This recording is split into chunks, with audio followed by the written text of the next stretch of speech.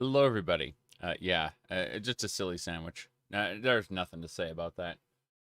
Okay, we're going to be playing some Starfield. If you're interested in my opinions of Starfield, check the video description. I added a whole review thing there for you. And there's also a mod list in the video description. So either way, if you're interested in things and stuff, that's where you're going to find those things and stuff. All right, let me click a couple more things. Want to go over it. Excellent. Yeah, the... So, what was I going to say about this stream? Yes. As much as I like to meme about the bandits in Skyrim, humanizing them too much would be a horrible idea. Joining the Crimson Fleet in #Starfield after murdering hundreds of them, now they get to be humanized. What kind of a monster are you now? This'll be fun, I suspect. There we go. All right. The post is there. And then, what else was I going to say? Yeah.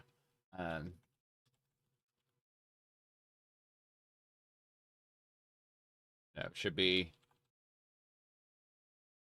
I'm going to say that in caps, then I'm going to pin the message for people. And that should do it. Good. I'm not sure I spelled Starfield review in the video description correctly, but nor do I care. So, let's get going. Ta-da! Very good. To the key. We have just joined the Crimson Fleet as an undercover operative for the UC System Defense. Ah, yes, and this is what I look like behind my desk in Ryujin after having become a senior operative. It's great. Great. I did not manipulate the face. That is exactly how the character looked sitting down behind the desk. Top quality content, that's all I gotta say. Alright, so here we are. Rook meets King. We gotta go back. We're gonna meet the leader of the Crimson Fleet. It's top quality content. Oh yes, we can also do this. Very good. Let's go.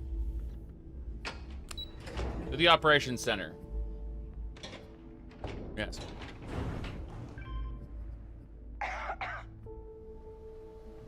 Yeah. Better get a move on before Dale sees you slacking. Very good.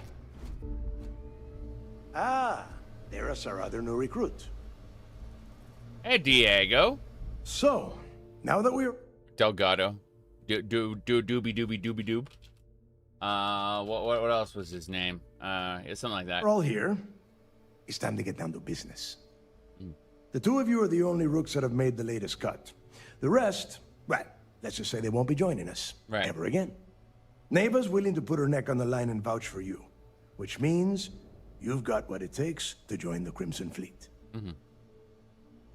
All right. I won't disappoint. You'd better not disappoint, or you'll find yourself answering to me, personally. All right, let's get started here. When you sign up with the Crimson Fleet, you're in it for the long haul. No one quits. No one retires. The only way out is death. Hey, Vald retired. Yeah, Vald retired.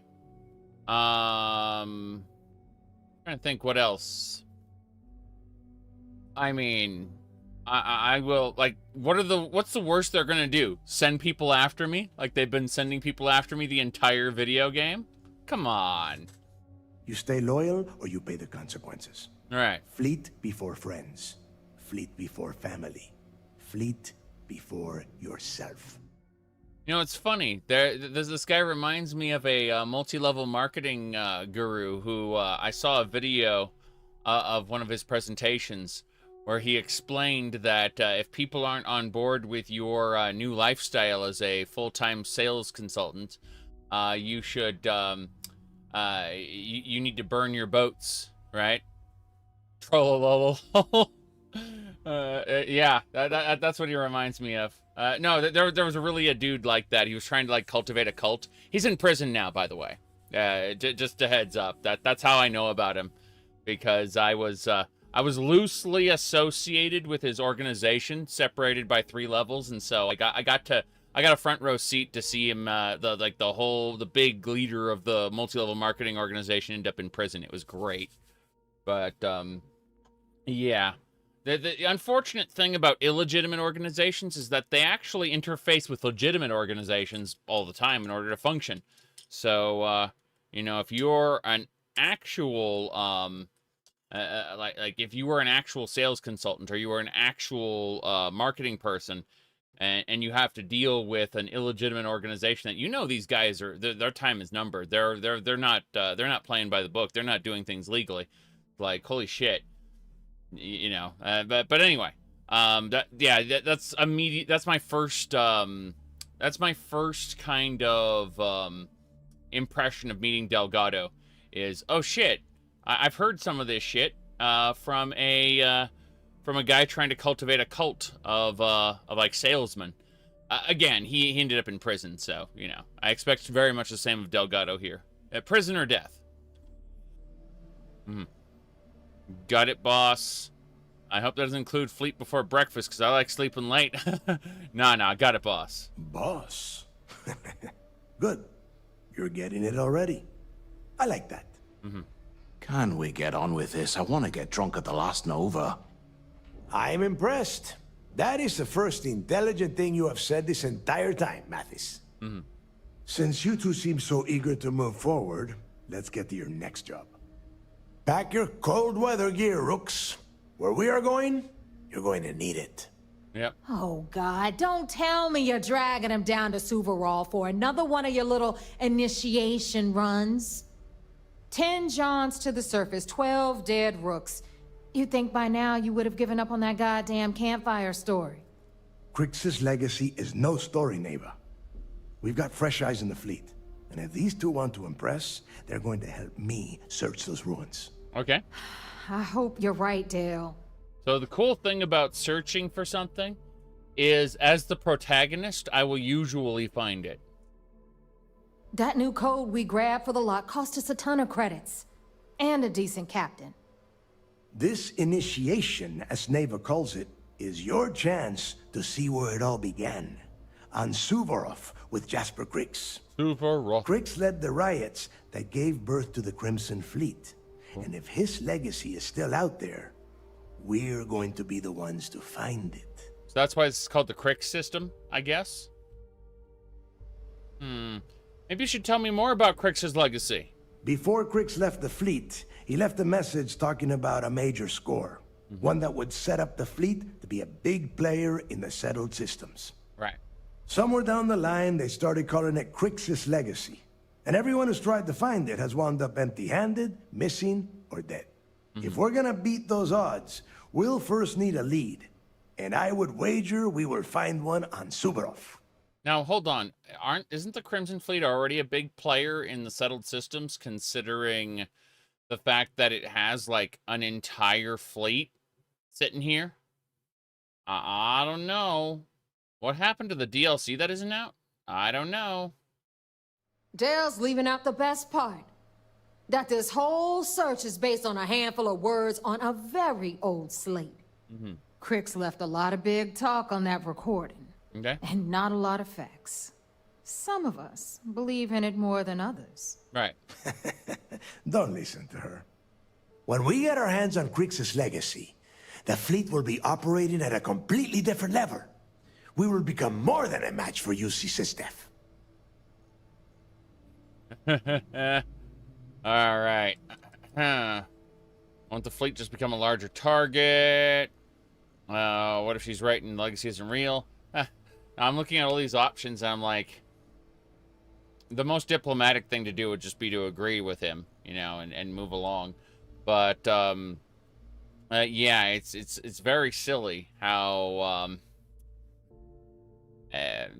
like, okay, well, why isn't UC Systef attacking these people? Oof. There we go. Exactly. Now you're beginning to understand. Okay, enough discussion. We have got a lot of work to do. To that end, the next stop is the lock. I've had Jazz feed the coordinates into your ship's computer. Since Mathis doesn't have a ship, he's going to ride with me. I'll see you down there, Rook. Okay. Don't keep me waiting. Yes. Radio. Okay. So, let's do this. So, your Sam is dead. And your Barrett is dead. Yeah, it seems like Constellation always loses a good person. Depends on your personal relationship. If you took the quests in good faith, that is to say you weren't just trying to progress the quests as quickly as possible, then I imagine it would be, you know, like whoever you decided to quote unquote be with, or you know, like side with in the overall further quests go, be rather devastating to have lost them. Haven't seen the Oppenheimer movie, but I know Oppenheimer's life from, you know, documentaries already, so I'm assuming it's a docudrama in a similar sense. All right. Going this way.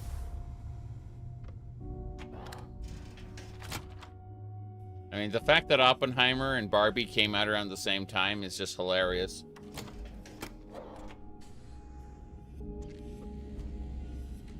It's pretty good. I guess that's good. Glad to hear it. Yeah? So, here we are. I don't trust shielding. I got secret compartments on my ship just in case. Secret compartments? How do I get the secret compartments? I mean, you said you don't trust the shielding, right? Like, I want to know how that's going to protect us. If I had a Birion crest, I'd run my own city, like Bayou. Except in my town, you could do Aurora anywhere. Right. Well, you'd have to gather up, you know, functioning people. If you, I'm gonna go back into the center. Give me a sec. Yep. Yeah, it comes down to, I'm actually kind of on board with the idea of them killing off, you know, one of your two highest affinity followers, as long as you can, you know, rewind time and kind of pick the one you want using your save. I personally didn't, but you know, I'm on board with the concept for sure. Crimson Fleet mission board. Don't want to do some Crimson Fleet piracy in the Alpha Centauri system. Okay, that's actually, oof. Let's see. Oh, it's just anywhere in the Alpha Centauri system. It's literally just, yeah, just bring us cargo. I get. Yeah, relieve it of its cargo. Okay, that's interesting. It's still bitter about Sarah? No. It's the other way around. It's like, I think that you should be able to, like, it's actually a good idea that or not a good idea, but it's an interesting concept. It's just the real issue is, like, did the player emotionally resonate with the NPC or not? Because they didn't. At the ranch today. The entire death will buying myself a drink. The entire death will fall flat if they you know, they never gave the player any sort of emotional resonance. What I'm trying to say is that yeah, what would you call it? The idea behind it is like, there are a lot of people who didn't really take Constellation's quests and characters in good faith, right? They wanted to play an asshole from the beginning, and they got angry that the, you know, Constellation even kind of insisted that they be a goody-goody in the first place, you know? And so in those cases, what do you call it? The people of Constellation dying in front of them, that didn't mean anything, right? It had no weight to it. And that's what I'm saying is, that at the end of the day, it's going to really depend on your temperament as a player, how you feel about the whole thing. Yep. I don't need something? These materials don't sell themselves. Okay. At my side. Very good, very good, very good. Let's see. Metal Gear Solid 5 players. Investing resources into Quiet. Quiet is kind of weird because, like, she breathes through her skin. And then, yeah, you know. Let's see. People got an RP and an RPG to really get all that's out of it. That's what I'm saying, though. There are a lot of people who just wanted to treat it like a murder sandbox and or, you know, really wanted to invest, you know, in being a pirate or something like that. If you want and to found space out that do it somewhere else. there isn't a whole lot of content outside of that. Behold, my random assortment. My random assortment. Very good. All right. Adaptive frames for days. Give me all your adhesive. That's literally it. That's all I wanted was all your adhesive. Okay, what about food? We need potatoes. I need to gather all the potatoes in the universe. There we go. Whatever. You never played the Metal Gear Solid series? They're not bad games. It's just that they are rated differently to one another. Very differently. You said this should be rated T. Well, I mean, the problem is if we look at the ESRB rating, aside from the obvious in-game purchases, we won't play the thing, but aside from the very obvious in-game purchases here, there is they talk about you know, like let's see, here we go. Futuristic lasers access to kill enemies. Game contains sensitive material in the dialogue, sharing a bed with characters. Life is a sexually transmitted disease, 100% fatal. I'm all for getting a little wild, but let's try it without the jetpacks. Talk about seeing stars. That was amazing. Fictional drug called Aurora. Yeah, this is not suitable for teens, apparently, because they reference sex a lot, and you know, they do drugs. So there you go. It's yeah. You asked, should it be for teens? Guess not. Yep. If it's, I hope you came with credits. Yep. Hey, I'm always. Yep. I mean, it's literally that's the Electronic Software Ratings Board's website, so you're getting it directly from them. So when we say there's going to be in-game purchases, that's from them. Yep. Gotta have that amber ale. We're gonna grab that. And then ammo. I'll take some grenades, I guess. That's it. The hunter woof. Okay. No one cares. Always a pleasure. It said, while getting worse at writing? What do you mean? Aside from the main quest, which is Emil Pagliarulo's shit, the NPCs are generally written better than in Skyrim or Fallout 4. The characters are generally better written. The actual factions are generally better written. I mean, yeah, none of this is as literary fiction or anything, right? None of this is like high, you know, extremely high quality content, but just comparing, you know, apples to apples, aka, you know, previous Bethesda, like Bethesda to Bethesda, right? The writing is better than ever. Now the main quest is awful, but that's a different matter altogether. I think that's if I had to guess, if I had to like the main quest doesn't feel like it belongs in the rest of the game. But if we like pay attention to all the factions and all the characters, it's better written than ever.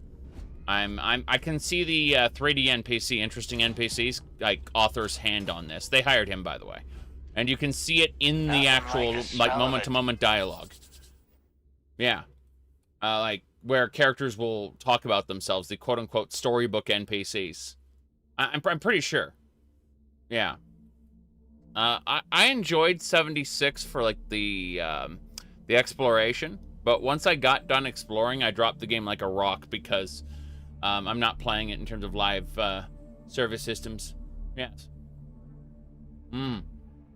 Yeah. The main quest is awful. I agree. It's shark after you But cook 'em with an energy. all the side content, you know, like is generally better than it's ever been before. So like I honestly think they hired writers and the writers did a good job, but the main quest is that's probably Emil's work, most likely. All right. But again, when I say better than ever, you have to understand it's within the limitations of relativity, okay? What is relative to Bethesda, right? Because people will say, you say it's better than ever, but Baldur's Gate. And you say it's better than ever, but Pathfinder. You say it's better than ever, but Disco Elysium. It's like, yeah, but we're comparing Bethesda to Bethesda here, you know? Okay. Let's go. Right. Anyway. Whoops. Onwards. Here, yeah, I was gonna say we got Unrelenting Force, Whirlwind Sprint, Sense Life. Of course, the ones I've been enjoying the most are Reactive Shield, Personal Atmosphere, and Precognition. But there we go. We've been working on having our ship be bigger than ever. We got a really high-grade power plant at the bottom. You can see it right there, the crisscross little thing in the center. And then we got big-ass engines. That was our goal, just huge engines. And then otherwise, everything else is just cargo holds. We have 13,000 carry weight worth of cargo holds on this clunker. But its power plants are enough to, well, just have, like, utterly destructive force, yes. It's very good. So, let's figure this out. Echoes of the Past. Delgado wants me to go to a particular planet in this system. Whoop, there we go. Let's go. We're traveling.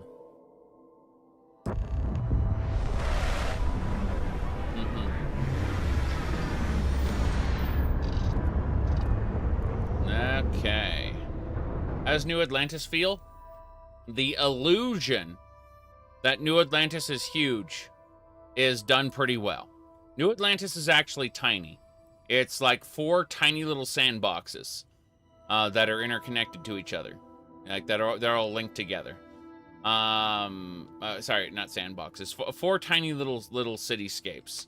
But the apartment complexes, the generic NPCs, and just the way it's laid out creates the illusion that it's much bigger than it is.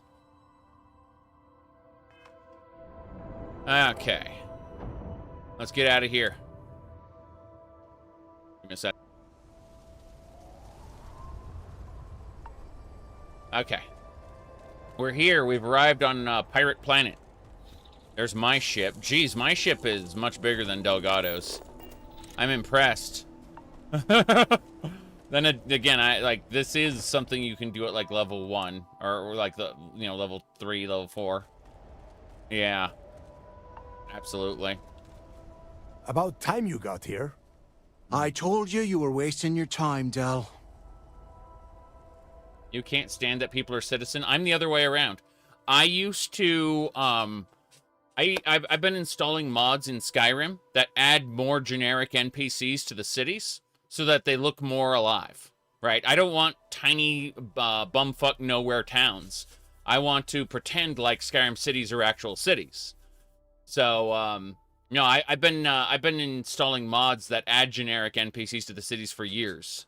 So seeing Bethesda do the same thing, I'm like, fair enough. You understand the design principle of creating the illusion that the cities are bigger than they are, that's the point. Like the you know, all the memes are that the cities are representative, right? The idea is that in the story of Skyrim, like the little town of Whiterun is supposed to be like the trade capital of Skyrim, right? And we just have to believe, if we take the story seriously, that these are representative locations, right? The idea is that they are, you know, in the lore, they're bigger than they are.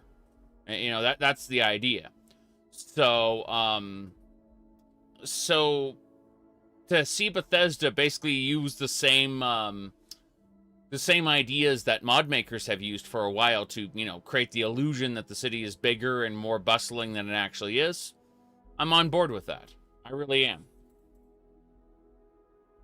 What's happened is Bethesda's taken on a bunch of mod makers, and they've implemented their ideas into Starfield, and that's for better or worse, because I'd argue like the foundation is kind of dubious, you know what I mean?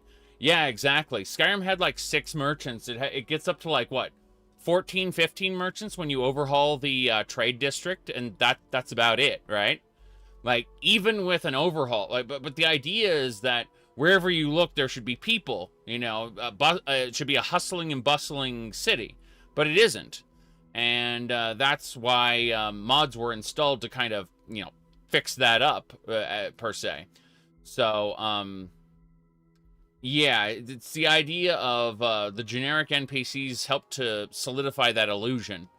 Because, I mean, there are a lot of people out there who really do want a, you know, a small town feeling in their game where everyone knows everyone. But for me, it's the reverse, right? I want what is, I want the illusion of what was promised to me in terms of the lore. And so, like, I don't need to have, you know, a real life-size Tamriel, but we could definitely tune things up a bit to solidify the illusion that things are big. Because if you actually walk out to the outskirts of, say, New Atlantis, for example, like, you look at, you can see how tiny it is, right? I mean, it is absolutely, absolutely a tiny little, I wouldn't even say a city. It's like, it's a few skyscrapers in the middle of nowhere. It's like a town, but it has like 3 or 4 giant apartment complexes. That's basically what New Atlantis is. But you can't really tell that from the inside, right? And so, yeah, that's what I'm trying to get at, is as long as the illusion is intact, from moment to moment walking around, you can trick yourself into believing it's a city. And that is A-okay. Running around the big towns in Daggerfall is a pain in the ass. Yeah, absolutely. That's why there are mods like the World of Daggerfall and Towns Enhanced to actually add more content into those towns, because, let's be honest here, outside of the illusion of them being gigantic, half of those houses were reserved for quests.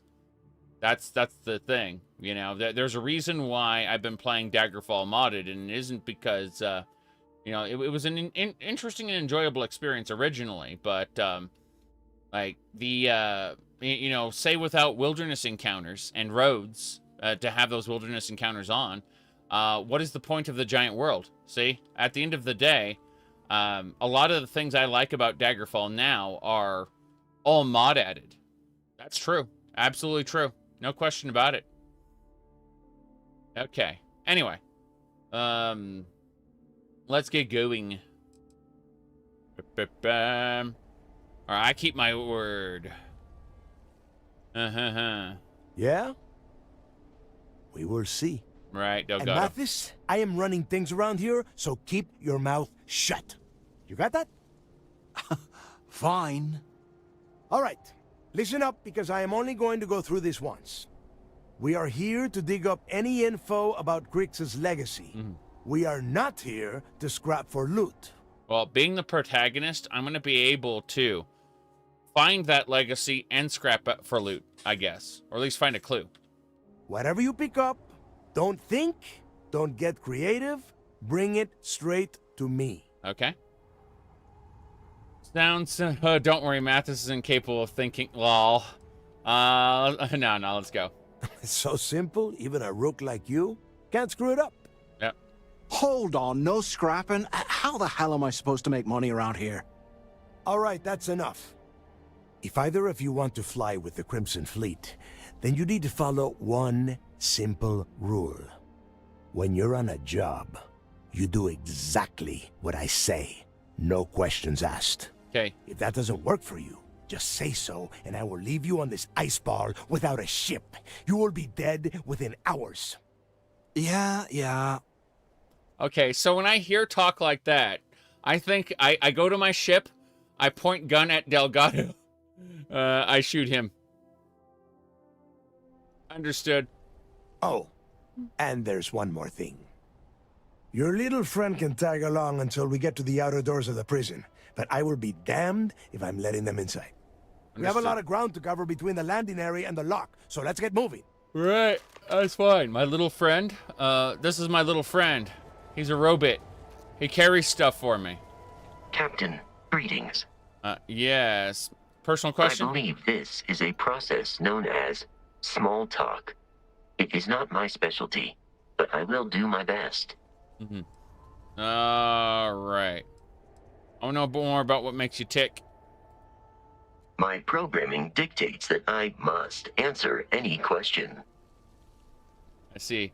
How much do you know about humans? Constellation has seen to it that I possess a near encyclopedic knowledge of human history, art, culture, and science. May I answer a question for you? Do you know any human jokes? I am looking at one. I hope that was a suitable response. Constellation did not equip me with a sense of humor. I have done my best to mimic Barrett's.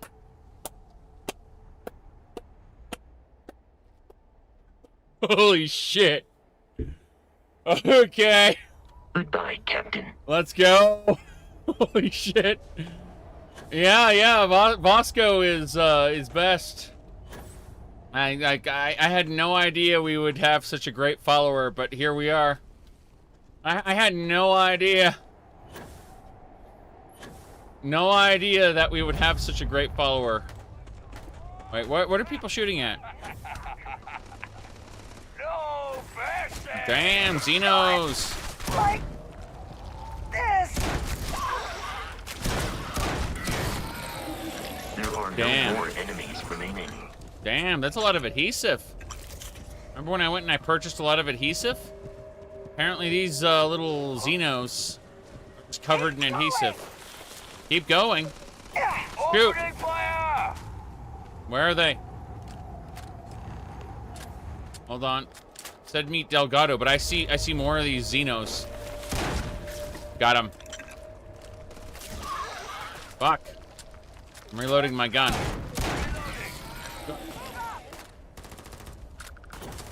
Yep. I'm going for it. Where are we going? Well, that should be worth a few shares. Worth a few shares, they say. This base.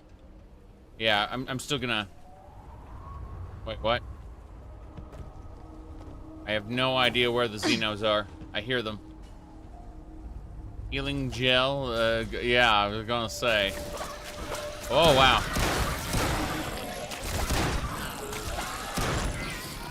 Damn. Yep, we got some analgesic. I detect no suspicious activity in the area. There's one more, I think. Yep. We got it. Hell yeah. Damn. That was crazy. At least Bosco can do more than insult me. Trollolol. Right. Yes, Sarah would absolutely have scolded us for shooting random people. Hello, Diego. What's up? Actually, let's use precognition. Here we are. The place where Jasper Kryx laid the groundwork for finding the legacy and eventually the Crimson Fleet. True. The Lock. The Lock? Alright. What's the Lock? About 100 years ago, this icebox was a maximum security penitentiary for the UC. Originally, they just tossed prisoners onto the surface of Suvarov. But after people cried foul, they built this place. Cozy, huh? I see. How long was Jasper Kryx in this place? Around 5 years. Rumor says he started planning his escape the moment that he arrived. Yes. Here's what I have to say about this so far. I put it on the Twitters that elongated muskrat's planning on charging for, by the way. Yes. Elongated muskrat is actually planning on charging for for the right to use the Twitters. He's also contemplating suicide, which the notes said this is true. Like the community notes. That's kind of sad. All right, let's go. Yeah, he needs to get this thing open, like, right now. It's freezing out here. Then crank up your suit heat, Mathis, because it's probably not going to get much better once we are inside. All right, let's keep moving. Standing out here isn't doing us any good. Open the door. This ID card cost a small fortune. Let's hope it pays off. Right. We are in. Let's go. Yeah, that's crazy. All right, retrieve waiting followers. Not yet. So Vasco's just gonna wait out there. Yeah, once the door opens, I have to wait for them to finish going through. There we go. Let's go.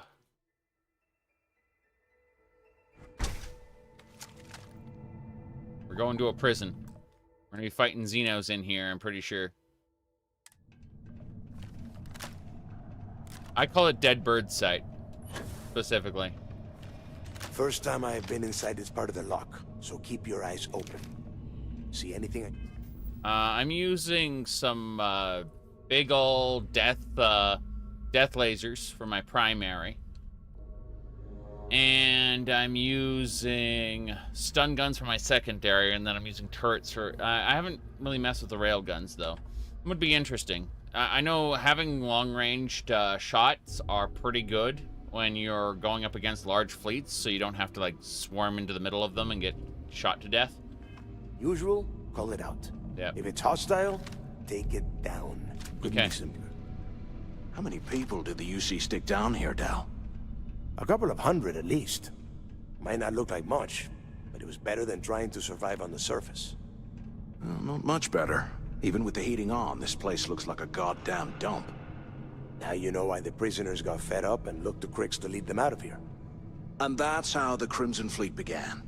Yeah, we've all heard the story. It's not a story, Mathis. It's history. Remember that. Now, keep your mouth shut and your eyes open. Damn.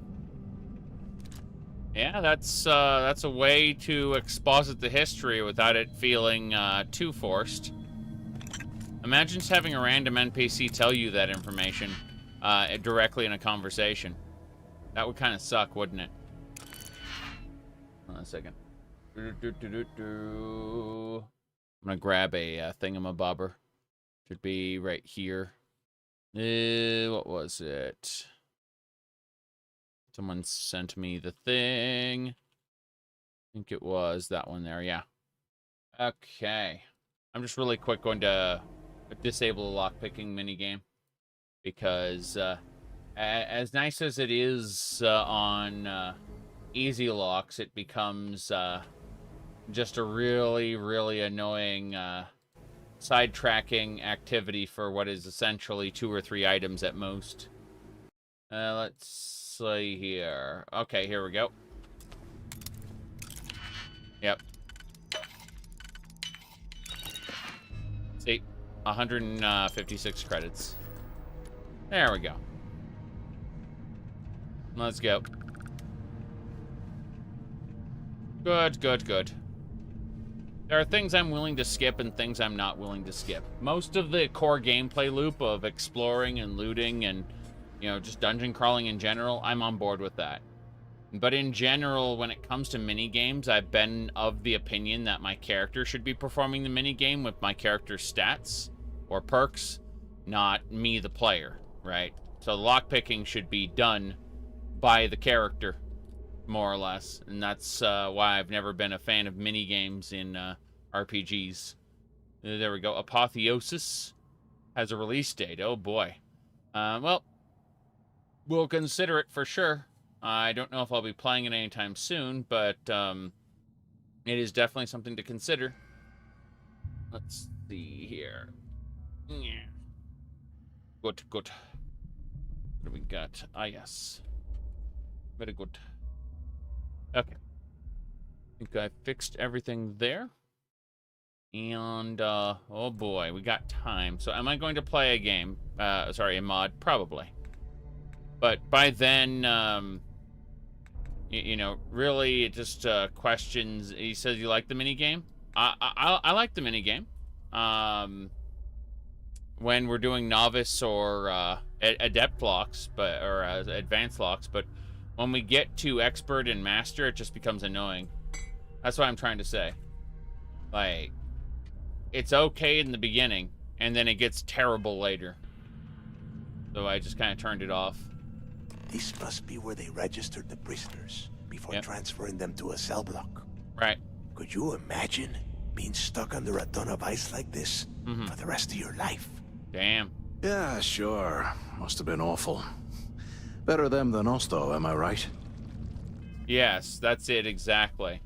It's the minigame takes way too long for the rewards you're getting, and even then, it's a real pace breaker. I know my pausing the game and talking to chat is a pace breaker, but at least I can control it, you know?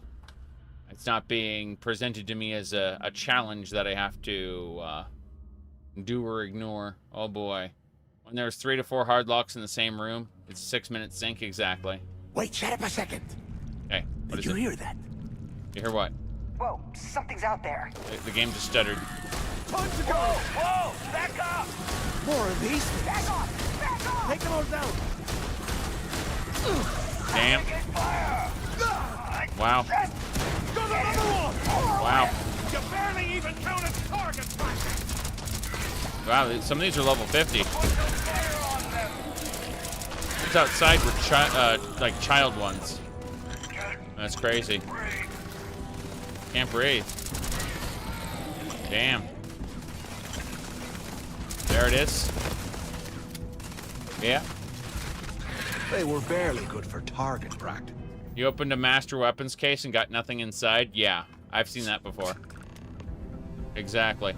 That's why what I would want to see, if they wanted to make lockpicking something I wouldn't skip, personally, like all the time, it's like what we do is go to security and make a 5th rank, or the 4th rank, be allow you to skip them. And when I say skip them, I don't mean build up a skip after X number of locks. I mean just let you straight up start skipping locks once you've hit a certain skill level, and maybe, you know, have 5 ranks to skills. That'd be fine. Now, on the 5th rank would require a massive amount of lockpicking. That'd be fine. But then once I hit that point, I knew I wouldn't have to deal with them ever again. You know, like the character would just become so adept at it that they wouldn't deal with the minigame. But the developers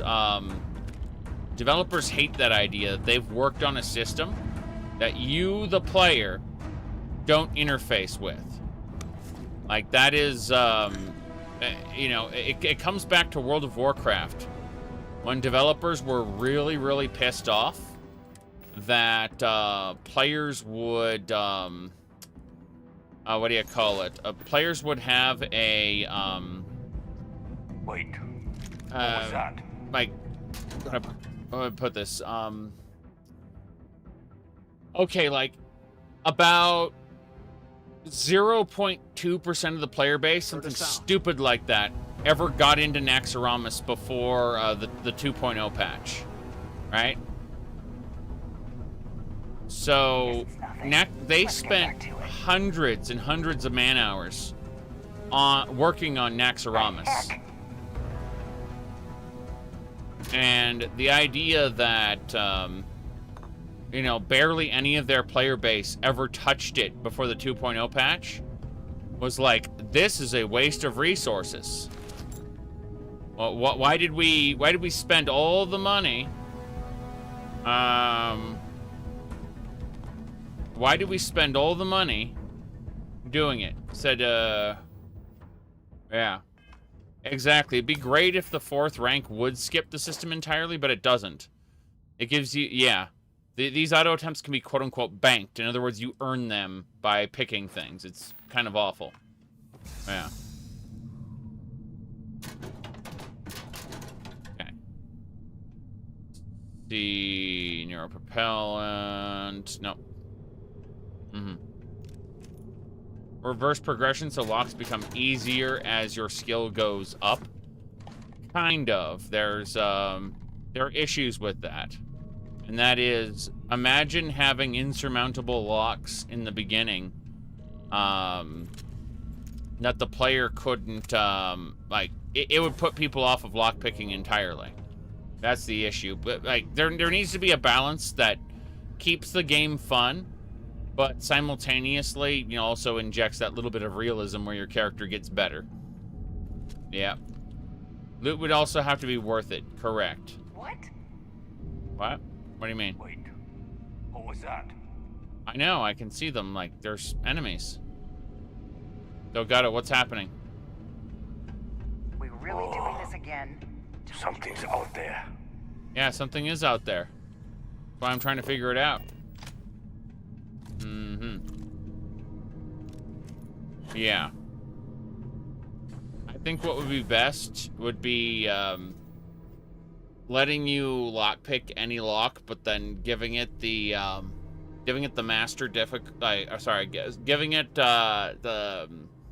making like more difficult locks easier as your skill went up. I suppose that's how you do it. It's either that or hard locking it the way they do now.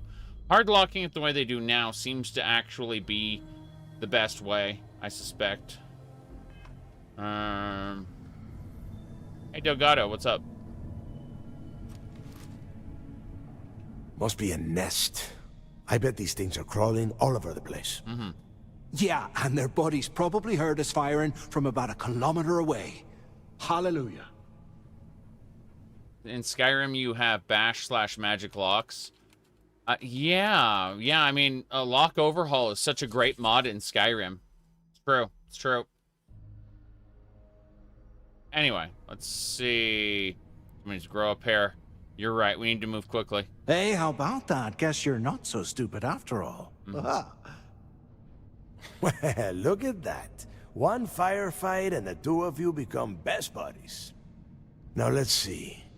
Looks like we are inside some sort of prisoner transfer area, but everything is locked down tight. Right. Since you are such good friends, why don't you and Mathis head up to that control room and see if you can get some more of these doors open. Goodbye, Mathis. Oh, Mathis. Things aren't gonna go well for you, I already can tell, but hey. Oh boy, a modified arc welder. I'm gonna check this area up top. This area kind of sucks, but there's all kinds of resources up here. Whoever abandoned this place abandoned it with a lot of stuff in it. I think they'd take it. When you think about the accents, they make absolutely no sense, but I don't mind them. The voice acting is generally good, with some exceptions. Yes, but the accents absolutely don't make sense within the context of the world building. Honestly, I'd rather ignore the accents and give people different dialects depending on whether they were from the UC or Freestar. You know, just give people different dialects. It's what games like Final Fantasy XIV do, you know? That's what I think anyway. And when I say dialects, all they have to do is change out a few words, right? You know, just change out a few words, give them a few, you know, catchphrases. That's it. That's all they gotta do. Yeah. I don't necessarily think they have to go full pirate. They could do the Battlestar Galactica edgelord shit if they wanted to. You know, yeah.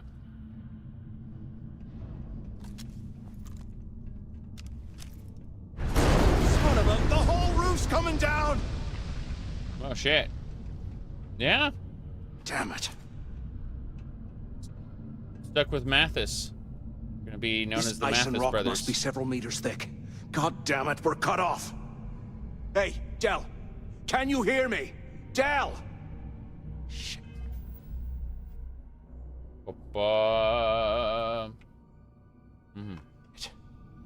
There's no way On. we're getting through here.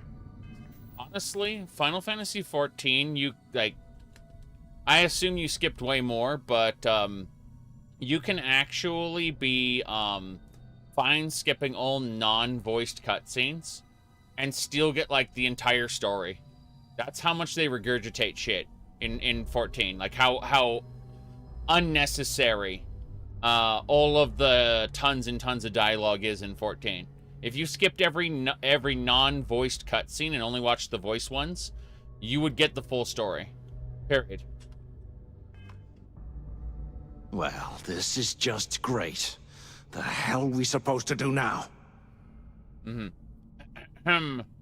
Right. Let's stick with the plan. The plan? Who gives a shit about the plan? Let's face it, we're on our own now. I see. Well, then, we need to find a way out of this place. Well, yeah, we'll get to that eventually. For right now, I have a much better idea. We use this opportunity to take out Delgado, and at the same time, make some serious credits for ourselves. Sounds great. I am listening. I had a feeling you'd be on board. Okay, here's my plan. Let's pretend for a second Delgado's correct, and there's information here about Kryx's legacy. Once we get rid of him, we'll dig up the garbage ourselves and sell whatever we find to Neva. We'll be rolling in credits. Oh, Neva. Okay. Yeah, it's not gonna happen. Fuck off. Oh, fine. Suit yourself. You know, for a second there, I was almost starting to respect you. Sorry. Now, let's find a way out of here. You haven't done anything to, like, this guy has done absolutely nothing to show himself trustworthy. Like, when I say trustworthy, I don't mean, oh, is he gonna shoot me in the back? I mean, does he have the skills to run an outfit of people, right? Like, does he have any qualifications whatsoever for the position to which he aspires to? Is he yes. Am I doing the undercover thing? Yes. Poking through this scrap heap. Yes. I'm doing the undercover thing.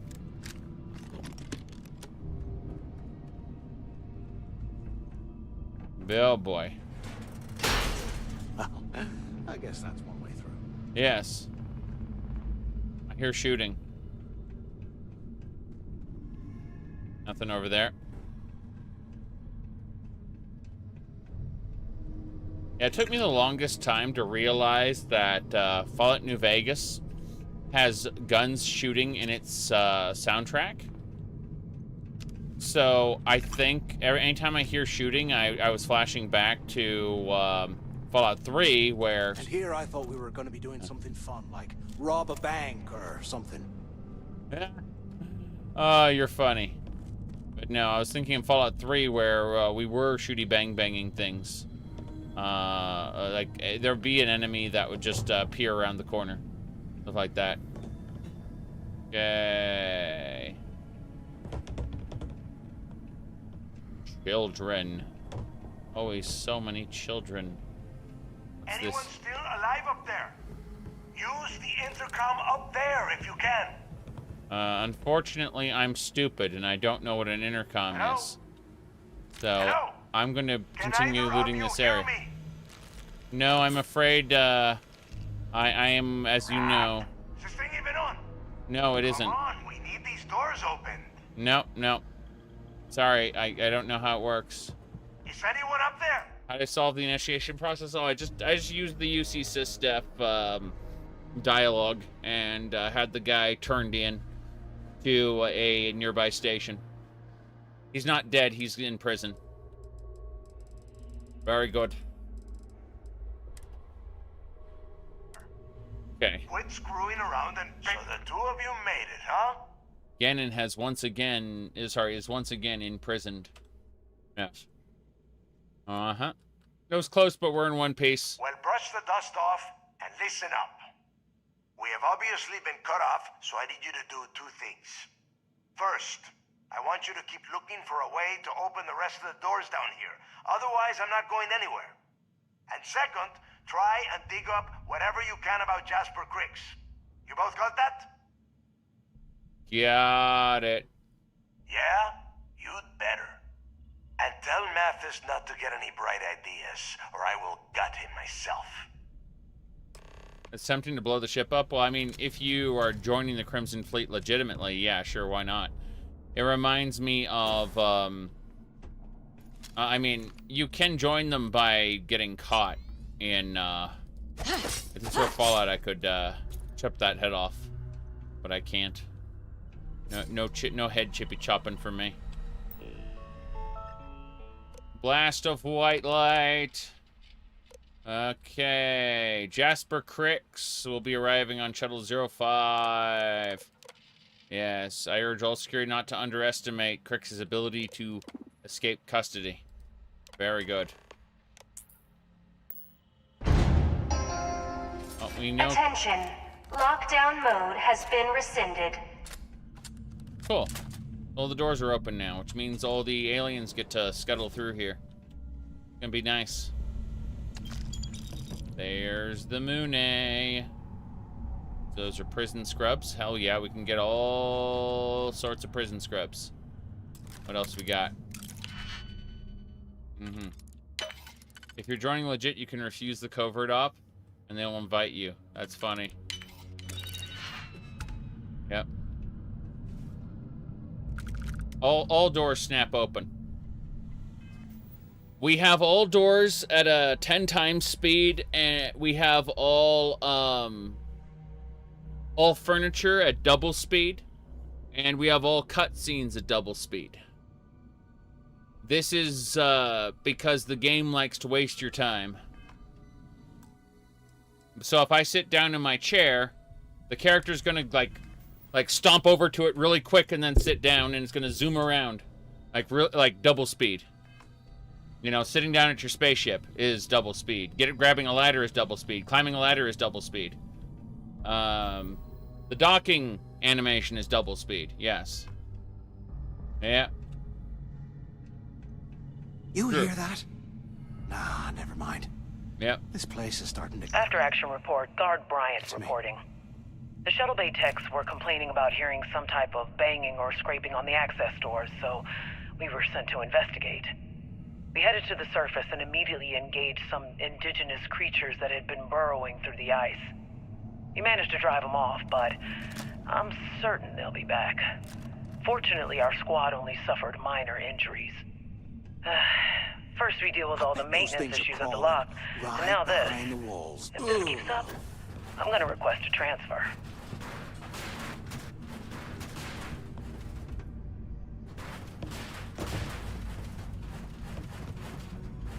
Excuse me, sir. You... let me try to, like, hook him and pull him. Oh, there we go. Yep, it works.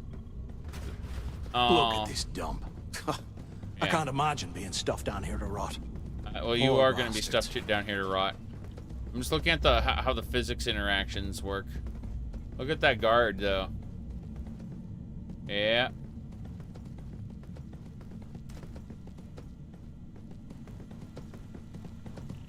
Ah, yes. The arm inside the chair issue. That makes sense. This physics turned off. Excuse me, sir. Let's see. Environmental controls, security alert, wear extra blankets. Trivia questions. Okay. Activate auxiliary power.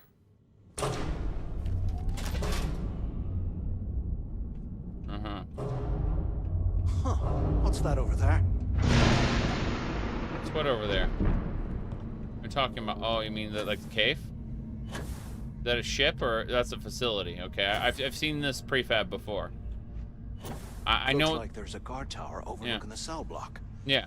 We should check it out. Yeah, I've seen this prefab before in a mine, so it's not a big deal. You're slowing us down.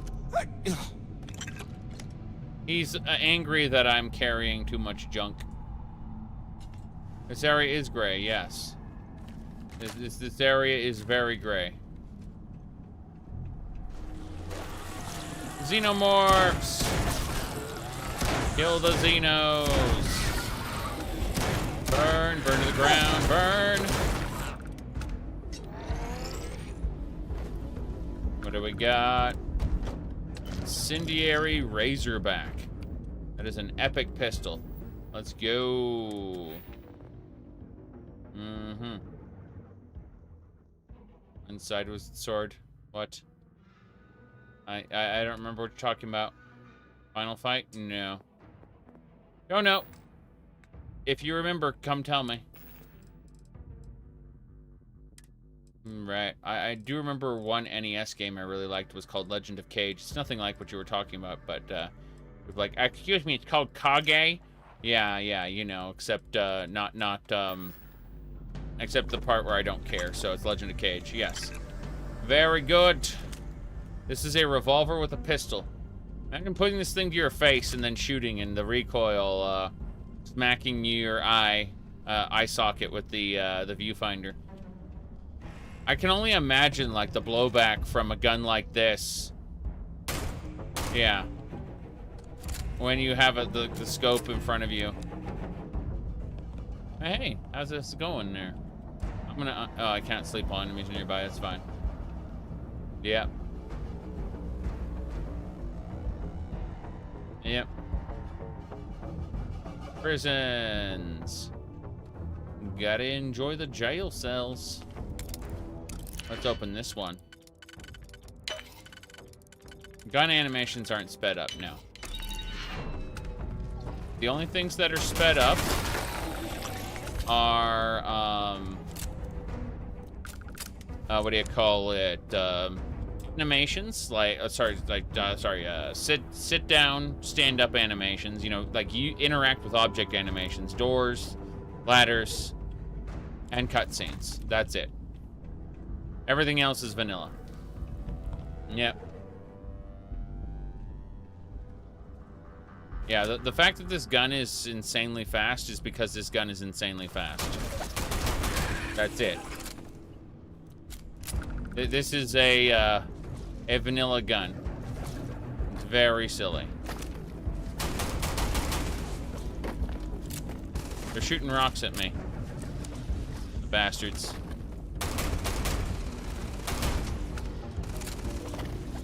He's on fire! Okay, the creature's coming up here.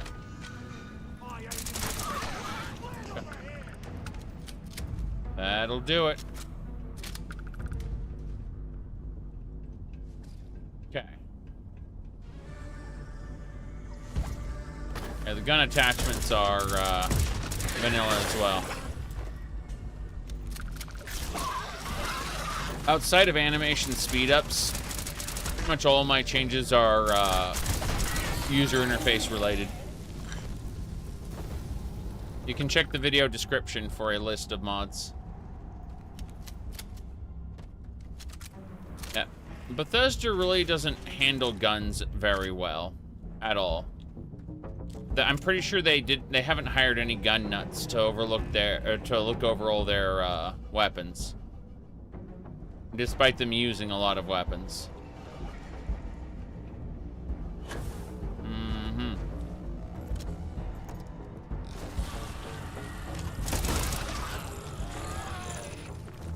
You know, I'm fine with that. I don't interface with firearms very much in real life. Outside of a couple times I've fired guns out in the desert for fun. By the way, did you know that most of the time, I have to emphasize most of the time, a propane tank won't blow up when you shoot it. Instead, it'll start shooting out a jet of flame that can propel it around. Like, pretty cool. Video games tend to just want the propane tanks to explode for some reason.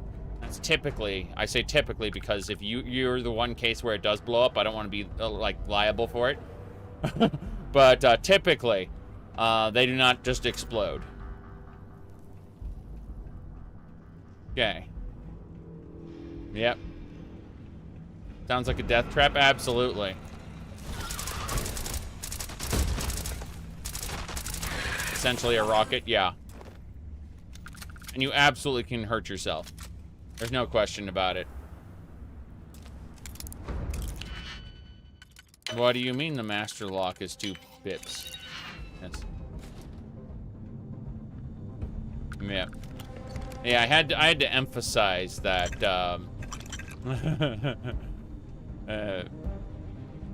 most of the time, because if you're like the one outlying scenario where it does explode. You're not strong enough to carry all that. Yes, I am. I have space magic that will allow me to carry all that. Yeah, we're not talking about oxygen tanks, okay? Like, yeah, some dumbass out there might shoot an oxygen tank thinking it's a propane tank. That would be a problem, wouldn't it? Oh boy. Compressed air. Do you think? Yes, compressed. I was gonna say containers that are that use compressed gas absolutely can explode if they're overfilled. That's a whole nother matter.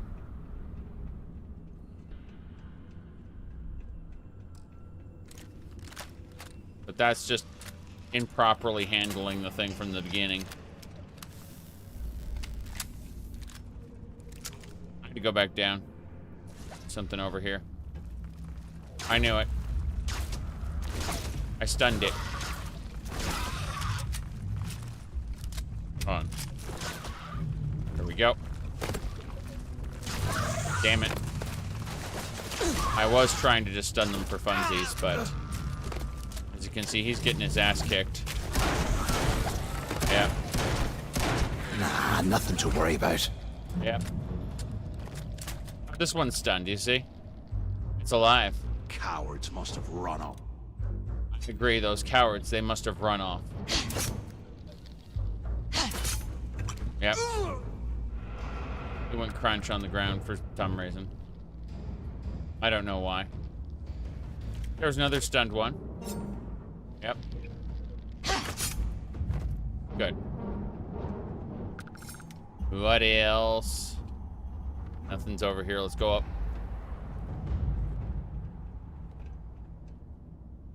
Do they know you're there when they wake up again? Actually, your progress toward them not remembering you're around, it progresses while you are, what do you call it? In the, while they are asleep. So by the time they wake up, they will have forgotten about you. Said, who at Bethesda hates lasers? What are you talking about? If you use a particle beam, benefits from particle beam. Get a particle rifle.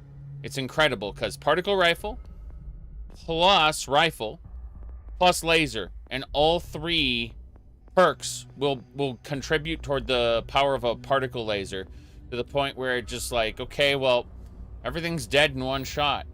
What's going on here? Why is my game so easy? Yep. Ballistic, yep. Ballistic plus rifle, yep.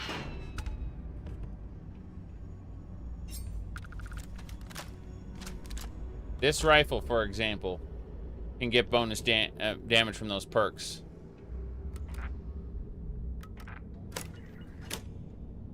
I've released the cell.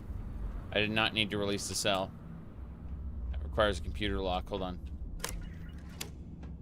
No. Bam. These are Annihilator rounds. Yep. Very good. Mm-hmm. There's got to be a way out of this goddamn All place. rifles have rifle damage, yes. It's busted as hell. Look at that. It's Oblivion. See that? Great.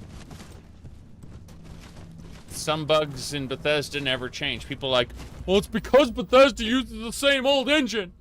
Well, this doesn't happen in Half-Life as far as I know, which uses the same physics engine. What I wouldn't give for a space It's a Bethesda problem. Right now. Yep. There we go. See, it's all about Bethesda's implementation of the Havoc physics engine. It's unfortunate, because it's not great.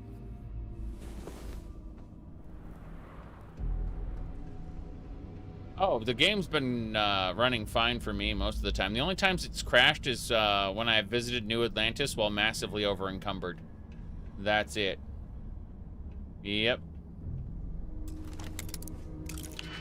For Unreal Engine, id Tech, and countless other engines have undergone overhauls over the years. Never putting ice in me drinks. Ever again. Yeah.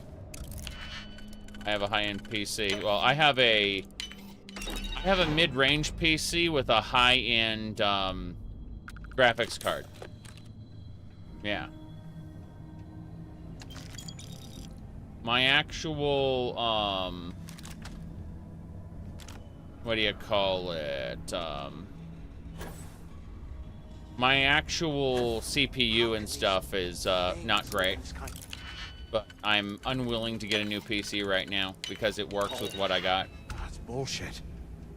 What is what a gaming PC is? Lol. Yes. Well, let's be honest here. I could stand to have a much better CPU. Get into the tower. We should talk. You're gonna want me to kill Delgado again? I ain't doing that. Yep. So, have you changed your mind yet? Mm-hmm. Quick, bringing this up. It's going. Okay, so we can't even get near Delgado. Well, maybe we won't have to. You saw it back there. Those things, whatever they were, they've probably ripped him to shreds by now. Did the job for us. And if they haven't, we can still handle the job. We just have to get our hands a little dirty. Wouldn't be the first time, am I right? Yep. Let's see here. Your plan's worthless unless we find that info. You got a point. All right, I'll follow your lead for now. So, now that we've made it to the guard tower, what's our next move, genius? We should search, we should locate his cell and search for information. Yep. Been in a few slams yourself, I see. Okay, thief, I'll follow your lead. Very good. Yeah, he's now following me. Very good. Rip Shanks. For the longest time, I was picking up vacuum tape because I figured it had a purpose, but the game does not want vacuum tape to have any purpose, despite it being clearly placed everywhere in the game world. Because if you have a spacesuit and it gets damaged, you're supposed to put vacuum tape on it so that, you know, it keeps the suit sealed, right? That's the point of vacuum tape. And 100 years old, eh? It's amazing this entire place hasn't collapsed by now. It's just kind of funny. Yep.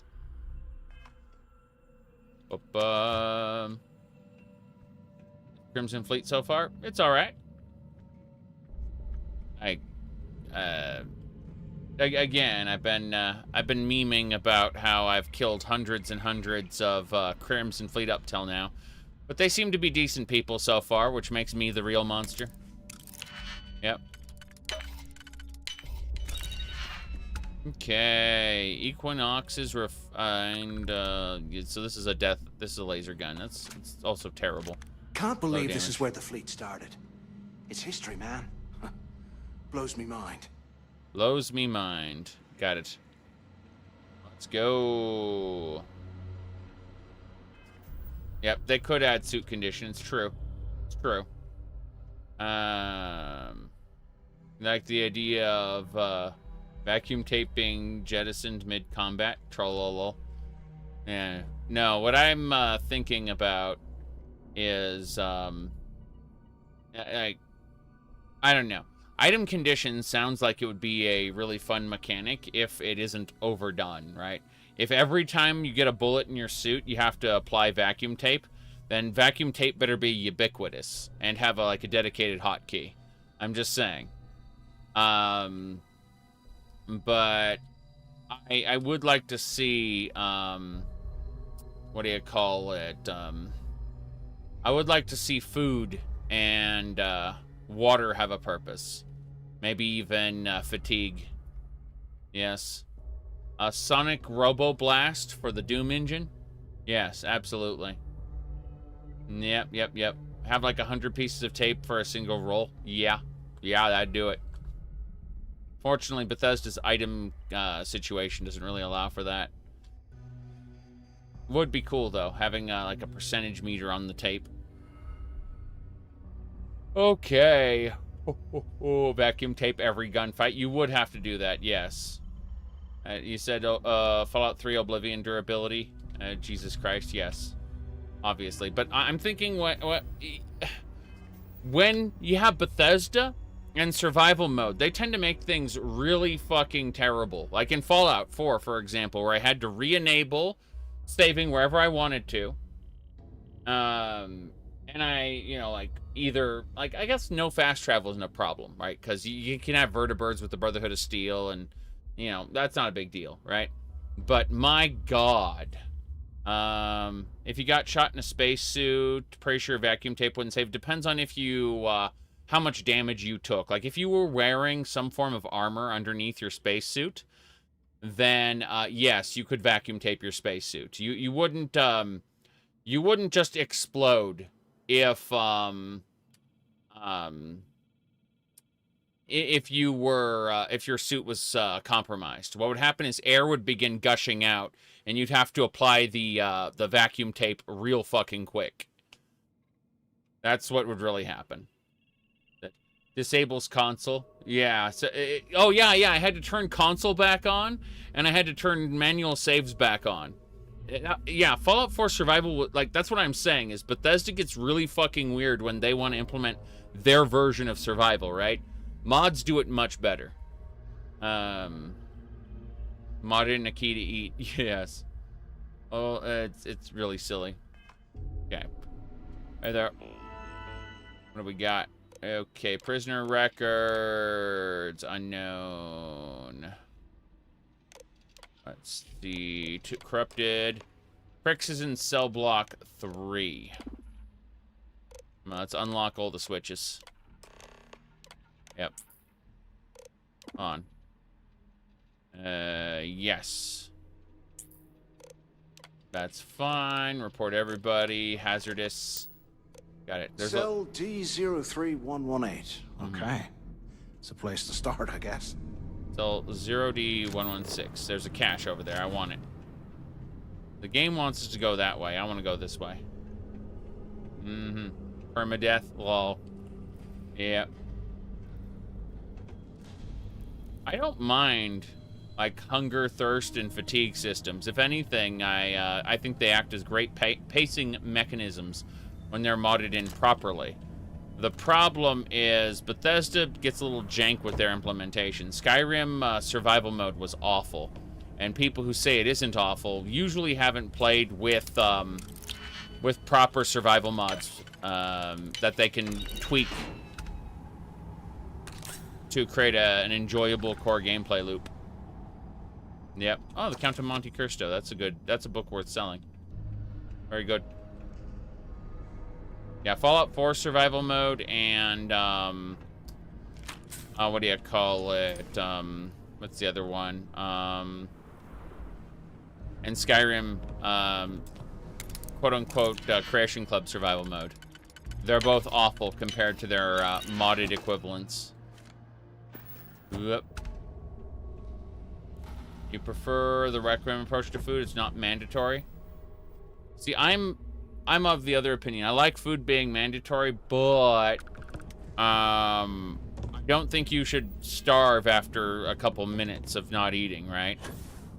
Food should be something that you need to look at, like, maybe midway through a dungeon crawl, or at the end or the beginning of a dungeon crawl, as something you want to eat. You know?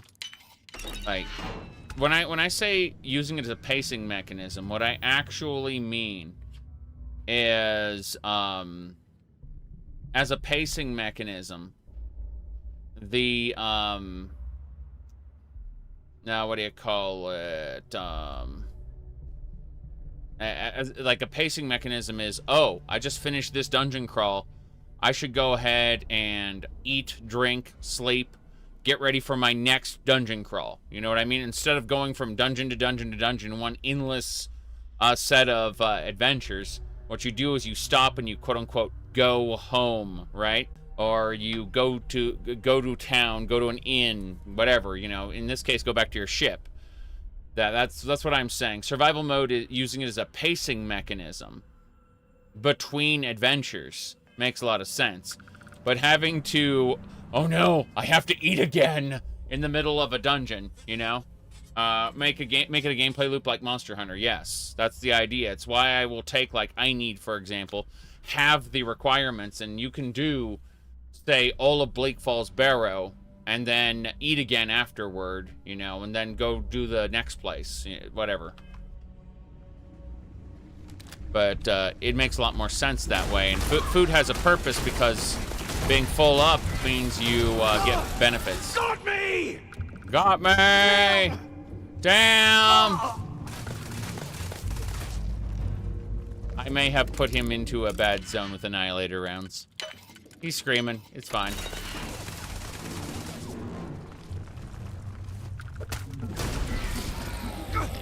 I'm bleeding over here! You're fine. You're fine. The Annihilator rounds are just eating away at you. It's fine. Don't worry about it. I'm immune to them. Okay.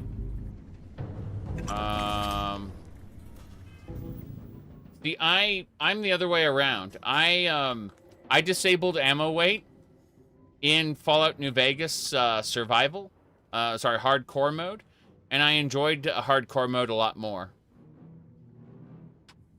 Yep. Food being mandatory gives a purpose to gastronomy, yes. Knowing what I know now, I probably would never have picked gastronomy, even though I maxed it out in this playthrough early on. It is kind of an issue, isn't it? Ah, the showers. You'd think they put soap on the ground for the old joke, but alas. Oh, Kryx's journal. Cool. Yep. More weapon damage. Neat. 5% more weapon damage overall. That's pretty cool. Wonder how many Kryx's journals there are total. Be fun to find out. Yep.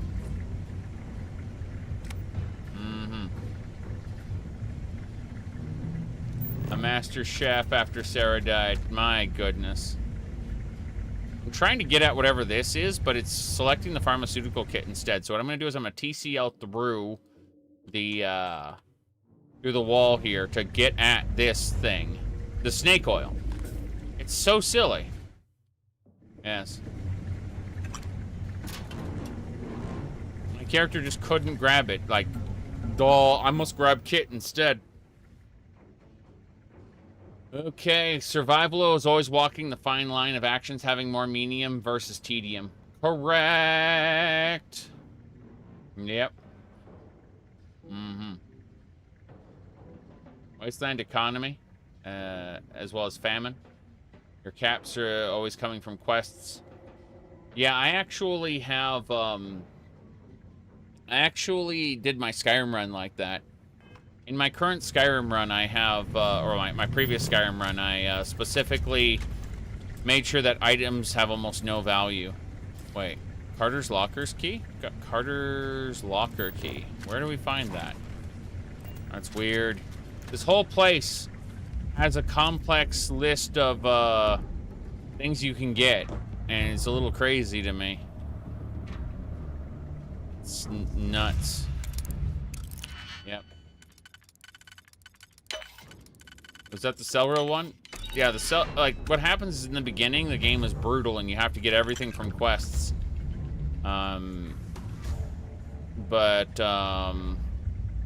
It kind of branches out once you get enough money. Things eventually fall on their head, you know?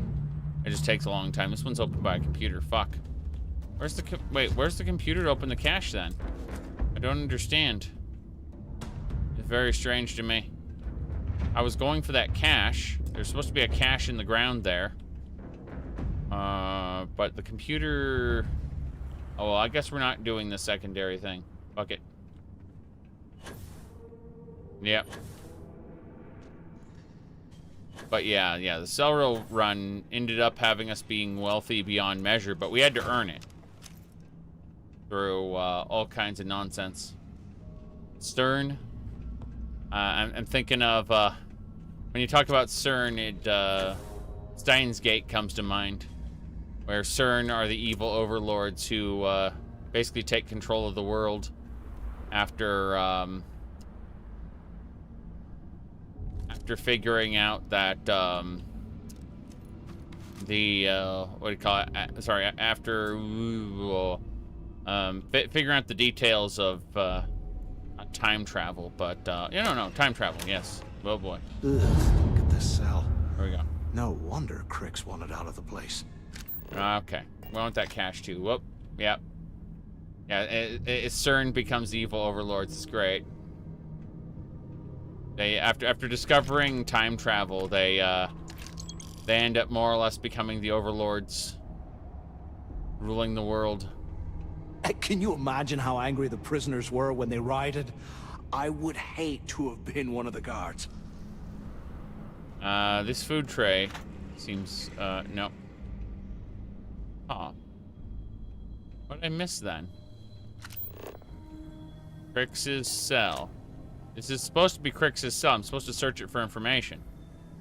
I don't understand. There's nothing in here.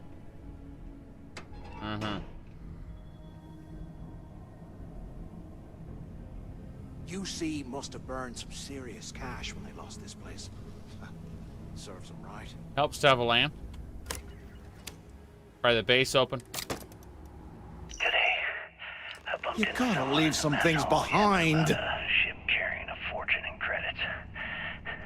I know it's usually bullshit, but they seem to have details. After striking up a conversation, I found out the ship was a Galbank transport named Legacy that went down some remote system during the war. This is exactly the score I'd been waiting to find. I need to contact Carter to let him know it's time to get off this rock. He'll help the mining detail slip into the utility closet in the ventilation room. That's where we'll dig. Not up, but through. Right to the armory. Carter mentioned that security keeps rotating codes on all the terminals in the lock, so we'll have to coordinate this carefully. For now, we'll continue using his locker in the showers area as a drop point for the code to the utility closet. By this time next month, I should be out of this dump and uploading those creds into my account. Yeah, I used to do sales like close to 7-8 years ago now. That was corporate sales though. Yeah. Completely unrelated to what I do now. All right, let's see here.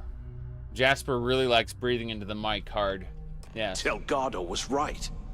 Kryx must have hit the Galbank transport and stashed away the money or something. We play this right, and we're gonna be filthy stinking rich in no time. Right. We're going to Carter's locker now. Down this way. This is where I found the area earlier. Cool. We got it. There's so many prism scrubs everywhere. Okay, Carter. Confirming that the latest code to the utility room is 486111071. The mining crew tells me it'll take them a week to cut through the ice, so I'm giving you that long to square your end of the plan. When the tunnel reaches the armory, I'll get my people to start a riot. When you hear the fireworks go off, get your ass to the shuttle bay. We get one shot at this. If we play our cards right, this gets us one step closer to that fortune that went down with the legacy. If we get out of here, remind me to thank Delgado for hanging us out to Report dry. any of this to the guards. Well, you know what'll happen. Yep. For finding the lost treasure of a famed pirate. Correct. Let's see here. You said, is it harder to convince a company to buy products over individuals? Individuals, you can, as I understand it, because like that wasn't my thing, but with individuals, you have kind of a sales loop you can go through that uses certain psychological tactics. You basically go for building up excitement for the product, quickly skimming over any potential flaws the product has, so that you know, the people can't say you didn't tell them, and then finishing off with the product's best features, followed by an attempt at the sale. And then depending on the product itself, there were several tactics to take if they were to say no, right? You could you'd basically tailor your response to their reservations about the product. And so through what was referred to as a sales loop, you were able to get them to purchase the product, or make them much more likely to purchase the product through basically psychological manipulation. It's fucked. With business sales, you get one shot. That's it. You need to be able to state exactly what the product is, how it benefits their business, and at that point they'll either buy it or they won't. It's very matter-of-factly. Either they like you right off the bat and they will be willing to deal with you, or you're done. So you don't get to use the tools you would use to manipulate an individual with quote-unquote in-person sales, right? With corporate sales, you very much need to have the facts on your side, and you need to be able to explain how the facts benefit the company. And there are no tricks like there are with individuals. That's what I'm trying to say. Like, people who do in-person sales can spend an inordinate amount of time manipulating an individual into buying the thing, right? And with corporate sales, it's again, you don't have any safety nets. You either make the sale or you don't, and it's almost entirely based off the merits of the product. You can't easily trick a company into buying something they don't need, which is what in-person sales typically do. That's really the whole point of in-person sales. So it's the difference, but I don't work in that industry anymore. That was like 7 years ago. 8 years ago at this point. Holy crap. Time is passing me by, man. Time is passing me by.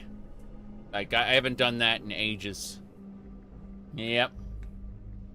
Mm-hmm. Yes. Directed towards shitty ads at making for products big companies own. Yes, absolutely. Yep. Yep.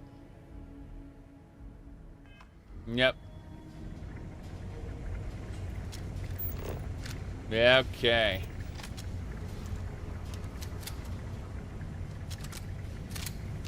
Let's go.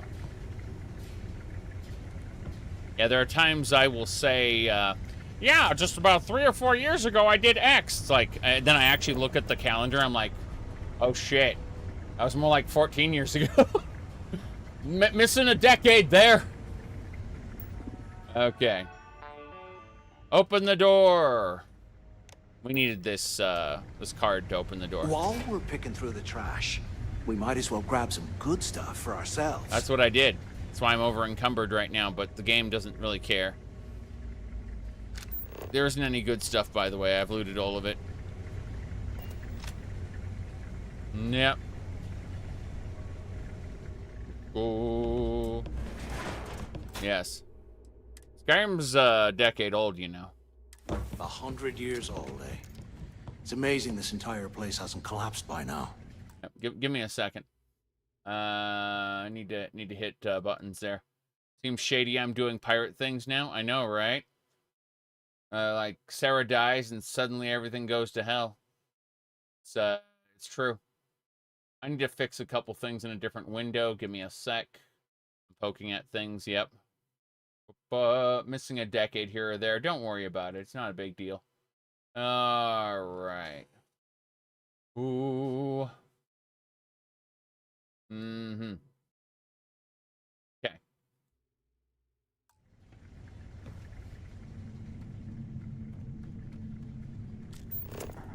I mean, Skyrim's fun, but I can't say, oh Is yeah. this an armory? Yeah. Looks like they cleared this place out. Mostly. They're enemies. And why is there a mag shear on the wall if they clean this place out? Well, what do we have here? Yeah? Give me a sec. Oh, you got a BFG? This ought to come in handy. Oh, yeah, absolutely. I've seen those. They uses array ammo. It's just like, it just hits people with like 16 shots all at once. It's great. All Okay. right, let's keep moving. You never get tired of Skyrim, but you make your own mods? Yeah. Exactly. That's kind of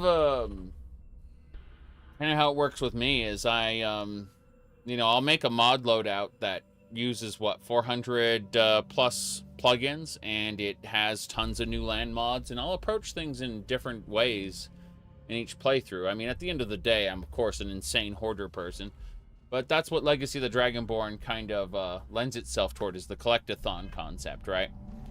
You know, gather all the things, and it's fun. I enjoy that. I enjoy that a lot. It's why I enjoy this game, because it also lends itself towards a collect all the things. Now, admittedly, I'm selling most of these things, and I will eventually reach a point where I have so much money that I won't want all the things anymore, and I will only go for the good stuff. But for now, if it's ammo, or if it's a gun, or if it's a spacesuit, I'll take it.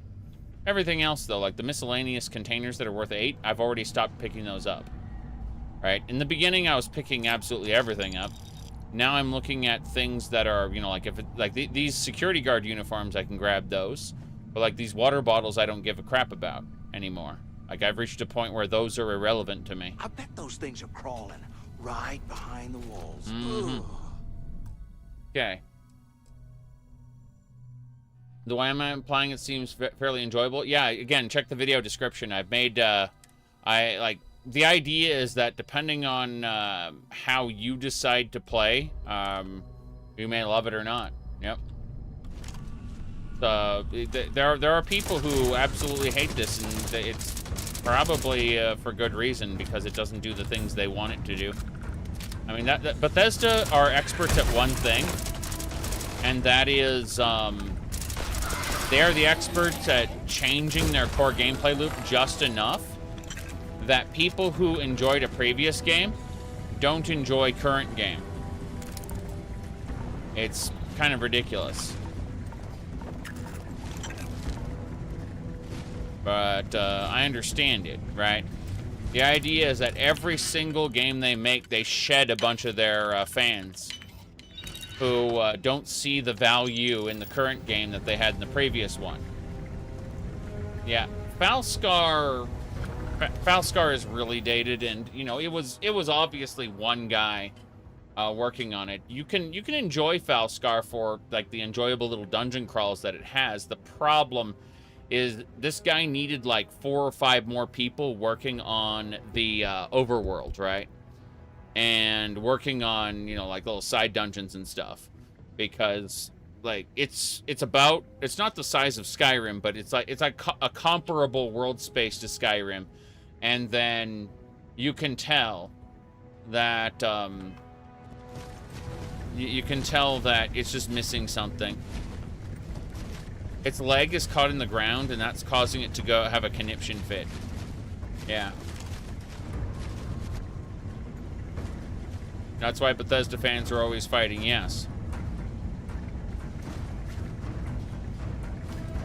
See, me talking about how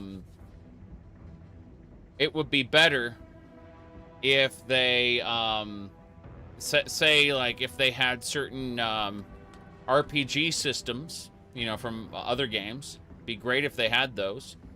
Maybe a Morrowind-like diary.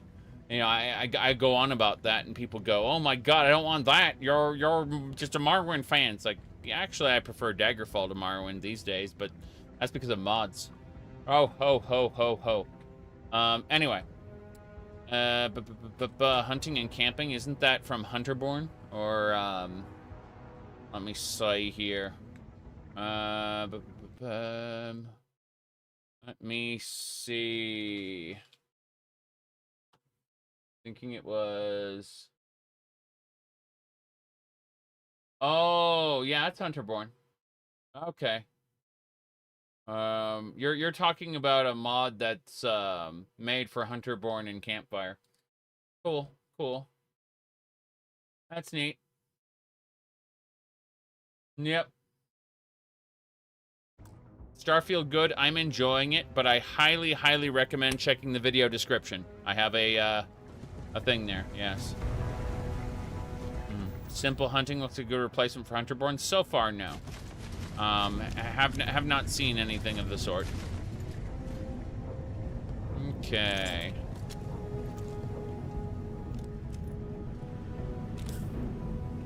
Alright, I don't know which way we're going here. Hold on. Whoop, what's this? That's an advanced mercenary pack. Looks like we got this safe open.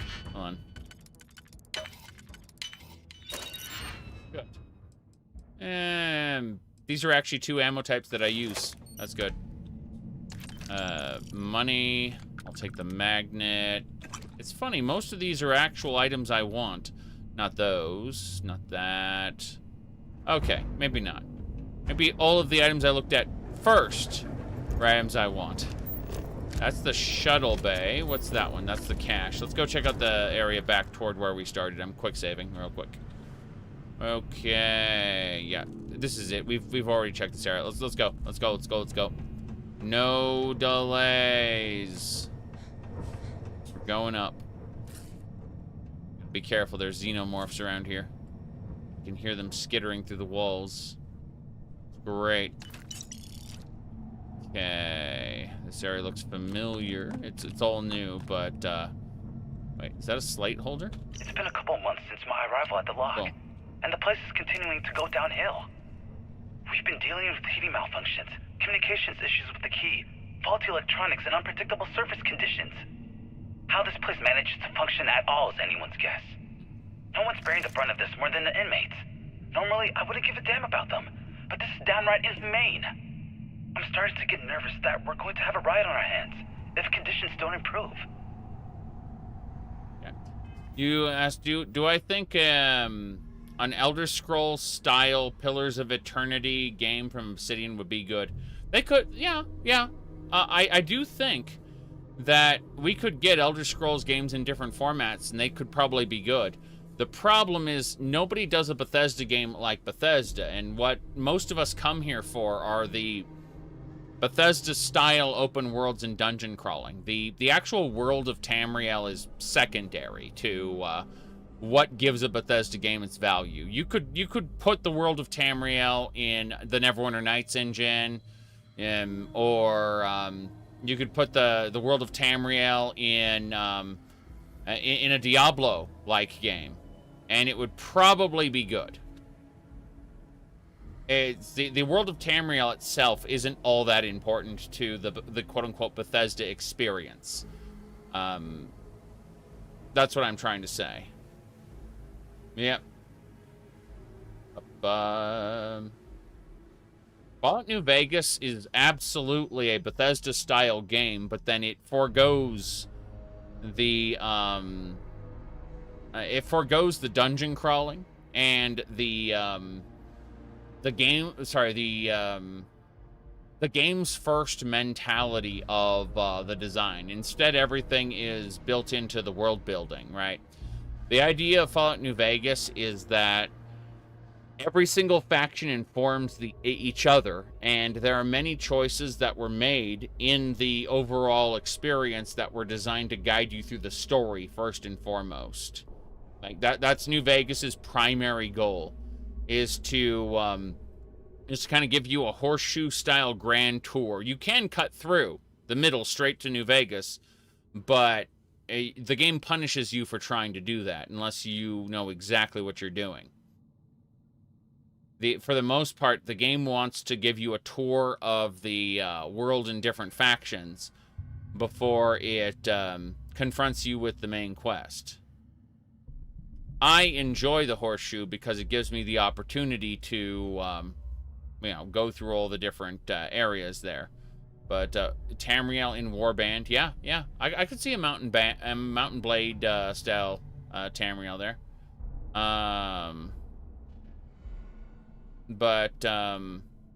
Yeah, all I'm saying is that, like, Fallout New Vegas is a Bethesda-style game for the most part. And outside of Ardenfall, I haven't seen anyone do what Bethesda has done. Period. So there are people who come for, like, there are people who are interested in Tamriel and constantly get disappointed because it's not fulfilling their the desires they have for an RPG, right?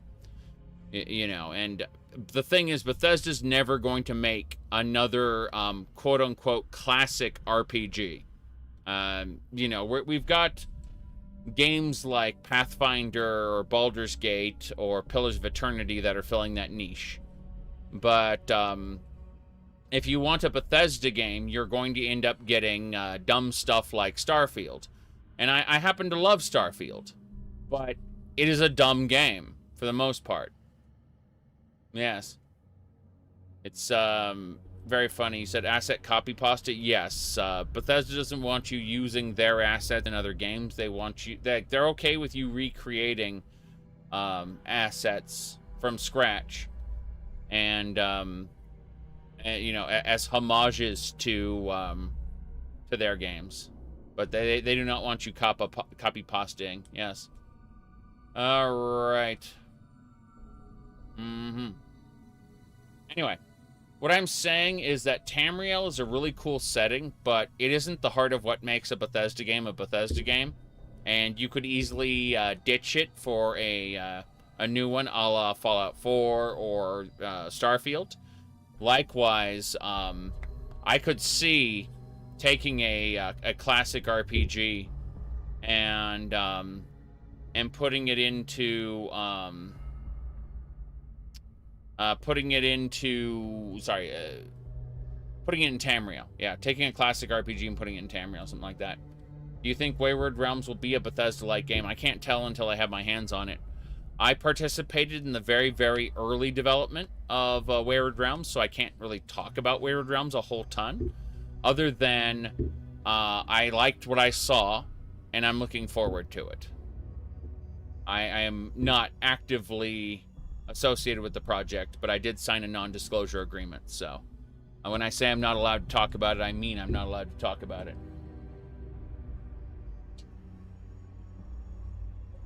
All right.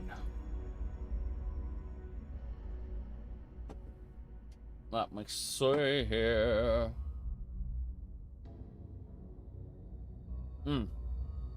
Okay. Let's go this way.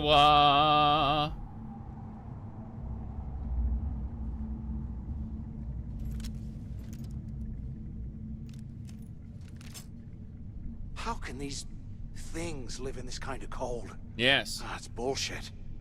It is. It is bullshit. Alright. Money. How do these people... Yeah, those little xenomorphs, how are they crawling around right now? We don't know. I haven't seen any current mods for Bethesda. No. Maybe I have and I've forgotten about them. That's possible too. Like, I'm not into Skyrim modding at the moment. So, you know, when something comes out, and please here do tell me. We were going to be doing something fun, like rob a bank or something. Right. But yeah. So, when mods come out, absolutely do tell me. But for now, I just have to shrug and go, eh. All right. I mean, I'm seriously enjoying this as a dungeon crawler. I completely understand why people have been put off from the game. Whoa. Oh, this is awesome. Okay. This is kind of what I expected. Incoming! Yeah, it's incoming. We're good. Who's next? Oh, wow, that thing went flying. What was I saying? Yeah. So, That's another one down! I completely understand why fans of classic style RPGs are put off by this. Yeah.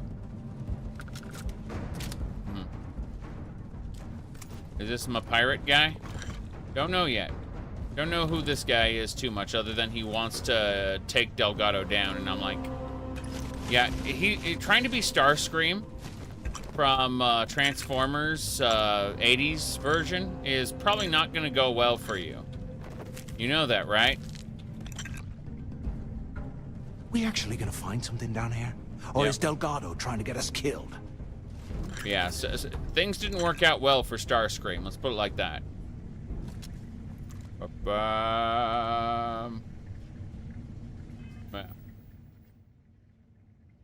No. AI mods aren't great for followers. It's just there's multiple reasons why, and I'm not saying that I'm not saying that mod makers shouldn't try. All I'm saying is having to have an always online connection to ChatGPT, having it send requests and come back with something that may or may not be within the context of what that particular character would say in theory. It gets really awkward really fast. I'm not saying that like chatbots don't have value, but I think we need to be distancing ourselves overall from the official ChatGPT service. All right, as a centralized authority for all our shit. I'm on my second day at the lock, and I've already had a close call. Big fight broke out at C-Block. I Gillespie sent us in to break it up. Might have been half a dozen inmates. It was hard to tell. We almost had it under control when one of them stuck a shiv into my leg. Luckily, the other guards dragged me out of there before he finished the job. Seems like the genius who designed this place didn't realize that the inmates would start carving weapons out of the permafrost. So now I'm cold, I'm tired, and my leg hurts like hell. Great way to start my first tour at this dump. Damn right. Look at that chunk's beef. That's a beef chunk.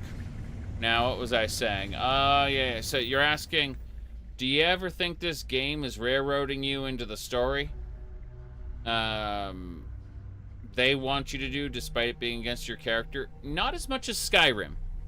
I feel like I can really contextualize how my character feels about what we're doing more often than Skyrim, where it feels like all the dialogue is pre-written for me.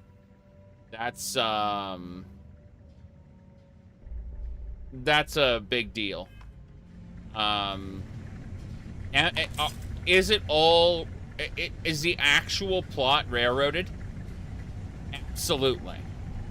Like, you are going to play through Bethesda's story, and it's going to go Bethesda's way overall, but you're going to be able to contextualize it. You hear that? About how your character feels. This place is starting to get to me. You're going to be able to more or less play the character you want within the context of either being dragged along or being enthusiastic for it, you know? It's not, for the most part. That's, I swear, I am never putting ice in me drinks. Yeah. Ever again. You are, in Skyrim, yeah, you can avoid certain aspects of the main quest, but the main quest is kind of pervasive, right? You are the Dragonborn, you are going to defeat Alduin, and that's just that, right? What you have to say about these different situations in Skyrim was very matter-of-factly. Like, all the dialogue was written for you, essentially. Whereas you can contextualize, again, how your character feels about all these things. Even if you're still going to take the same route, regardless, because the main quest is the main quest. Now, that said, if we want to talk about the, if we want to talk about Todd and his space amusement park, that's what Radiant quests feel like, oddly enough. And they feel like a more, like, they feel like an amusement park ride. Like, oh, I'm gonna go off and do, I'm gonna go to one of these planets and I'm gonna go kill the outlaw gang leader at the, you know, this particular location, the deserted ... See what I'm saying? So, yeah, and letting you be undercover with the Crimson Fleet is a great way to, like, either letting you join the Crimson Fleet legitimately by getting arrested, or letting you go undercover is a good way to deal with the whole, what do you call it, the whole, like, Dark Brotherhood for good guys, or Thieves Guild for good guys. You know those mods that let you play a good person but kind of justify your actions through the Dark Brotherhood? For example, by, like, making all the people you kill be shitty people, for, you know, and stuff like that. It's kind of like that. They took the spirit of those mods where it's like, oh, report the lady and she'll get killed by the guards, right? The orphan matron, right? So you don't kill the orphan matron yourself, you report her to the guards and she gets killed by the guards. That's a mod for Skyrim. The developers of this have taken that stuff to heart and said, you may want to play through the Crimson Fleet but not be evil, and this is how we do it. We make you an undercover agent. And congratulations, now you can do Crimson Fleet stuff without having to have been the evil person to, you know, do space piracy, get caught, and then join them, you know? Because that's what you'd have to do normally if you wanted to join the Crimson Fleet without being a bad person. You said padding the quest lines with intermittent Radiant quests. The main quest, yeah. I have been doing tons and tons of Radiant quests, and I've been enjoying them. But I've been doing them between, like, sections of the main quest. So, like, I do a couple main quest steps for the UC, then I'd go do the UC Radiant quests. And then I'd go back and do a couple more for the UC, and then do a couple more Radiant quests. And I've been enjoying that, solidly. Like, because the dungeon crawls for the Radiant quests have been fun, right? The killing enemies in space for the Radiant quests have been fun. And so I'm enjoying it a lot. Yes. But, he said, well, I mean, this is science fantasy. There's no question about it. This is a science fantasy video game. Anyone who says otherwise is, like, hasn't played through enough or is a dirty liar. Yeah. It feels weird when it's not mandatory. Well, I like having these and doing them occasionally. Like, I enjoy Radiant quests as something to do along with a major event. What I would do personally, if I had the, like, opportunity, is I would have a mission send you to a planet. And like, say right here, right? And then I would give the player 2 or 3 more radiant objectives, maybe even in the same sandbox. So you would click on this landing site, and then, you know, like over here there'd be an objective, or there'd be an objective, and I'd have the player do like radiant quests along with it. Unfortunately, that's not how they've designed it. They've designed these as independent nodes, so every radiant quest goes to its own independent site. Even if you can make your own radiant, even if you can like place your own sites down, it would still be a different site, which is kind of crazy. Yeah. And I appreciate that less, because it's not interconnected. Like, I really like the idea of being able to do a bunch of radiant quests at the same time in the same general area. Being able to double or triple dip. And some games do that extremely well, some of them do it poorly. And this game does it poorly. Yes.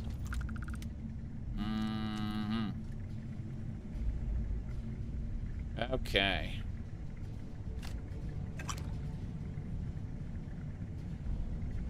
Where's that guy? Oh, he's the cache, okay. There he is. I was wondering where he was. What I wouldn't give for a space heater and a hot cup of bogs right now. No bogs for you, sir. We're going to the warden's office.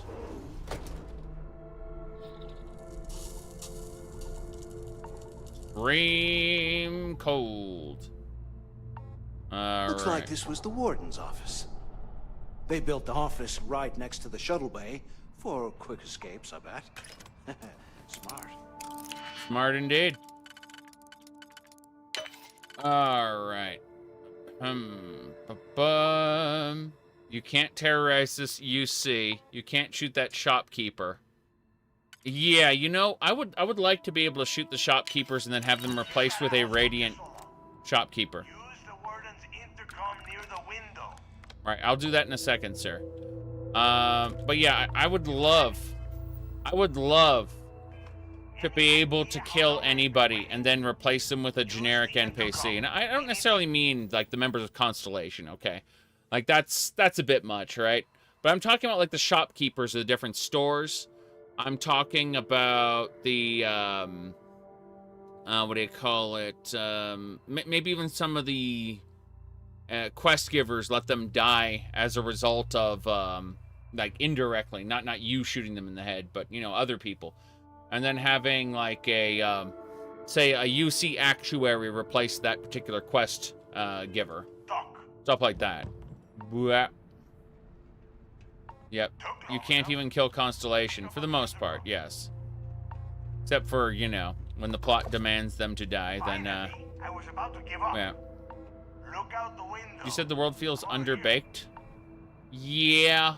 I enjoy the individual sandboxes, but it's you said it's not like walking to a bar and seeing 20 different intergalactic races. Yes, this is a very humans first story, isn't it? There you go. Have any idea how long I have been waiting? Use the intercom. We need to talk. The ambassadors aren't essential, yes. Where have you been? I hope you found something, because I am getting sick and tired of this place. I found information about Kryx's legacy. No thanks to Matthias, who's barely lifted a finger to help. Nah, thanks to Matthias's help, we've got some information about the legacy. I knew it! Everyone said I was out of my mind. Yep. But something told me we'd find the answers down here. Looks like I picked the right people for the job. I'm right. Yep, that's right. It was a team effort all the way. We had each other's backs the whole time, Del. Tell him to shut up so I can think. Yeah, sorry, Del. You go right ahead. Okay. Now, all we have to do is find a way off of this planet. Let me see. Here we go. I'm looking at schematics for the lock, and I don't think there's a way to get you back to the surface from there. But I can open the outer doors to the shuttle bay and let you fly one of the shuttles down there directly up to the key. Cool. Rather meet up so we can all leave at the same time. You got it, boss. Good answer. You're learning fast. Yep. Okay. Let me see. One of these probably opens the door. Shuttle bay activated. Initiating the icing process. Please stand by. Yup. That's got it. Might take a while, though. Those bay doors have not been opened in almost a Last century. stand? It's gonna be a last stand? You have done a hell of a job, Rook. We will talk when you get back to the key. You said what made New Vegas great was Caesar in the house. Well, what made New Vegas great, and remember, New Vegas isn't a Bethesda game. It uses the Bethesda game style, but it is... what made New Vegas great was the fact that all the factions informed each other. As you progressed, a faction would have you go interface with another faction or go to a place where another faction happens to be. And then it would repeat the process. There, there, there, and there. Not necessarily, like, Caesar and House were okay. Alright? Caesar was a LARPer, and it shows. House was a very self-motivated man with his own desires, and that's fine too, right? It's not any individual faction that mattered. It was the idea that the whole world was interconnected in a way that every faction was aware of each other and very much informed each other through their dialogue. In that sense, it was what we referred to as a living, breathing world. Not necessarily in its reactivity, because, you know, once you kill off a faction, they're dead, right? They're done. But more that the factions were written with each other in mind. You know, like all the different faction quest lines accounted for each other's faction. In that sense, the game was built in a way that the world building was just the best you'll ever get out of Fallout, and it's because of that reason. You know, there's a difference between world building and world design, and New Vegas for the most part nailed both. Now I say that with the exception that I actually prefer Fallout 3 because I like the dungeon crawling of Fallout 3. Okay. You give me a world of pain in New Vegas, and all of a sudden, I'm like, oh shit, New Vegas is the best game ever. Fuck Fallout 3. See what I'm saying? Because we've introduced Fallout 3 dungeon crawling into what is essentially otherwise a perfect game. So what I'm saying is modded New Vegas is the best. Trollololo. But you won't find New Vegas in any Bethesda games. I'm sorry, you won't. What you're finding is modded Skyrim and modded Fallout. Basically, Bethesda hired modders from who you know, people who modded a lot of Skyrim and modded a lot of Fallout, and they helped craft Starfield. So, what we're getting is Fallout 4 with some really good modded Skyrim and modded Fallout features. But it's still Fallout 4 with the format of Star Explorers. If you don't know what Star Explorers is, go ahead and Google Star Explorers Steam and go check out the Steam page for Star Explorers, because that is the structure that this core gameplay loop operates around. And anything that's modern Bethesda, you might call it an RPG, but the RPG elements are barely there. It's an action-adventure sandbox with a lot of character dialogue, and that's fine. That's fine. I enjoy it. But what you're looking for is probably a modern RPG, which this game is not, in that sense. Like, you're looking for, like, when people compare this to, say, Baldur's Gate or Pathfinder or, you know, any of the other modern RPGs, the elements they're looking for, the storytelling elements, are not there. And that's it. Like, that's it. Period. So, I'm enjoying the game as what it is, a dungeon crawler, and a, you know, what do you call it? Get in ship, go to planet, explore planet, dungeon crawl, loot the items, go back to my ship, go back to town, sell, go to new planet, repeat process. Seriously, that's what the game, mechanically speaking, I find the game fulfilling. But if you're looking to be wowed by a complex narrative or have any kind of details outside of the, he said there isn't much dungeon variety, as much as there would be in the $5 indie game Star Explorers, which I just talked about. I'm serious with what I'm talking about. No Man's Sky, Star Explorers, Fallout 4. Combine those 3 games, you got this. There is as much dungeon variety as you would expect from the $5 indie game.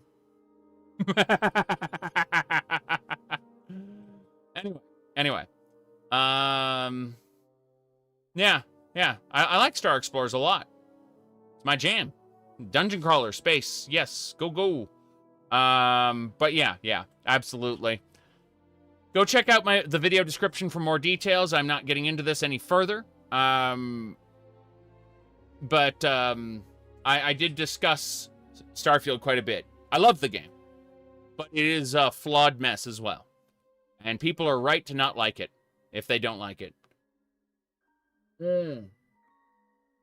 Okay, let's go. We're gonna talk to him about Delgado. Hey, look, I wanted to thank you for not being a jerk and hounding all the glory on this run. You said thoughts on Dwarf Fortress. Did they finally got Linux support for the Steam version? Well, my question is, for Dwarf Fortress, did they finally add adventure mode and all the other like tertiary features to the Steam version? Because that's what I was waiting for. Like I used to play Dwarf Fortress back in the free version, but like have they fully updated the Steam version to have parity with the free version? Adventure mode's next. Cool. Oh, look at that. Wow. Top quality #1 content here. Yeah. Check this shit out. It's amazing. Look at this. The rendering. The rendering.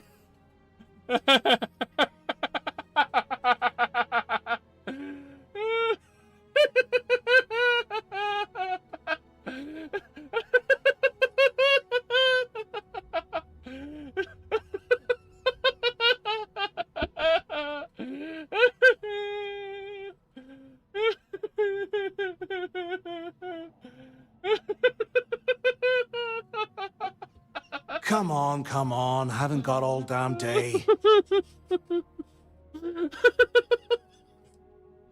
Oh, good. Hey, you were the extra gun that got me through this place alive, man. That's true. Well, thanks all the same. Good. Look, about all that killing Delgado stuff, why don't we just forget about everything that I said? You know, like it never happened. Right. Already forgotten. Thanks. I promise that you won't regret it. Now, let's get the heck out of here.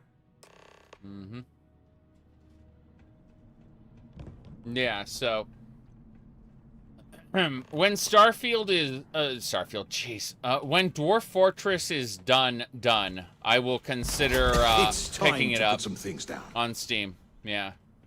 I'm not saying, oh boy, hate Dwarf Fortress. Not saying that. I'm saying, hey, I played Dwarf Fortress a long time ago, and I'm willing to buy it when it's equal to or better than the free version. That's all. And they've got a ways to go. Since I probably won't play it right away. That's another big concern about buying games, okay? Is I've been buying games, and then I've been playing other games. And that's an issue that has finally kind of come to a head where I'm like, I'm not going to buy games unless I'm going to play them right away, or at least like very soon. It's just not going to happen. Like I'm not saying, oh boy, I hate video games. I'm saying I need to scrutinize. Am I going to play the game very soon? And if the answer is no, do not buy. And here's the reason. Some people will know already. Let me pull that up. Okay. So If we look at my degenerate Steam page here, you might notice a theme aside from it being degenerate, right? I mean, obviously, I could just say, you know, it features Tamamo, right? I mean, I could say it features Tamamo, but yes, the Steam collection, exactly. Aside from the memes, we look at the actual games here, and you know, maybe I have a few. Actually, it's not listing my games anymore. Lol. It's not listing my games anymore. Lol. Lol. Nope, they aren't on my profile. The games list isn't on my profile anymore. Wow. Okay. That's a problem. Let me open up actual Steam. Hold on. I'm opening up actual Steam because it's not showing me my games list. Give me a sec. Okay, actual Steam has my games. You can find it right here. So you can see right here my Steam games list. There. Yeah, you can see right there. This is a problem, okay? I'm not saying, oh well, I'm not buying any games until I'm done with my backlog. I'm merely saying I'm not planning on adding to my backlog until after until I've decided, hey, new game, I'm actually gonna play it right now, you know? I'm waiting to that's what I'm trying to say. Yeah. Is like I've stopped at this point. I've hit a major crossroads where I'm just like, if I'm not going to play a game soon, I'm not buying it because the number's already gotten too damn high. Let me see here. Ooh, down we go.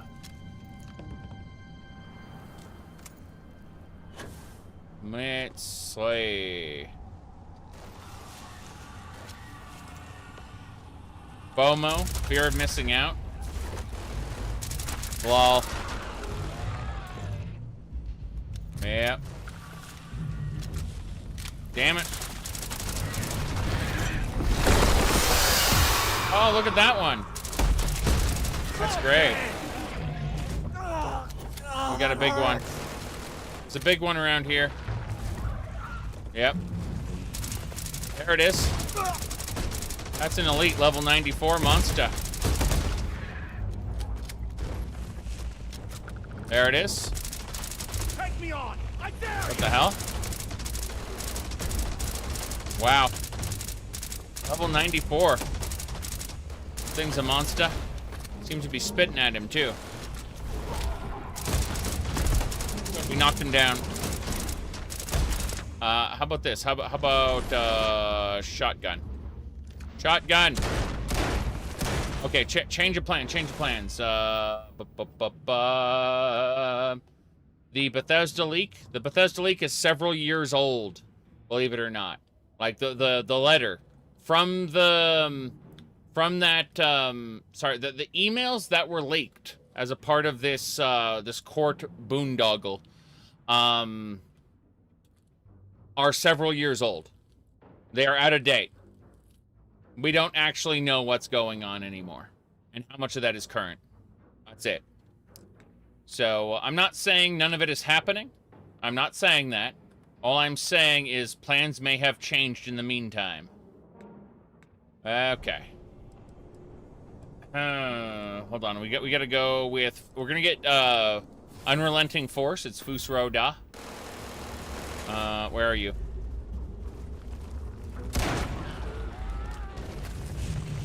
Fusroda. Can't resist showing off, can you?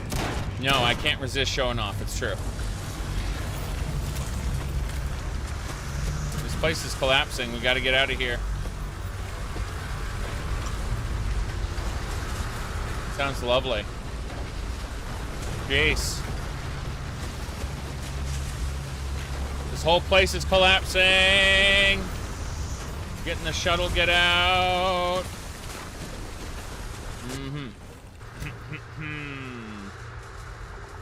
Yes.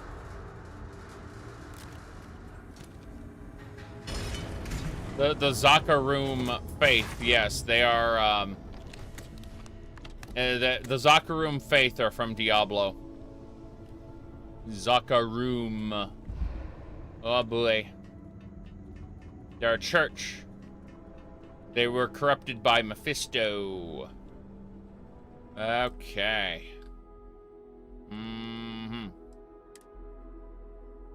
Let me see here. Yeah, personal atmosphere is nice. It's like a stamina potion. All right. But yeah, a lot of people don't quite realize that the recent the leak that happened early this morning / late last night, you know, with the court documents for Bethesda. What people don't realize is if you look at the emails from those documents, those emails are several years old, meaning that any information in them might be out of date. Plans change as recently as like several months in games development, so keep that in mind. Damn it! Why don't you people just leave me alone? Oh, you're new here, aren't you? Yeah, I'm Alcor the Alchemist. Yeah, I remember that guy. Absolutely. Let's go! Let's go! Take off! I remember that guy. Away we go. Possible to assign me somewhere soon, Captain. Take me to the key. Yes, take me to the key. There it is. Very good.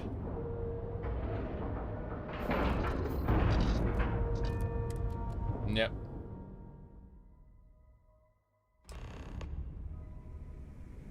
Pretty sure they aren't actual plans, yes, but regardless, they those emails that they were citing are years out of date. So imagine more of "this is what we could do" statement being years out of date. So again, it's a weird kind of case where people will talk about a new leak as if it's brand new, and it's like, okay, well, in reality, it's actually quite old. You know, things may have changed due to COVID or other yeah, shenanigans. Yep. Yeah, okay. Hello there. How's it going? Hey, when this is all over, maybe we can talk about future business opportunities, yeah? Yeah. Yeah. Yeah, I mean, if you want to be a follower, man, we'll go be space pirating. Need something? Yeah, absolutely. Imagine him bringing him on to the undercover investigation. Let's destroy the Crimson Fleet together. Well, it's a terrible idea. Hello there. Going up there. Cool.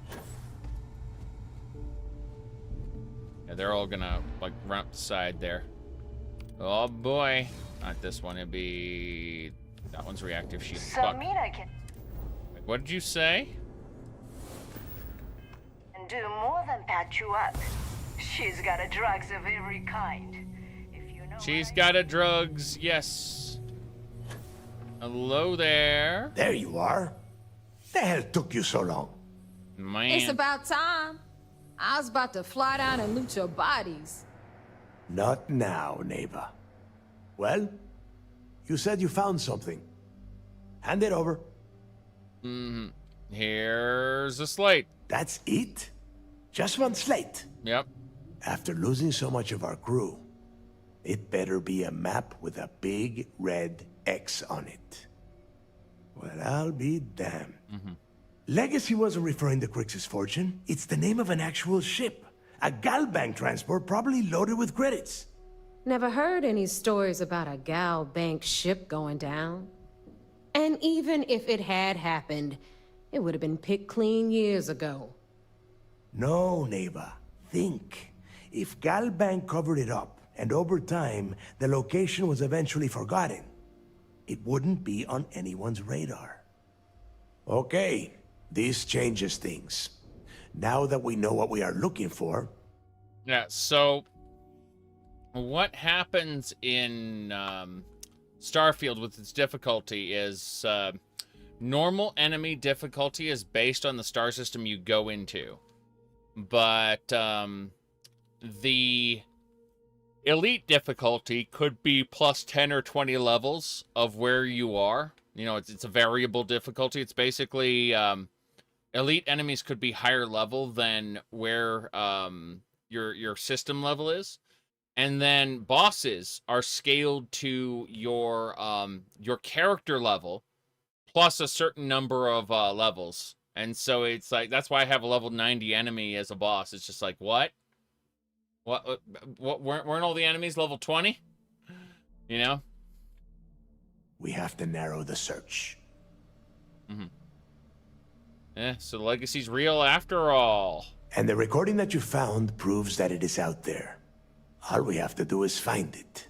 You said elite? Elite enemies have extra health bars. You'll notice that like a normal enemy just has a health bar, but then an elite enemy has like these 3 little red health bars under their normal health bar, which means they just have a shit ton of life and extra damage. They'll also be a little higher level. Let us start with what we know. It was a Galbank ship. You said legendaries. Huh.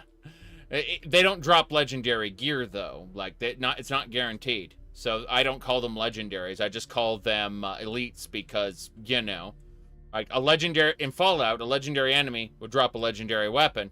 So it made sense, right?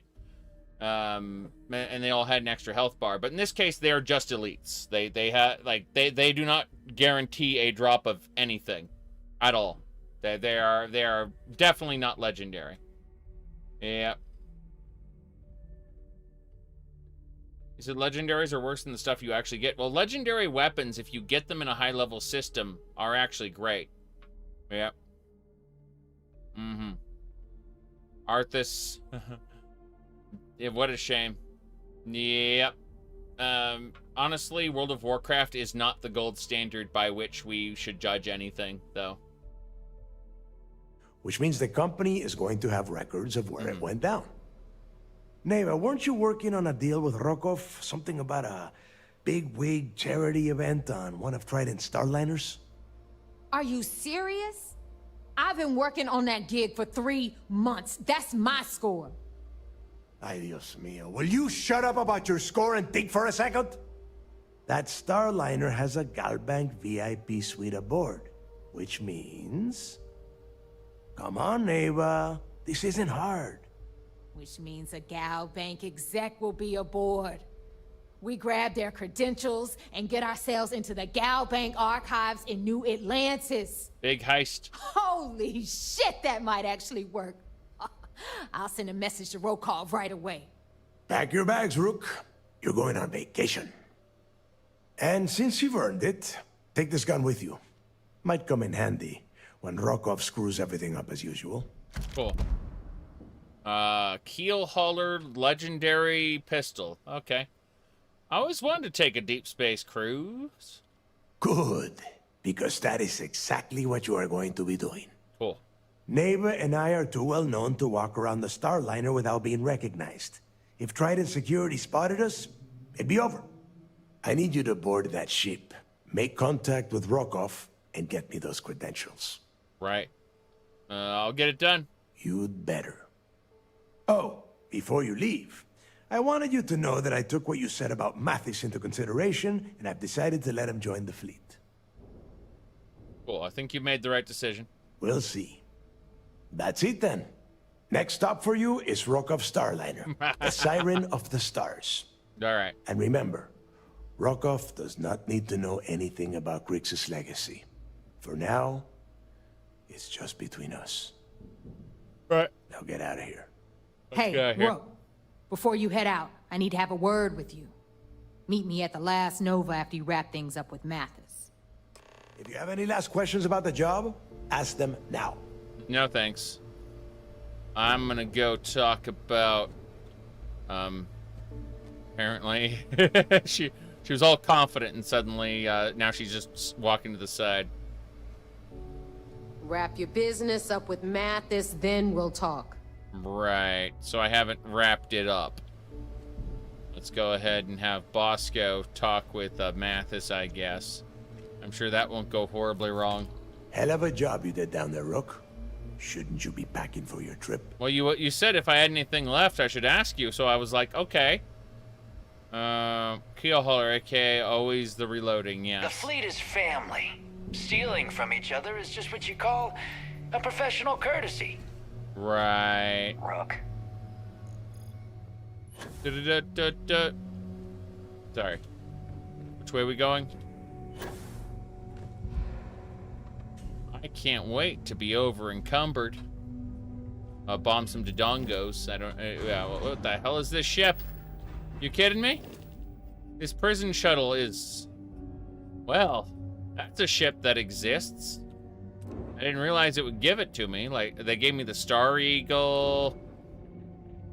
I think I also got it. Yeah, Beirut and him. This is a pretty cool ship. What else? Yeah, the Stiletto was our first ship was the Frontier. This is what we started with. And then we moved up to an Ecliptic Stiletto, which we've completely overhauled. But from there, we got the Neko Mimimoto, which now has gigantic, massive engines and cargo capacity. This thing holds, what, like 13,000 carry capacity, along with 640 shielded capacity. I could probably stand to get less capacity, like less shielded capacity, and replace that with something a little bulkier, but it doesn't matter. How do you fit 5 engines? These are special engines. I also have a giant power plant, though. This power plant is massive. It generates 38 power. But, yeah, these engines only take up 2 power pips apiece. So, yeah, they're two power engines. But they require,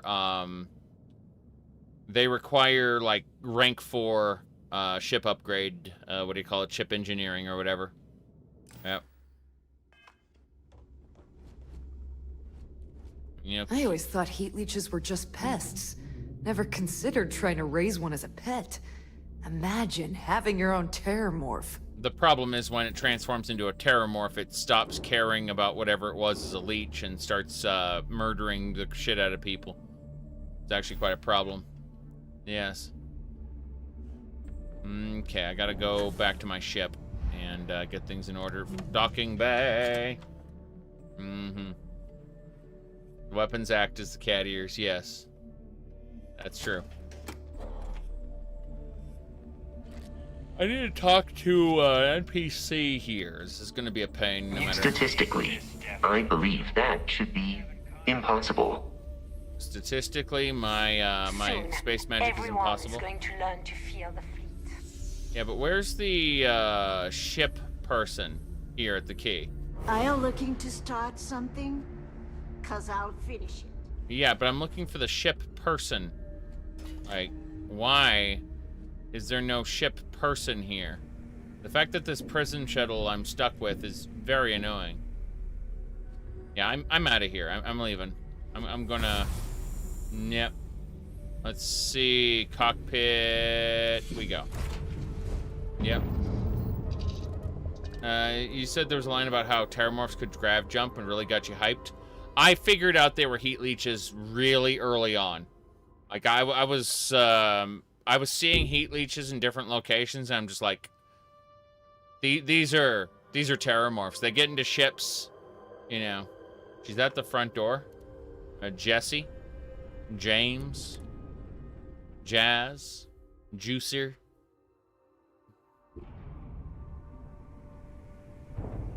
All right. When I go through the main door over here. Yeah? Hey, Pirate Rover. Rover Dover. How's it going? What kind of name is SysDef anyway? What kind of name is System Defense? I don't know. Okay.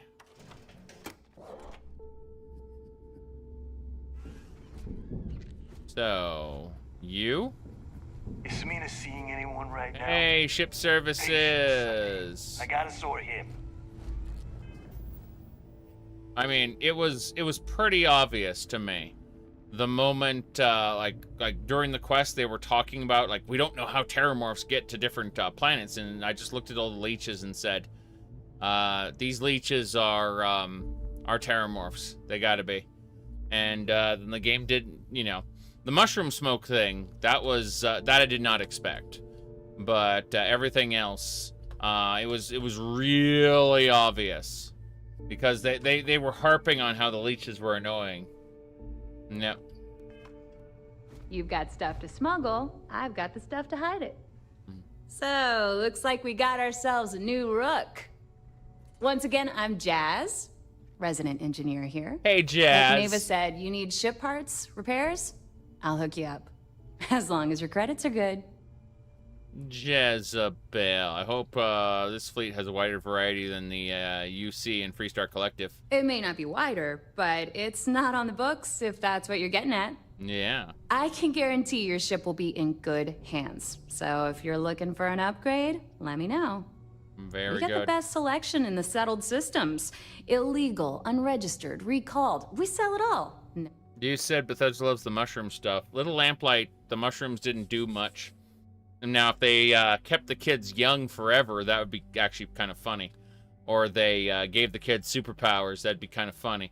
But no, the mushrooms, like, we're just gonna eat mushrooms. It's great. No, that's not anything. No questions asked. Oh, hi. Yes. I was looking for an eagle. Let's see. These parts show up on you. No, I'm looking for an eagle. Anything that keeps the UC and Freestar Rangers off your tail is a must-have in my book. Right. Just let me know when you want to talk business. Okay. Mind helping me with my ship? If you've got the credits, I've got the time. Cool. Modify my ship. Sure. Let me punch that up, and we can have at it. Let's have at it. Okay, our ship is not the Star Eagle. There we go. Let's set that as our home ship and enter the shipbuilder and see what kind of parts she has. She definitely has a few parts. This is a missile launcher. We're gonna see if she has anything else that I might be considering. And the answer, this is, yeah, this pulse laser looks pretty cool. But let's keep going. Blaze, the auto Vanguard Ares particle cannons. No one cares about that.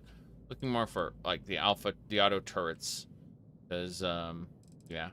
Well, let's look at not structural, but shields. Yes. This Vanguard shield generator is all right, but what if we go with this one instead and just go full in on the shields? See, the current shield I'm using is 1450. This one is really. Holy crap. Okay. Yeah. There's nothing better than the Vanguard so far. Yep. Still not there. Yeah, this Class B generator just seems to be better. Just way, way better. I'm looking at it, just shrugging, going, okay. The max health is, yeah,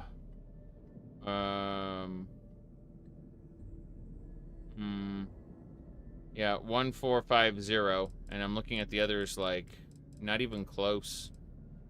Not even close. Yep.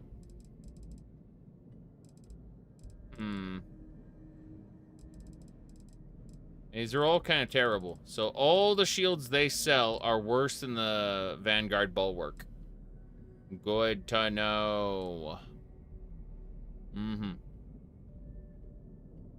That's a shame.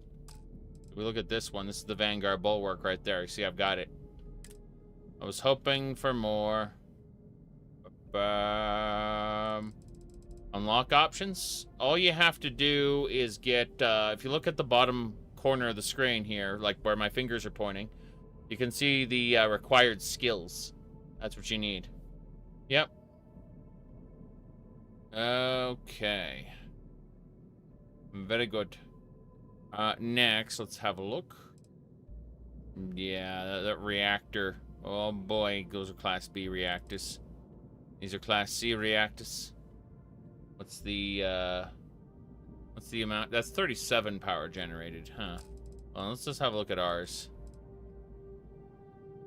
38. This generator is one better than the best generator they sell. Seems so far like the generators they sell kind of suck. Would have thunk it. What a shame. What do you mean the pirate fleet has crap? Just pure crap. Great. I'm pretty sure my grav thrust is 50. Double check. Let's double check here. 50? 50, yeah. There's no question about it. Let's see what else then. Landing gear, fuel tanks. I'll get the bigger fuel tanks. My fuel tanks are what, 180? Sorry, 210. So my fuel tanks are 210.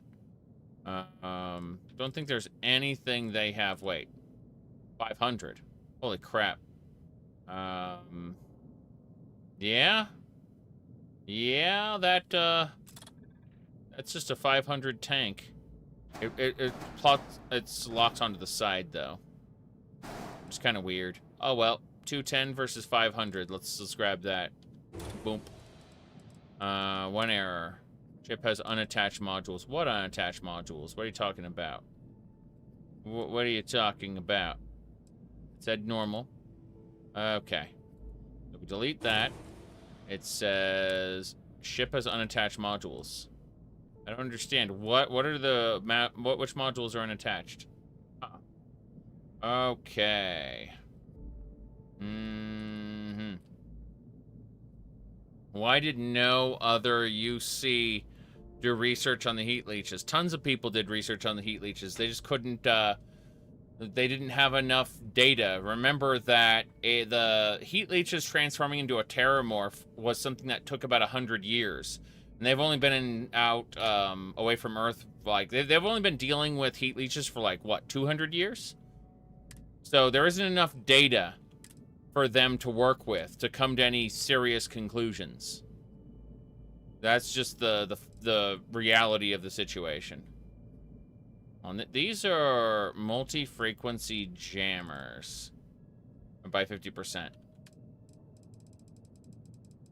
Biowarfare specialists, yes. But, I mean, if you can't find, like, if they don't have similar genetic code, if for some reason their genome undergoes, like, a massive change when they transform into a terramorph, then, you know, like, they have no way of knowing. It's a case of, it'll be up to the writers to justify this moving forward, because, you know, we can pick holes in the story all we want. And I would be more concerned with the fact that Ve Victus was able to hold on to all that nonsense. Like, Ve Victus is the much bigger plot hole, in my opinion. Yeah.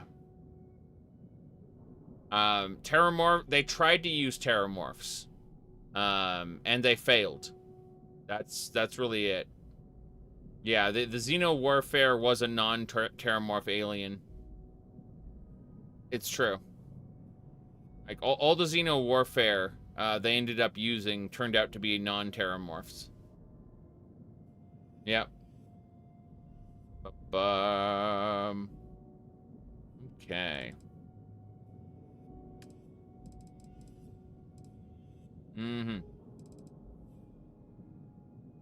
Yeah, the Terramorph project was a failure.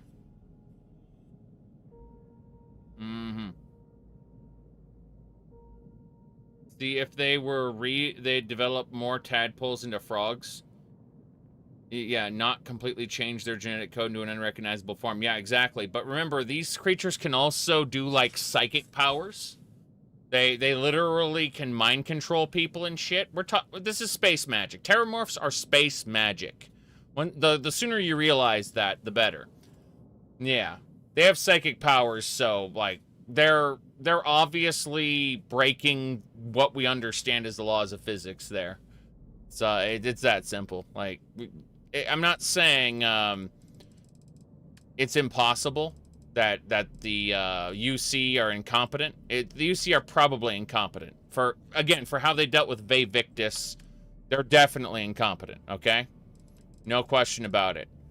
I'm just saying that despite being massively incompetent, there are reasons why they probably never caught on to the whole terramorph issue. Yeah.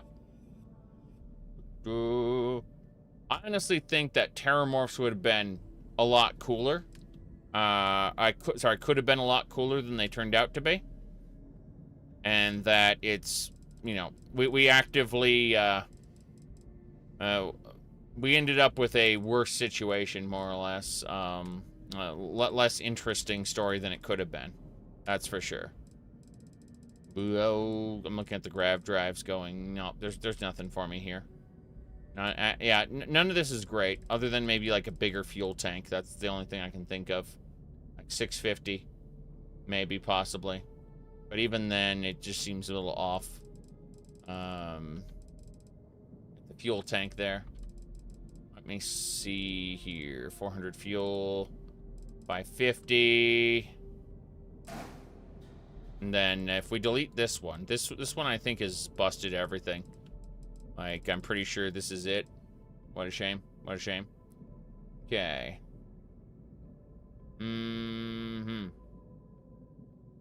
Okay. Anyway. Let's see about getting a structural piece on a hab. Give me the hab. Okay. Hope Tech berth. Companionway, armory, captain's quarters, control station, infirmary, living quarters. That's what I wanted. I wanted a living quarters. I want living quarters on the back there. Guess like right here would be good. Yeah. Let's see. Doom is getting a new game. Cool. Like modern Doom games are definitely not what I, you know, expected or wanted out of old Doom, but I certainly appreciate them as their own thing. Let me see here. Ve Victus is a stupid name. That's because it's not his name. That was his title, as given to him by the crazy people. Alright, let's see here. Control station would increase crew. I don't need crew, I need passenger slots. Yeah, all-in-one berth for passenger slots. Alright. Good. That'll do it.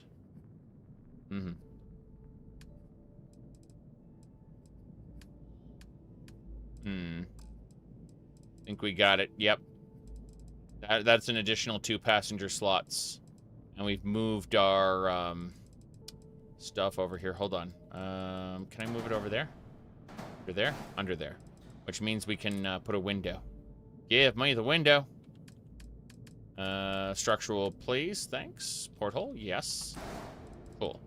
And now we'll do the same thing here. We'll place windows. Yep. That'll be neat. That's a nose. Is that a nose with a, it's a pipes. Yeah, nose there. Radiator. No one cares about that. Be a nose cap with a... No. No, I want portholes on this. Yeah. I want to be able to see into space. Yes. Original design, just building it as I go. Building it as I go. No special parts on this at all. Speaking of which, hello, suppressor. Give me the suppressor. No, uncheck it. No, can't duplicate that here. All right. Building a ship is a mini game unto itself. Yes. Yes, it is. Speaking of which, I'm gonna move this onto the back of the ship. And then we'll place a porthole here. Porthole top. That's better. And then anything else? Nope, we should be good.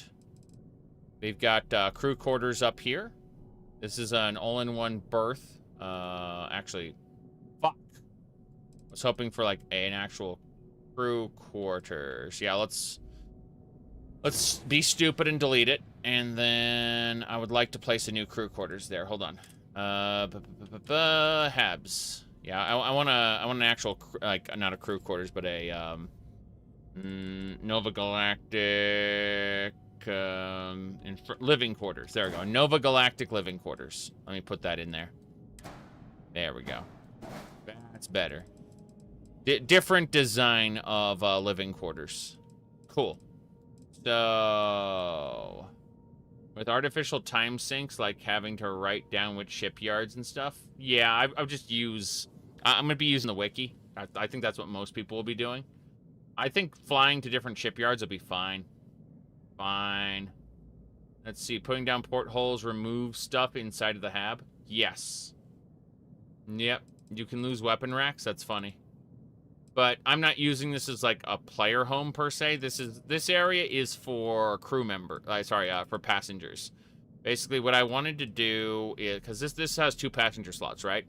So we got 2 passenger slots on the side, and then we got 3 passenger slots in the middle, and then we got 2 passenger slots up here. That brings us up to 7 passenger slots total. In case, like, so I've seen a couple times where missions will require like 6.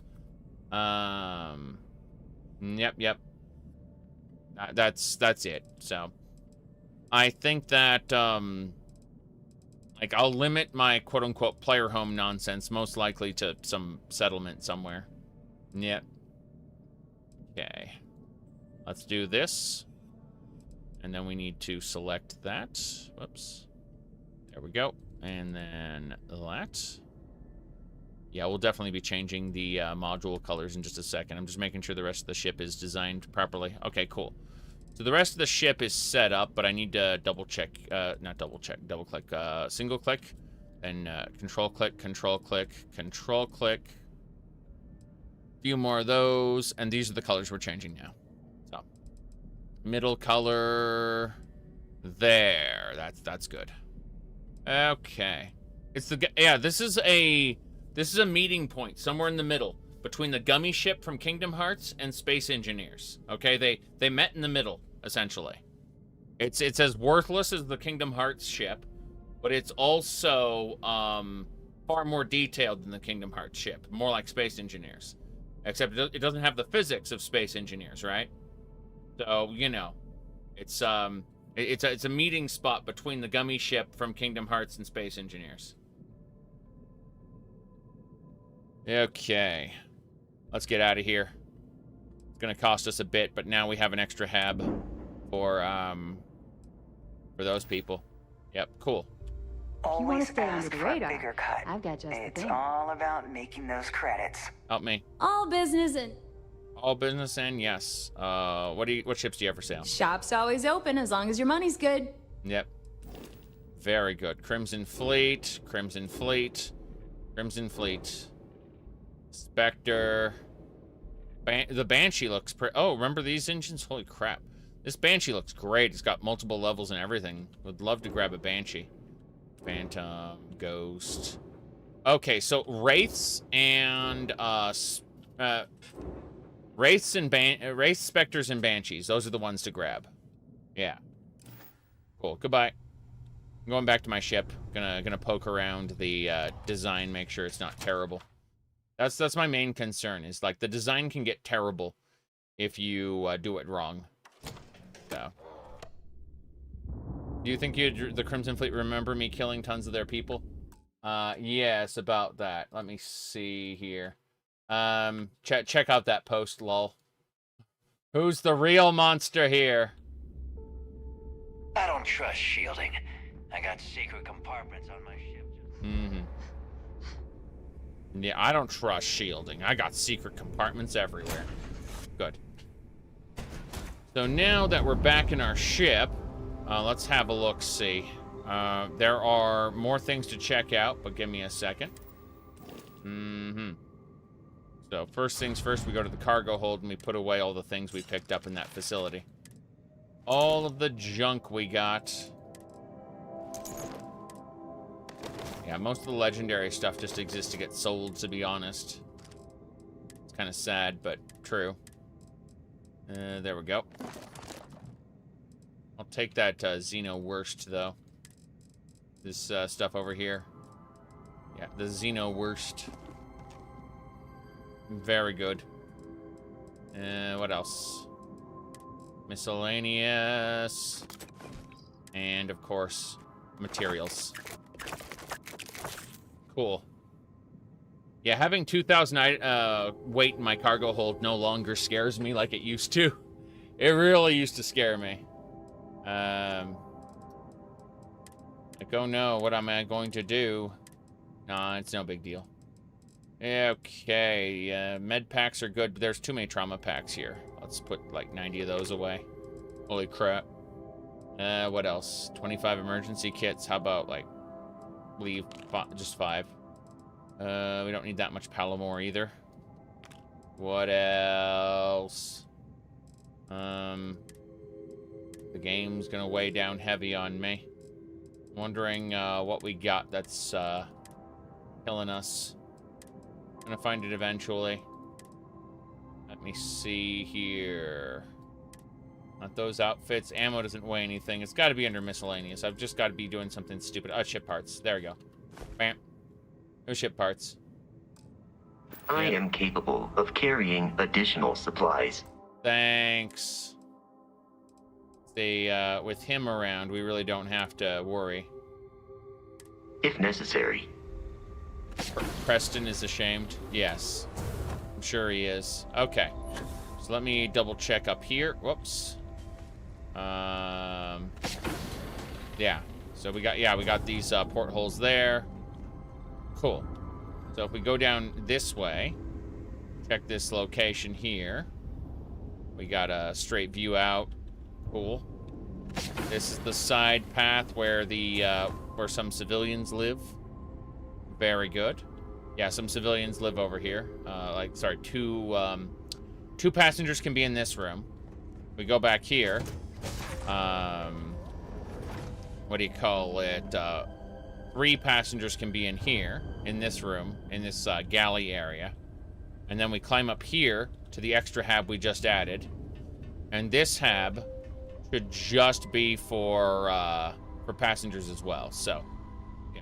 Looks like a clear view out to space, no matter what. And let me see here. This is supposed to be like a passenger room as well. I guess they sleep in their seats. I guess so. I guess they sleep in their seats. But this area holds 2 passengers as well. So that's the point. We can harbor 7 passengers and 8 crew members, as well as 13,000 pounds of cargo. And we also have enough weaponry to take on level 70 plus ships. So we're an all-round ship that can't really jump as far as it should be able to, but hey, we got things. It's good. I'm quite happy with how this turned out, all in all.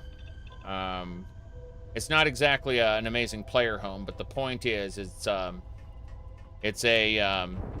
all-in-one as far as like ship functions go. It's not a great place to live, but it only needs to do what it needs to do. What is the ship mass? 5,262 mass. It's pretty good. Like, it's looking at everything. Yep. Half of the crew will complain with sore backs. Yep. It's a big fat ship, but it's got enough maneuverability to be able to fight. It's got full top speed, and it should be able to travel around the galaxy with these massive fucking engines. But yeah, all we did was we added, we moved because originally over here was the fuel tank. We moved the fuel tanks to the side here, and in exchange for those moving the fuel tanks, we put a civilian habitat in the middle for 2 extra what we call passenger slots, because there are some like missions where you want to transport someone around the galaxy, and it's like, oh well, it's 6 people who need to be 6 passengers who need to be transported. So the idea is 2 people can be in this slot, 3 people can be in this slot, and 2 more people can be in this slot. So it'll accommodate up to 7 passengers. 2, 3, and 2. Yeah, that's about it. Our front cannons right here are great for destroying ships. They are just 6 of them, just annihilate ships. They're Class A, doesn't matter. Their output is so strong that enemies die.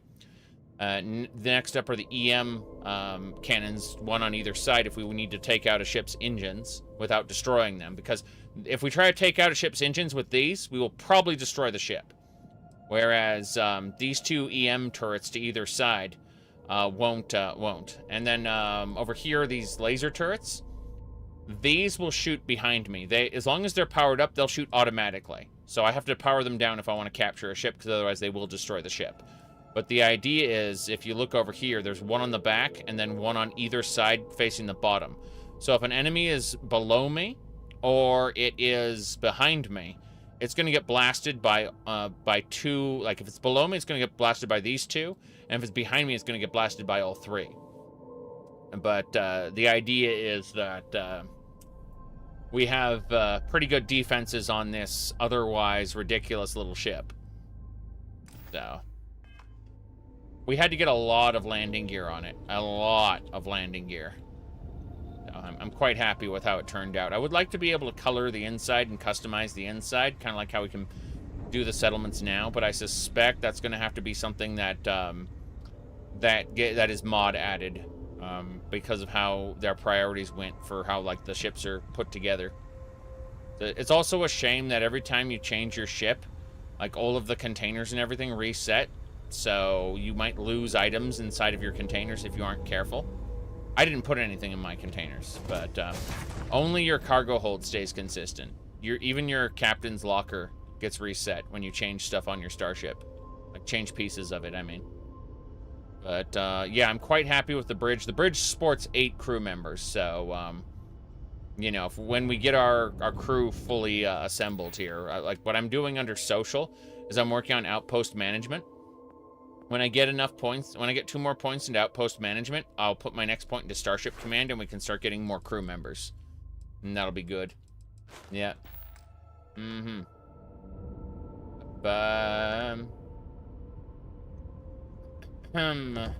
Yes. Insurance on the ship? You bet. Yeah, I tried to shoot them the first time they did that, and I shit you not, I got a bunch of, I will not help you hurt these innocent people. And I'm like, God damn it.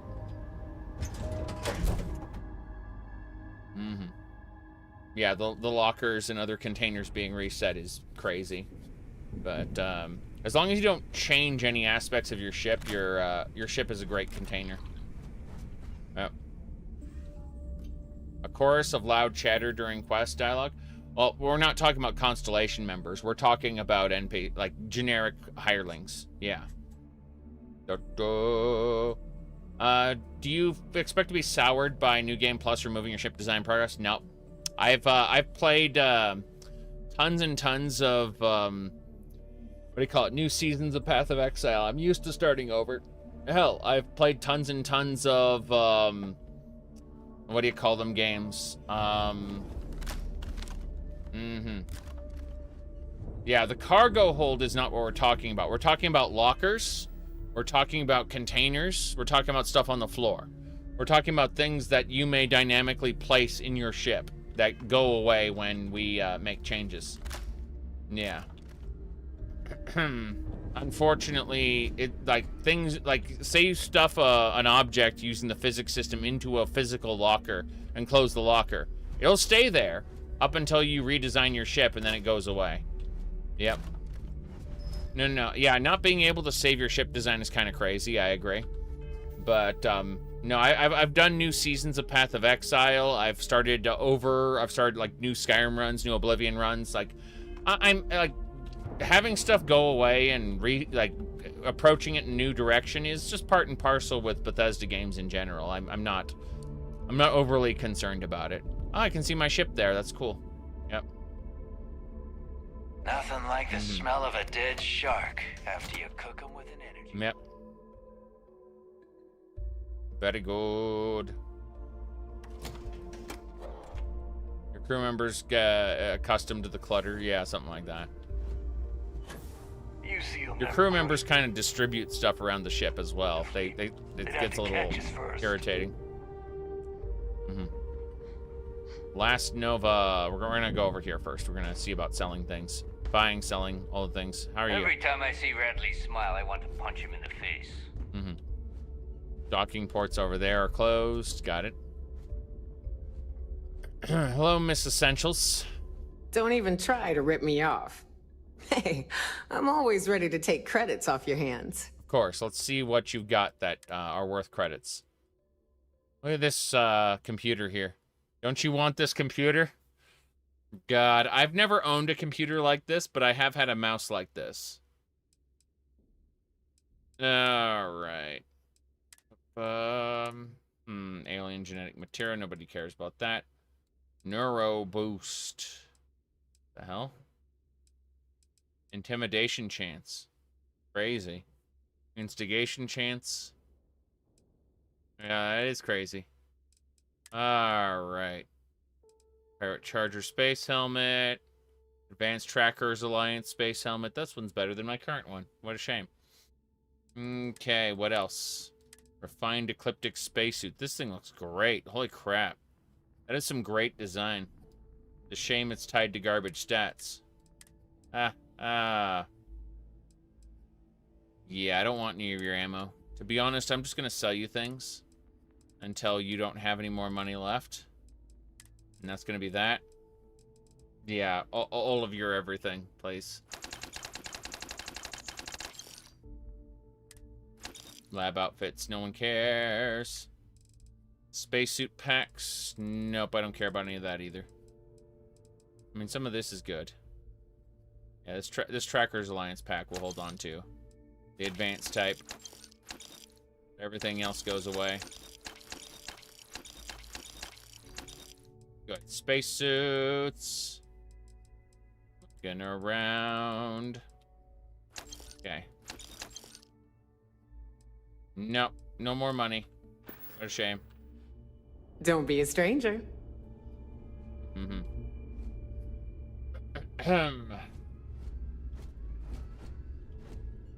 They put stuff in the starship, so it's a passive miscellaneous loot generator. That's funny. Like digipicks and stuff, sure. Public access computer. Weight room etiquette. Imagine that. We're badass pirates, but we really care about etiquette. Need something? What do you got? This better be worth it. What better be worth it? Do you not have anything? Give me all your analgesic. No, I don't need any of that. You really don't have a whole lot. Actually, you know what? I want all your aluminum. I want... That's it. I just wanted your aluminum. Thank you. Perfect. Okay, I want all your butter as well. Thank you. Yep, that's it. You don't have anything else I want, I assume, so I'm just gonna sell you, more spacesuits. You really don't have anything in the way of that? Okay. Good. Goodbye. Whatever. Need a drink? Who are you? Bog at the Last Nova will be more than happy to Well. take your credits. Neva's new hotshot. Yes. I knew you'd find your way back to my little corner of the key. Yep. Everyone always does. I need to sell you things. Let's, what are you selling? Take a look around, genius.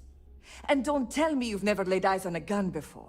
But just in case I need to spell it out for you, the merch I carry is known as weapons and ammunition. God, you are an ass. Okay, goodbye. Hey, if you want to pour credits into my pocket, you won't hear any arguments from me. Very good. I carry most of the standard hardware. You know, kinetics, electromags, energy, even a few explosives. Right. Occasionally, I stock a few smuggled items. Basically the stuff SysDev doesn't want you to play with. Right. Just don't screw me over or I'll be inclined to give you a free demo. With your head as the target. Note to always screw her over. We got trust issues, huh? That threat might work if I was at least a bit intimidated by you. Not being intimidated by me is one thing. The fleet? That's another. A little advice, Sadiqi? The fleet's trust can't be bought. You earn it. True. You bleed for the fleet bleeds for you. Pure. Anyone who says otherwise is either lying or getting ready to stab you in the back. Okay, I understand. Well, most people just glaze over and learn the hard way. Maybe there's more to you than I thought. That's just it. You say she's a girl boss, but she's a girl boss of a tiny, irrelevant corner of the dangerous criminal gang, to the point at which you just kind of shrug and go, get this over with. I just want to buy shit. You know, it's okay. Well, fine. If I want to take my my goods over to a different system, so be it, you know? That simple. Yeah, in big quotes, exactly. Let's not mince words. She's a criminal. She's got a bad attitude. We refer to that as a bitch. It's that simple. Kinetic, electromag, energy. I got it all. Yeah, there's not much else to... she is not a respectable individual in society. She doesn't earn tippy-toeing around and calling her, respectable names. She's part of a criminal organization, and she's absolutely annoying to deal with. We refer to that as a bitch. Okay. Can ook bacon! Seriously. Alright. Weapons. We go. Yep. That's a lot of side stars. Yep. Lawgivers. Grendels. At least she buys stolen goods, okay? That's something. Yep. Goodbye. Need more weapons or ammo? Come see me. How about not? Tactical Gear Man. You want heading out? May want to look into some armor upgrades first. Sure. The right gear will be the difference between life or death. So this guy wasn't a pain to talk to. She was. He's got some pretty basic stuff here. No big deal. I'll take all 12 of your digipicks. Yep. Very good. Did they buy all the stolen goods? Yep. It's true. It's true. Let me see here. Okay, we're going to go back over to value. And we're going to start with the bottom and work our way up. Well, she's out of money. I have to buy more stuff from him. I'm not going to do that because, you know, swashbuckler gear. My God. Goodbye. See ya. Okay. Rampage, Rambo on all the people. Yes, that's what we do occasionally in Bethesda games when we get bored, isn't it? If you got any spare creds or just need to unload some junk, head to the depot. Thanks. I'll think about heading to the depot. The bunks are over here. The shooting range is over there. Bog's grog is fine if you like cheap moonshine. Okay, I think we're good. Yep, these are definitely people who are bunking. Imagine killing them in their sleep and having nobody notice. Just kind of wrecking this place from the inside out. I heard Isla's sister is some hardcore mercenary. I wouldn't get on her bad side. We'll definitely see about adding ridiculous, like, Nuka Girl spacesuits and stuff like that as they become available. Noting that, I mean from mods, because I don't know if that would be worth paying actual money for in a single-player game, right? Half of the value of buying cosmetics in a game is so that other players can see them, you know, in the game world. otherwise it really wouldn't be worth the time. So let's see here. Whoops, I need to poke at a couple more things. People were sending me shenanigans. All right. Give me a second while I'm busy looking for something in a different window because I got something to do. I'm going to put this picture of Action Hank up here real quick. There you go. Give me a second and I'll be back. Let me see here. Okay. Yeah. I got it. Okay. Anyway, what was I saying? Yeah. So, well, it was this. It was these are like purchasable cosmetics in my video game there. That'd be an example of it. Right there. Yep. Okay. Yep. That's an example of many ridiculous purchases. Okay. So, yep, we're going this way. That is prime content, exactly. But the proviso is that, like, other people can see it in game, right? That's the reason you buy it, is to show it off, not. And in a single player game, it feels like such a waste. And I know for a fact that that's what they're going to be doing with their little market store here, with the Starfield marketplace or whatever it's going to be. You're going to be buying cosmetics for a single player game, and that's going to be a little weird. You know, here, Starfield, right? Starfield, scroll down. It says, ESRB says in-game purchases, flat out. So this is what's going to happen. There's going to be a creation club. Yep, it's going to happen. Okay. Let's get going. Hello there. Hey, I wanted to thank you one last time for not ratting me out to Delgado. Yes. And telling him how much I pitched in. That was pretty damn cool. Yep. If he would have found out what I was planning, well, I don't even want to think about what could have happened. True. All right. Don't worry about it. I appreciate that. And look, if you ever need anything, an extra gun or whatever, I got your back. Cool. You just, take care of yourself out there. That's right. Hey, want to come with me? Got a few things to sort out on my end right cool. now. But hit me up later, and maybe we can raise some hell. Right. In other words, I haven't progressed the faction quest enough to get him on my side.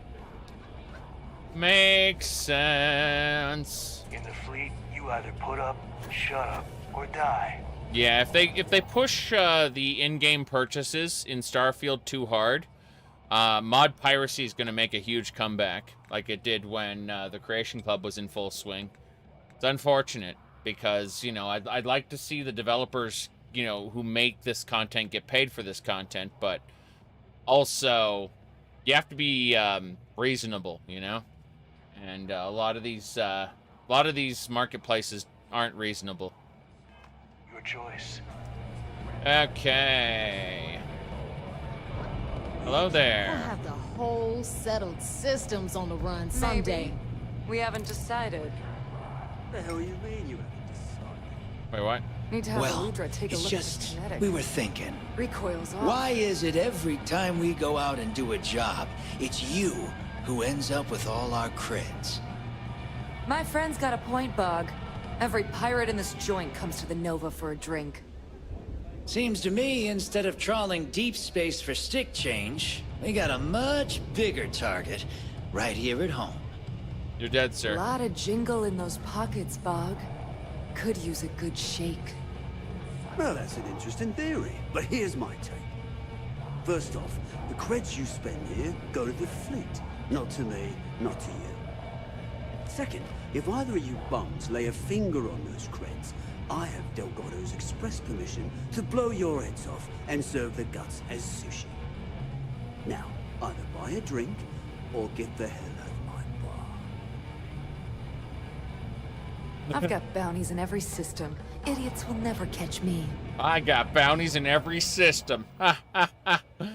Oh, boy. That's a problem. Next time you're out, you might get taken out for that bounty. You know, all I have to do is kill you guys, right? Oh, boy. There we go. 90% of the paid mods income comes through the console, though. Hey, I never said that it won't stop them from doing it. I'm just saying, like, cause and effect. They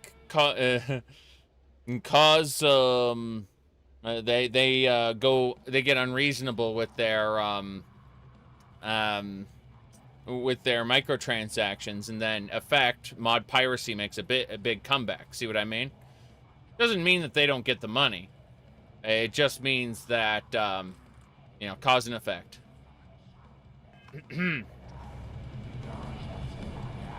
Got mixed feelings. Hey there, Bog. Oh, I was wondering when you'd wander my way. That's right. The name's Fergus. Fergus Wickham. But you could call me Bog. Welcome to the Last Nova, where the drinks are never free. Yep. True. Yeah, I didn't stop by. I think I just found my new home away from home. As long as you're buying, stay as long as you like. Cool. The Last Nova never sleeps, so no last call here. So who runs Since this it's place? your first time with us. Yeah, I want to know, like, if there's no last call, if they're open 24/7, is this guy just injecting like stimulants into his neck? Like, you see what I'm saying, right? I'm thinking about this, like, who's running this place? What's your game of the year prediction? I don't care personally, because like my games of the year are like 2, 3, 8, 15 years old games. But as far as like what the game advertisements run by Jeff Keighley, because remember the game advertisements have this big thing where they talk about what the game of the year is. I expect it to be Baldur's Gate 3. If it's anything but Baldur's Gate 3, I expect that there will be major upset. But you know, AAA advertising interests may push it in a different direction. I don't know. All I know is that, you know, like, for me, Starfield's been the most engaging and fun experience I've had this year. You know, no, I expect the game advertisements by the Dorito Pope to do Baldur's Gate 3. Here, let me pull up the Dorito Pope real quick. Here we go. So the Dorito Pope is Jeff Keighley. He sold out early on, and this is his legacy. Is this right here? Yeah. Hold on. There we go. This is the man. So there you go. Okay. Is this game really worth it? You were pretty unsure and didn't buy it. Okay, if you're unsure, then just subscribe to Game Pass for a month. Try it out, and if you have enough fun, buy it after your Game Pass expires. You can take your save files and just kind of copy them over. That'd be my suggestion. However, I would read the video description because this is a niche game. It panders to niche interests. Yes. Very good. Anyway, if you are hyped for it for some reason, wait till Christmas and get it like 10-20% off whenever they have a sale, you know. Don't pay $70 for a video like a video game. Anyway, that's about it. Oh my.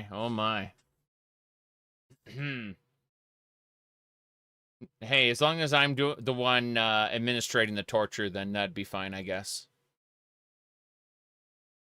Let's go. So I'm willing to make an exception to the rule and offer you my speciality. Okay. On the house. Right. One free bottle of Bog's Grog. Cool. That sounds disgusting. I'll take it. That's the spirit. I knew you'd be the adventurous type. And if you like it, you're in luck. Cheapest drink you can find, and guaranteed to drown those sorrows. You said, remember the amount of Creation Club mods that ripped off free mods from the Nexus? No. See, what happened was, Bethesda actually contracted with Nexus mod authors and to make mods that are basically what they had on the Nexus, but with a lot less time. From scratch, with a lot less time, and with what's called a budget. By that I mean it can only be a certain file size. It can only have a certain number of like database entries and stuff like that. Like basically the ESL file format is much more limited than the ESP. So that was basically it. Was they hired the actual Nexus authors to do the mods, but again, from scratch, less time, and with limitations. It's great. Yep. Not just couldn't use the script extender, but also they couldn't do voice acting. They could only use voice acting that was already in the game. They because if they added any voice acting whatsoever, it would have to be localized in all the languages that Skyrim was in. So they basically said no voice acting. It's all in this note.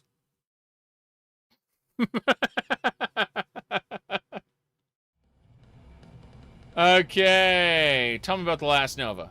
Nova wasn't always the lovely sight you see before you. She used to be a hydro farm and put up quite a fight when we decided to give her a makeover. Overgrown water everywhere. I almost gave up. But what's a proper home without a pub, eh? Right. What's on the menu? Well, let's have a look now. Okay. Ammo. Heavy particle fuses? Okay. I could use those. Those are my primary guns. And more importantly, though, I like how you have Terra Brew. That's funny. Let's have a single malt whiskey. Those are good. We'll have one of those. Thanks. Next time you need a pint, come and find me. Right. More importantly, we go to our inventory and we have that single malt whiskey. Yeah, this is some good whiskey. I mean, look at that. Like, holy crap. This is high quality whiskey right here. Only the best whiskey comes in a sippy cup. Yeah. Okay. Very good. Yep. Well, I also want to replay Baldur's Gate 1 and 2. That's another thing. So, I figure by the time I'm done replaying Baldur's Gate 1 and 2, Baldur's Gate 3 should have all of its patches and such under the hood. Whoop. Sippy cup. Alright. I need to get off my ass and do... I like how she's just sitting there waiting on a little bar stool. It's rather cute. Good job. Maybe There you are. Maybe both. All right, look. But first, I've been lining up a score with that asshole Rokoff on the Siren of the Stars for months. I'm not about to let a payday slip through my fingers. They said Baldur's Gate 1 and 2 are quote-unquote fine to play. The enhanced editions are. They went ahead and trying to get the old versions running on modern systems well, without any issues at all. Oh, that's a tall order. But the enhanced editions have are pretty good. Yeah. Yep. So guess what? You're gonna finish the job for me. Right. Now, hey, as long as I get my cut. Of course you'll get a cut. That's how everything works around here. Why would this be any different? Of course. Rokov's been tipping me off about some kind of bullshit charity event that the Siren of the Stars is hosting. At the event, they're gonna give away something called the Earth Savior Award, which is worth tens of thousands of credits. Right. So it's simple. While you're in the Siren, swiping those gal bait credentials, I want you to grab that award and bring it to me. No one likes a cheater. You're gonna win the trophy fair and square, unlike unnecessary risks. How is an award worth so much money? Or does the Gal Bank executive I'm looking for have anything to do with your award? No. Dombrowski's only aboard to use the Gal Bank VIP suite, so he can catch a free ride at the company's expense. I'm sure he'll be there partying with the other spoiled brats, but I can guarantee he doesn't give a crap about what's going on at the event. Cool. All right. How do I say yes? How do I just say yes? I prefer to remain focused on, like, 99% of the time I can say what I feel.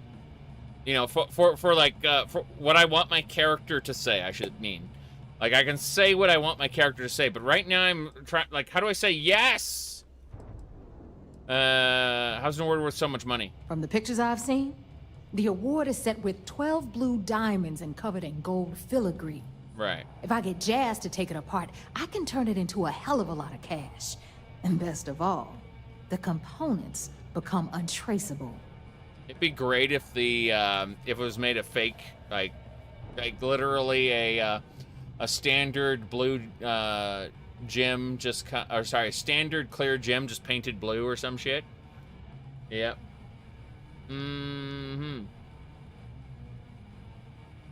Yeah, this is kind of silly. Okay, I prefer to remain focused on Kryx's legacy. And I'd prefer to have the money that award's worth in my account. Right. So you're just gonna have to deal with it. Okay. Look, you can make all the jokes and excuses you want. But if you don't come back with the ES award, I'm gonna deduct it from your pay. Either way, I get my money. How much you walk away with is in your own hands. Got it? I'll get you your damn trophy. Then it's settled. Good. All right, Rook, we're done here. Now, get your ass to the Siren and bring me my goods. Gold is pretty worthless, yep. But I keep getting called a Rook. No thanks. We'll talk later. I don't have to go through that discussion. I can just tab out of it. They let me. I've already gotten my objective. Get you in the mood for a job. What are you doing? Well, I've got some schemes cooking, but after they're taken care of, maybe I could join your crew. You hear that? We're gonna have a pirate asshole in our crew, maybe, possibly. Gonna be great. Jump. He said illusion of choice. Correct. The whole, like, most of the dialogues in the game up till now have been mostly for the quote-unquote illusion of choice to allow you to flavor your experience. What I mean by that is you're gonna damn well do Bethesda's questline because Bethesda wrote it for you, and you're just gonna experience it that way, right? But unlike, say, Skyrim, for example, you have the potential to flavor it your own way. That is to say, do you like how this is going? Do you want to... Real smooth. My bad. I was gonna say, do you like how things are going? Are you angry about how things are going? Do you want to, do you want to really, you know, dig your heels in? It's up to you, you know? Like, there are options for that. And so, in that sense, it's definitely a step up from other games. Other Bethesda games. But, no, it's not a New Vegas. And the sooner people realize it's not a New Vegas and your choices don't really matter, the better. Because you're damn well going to play Bethesda's story whether you like it or not. Work for a megacorp. Yes. Or a monkey suit and everything. Okay. Like a different time. Let's go.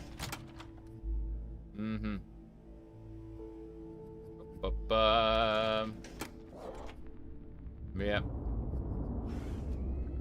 The problem is nothing like the smell of a dead shark after you. Yeah, but the story sucks. Well, the main quest definitely sucks. But the UC was fun. admittedly dodgy at points in terms of its what it's trying to say. The Freestar Rangers were good, and my only complaint about the Freestar Rangers is that there are so many opportunities to stun an enemy and arrest them. That's what your character would do. And then what do you call it?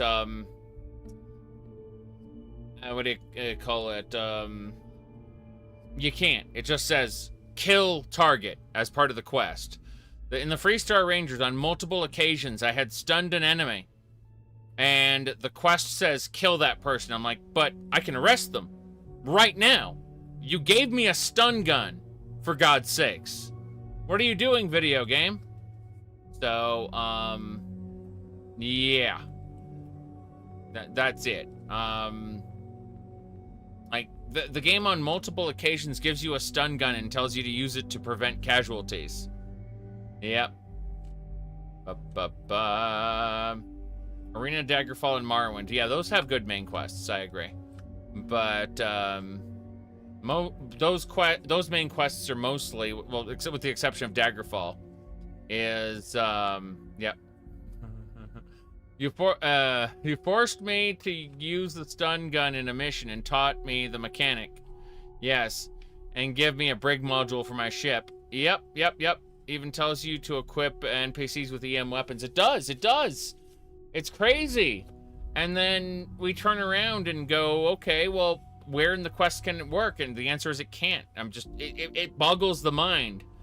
Because, like, as a Freestar Ranger, you think you'd want to bring people in, right?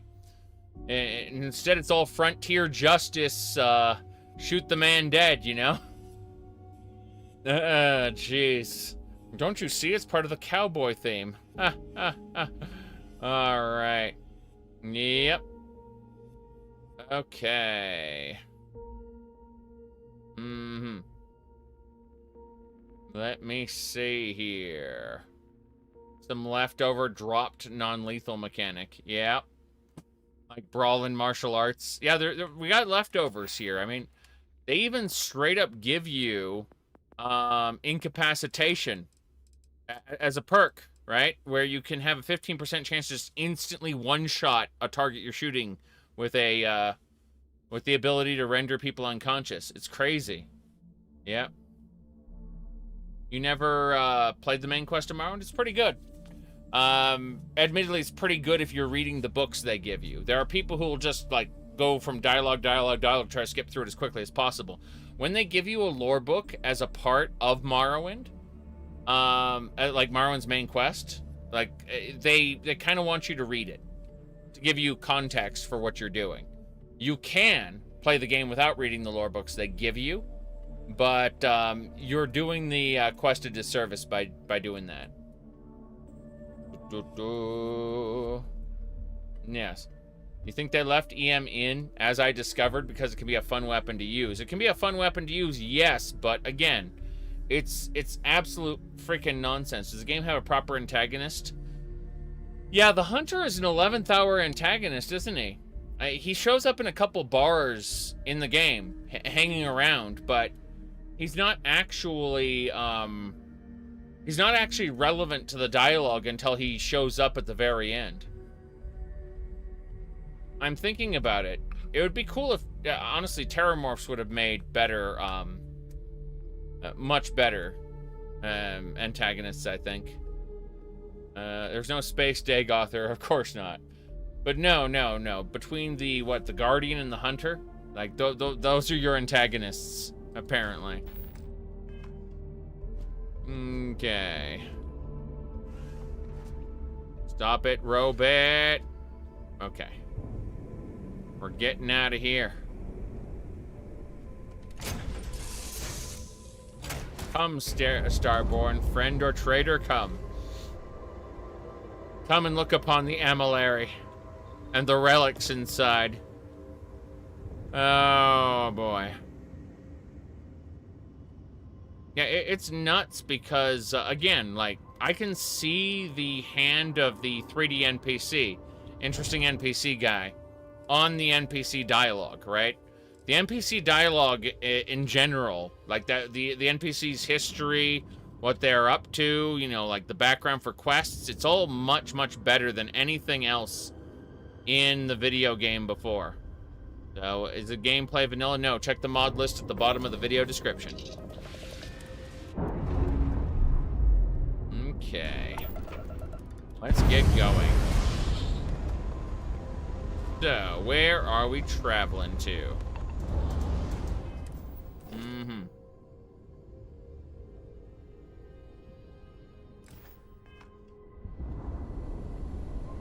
Yeah. I honestly think they made a mistake in this game by not adding, not tying Radiant quests more closely to the main quest. And by that I mean, I don't mean forcing you to do Radiant quests. I mean giving you a system by which you can land on a planet, and in addition to the main quest target, have 2 or 3 Radiant quests to do in that area as optional objectives. They missed out. Like, instead, the Radiant quests are just kind of on a different node somewhere else. It's like, okay, well, what is the point of doing this? And the answer is get EXP. The money, I guess.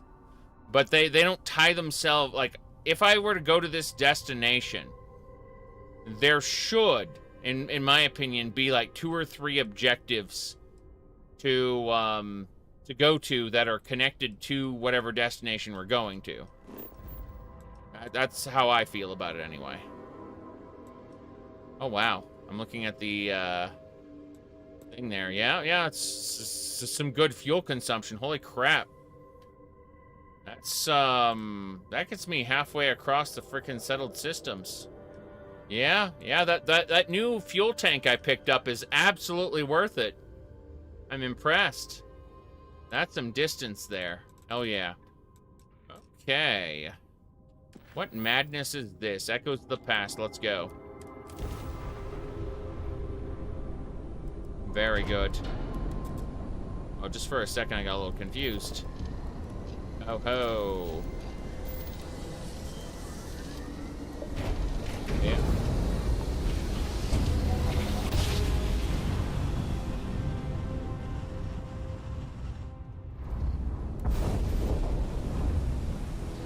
Okay, hold on a second. Okay. Those Bethesda emails are like 3 years out of date. We don't actually know what's going to happen. I'm not saying an Oblivion remaster isn't happening. I'm just saying that shit is super out of date. So it might have been canceled or delayed or switched studios, or who really knows. Who really knows? Vigilance! We're landing! Hell yeah! Okay. Going in. Gonna have a chat with the Vigilance people.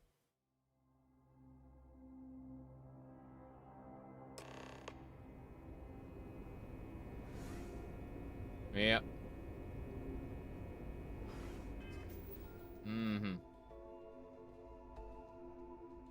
Let me see.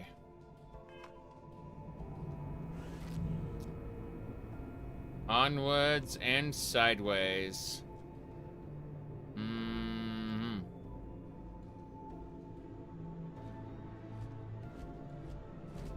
Yep.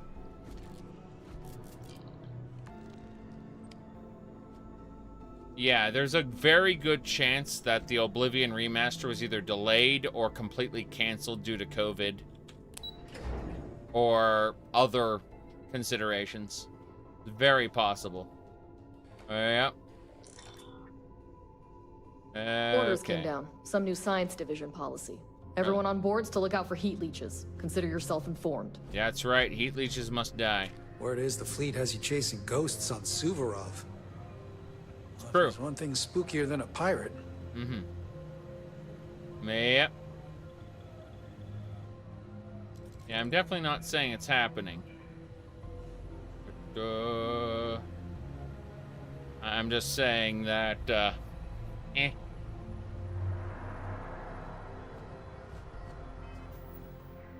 Said, why would they try releasing a full game when, because Sky Oblivion won't be available for consoles, most likely?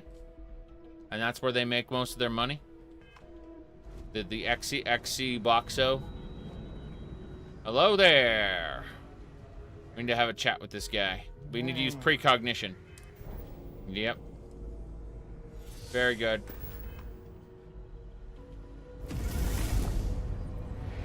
You're back. So how did it go? I successfully infiltrated the Crimson Fleet. I'm confident this plan is going to work. Then things are moving forward. Yes. Perfect. Very good. Nice job, Rook. I was certain we'd fool Delgado, but never. She's a sharp one. Overcoming her scrutiny is no small matter. Did you discover anything worth reporting yet? You said just partner with them? They can hire some mod makers like they have before, but partnering with a mod team means accepting all of the liabilities of that mod. Like that's the like it would need to be scrutinized to high heaven. That would cost man hours and time, and if it didn't work on certain systems, it didn't work properly, it had to be fixed in some way, had issues, whatever, it becomes their problem. Yes. It's true. Like there's huge issues. It's the reason why if you look at the Creation Club and the Creation Club alternatives to certain mods we already had, the Creation Club mods are half-baked because it's for multiple reasons. And you know, we hate it, but that's just how it is, so boy. Okay. Delgado was searching for a Galbank ship named Legacy that was carrying a lost fortune. Legacy. Why does that sound familiar? Wait a moment. Are you telling me Delgado may have actually located Kryx's legacy? I suppose it's possible, sir. Intelligence picked up a bit of chatter on that subject recently. We assumed it was some sort of tall tale or a story to attract recruits to their cause. Story or not, Delgado believes it's real. Well, let's find out if Delgado's chasing ghosts, or he's smarter than we suspect. Let me see what we have here. Nope. There are no records of a Galbank transport named the Legacy in the database. I think Delgado's trying to manipulate you.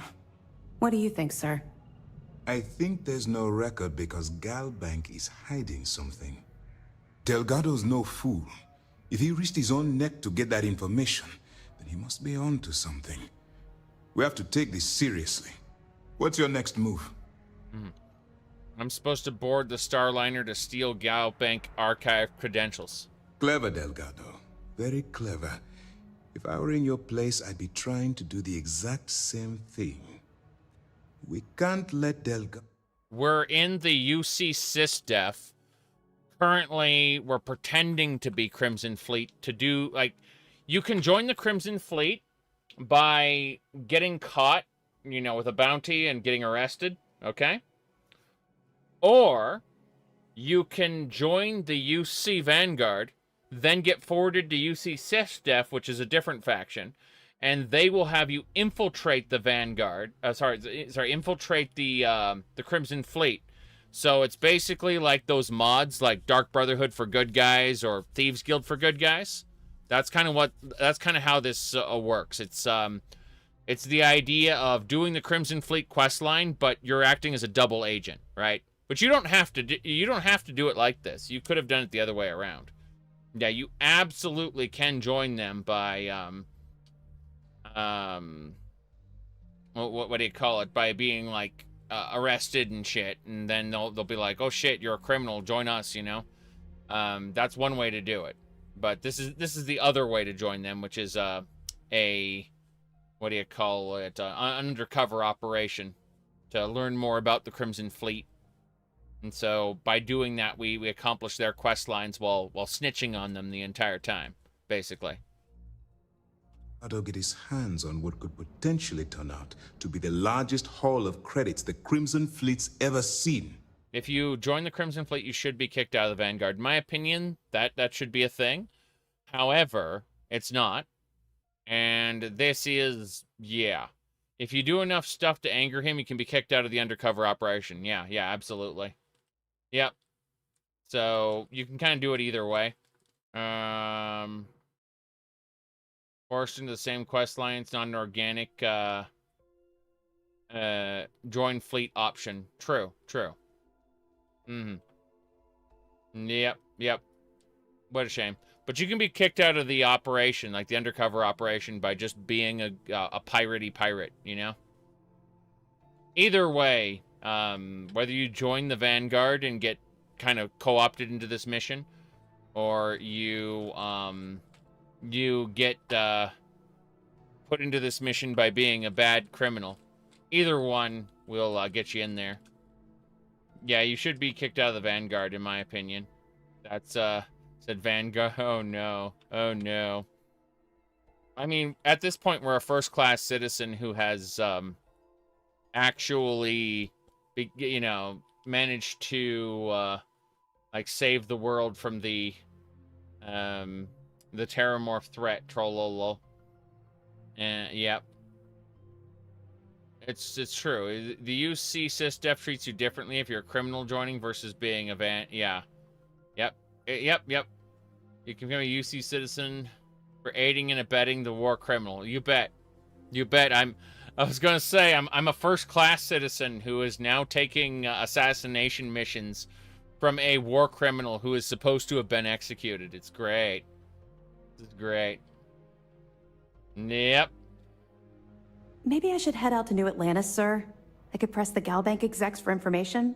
Get ahead of everything. No. Let's allow this to run its course. You said, do you think the writer's strike is the reason the story is garbage? Wrong. The story is better than it's been traditionally in other Bethesda games. The main quest is bad because Bethesda main quests are bad, and Emil wanted to be ambitious, right? Okay, so like remember, Bethesda doesn't hire writers usually. This is an exception. This is an exception.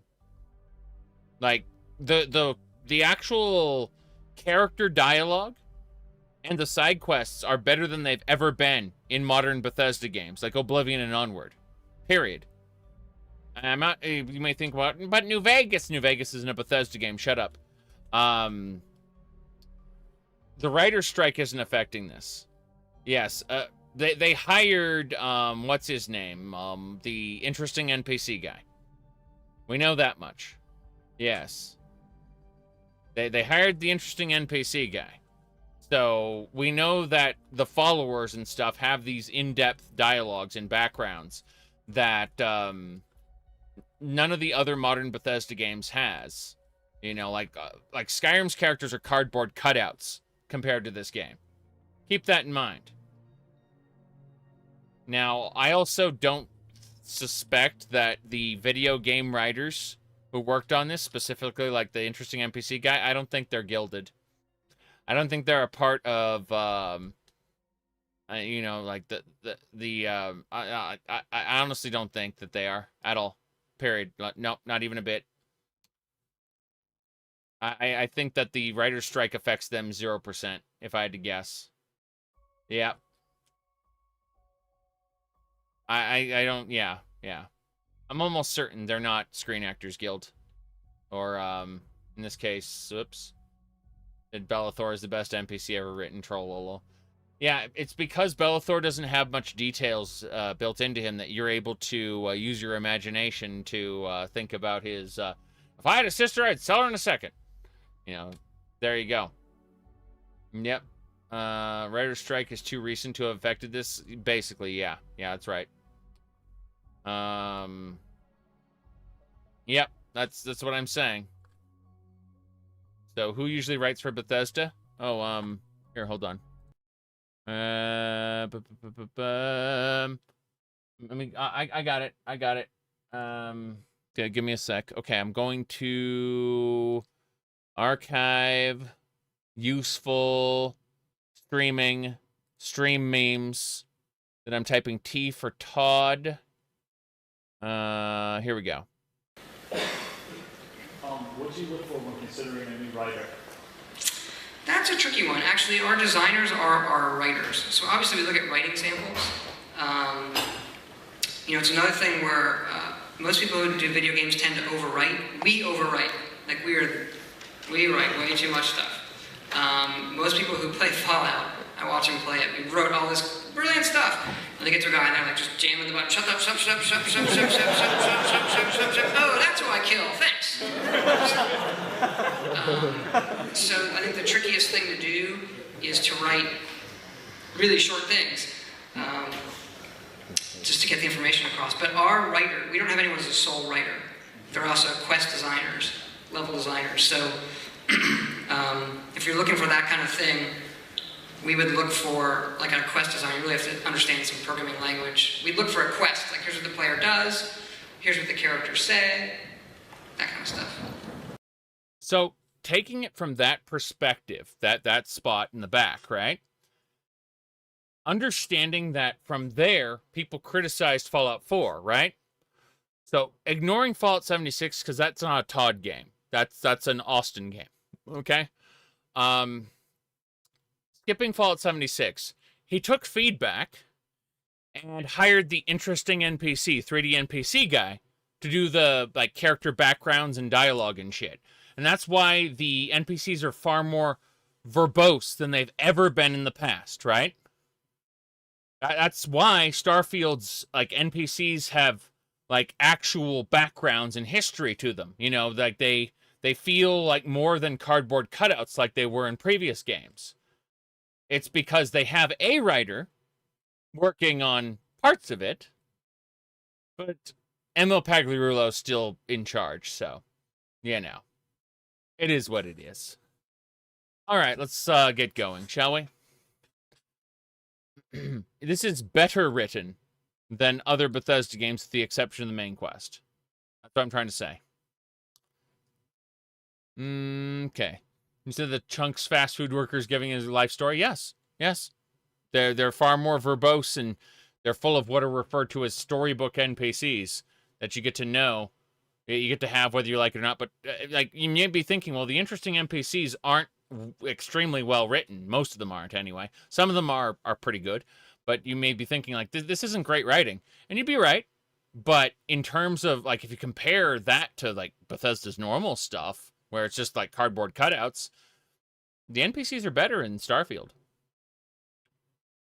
That's about it. That's about it. Okay, let me see here. We have our agent here feeding us information. I think that's good enough for now. Cool. There's more to this than just finding the location of the transport. Jasper Kryx was clever. And for some reason, he never got there. What is the most frustrating aspect of the game? Well, I mean, again, look at the video description. I discuss what I like about the game and how the game is and like what kind of niche it falls into for the most part, but frustrating. I'm trying to think about this. I would say the lockpicking minigame, I deleted it. I use console commands to remove the minigame entirely after about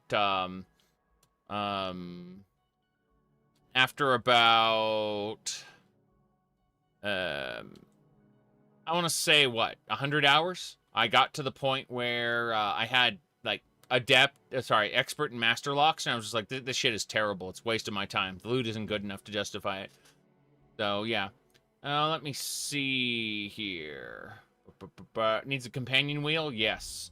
It needs the manipulation feature. Like, the manipulation skill needs to be able to be applied to followers just broadly, I think. In Fallout 4, you could, by the way. You could just hold down the use key on a follower from a distance, and then it would activate the manipulation function. Who's hotter, Sarah or Andrea? I'd say, despite her being super awkward, I kind of prefer Sarah, but what I would really prefer is a version of Sam who isn't burdened with his ex-wife and kid. I think Sam without a bunch of extra attachments would have been best husbando of all. Yes. Yep.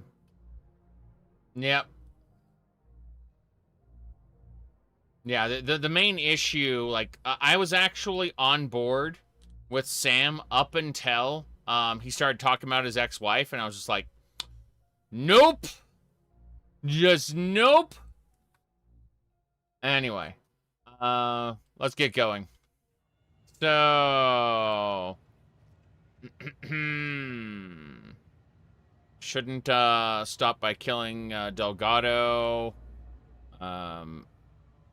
Yeah, tell me about the Jasper Kryx. Because the Crimson Fleet would be a totally different adversary, and Kryx wouldn't have disappeared years ago.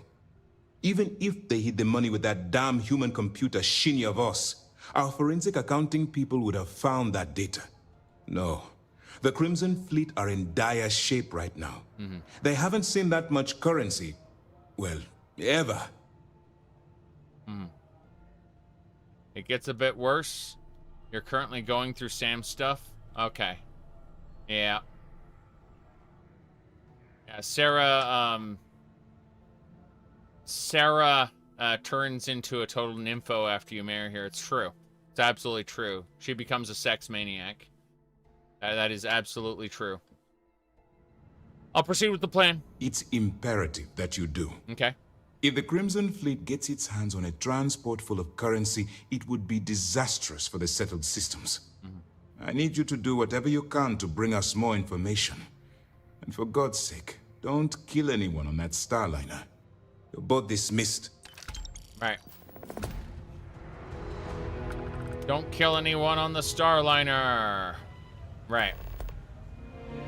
Breaking the bank. I must go. Heard you boarded the Key.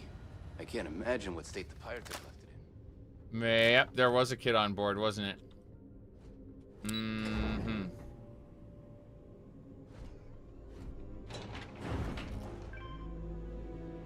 Very good, very good.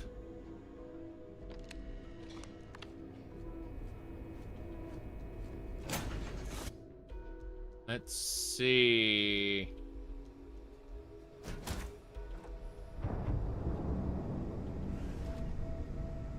Okay.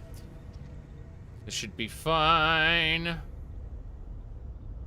Yeah, I'm quite happy with what we did with the ship. We got the fuel tanks massively upgraded, which is great.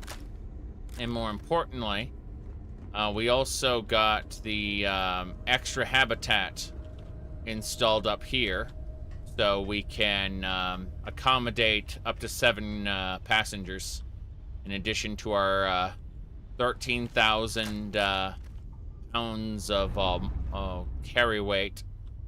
That's pretty good. Technically, they're not pounds, they're mass, but yeah.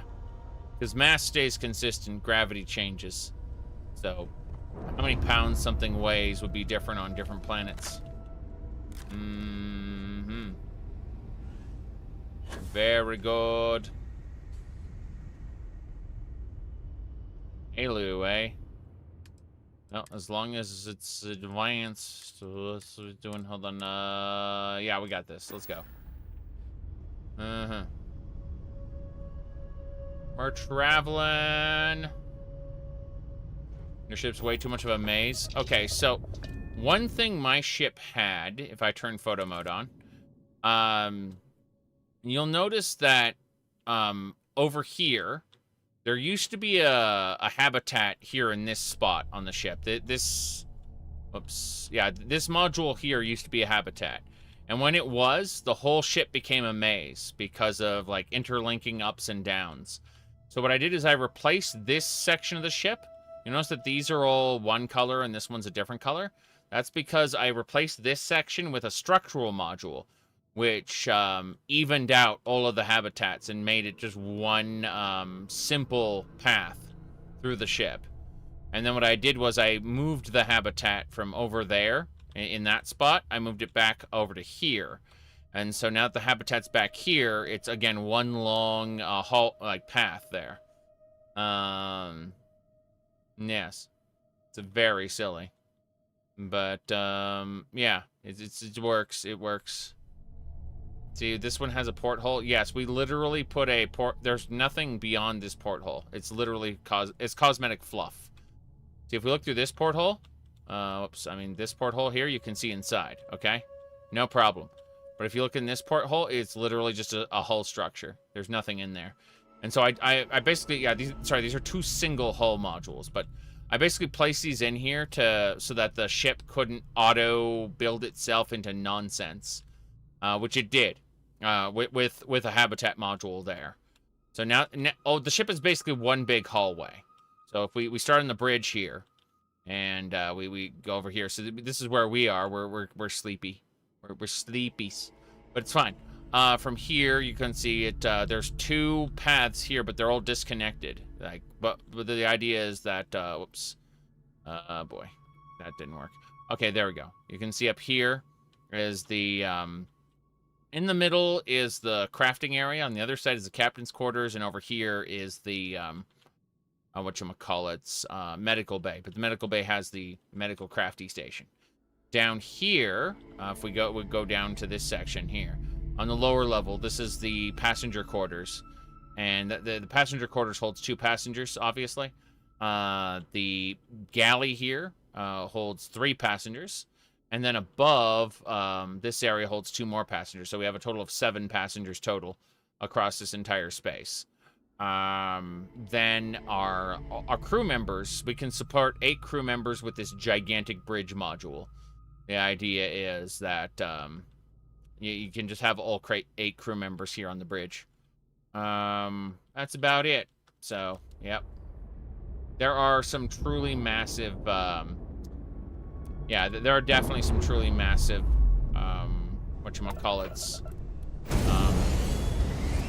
ships, but I tried to go as light as possible so I could have good maneuverability. Like, I still have 50 maneuverability despite, having 13,000 pounds of carry weight and being able to support 7, 7 passengers. And that's the whole point, is I built this ship to be kind of like an all-in-one, where you definitely, you make sacrifices to have an all-in-one. But, it's definitely a-okay.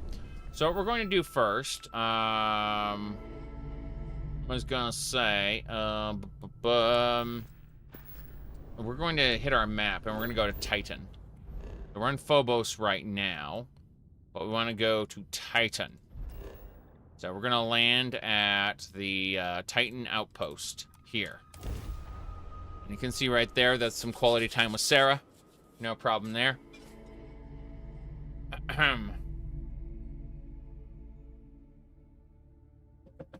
Yep. Okay, so Titan outpost. What do we got? Titanium. What else? Damn, that ambient cold's getting to me. Oh, well, let's look inside. Oh, yeah, tungsten, titanium, lead, water. I'm over encumbered. How could this be? Let me see here. We're gonna access our ship's cargo hold, and we're gonna deposit all the resources. Yep, that's it. So, lots of titanium, lots of good stuff, but we just need to deposit all of it. Yep. Now we go look at these cargo pods, and we're grabbing all the water. So much water. Too much water. Got it. Same thing here. Tungsten, lead. Yep. That's all fine here now. Thank you. Yep. That'll do it. Now over here, gas. It looks like we don't have any gas extractors. What a shame. There should be something over there. Oh, well. If we look in here, we're gonna have a look inside. So we go up here. I want to see what's in here. Ah, yes. Hey, it's always a good day when you come around. Hey, Heller, how's it going? Hey there. Yeah, you can trade gear. Need a hand? Cool. So we can trade gear. Neat. Follow me around Take for a while. it That's easy. cool. Yes. More music variety? Absolutely. I agree. Let me see what else we got here. Okay, we need some more, oops, I didn't mean to do that. Let me see. First things first. Not that one. It'd be this one. No. Okay. Don't need the extractors. That's not a problem. IMLARI, scan booster. Crew station! We don't have enough nickel. What a shame. We need to get more nickel so we can do some good harvesting. Oh well. I think that'll just about do it. I've got a couple more places to check before we go. If we look at these individual extractors, titanium. Let me see here. Heller's isolated there with a desk and chair, you bet. Tungsten. I'm just grabbing the individual resources there. I know they'll end up in these containers again. Like, that'll happen. Oh no, I'm running well over encumbered. I gotta go get all the individual resources off the producers there. I need personal atmosphere. I don't have it, do I? No, I have a reactive shield. What a shame. Okay, give him a bed, damn right. Yep. Bam. Okay, we're just gonna grab all the different resources here while we have the opportunity. And the idea is that the once the extractors are empty, they will begin producing more resources. Yep. More resources. I guess the water extractor's empty. That's interesting. Red Dead 2 was snubbed for Game of the Year. Red Dead 2 was definitely a thing. I'm looking forward to playing it now. I haven't played Red Dead 2 yet, but the reason I'm looking forward to playing it now is that it it contains a what do you call it? There's a mod for it that now skips the animations for looting and skinning and all that stuff. So you know, like that immediately makes it something I'm considering playing now. Animation skips, yes. God of War, okay, so there's a problem with God of War, and that's modern God of War is a game where you can derive most of the value of the game from watching a Let's Play, okay? Like, not actually playing the game yourself. The majority of the value of new God of War comes from watching the story, which you don't have to do yourself. The majority of the value from old God of War came from actually playing the game, not the story itself. That's the thing. So, you can get the most out of modern God of War just by watching a Let's Play, whereas old God of War, you could, you know, actually, you actually had to play the video game to get the value out of it. I'm just saying. Oof. Oof. I mean, let's set aside the fact that new God of War was also designed for Darkside Phil. Let me see here. Okay, let me pull it up right here. It's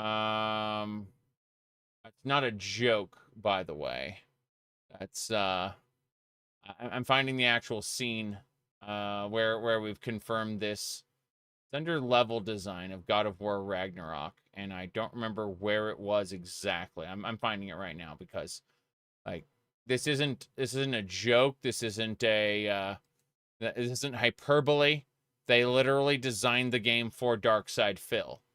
Let me see here.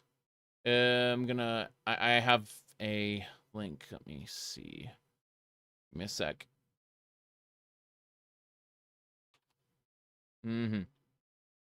Okay, I'm trying to find the actual timestamp for it because it's the level design of God of War. Okay, found it. I found the scene. Got it. Okay, so when I said that modern God of War was designed for Darkside Phil, this is the Game Developers Conference, or GDC. these are the people who made God of War who are discussing it to other industry professionals to kind of, you know, explain how they made their game. Okay? Check this out. The different levels. The flow is motivating, and most importantly, we can actually use that motivation to prioritize exploration. Here's a quick example. I want Look at Darkside Phil in the corner here, okay? This isn't a joke. This is the actual presentation. I will right-click right now, click copy URL at current time, and link it in chat for you. This is not a joke. This is the real GDC, Game Developers Conference, from the presentation, okay? Like, it's from their official YouTube channel. This is real, okay? It's not a joke. I've linked it in chat for you. If you can't see the link, switch from top chat to live chat at the top of the chat window, and that should make the link visible. Here we go. I want you to watch what the player does here as he boats around. Taste of Vanir magic led him to new forms of experimentation. We're back. New levels of depravity. Look where we are. We're back. Okay, so in this example, the player is exploring the hub. They've been correctly taught the shock arrow mechanic. And thanks to the design work done by Kai Zheng, they've also been told that shock arrows mean interesting themes. And yeah, so the point, I've linked it in chat for you. The fact is that game was made for Darkside Phil. Okay? He is the standard now for the low bar of every player must be able to get into this. If Darkside Phil can't do it, then the game is not fit to ship. Okay? That's the level of hand-holding the game must have. Period. Yes. There you go. Okay, I think we got everything here. I'm going to be moving on now. I just wanted to grab all the resources. I'm going to go to my ship now. My ship is at this giant bay here, as you can see. But my Titan outpost just produces titanium and lead. Some other things. Doesn't matter. Because Phil is the lowest bar. That's what I'm trying to say. Like, they needed the absolute lowest. They needed to make sure that everyone could possibly do the thing, right? And so they picked the lowest bar they could possibly place to make sure that every single person could potentially clear this mechanic or whatever mechanics they want to place. Yes. Right. Water vapor, lead, tungsten. Yeah, that's it. So we're getting lead, tungsten, titanium, and water vapor. That's fine. Yeah. Mm-hmm. This is good. This is good. Yep.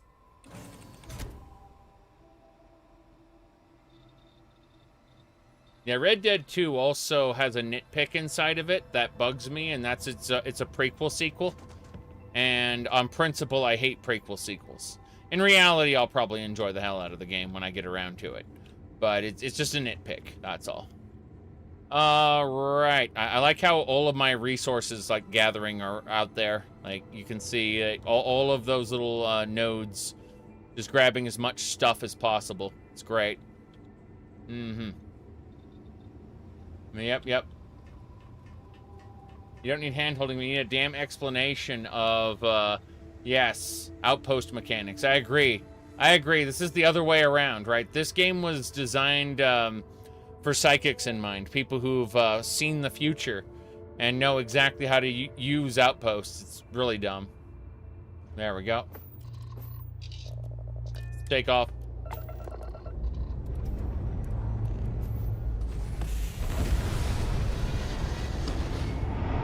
Firewatch.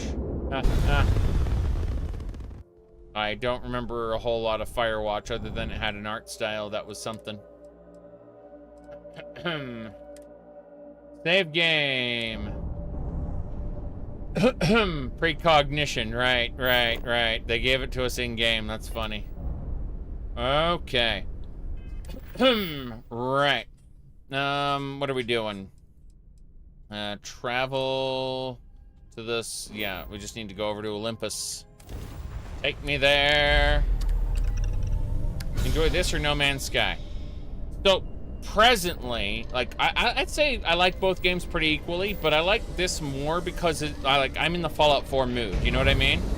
And this is Fallout 4. The best way to put it. Like, this is the dungeon crawling of Fallout 4 with the core gameplay loop of Star Explorers. Go Google Star Explorers Steam and go check out that game. The core gameplay loop of go to planet, kill enemies, loot dungeon, return to ship. Go to new planet, repeat process.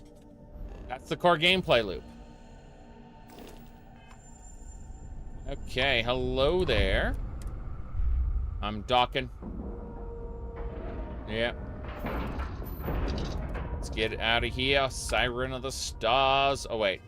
First things first. We're going to change ourselves up. This operative suit is cool, but we need to remove the helmet, wear the sari dress. Yeah, this looks better for us right now. Let's go. They plan to add a local map. Shrug. I don't know how good the local map's gonna be. That's a problem, right? Yep. I like No Man's Sky a lot. But for what I want specifically out of it, dungeon crawling, you said a deeper cut, but I fucking love Star Explorers. It's just that for what people are expecting, they read the video description. Like, that's what I'm trying to say, is like, I love the game precisely because it's a $5 indie game that that has oh wow, you're way behind, Preacher. You're way behind. Holy crap. Okay. Like, you probably aren't watching live. Okay then. Now then. Vasco, I need you to Good day, Captain. I need you to wait at the entrance, please. Thank you. Do you think the Unity stuff is true gateways to parallel universes? Human understanding of physics has, until now, shown no indication that such a thing is possible. And yet, we have now encountered two individuals physiologically identical to unique humans we already know, possessing knowledge and technology that it seems improbable for them to otherwise have. It is indeed possible that they are telling the truth, that this unity does exist. More data is required. Got it. We need the rest of the artifacts then. That would at least verify the assertion that the artifacts are necessary to reach the unity. Yes. Right. Okay. Let's see here.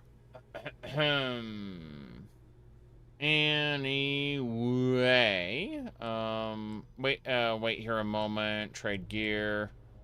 Yeah, wait here a moment. Understood. I will remain here. Cool. Fuck. Obey. Why? Why is the ship this way? About time you showed up. All right, I want to know what's going on. I've been trying to get Delgado's attention for, I don't know, 3 years now. And what do I get? Nothing but radio silence. Then out of nowhere, just when Neva and I are closing in on a huge score of our own, Delgado orders me to help you out. Hold on a second. You said Vasco's the only one judging you for killing a small... Sorry, the only one who doesn't judge you for killing a small family? Hold on a second. Why isn't he romanceable? The best romance you're ever going to get is... hold on. I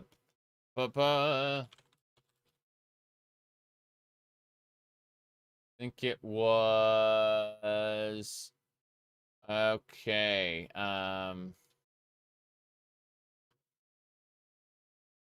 Okay. Hold on a second. Ah, I got it. Okay. This is a high-grade romance scene. Let me see. There it is. Okay. This is the highest grade romance scene you're going to find in science fiction. Get ready. Okay? The romance button. Hey, Kinsey, you wanna fuck? Let's go.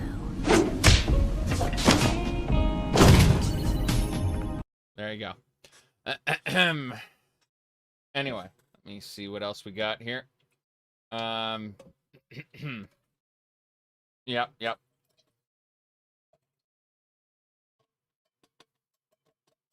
Almost done. I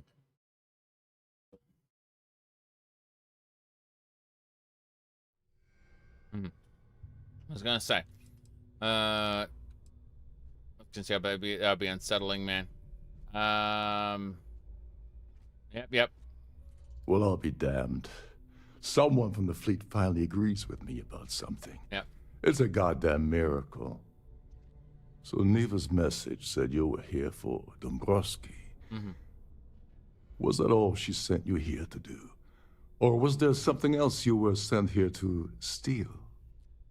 Let's see here. Yeah, Neva asked me to steal the Earth Savior Award. Oh, really? Did she now? I can't believe she's trying to cut me out of this deal. Without me, the award never would have ended up here in the first place. Yep. Yeah, without her, you're never getting back into the fleet. Don't worry, you're still gonna get paid. Yeah? Funny you're only bringing that up now. Fine, I'll help. But you're doing all the legwork, and I'm still taking my cut of the payout. Fair enough. Anyway, we'll get to that later. First, we have a much bigger fish to fry. So why are you targeting a Gall Bank exec anyway? Not exactly your average Crimson Fleet prey. Why the interest? I wonder what you want. That's all the information you're getting.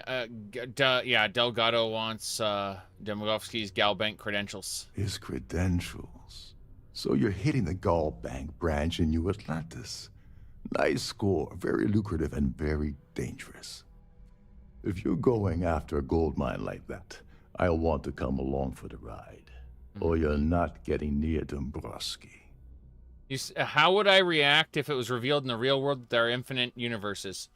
I think I'd prefer it if it was like Futurama, where they're like, is there an infinite number of universes? And the professor goes, no, just the two. And they look over the edge and they see in the parallel universe, there is a version of them with cowboy hats.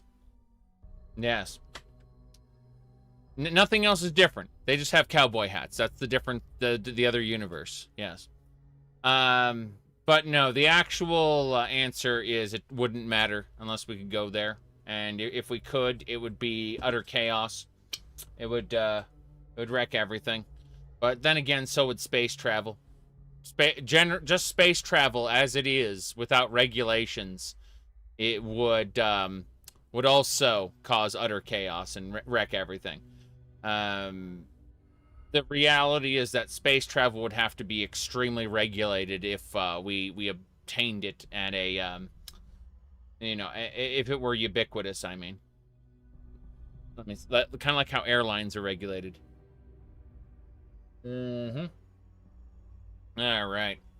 Did I see Xbox X leaks? Yes, those leaks are like those emails that are leaked are like 3 years old. So, anything could have happened between now and then. Just saying. Yeah, the emails were part of court documents which were 3 years old. So, don't know.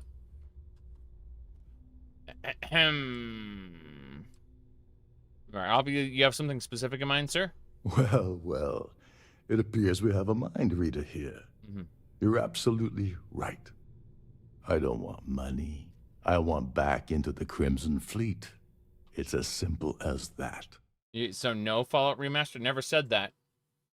I said we have no idea what's going on internally outside of a 3-year-old document. And things change. COVID happened. Bunch of other shenanigans. So, we don't know.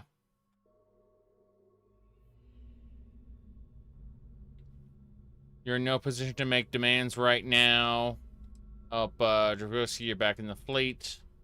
I can put in a word with Delgado, but it's up to him to pull the trigger. That's a disturbing way to put it. But I suppose that's the best offer I'm gonna get, so I'll take it. Yep.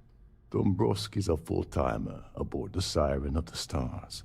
Probably spends more time cruising the space lanes than actually working. Fortunately, the Siren is hosting the Terran Preservation Society charity gala. Larry won't be able to resist showing off his VIP clout. Terran Preservation Society. What are they doing there? I don't know. I have no idea. To get what you need, you're gonna have to attend the gala, talk to his fellow philanthropists, and dig up some dirt. Right. Okay, so I didn't bring my dinner jacket. Yeah, well, lucky for you, it's not black tie, so you'll be fine. Cool. This card will allow you to access the Starfield ballroom. If you need my help, I'll be relaxing in one of the upper-level lounges. Head inside and mingle with the crowd. No one likes Dombrowski, so they'll be more than happy to share his dirty secrets. Yep.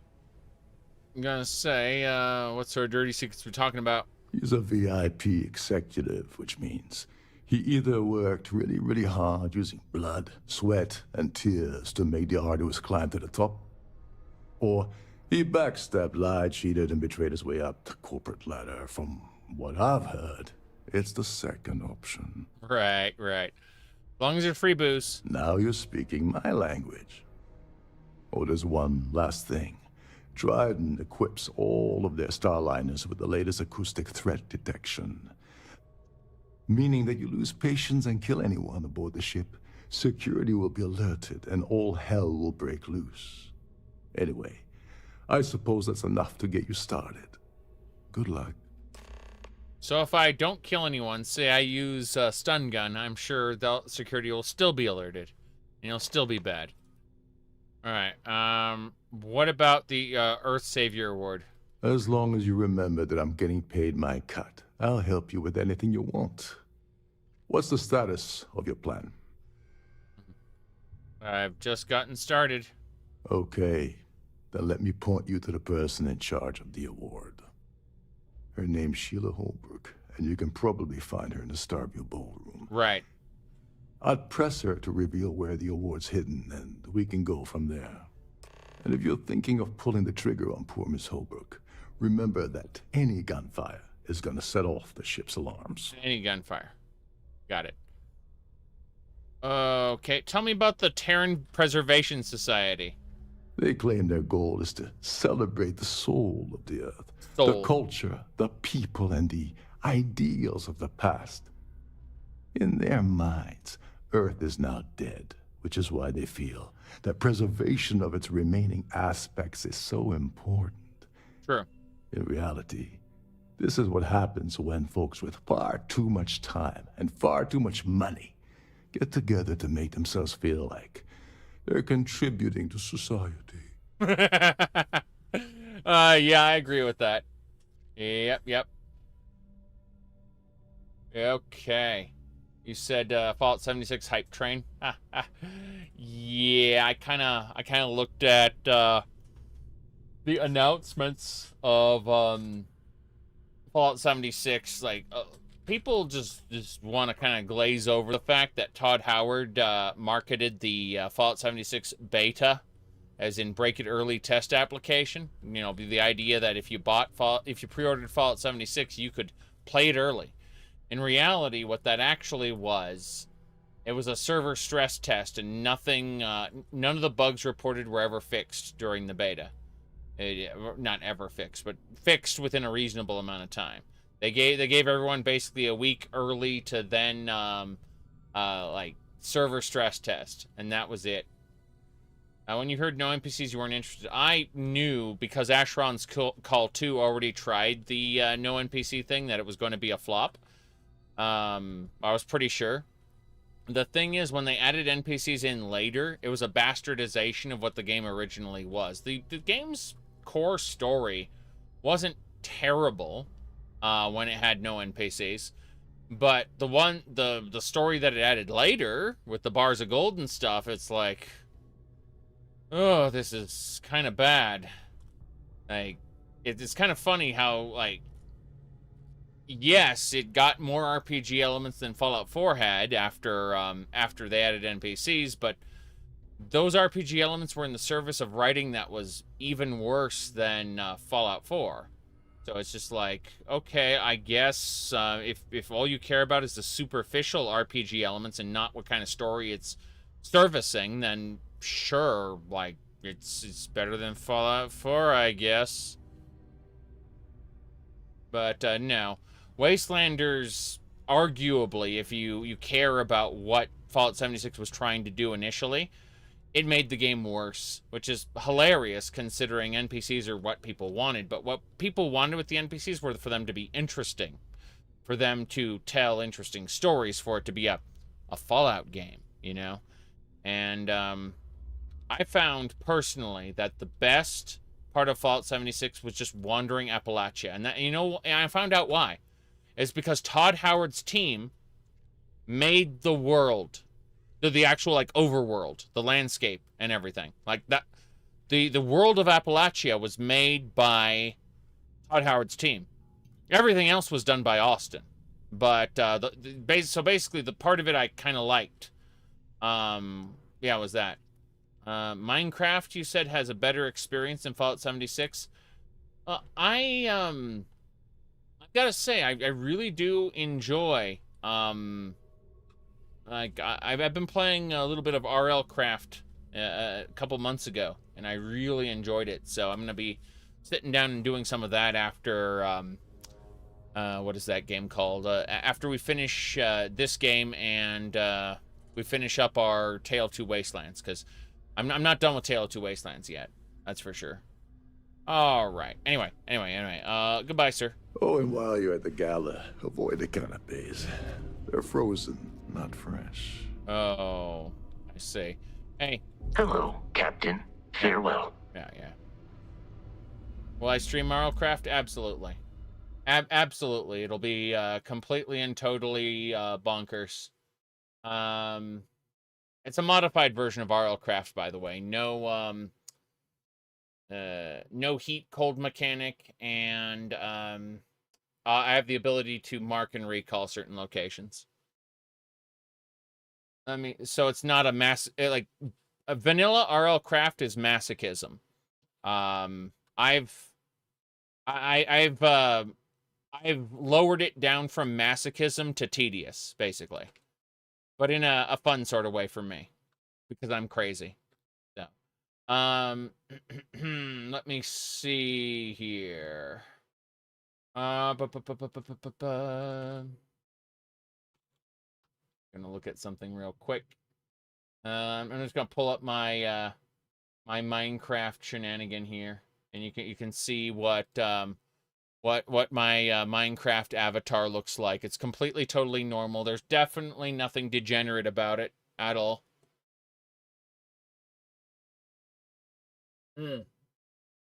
There you go.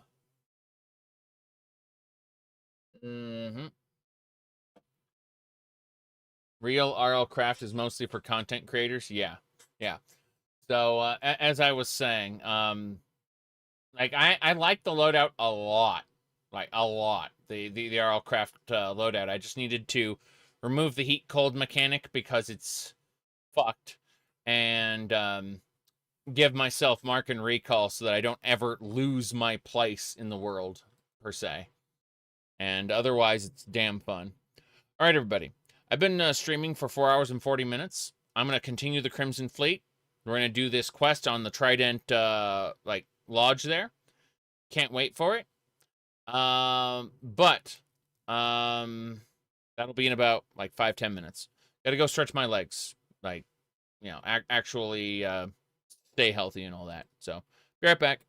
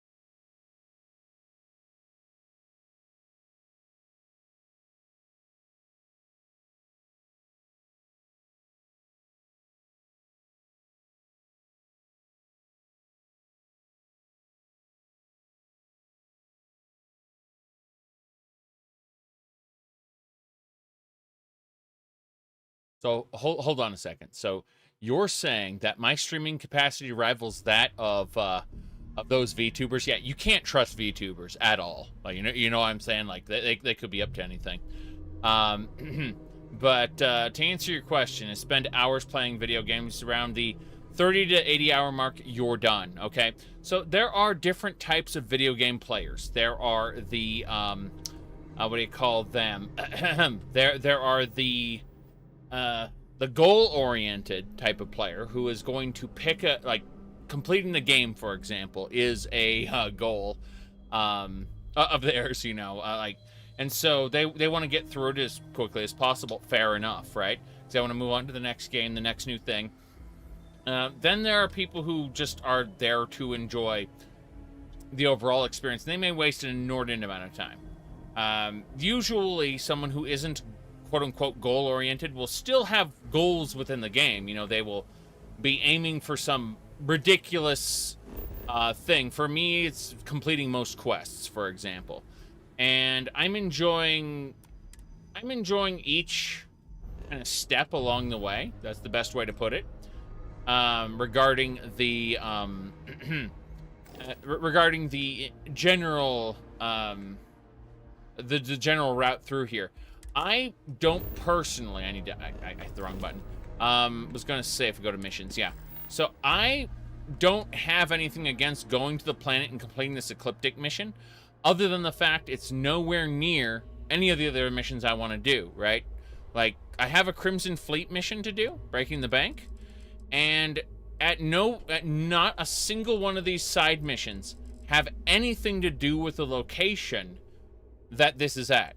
The reason I love, like, these mods that add Radiant quests to Skyrim, for example, is because those Radiant quests, like, add up extra things to do in that location, or next to that location, to where you will leave town, go do a Radiant quest, go do a story quest, go do 2 more Radiant quests, and then come home. And that was a big adventure, right? But then you're ready to go on the next big adventure. So you pick up a bunch of Radiant quests, and hopefully some of them are near the location that you want to go to, and repeat the process.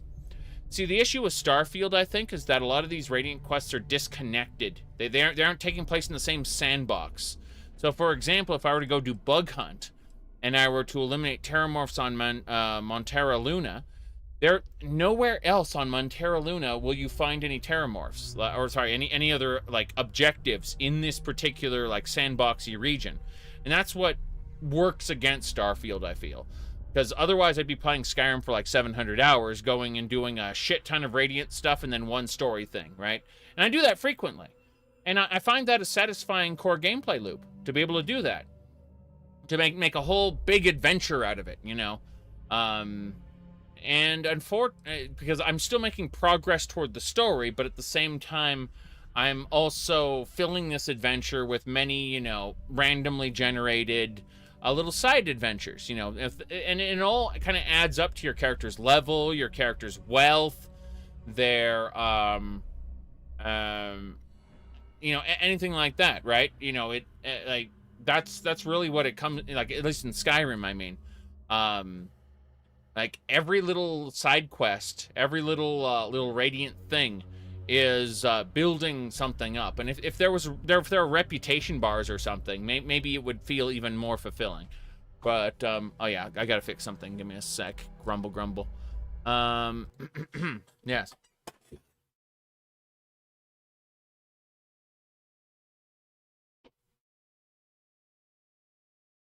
There we go. I fixed the thing. Now, what was I saying? Yeah. So yeah.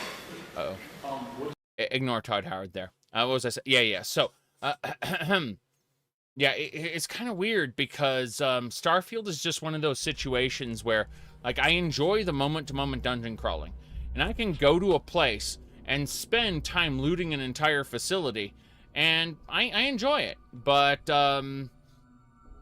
would I start to play a little faster if I wasn't streaming? Probably. And would I start to play faster if there was something else I immediately wanted to play afterward? Like, if Elder Scrolls 6 were, you know, out now, I'd be powering through the main quest to finish this. You know what I mean? Or if the newest Final Fantasy XIV expansion had just come out, again, I'd be powering through this to get this done, right? But I got time. I got plenty of time.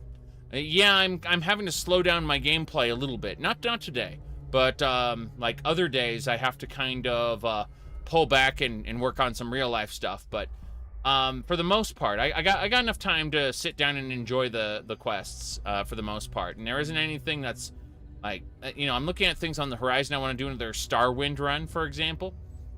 I can do that in the fullness of time. You know, I don't at present feel rushed to finish anything. So I guess that's the main thing, is that this is at present the most enjoyable thing I can do at the moment, just because like it's a new game, you know. Let me see though. I'm trying to think.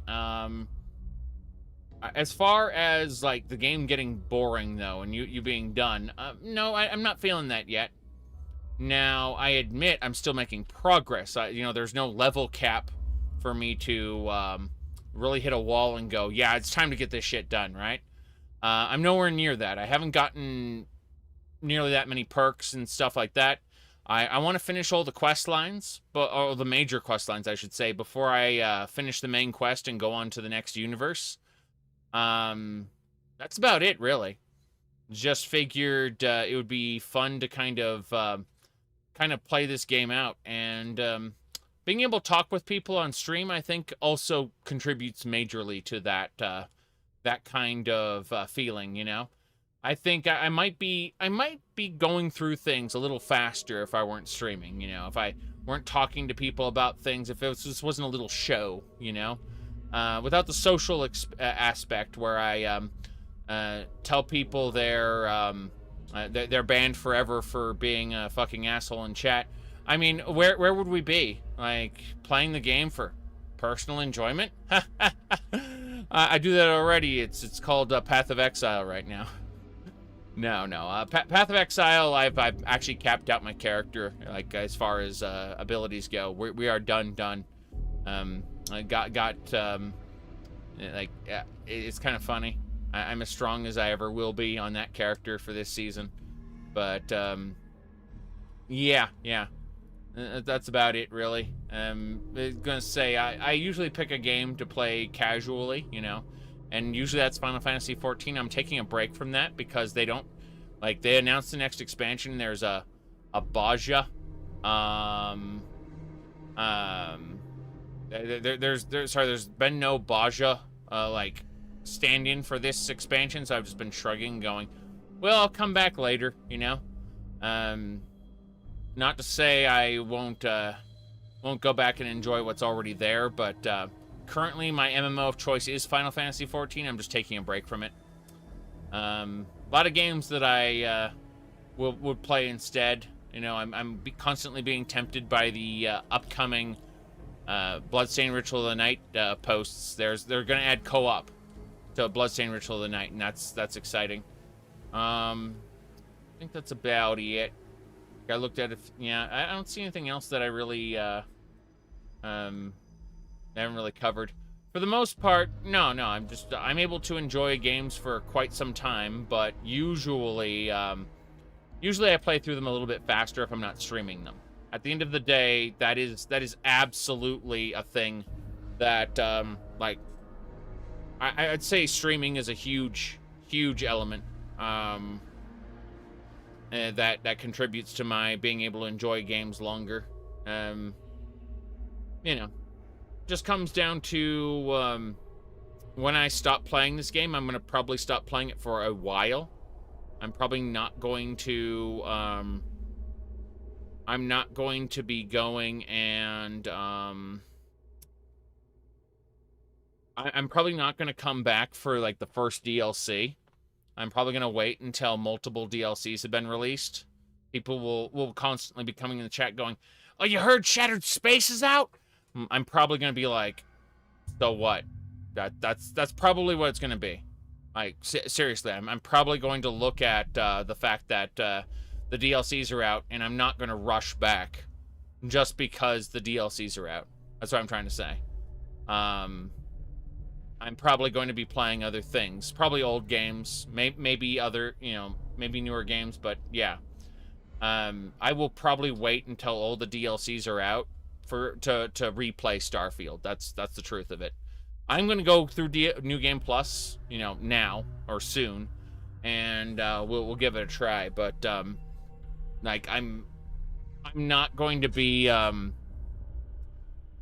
going to be out of Starfield for at least like 2-3 months until like all the DLCs are out. That's probably true. Just going to be doing other things. All right. And then all of a sudden at one point I'll be back onto Starfield with 1 billion mods and, like all the DLCs. You know what I mean? I'm looking forward to doing that eventually. There won't be anything new Starfield wise other than probably bug fixes until next year. They're planning on like the Creation Club / modding is coming out early next year, they say. Like first quarter somewhere. Okay, we're on a freaking space galleon thing now. Fuck, gonna just make a save here, maybe, possibly. All right, Siren of the Stars. Here we go. I wonder if this game will have DLCs, more DLCs than other games. There's probably going to be one major DLC, which I imagine is going to be House Veyron. And from there, I imagine that the Creation Club's going to take off, and we're going to have things to do there. Remember that this game is slated for in-game purchases, so Creation Club's going to be a thing, for sure. Whether it's called the Creation Club or something else, they're probably going to be making content, for sure. But I imagine, I'm almost certain that House Veyron's going to be Shattered Space. And that's that, yeah. Is getting a crack at all of the leftovers from the dining area buffets. Yeah.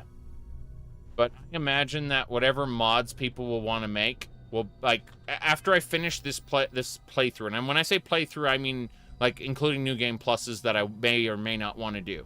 Okay?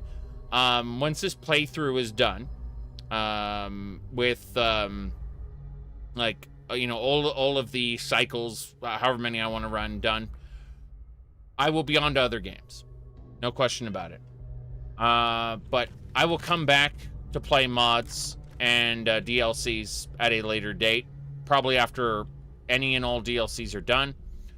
Probably after, what do you call it? Oh, I'm in a spacesuit here. That's special. Okay, I thought maybe I was going to be, in my casual outfit. But no need for a dress. We're going to put on the operative stuff. Fuck that. Extra stealthy. Yeah, extra stealth. Yep. Okay, Starborn Kamehameha. That'll probably happen. Yep. These are all Captain Rokov is one of the most easygoing COs I've ever worked under. In fact, he doesn't act much like a captain at all. You're a guest of Captain Rokov, right? Welcome aboard. I am. These newer vessels more or less run autonomously, which doesn't leave much for the crew to do around here. Yeah, well, I mean, the crew has to do safety checks. There's a reason why you don't go to sleep in a Tesla, right? You keep an eye on it. Like, you have to be ready. Legally speaking, you have to be ready to take the wheel at any moment when a car is on autopilot in real life. Legally speaking, is a required duty of you. Similarly, like, these ships, quote unquote, run autonomously. You better damn well be ready to take control of them. Yep. No, I'm looking forward to playing this game again with a copious amounts of mods. A copious amount of mods and DLC.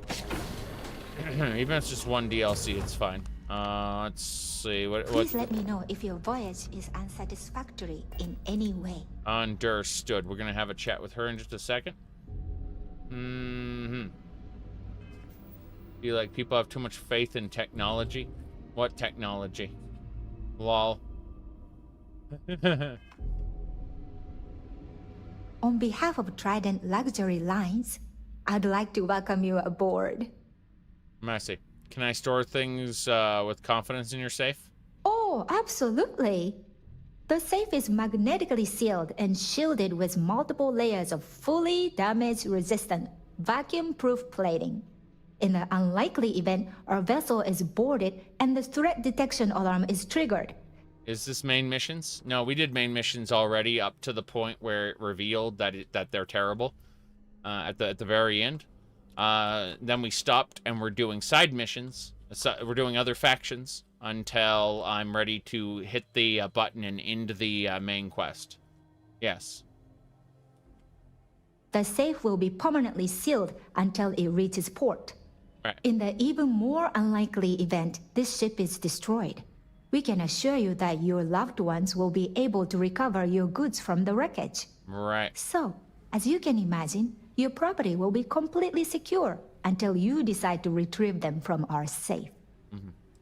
Okay. Please let me know if there's anything I can do to make your stay more comfortable. Safe requires a key. I'm assuming, yeah, it's back there. Okay. Plushie. What a shame. Okay. I can't believe they aren't selling Trident at all. They aren't selling Trident ships. Like, you can go to the Trident yard and they say, yes, you too can buy the best ships. So, hey, can I buy one of the best ships? And they said, we're not selling ships. I'm just like, just raging here because it's like, don't tell me you're selling ships if you aren't selling ships, right? It's like, stop it. Stop it. Okay. Let me see here. Right.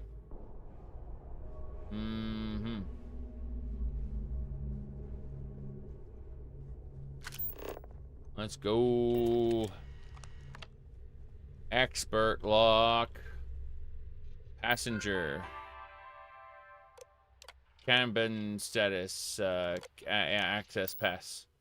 I see. Can't wait to break into this place. Gonna be fun. That's the main area. Oh wait, the award's there. I need to go have a chat with people about the award. Now, if this were like a game like Fallout New Vegas, for instance, or like a Pathfinder game or anything like that, I would be concerned about talking to someone about the award because I might tip them off about the idea that I'm thinking about stealing it, right? But because this is a modern Bethesda game, I know that I can follow that waypoint, and there is almost 0% chance of me making things harder on myself by talking to a particular person. Yes. Why are they taking so long to release the creation kit? It's, Please remember to obey all posted safety and mustering instructions. Yes, good on you, ventriloquist. They delayed the creation kit for 4 months for Skyrim and 6 months for Fallout 4. And I'm surprised they didn't release it like for Fallout 4. Like, I'm surprised there wasn't a creation club or something set up for Fallout 4, honestly. On the release. It's really strange. But that's just how it was. Yep. There's yep. Don't know. Okay. So hello, guest suites. The society chair has really outdone herself this. Yes. I'm extremely busy preparing for the award ceremony, so this better be important. Yes, I hear you're in charge of the Your Savior Award. Yes, I am. Actually, I've been entrusted with the transfer of the award for the last 7 of its 9 years. Why do you ask? I see. You must be nervous keeping something so valuable in your cabin. In my cabin? Oh, please. Why would I do something so foolish? I'll have you know that the award is locked inside the master safe, located at the purser's office. There we go. Now, if you'll excuse me, I have much more important things on my agenda than to speak to the likes of you. Very good. So now we know that we just need to get to the purser's safe Any and complaints deal with about that. your crews should be directed to one of the staff. Understood. Are you staff? No, you're trade and security. Okay. Oh boy. That'll do it. That'll do it. Let me see. Yeah, imagine talking to her. Wait. No, yeah, No Man's Sky has a lot of black holes. They take you to random ass locations though. They aren't really like you can fly right in a black hole and two things will happen. Number one of your ship's systems will get damaged. Number two, you will end up in a random location a certain distance away from where you entered, which is still way further than you could go with your jump drive reasonably. So by like ping-ponging into black holes, you could actually get way closer to the galactic core than you could just like going in a straight direction and spending antimatter fuel. Yeah, No Man's Sky has a lot, like, you say you played No Man's Sky, but there's a lot to the game that isn't immediately visible or understandable. There are also stargates. Like, literally, they call them portals, but they're just straight up, like, the stargates from Stargate, where you dial in an address, and you can travel through, like, to a specific point in the galaxy. So the ship would be dead. No. No Man's Sky does not follow real world physics. You can enter the black hole. You take a you take one what do you call it? You take one system of damage. So like maybe your jump drive may be damaged, or your what do you call it? Your thing. You've never found a Stargate in No Man's Sky? They're all over the place. You just need to offer up a dagger, like a ritual dagger, or a or something else to one of the one of the artifact temples, and they'll locate you to one of the portals, assuming you've done the main quest. The main quest of No Man's Sky unlocks a shit ton of things. If you don't want to do that, you have to go to see Nada and Paulo, and they'll help you unlock.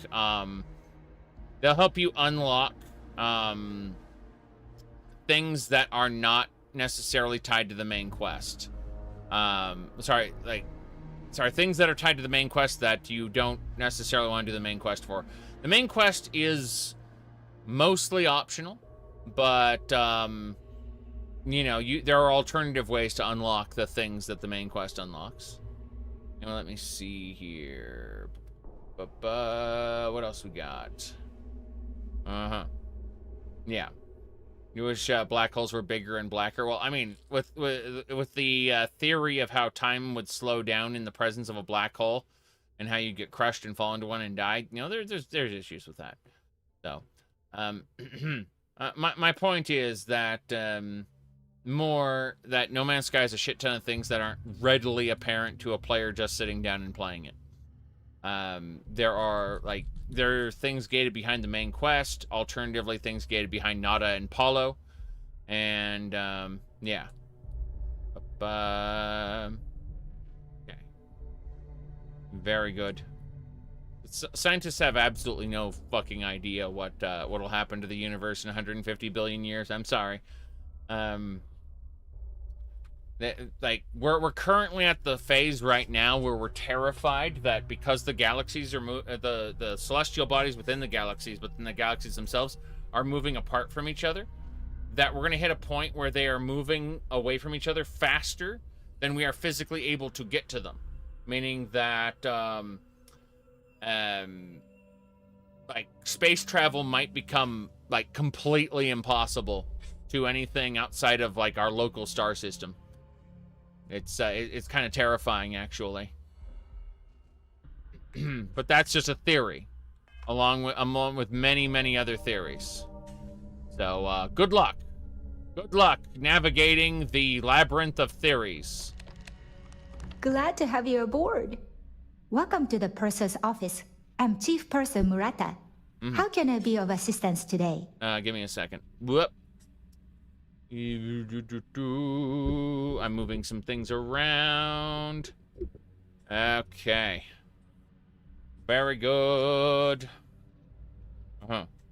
I'd like to take a peek at the Earth Savior Award. Haha.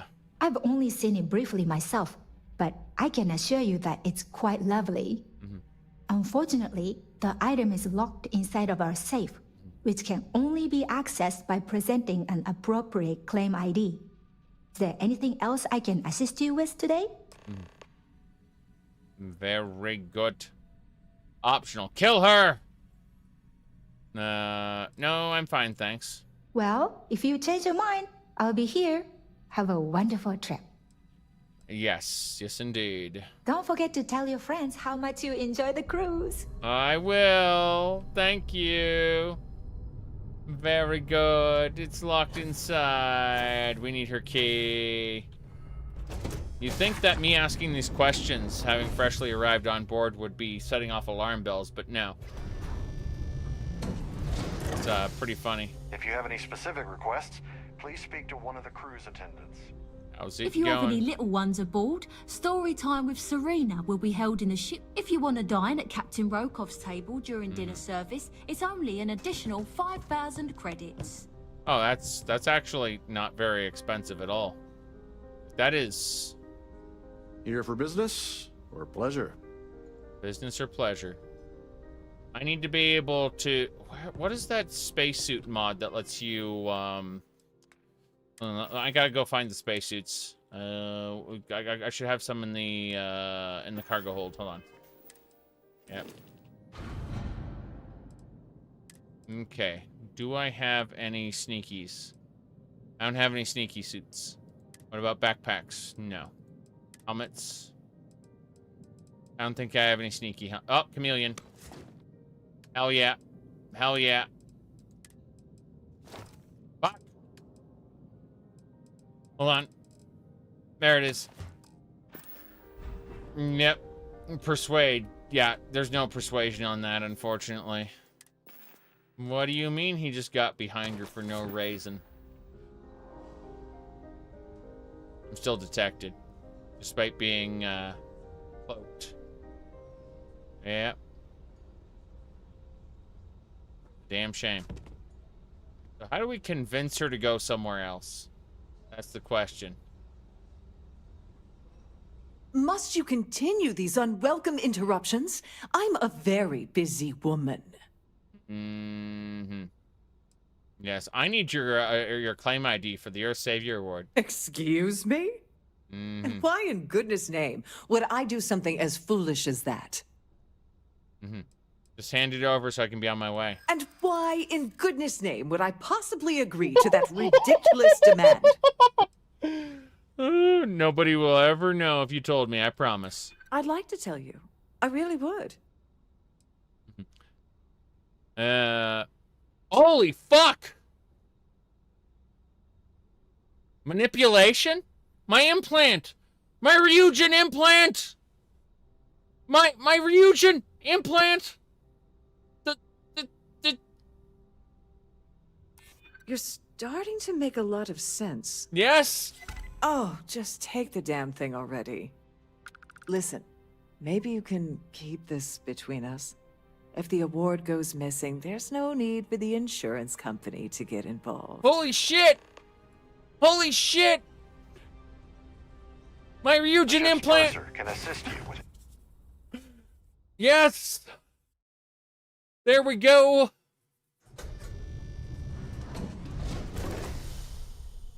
I had no idea that my Ryujin... because I got a piece of cyberware in my brain that lets me manipulate people. Okay? So, like, if I target this person, for example, like that person right there, okay? And I can manipulate them. At least that's what I'm supposed to be able to do. In this case, it's not working. Hold on. Yeah, like this.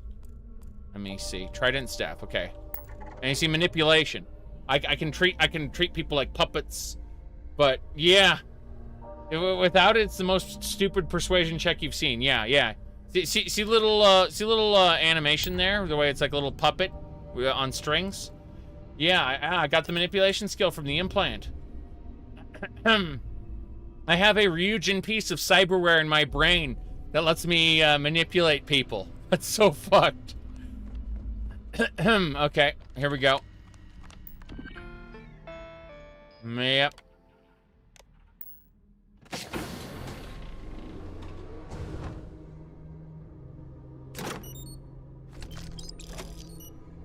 Yep.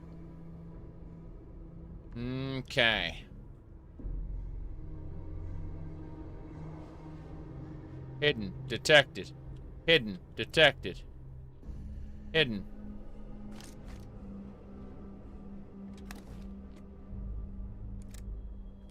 Cool. Yes. Could you manipulate the Starborn? Probably not. I mean, I might be able to, like, turn one temporarily passive, but I don't think I can control their mind like I can control other people. They said, like, if someone is inherently passive, for example, you can't force them to kill someone else. Whereas if someone is inherently hostile, you can redirect their hostility at somebody else. So it kind of works that way. Like, so it depends on the individual. Like, there are limits on how you can manipulate folks. And if I've it done this fails, particular cruise run several times, and I can assure you that the route is quite if it safe. fails, you can't do it again, basically. But yeah, for example, if I wanted to, like, move her away, I could do that. But yeah, manipulation. Like, I thought I was gonna have to manipulate. I believe our business has concluded. I thought, like, my original thought was I was gonna come back here, right? Then I was gonna manipulate her into walking away, and then I was going to afterward I was going to, like, pickpocket her while no one was looking. That's kind of what I thought I was going to have to do initially, but then I tried talking to her and I was able to use manipulation on her directly. Positively horrid. Positively horrid. Yes. Don't forget to keep your Starview pass handy at all times. Yes. I understand. So, what brings you aboard? Yes. That view is absolutely spectacular, isn't it? Let me have a look. That's Larry. Yeah, Larry's over there. I need to learn about Larry, though. Please remain in designated passenger areas at all times. Have a safe journey. Hey, hello. Hello there. Are you a member of the society? Yes. Yes, I am.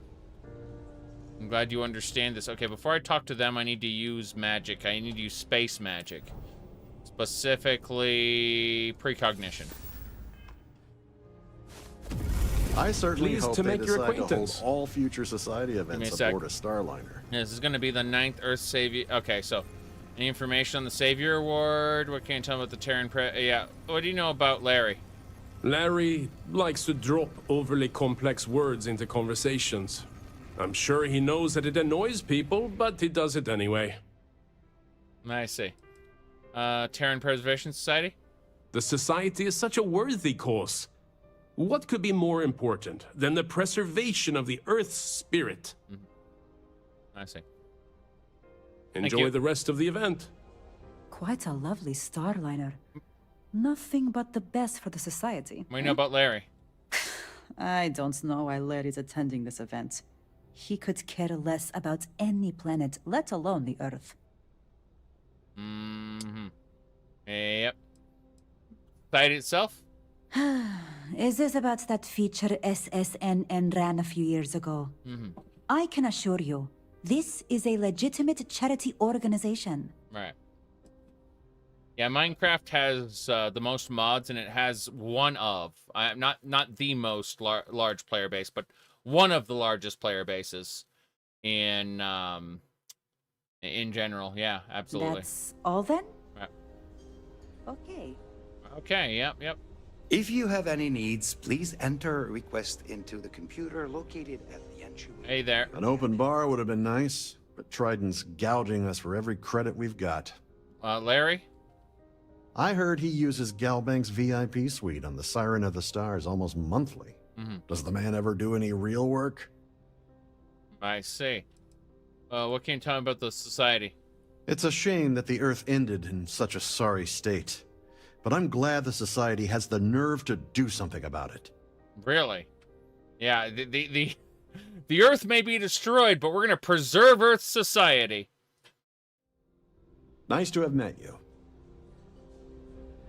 Okay, so the VIP suite. We got to go find that place. Let's go talk to this guy first. Maybe he knows something. An open bar would have been nice. Hey, Larry. This is probably a mistake, but we're going to sit down next to him like a crazy person. Hey there, Larry. How's it going? I'm sorry. I don't believe we've met. Do I know you? Yes, Bellathor. I do. He said can't stand being near, but he's gonna say. You don't know me, but you will. My word. Is that supposed to be a veiled threat of some kind? I'm certain we've never been acquainted before, so I'll do you the courtesy of forewarning you about the impertinence that's to follow. When you approach me, I'd highly advise you to choose your words carefully. Otherwise, it's likely they will be your last. I think we're done here. Good day. What? Well. What? You say you beat the whole game. Did you do all the side missions as well? Okay. Let's get going. I'm sorry, but unless you're reporting...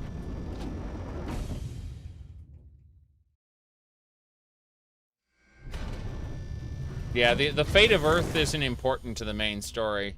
The main story isn't important to really anything. It's kind of dumb.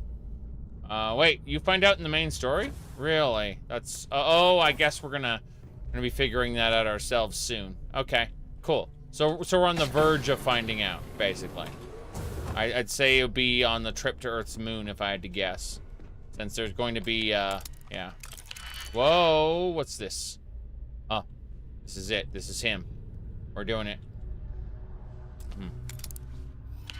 Good.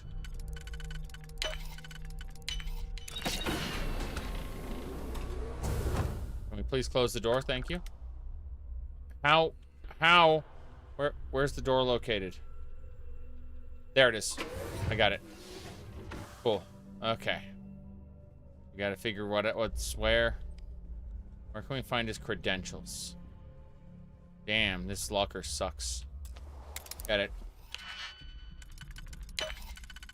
I mean, alternatively, we can just kill him and be done with it, but I'd like to explore the ship a bit. Also, that Z fighting was glorious.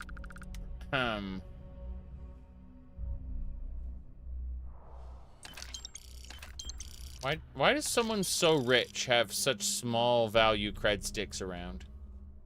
That's kind of silly. Bathroom here. Shower. It's like a Star Citizenship. The showers don't do anything. It's great. Well, that functionality is going to be added later. What about the bar? Bar doesn't do anything either. Yep. Dinner plate. Coffee glass.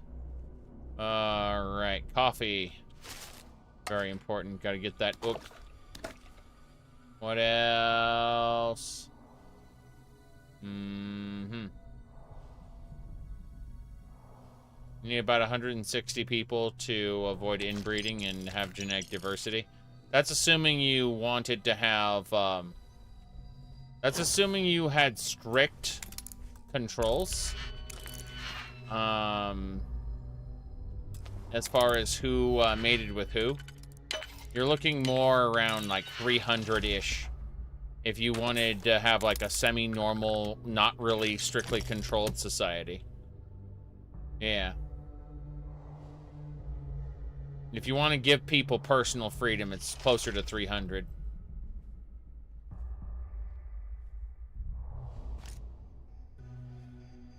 Last time I tried Star Citizen, it was very broke, yes. I've got like a $300 ship in that. Mercury Star Runner.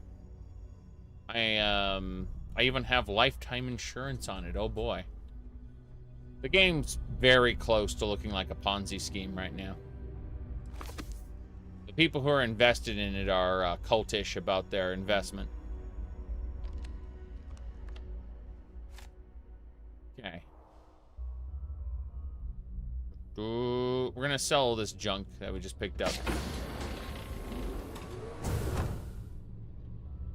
There it is. Yeah. We're gonna have to learn more about this guy.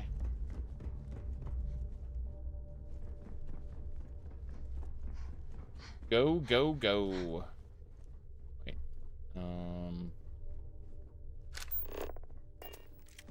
Hold on. Due to an unfortunate accident, we are halting our spacewalk experience for an undetermined amount of time. I see.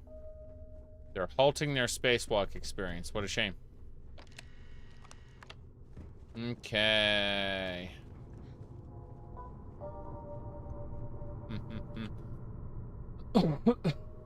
My goodness.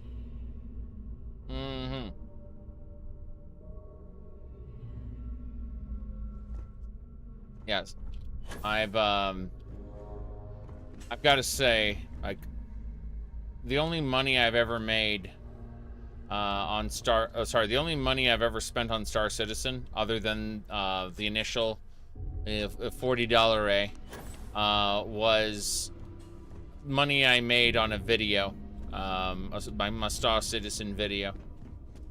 I made fun of it in that video, and it really pissed off the fans because, like, oh my god, you're laughing maniacally, showing you know, bugs. Like, this isn't the way to show off our game. Yep. Well, the initial investment was so that I could get into it enough to make a video. And then it bugged out and glitched and went crazy, and I made like $300 off the video, which I reinvested into the Mercury Star Runner, so I would have a quote-unquote good ship to poke around with the game in future years. And I poked around at it several times. I'm glad I did it. But I would say that the game is much closer to a Ponzi scheme than it is a game. Yes. Yeah. I mean, don't get me wrong, it has a core gameplay loop now. In the event of a lockdown, remember to return to your cabin in a quiet and orderly fashion. It didn't used to be a game. Like, it used to be a tech demo. Now it's a pre-alpha kind of terrible experience that is enjoyable sometimes and then broken other times. And my conditions for actually playing it and enjoying it are pretty simple. So I'll give it another try when they make it so that if you crash or disconnect, you don't wake up on your bed in the spaceport again. Instead, you resume kind of where you left off. I'd be fine if it's like 5-10 minutes, you know, behind where you crashed or disconnected. But that's not it. That's not it at all. Like, it's not even close. It's not so great. Put it like that. It's you basically restart your session anytime you crash or disconnect. Okay. I like Elite a lot. I like Elite Dangerous a lot. It's a very demanding game resource-wise, and but there are just so many other space games I want to try. I'm not going to play Elite. I'm not going to grind out Elite like the MMO it wants to be. I'm sorry. Like, I pop into Elite for like 6 to 8 hours, and then I'm done with it for another like few months. And people get annoyed at me for that because I should be, you know, I should log back on and grind out some more engineering materials. Yeah, not gonna happen. What brings you aboard? Pleased to make your acquaintance. Know anything about Larry? I've already told you. Oh. Well, that's it Don't then. forget to donate to the cause. Have you tried? That view is absolutely spectacular. What do you know about Larry? His behavior towards women is abominable. That man really ought to be ashamed of himself. Mm-hmm. Yep. Well, that was boring. Here for business or pleasure? Yep. Larry?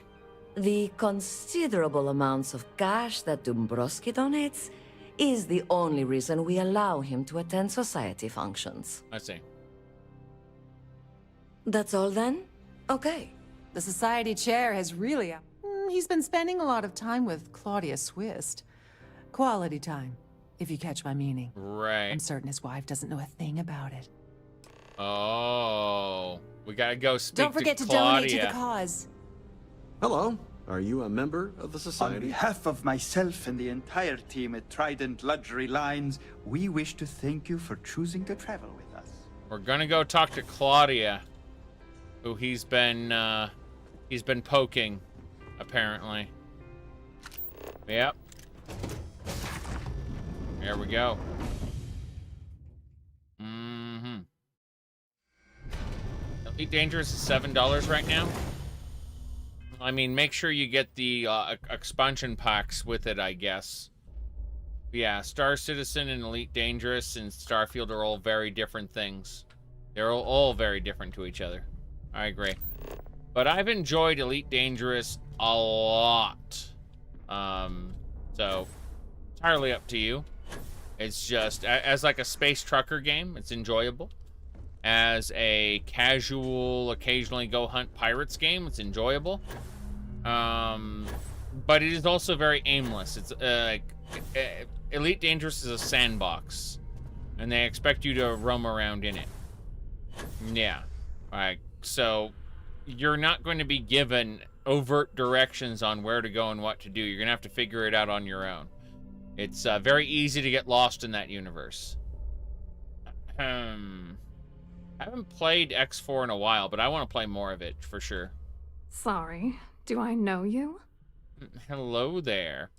You don't know me, but I need information. Look, I think you're definitely confused here. I really don't have time to have a discussion with you. My partner's waiting for me. He's a very important man. Mm-hmm. Said, let me see.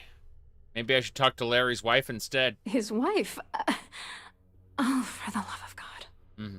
I told Larry to keep his big mouth shut, but did he listen? No. He had to impress his friends and treat me like a trophy. Look, I've been in this business for a long time, and I know how this game works, so let's skip all the banter and get it over with. What's it gonna take to make us both happy? Yeah, I want something incriminating on him. I give you cash. You give me him on a platter. Let's go ahead and do the persuasion. If I give you dirt on that son of a bitch Dombrowski, all I'm doing is endangering myself. Why would I do that? Let's do it. The Crimson Fleet wants information. What the hell? Dombrowski has us mixed up with the Crimson Fleet? That's right. Okay. I'll find the information one way or another. You might as well benefit now. That's true. You have come this far already. Persuasion. All right. You've made your point. I capped my persuasion skill, so, like, this is easy peasy. I have a 50% base increased chance of succeeding everything, so, you know, when we have something that's like a 10% chance of success, I bring it up to 60%, you know? Bit like that. When something is like 80% chance of success, it's basically guaranteed.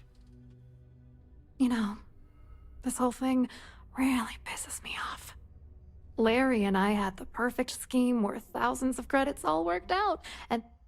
You said you played Elite, found a bit meh, but I mean, we've already established you don't like No Man's Sky, and No Man's Sky is something we are talking about in a positive light. In other words, if you found one meh, you probably find the other one meh, and it makes perfect sense that I'm not saying your opinion isn't good. I'm saying that it doesn't apply to the particular person we're giving recommendations to. Like, your taste and theirs are very different. That's the best way to explain it. Then he goes and flushes the whole thing down the toilet. Mm-hmm. Okay. All right. Let's see here. Tell me about the scheme. You're angrier at Drumsky than expected. Yeah, tell me about the scheme. Yeah. Yeah, I'm getting to that. Larry got together with myself and this other guy, Gabriel Vera. He's some bigwig over at UC Security. Really? I doctored the transactions, Larry wiped them off the system, and Vera kept the legal pressure off of us. We were scamming Galbank for months. It was going well until I discovered Larry was cheating everyone by changing each transaction in his favor before deleting them. Yeah. You said Odyssey is $22. Odyssey is, it adds a first-person shooter to the game where you can actually get out of your vehicles and walk around. And there are a bunch of, it's for Elite. Odyssey is an Elite Dangerous expansion where, how do I put this? It's gotten like 50-50 reception. Like some people love it, some people hate it.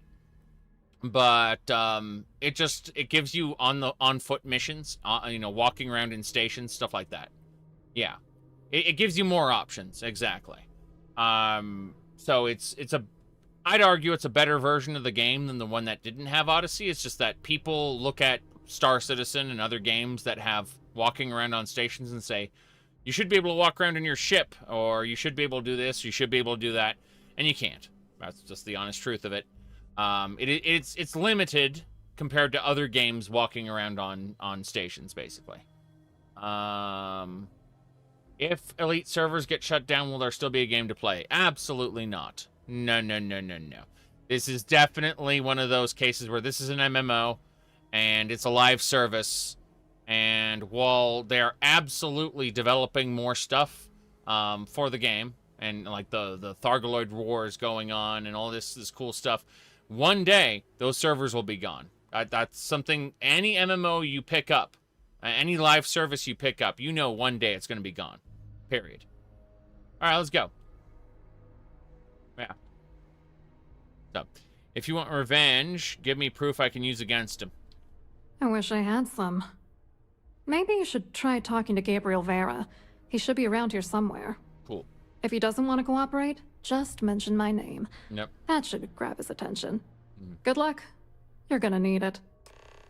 Chris Roberts' curse, you need to do everything. Yes, LOL. It is pretty funny. All right. What's your contribution to the Galbank scheme? I wrote a computer algorithm that basically creates a randomized number of false ghost credits that mimic the crypto key of actual credits. Then the algorithm simply passes the ghost credits to whatever legit transfers that the bank transacts. The genuine credits enter a dummy account. The best part is that I also alter the crypto keys as the real cash flows into our accounts. By the time it lands in our pockets, the creds are clean. So, on paper, it appears that all of the bank's transactions are covered, when it's really just our ghosted dummy creds. Genius, right? Okay, then. Science mumbo jumbo. Here we go, then. Yep. Crypto, eh? I hope you hurt Dombrowski. I love how credits are backed by cryptography. How nice. That's fine by me. Back to the ballroom.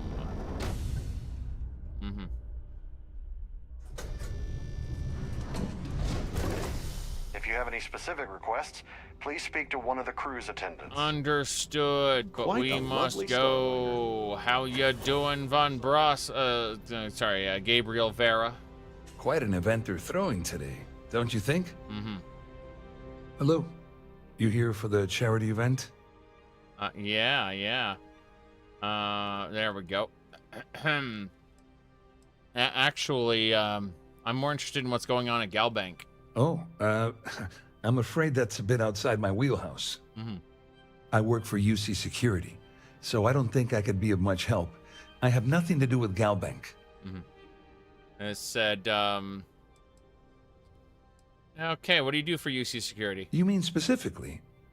Oh, I work for the Corporate Fraud Division. Holy shit! We monitor all of the major megacorp financials and transactions to ensure that nothing improper occurs. That is incredible. Imagine someone working in the corporate fraud department engaging in corporate fraud, specifically bank fraud. Amazing. You're asking a lot of strange questions. What exactly do you want? Yes, you have information on Larry Dombrowski. Claudia sent you, did she? Yeah. Look, friend, I don't know if you're just a little drunk, maybe a touch crazy, or both. Whatever you think you know about me, you're dead wrong. So back off. It would be my duty as a UC citizen to report this to the proper authorities in New Atlantis. Yeah, you have all these other options, but I'm a native of the United Colonies, so, you know, like, it'd be my duty. Sure, go ahead. If it makes you feel better, you can take it right to the top of mast. Anything you try to report will boil down to your word against mine. Well, you have to understand something. You're talking about 40 billion star systems in Elite, okay? So Elite is actually a one-to-one recreation of the Milky Way galaxy, meaning that Earth and the areas around Earth are what are called the bubble. And those star systems are inhabited, right? But the majority of the Milky Way galaxy is empty, right? It is unexplored. It's got some alien stuff on it, but mostly it's Thargoloids, who are like the enemies of mankind, okay? But for the most part, like, we're talking what? Like 300, 400 inhabited star systems, something like that. The actual inhabited space is not 400 billion. It's a few hundred. That's the best way to explain it. Yeah, I don't do the grind in Elite either. I once every few months, I'll hop in for like 8 hours, enjoy myself, and quit the game. That's what I do with Elite. That you know, like once every 2 or 3 months, I'll hop in for a day, basically.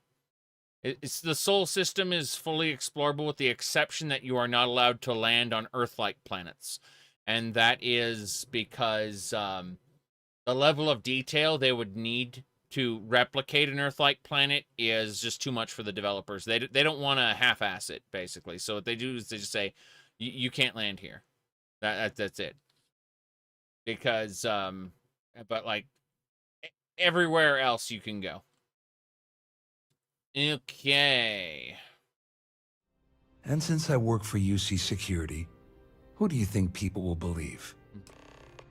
I see. Well, Gabriel. You've had your time to talk. Now piss off. Piss off. How nice. Hello. Well. Are you a member of the society? We're going to Evagene. We got this. Oh, boy. Yep. Kept it a spacey game. Good decision. Yes. Freelancer.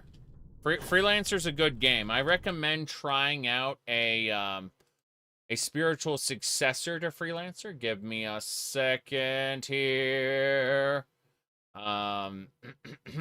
So, yeah. Got it. Should be under itch.io. Hold on.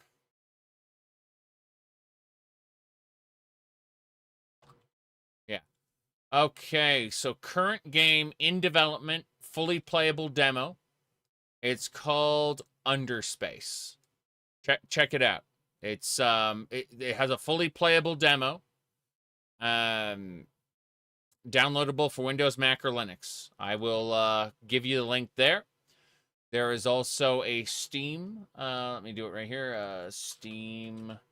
Yeah, give me a sec. Yeah, the demo is basically the whole game, with the exception of the end of the main quest and no multiplayer. So it's the demo single player only, and but yeah, you can play it right here. It's the whole video game basically.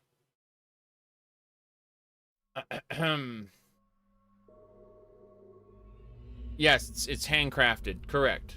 Not procedural. Correct. But it's freelancer. Yep.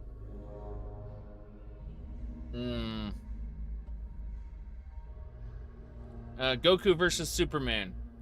Superman wins because he's a dirty cheater and a poorly written character.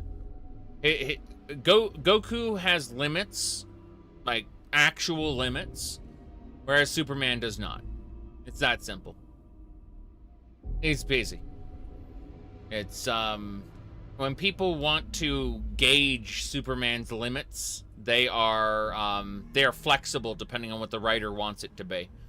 Whereas Goku was written with, like, the entire story of Dragon Ball is built around Goku raising his limits, like, you know, like incrementally increasing in power, whereas Superman just kind of shoots up in power depending on whatever the situation calls for. If Superman needs to fly across the galaxy and find something, needs to live in a star and become a god, you know, that's Superman Prime right there.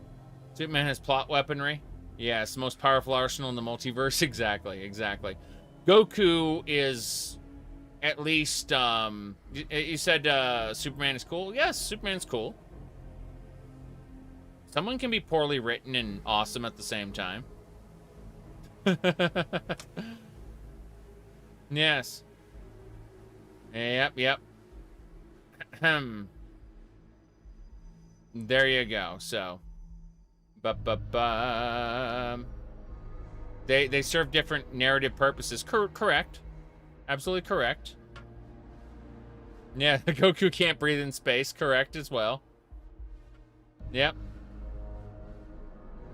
True. Lol. The characters in DC, there are tons and tons of better written characters in DC than Superman. I'm sorry. Superman's cool, but within his own universe, Superman, there are better written characters than Superman. It's just that Superman is unstoppable in terms of whatever the plot requires of him. It's that simple. Like, every comic will give Superman, yeah. It depends on the comic, obviously. You can find some outlier. You can name a specific comic where Superman isn't all that. Congratulations. You have found the exception that proves the rule. You'd be surprised. The exception that proves the rule. Yep. Okay. He's a source of hope. That's why he's important to you. I see. I don't take comic books or video games that seriously. I deconstruct them for fun. Mostly for fun. So I don't have an overt emotional attachment to any of these characters. I like a lot of them, you know. I constantly talk about how Barrow Keetir is the best character ever written. That's a joke, by the way. But no, there's tons of characters I like, but I don't have any overt an emotional attachment to fictional characters. There are people who do, and it's scary. All right.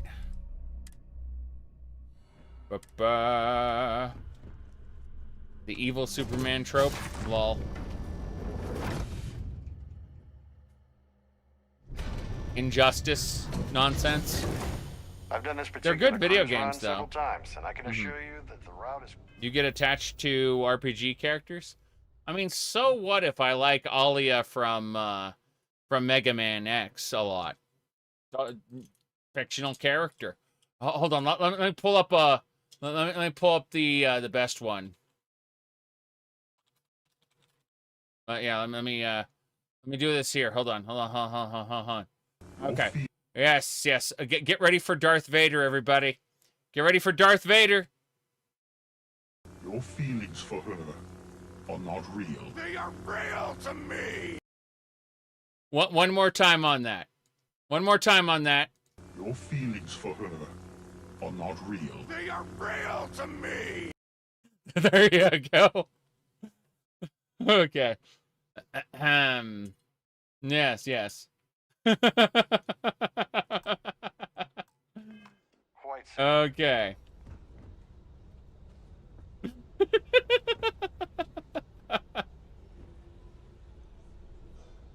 Oh, okay. Who do I have to talk to?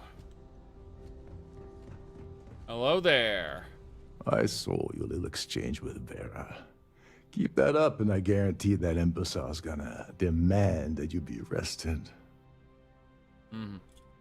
He's involved in an embezzlement scheme with Drumsky and Svit. Which is why he's threatening you. That makes sense. We need hard evidence of their scheme. It's gonna be tricky. The problem is he's not gonna talk to you in public. We need to get... It's not the characters, it's the ideals and virtues they represent. Yeah,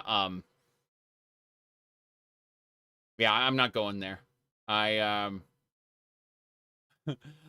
discussing the character itself within the context of where they appear and what they do, right? I'm sorry, but artsy fartsy concepts like creating an icon, right? And investing your emotions into that icon, that is not for me.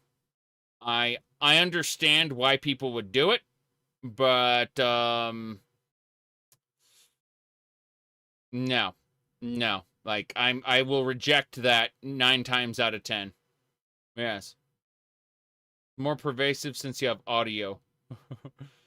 Marwin theme. I see.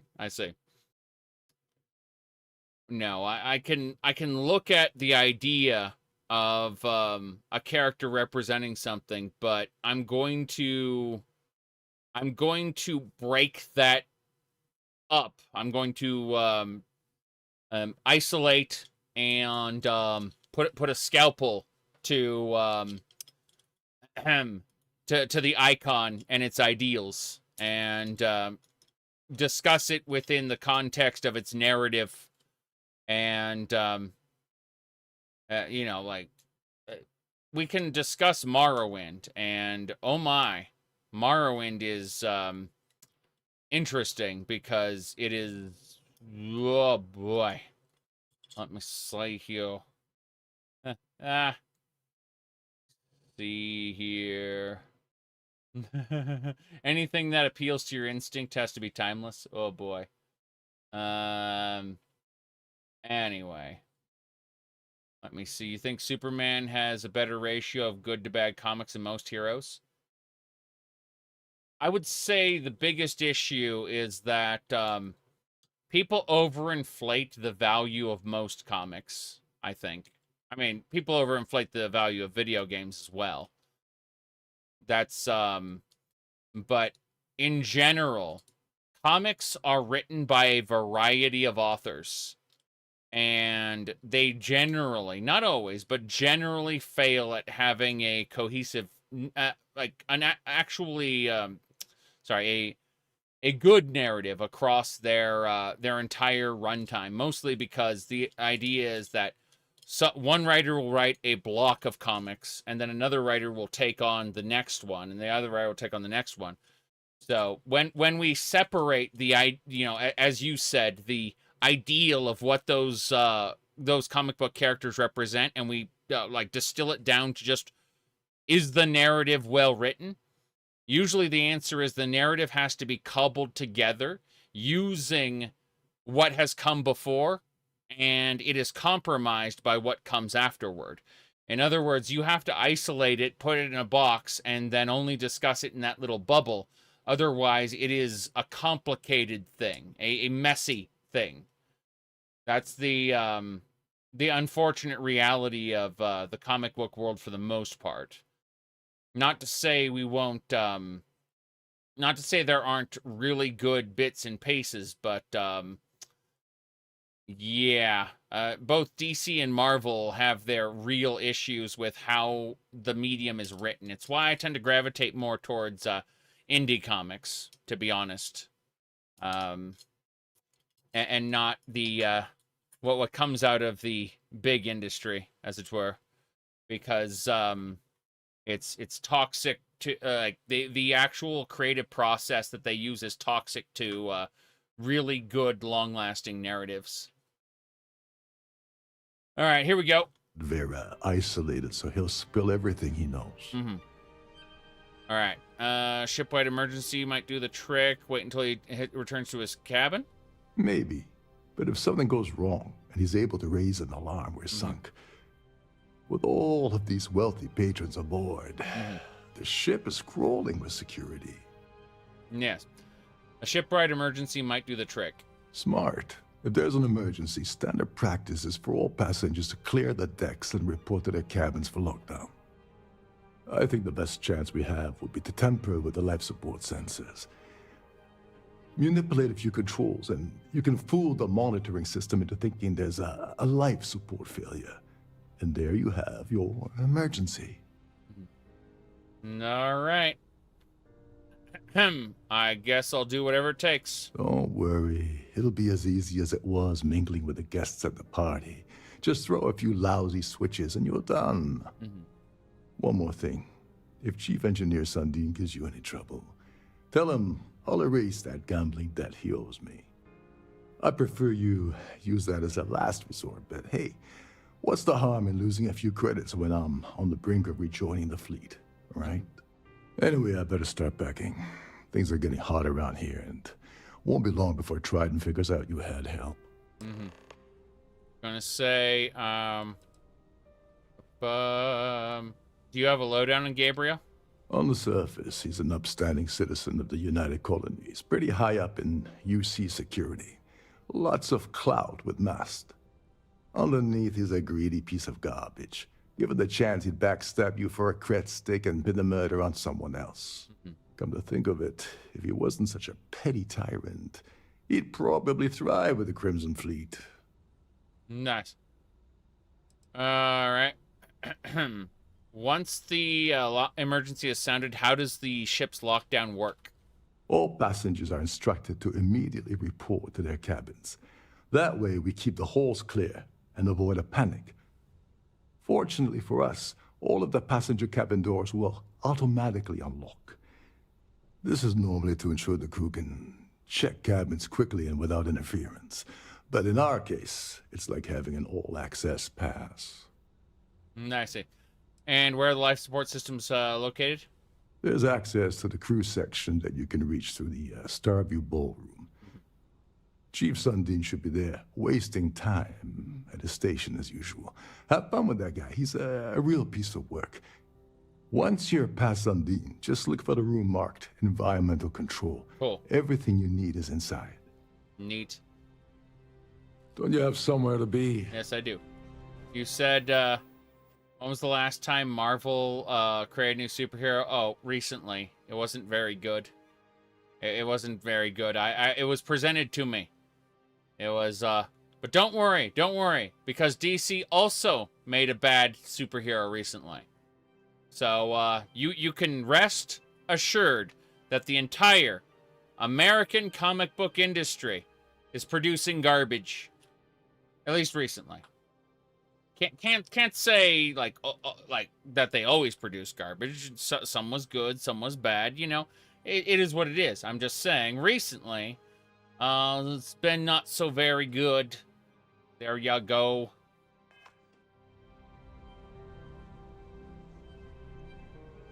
Okay. Let's go have a look. In the event of a lockdown, remember to return to your cabin in a quiet and orderly fashion. Right, well, there's no lockdown yet. I'm busy looking at all these pastries, shepherd's pie. Are these Canuck? You kidding me? Canuck? They're just serving Canuck to these people. That's incredible. That's incredible.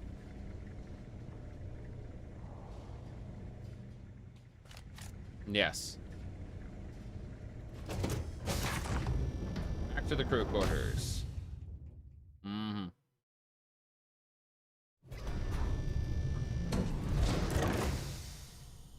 I've watched the live-action X-Men movies. I have. But the last time I liked X-Men was both in the comics and around the time the 90s cartoon was around. But the 90s cartoon skipped over a lot of stuff. Like, it was a good showcase in general of what X-Men was capable of. But it really skipped around with timelines and stuff. It didn't really like, it used bits and pieces everywhere, but it didn't really, it wasn't able to focus on any one narrative long enough, with the exception of maybe the Phoenix. You know, the Shi'ar Empire, the Phoenix, the M'Kraan Crystal, stuff like that. That was cool. Yeah.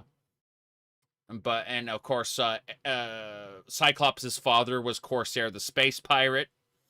That was good shit. Yep. Yeah, the 90s Spider-Man theme was pretty good, too. I agree.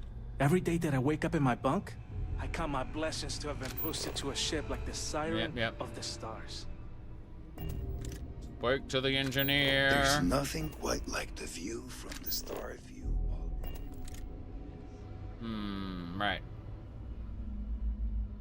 Yeah. Cyclops' father was a space pirate who happened to settle on Earth for a while. This is one of Trident's top-of-the-line vessels. Okay. Hell of a ship, isn't it? Where are we going?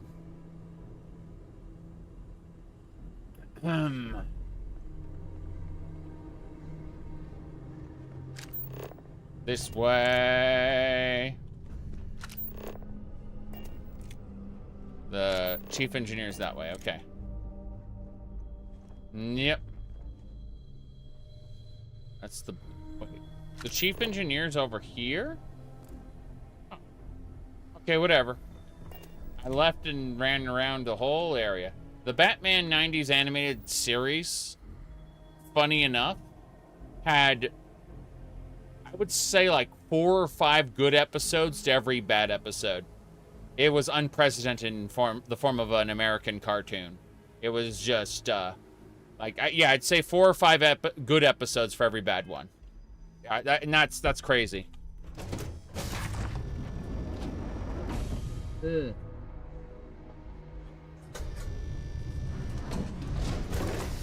Please remember to obey all posted safety and mustering instructions. Yep. So the chief engineer was down there the whole time. Aboard?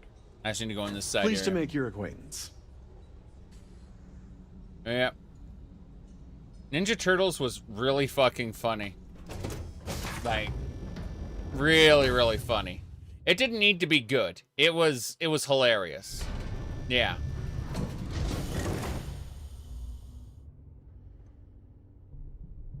Yeah. Mark Hamill's the Joker and Batman. Yeah. Mark Hamill did, like, Mark Hamill's signature laugh as the Joker was not planned. He just gave it a try, and they looked at him and said, "We're using that in the show." Yeah. Siren of the Stars.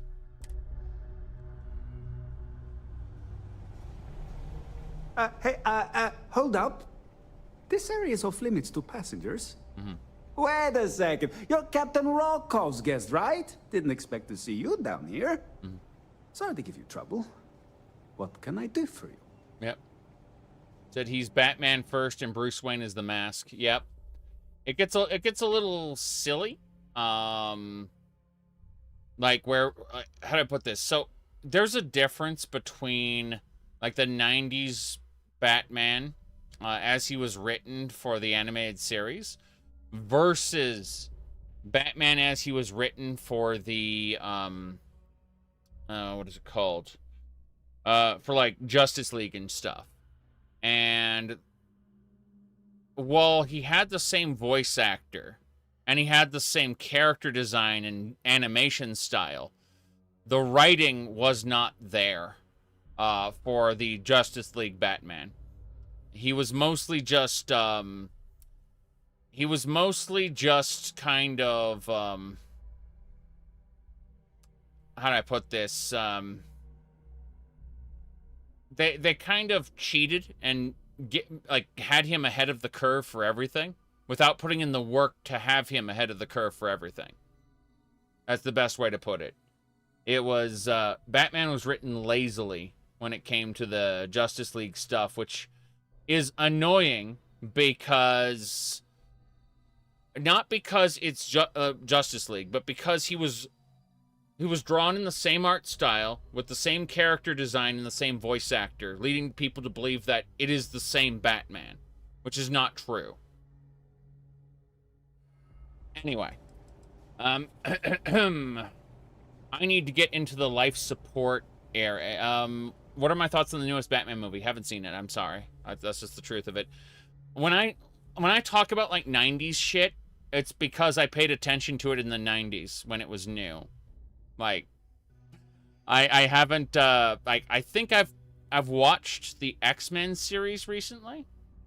I've watched the, and I've watched a few episodes of the Batman animated series, but, yeah.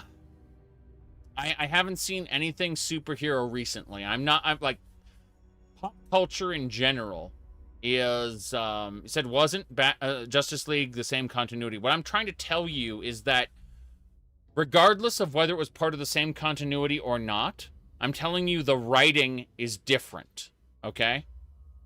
Like, the way the character is written is not the same. When I say they're not the same character, I'm not talking about some ridiculous, I'm not talking about, like, continuity, in terms of, you know, it being the same timeline. I'm talking about, like, functionally speaking, artistically speaking, the way the character is written. That's what I'm talking about. You said we are old now. Yeah, that's what I'm trying to say, is I haven't taken in anything recently. As far as like superhero shit. So when I talk about superhero shit, I'm talking about my experiences with it, you know, years ago. Okay? So I'm sure that there's new stuff which has completely subverted what I'm talking about. Like, I'm sure that there is newer, more interesting, and or out of left field stuff that completely blows away what I'm talking about. I can only speak from my own experience with the material. Sorry. Yeah, Justice League Batman is buffed in peak version to keep up with everybody else. Correct. And he always... I said this before, and I'll say it again. He always has the solution, despite them not putting the work in to give him the solution. They've turned Batman's... like everything about Batman into off-screen, all the work Batman would put in is cheated and done off-screen in Justice League. He is able to, like, he comes to conclusions without going through the work to have those conclusions happen. That's what I'm saying. And that doesn't happen in the 90s Batman show nearly as much.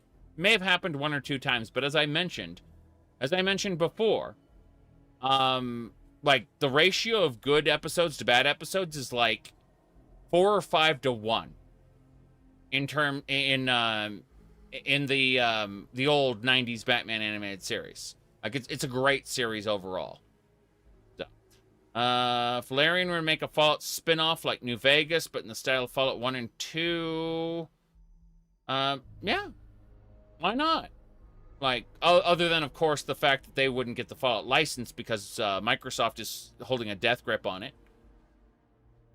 And the moment they get acquired by Microsoft, they are dead in the water. They're a private company, thank God. Can you imagine Larian getting murdered by modern Microsoft? Yeah. Okay. Okay. No, all I'm saying, like, I can't speak to modern superhero stuff because I haven't seen modern superhero stuff. My wife and I occasionally will watch like an MCU movie on the Disney streaming service, and that's about it, you know. Otherwise, I'm completely detached now from the American comic book industry as it is, and all of that. Yeah. Total War Elder Scrolls. I have not, but I have played a lot of Elder Kings. I like Elder Kings a lot. Microsoft is the new EA, something like that, yes. Whenever a company enters a monopolistic position in the market, they are going to, that's just how it works, you know? They will eventually destroy that which made their thing popular. Yep. While you're working at ZeniMax Online Studios, purchasing Microsoft didn't affect it much. Microsoft has been very hands-off. That's because they're terrified of strangling the goose that kills that lays the golden eggs, right? Microsoft, remember what happened to Halo, okay? The moment Bethesda fucks up and doesn't make sufficient money, they are going to get Halo'd. It's going to happen. Yes. All right. Let's see here. Yeah, the court documents are a couple, like, they're referencing emails that are like 3 years old. Keep that in mind. Like, nothing in those court documents is current for you know, the Microsoft shenanigans. Let me see here. All right, I'm gonna stop talking about cape shit right now. Let's keep playing video game. All right, kind of lonely down here, isn't it? Mm-hmm. Yeah, a little. A few of the techs call this deck the dungeon. I think you can see why. Not exactly Starliner class comfort down here. Ah, well, I'm glad to spend some time with you down here in the dungeon. Holy shit. All right. Said ESO has been Bethesda's cash cow for 5 years? Yes. Correct. I mean, with predatory microtransactions and loot boxes, like, why do you think Genshin Impact and Fate Grand Order and all of these other big games still exist? It's, you know, like, ESO manages to have a ton of FOMO, fear of missing out, built into it. Of course it's making tons of money. Don't get me wrong. The quiet gives me time to gather my thoughts, catch up on work, and all that, but I'd rather work on the bridge. Mm-hmm. Yes. You said, hold on. Praise the whales. Hey, I'm willing to buy into a free-to-play game if I enjoy the game enough. I'm not saying a free-to-play model is terrible. Like, is something I won't participate in, but rather having a game that is that you pay. You buy the game. If you want access to all the stuff, you buy a what do you call it? You buy a subscription in the game. If you want all the cosmetics, you have to buy loot boxes or premium currency to buy loot boxes, either way. And then there are certain sales like player homes and stuff that are, again, time limited. Now, like, when you combine all those things together, that's like the super group of you know, like predatory microtransactions. You know, you said Path of Exile. Yes, I've spent I would say just about $300 on Path of Exile, roughly, over like the 7-8 years it's been out, or I've been playing it, I should say. It's not a whole lot spread across that time, but you know. Yep. Exactly. The premium subscription doesn't actually irk me nearly as much as it would other people. It's just the premium subscription plus the loot boxes. That bugs me. Also, the fact it's a free-to-play game with either of those things. If it were a free-to-play game, just on its own, I wouldn't be as critical of the monetization.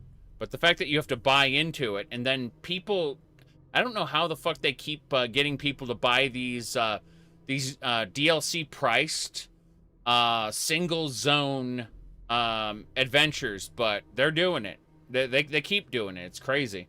I looked at Necrom and said, maybe when you're part of ESO Plus, I'll give you a try. You know. Same thing with High Isle. Yep. So, anyway, you said it's been 21 years since a good Elder Scrolls game. I've enjoyed basically everything. I think I would go so far as to say I love every Elder Scrolls game, including Skyrim. ESO is the only one I can't really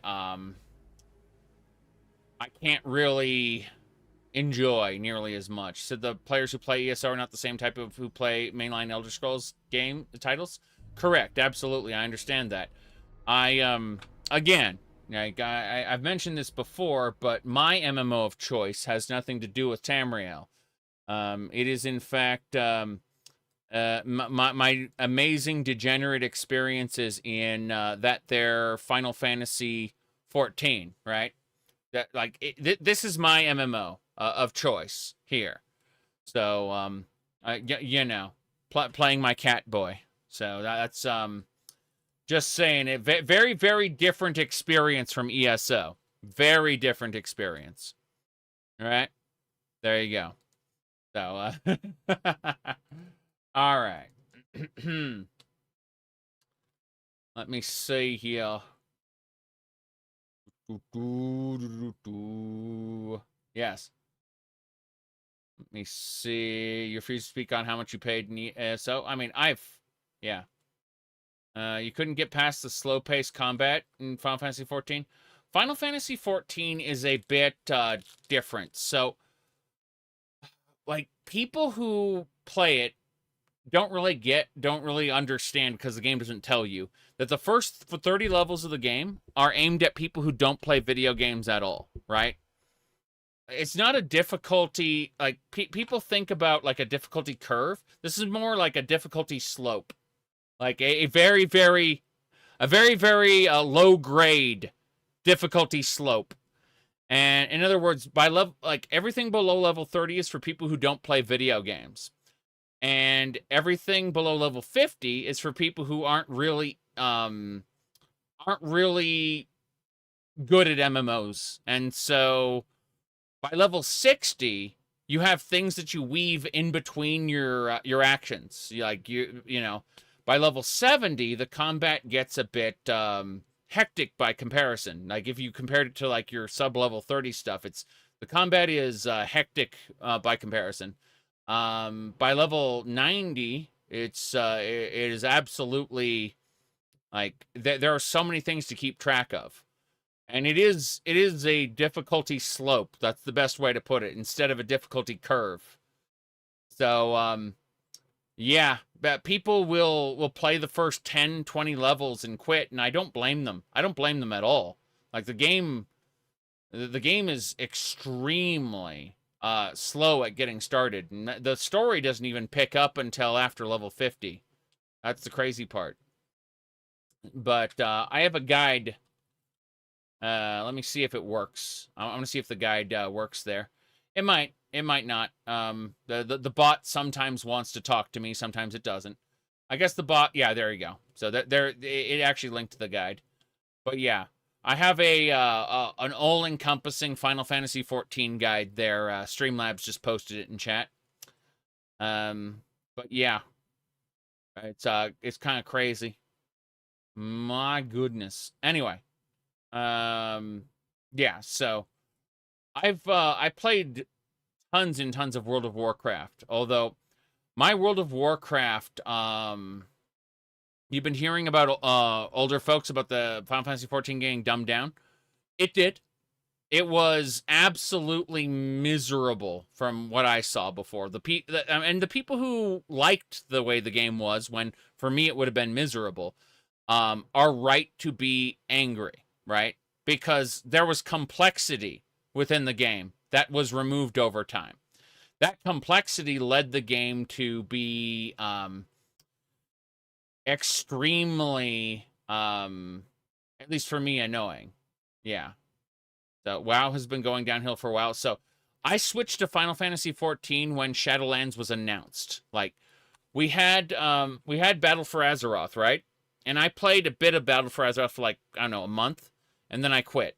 And then afterwards, I thought they were going to do the good expansion, bad expansion, good expansion, bad expansion for Final Fantasy for World of Warcraft. I thought it was just going to be that way. After Battle for Azeroth was bad, I then saw the BlizzCon where they talked about where they showed off Shadowlands, and that advertisement actually unsold me on the game. I was actually going to buy Shadowlands originally. I was presuming that it was going to be the good expansion, bad expansion, cycle that the game's been doing. But that's not true. Like, it turned out it was bad expansion followed by other bad expansion. And I was able to determine that just by watching their trailer. Sylvanas broke the Helm of Domination, thereby shitting all over Wrath of the Lich King and Frozen Throne and basically that whole legacy there. And then they said, we're going to the afterlife. And the moment they said that, I went from being kind of pissed at the story that they were telling to, oh my God, this is garbage. Because, we're going to the afterlife. I knew immediately that this was going to be a terrible expansion. And then they showed the Feywild from Dungeons and Dragons, except they renamed it to Ardenweald. And I was like, oh wow, yeah, this is a trash fire. I'm not touching this shit. And so I went and started playing Final Fantasy XIV at that point when they announced Shadowlands. Yeah, my wife and I hopped onto it. She's still at the beginning of Endwalker though. Because she's got her own real life stuff she's working on. So mostly like crafty projects and stuff. She does a lot of sewing and needlework and stuff, Let me see here. That's the thing we do very often is we're watching Japanese cartoons while she's doing needlework and stuff. That's usually how things turn out. It's kind of funny. Let me see here. Current Japanese cartoon is called My Happy Marriage. It's one of those girls' romance shows about... it's like a take on Cinderella, but it's very, very traditional and muted, I would say. Very, very low energy compared to your average show. Anyway, let's see here. All adult stuff. It's not like high school or any bullshit thing that you usually see in Japanese cartoons. All right, let's see. The current devs left at Blizzard. Yes, I knew people who used to work at Blizzard. I used to hang out in Irvine, around the campus area. So, what can you expect from Black Desert? So every one of my real-life friends who has played Black Desert has told me initially, this is awesome, you should play it. And then 3 months later, they tell me, this is shit, don't play it. It's happened 3 times, okay? 3 times. That's what I'm trying to tell you, okay? People have told me, Black Desert is great, you should play it. This is shit, don't play it. In other words, the combat system is super fun. The average leveling experience, super fun. Get to the grind wall, the paywall, the late game. It's a miserable experience. Don't play it. That's what everyone's been telling me. Yeah. Yep. No. My friends who used to work for Blizzard, they don't work for Blizzard anymore. So I completely understand. Like, it's kind of sad. Yep. It said 3 months of content, something like that. Yeah. But it like 3 different times I've heard the exact same thing. So that's all I'm saying there. Okay, let's see. I need to check the clock. Okay, we can still play. Got it for $10. Play until you get bored. Yep. That Blizzard's the next BioWare. Well, Blizzard is going to be working for Microsoft, so you know that they're like Microsoft's going to be able to you know, have companies like they're just going to be able to have contractors pump out content. Yeah. Yep. That's it. Yeah, they're just going to be able to sell as much content until the content stops selling. And then they can go back to fundamentals. You know what I mean by go back to fundamentals? They can go remaster or remake or create a successor to something, a sequel, whatever, to something that existed before. And that's it. Bro, do you not sleep? Correct. Sleep is for the weak. Yeah. Let me see here. Why is Call of Duty not... why is Microsoft not making Call of Duty exclusive? They can't. They can't, yes. Yes. They already had agreements in place with,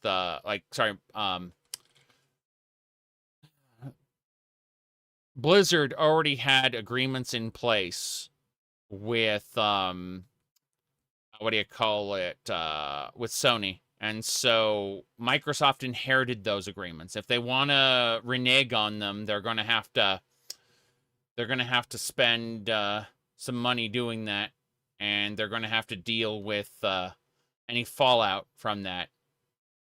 Now, as far as never sleeping goes, I find an effective tool being if I get too tired, I just turn off the lights and throw on this little avatar here, and then nobody can see me going like big yawns, and that's it. Yeah, that honestly, if I'm too tired or I have a headache or I want to eat something or whatever, this is a good way to do it. Just having the mask on, you know, and then people go like, "Oh my God, what do you VTuber?" I'm like, yeah, whatever. Anyway, yeah. So yeah, that works. Anyway, coffee. See, what we do is we have our Slytherin coffee cup. We have our standard coffee cup. This is a Contigo, yes. Then we have our handled coffee cup. High Sierra, yes. And then we have another coffee cup. And then we have another. And then we have our mug, yes. Very good. Anyway, is Starfield? Are you still on Windows? So people who have like niche versions of like drivers and software for AMD cards can play Starfield on Linux now. It's still not good for NVIDIA yet. We'll get there. This was the same thing with Cyberpunk. Cyberpunk was unplayable on Linux on NVIDIA for a while. It got fixed. I'm sure it'll be the same case here. So I'm on Windows right now, yeah. Give me a sec. I'm gonna cough.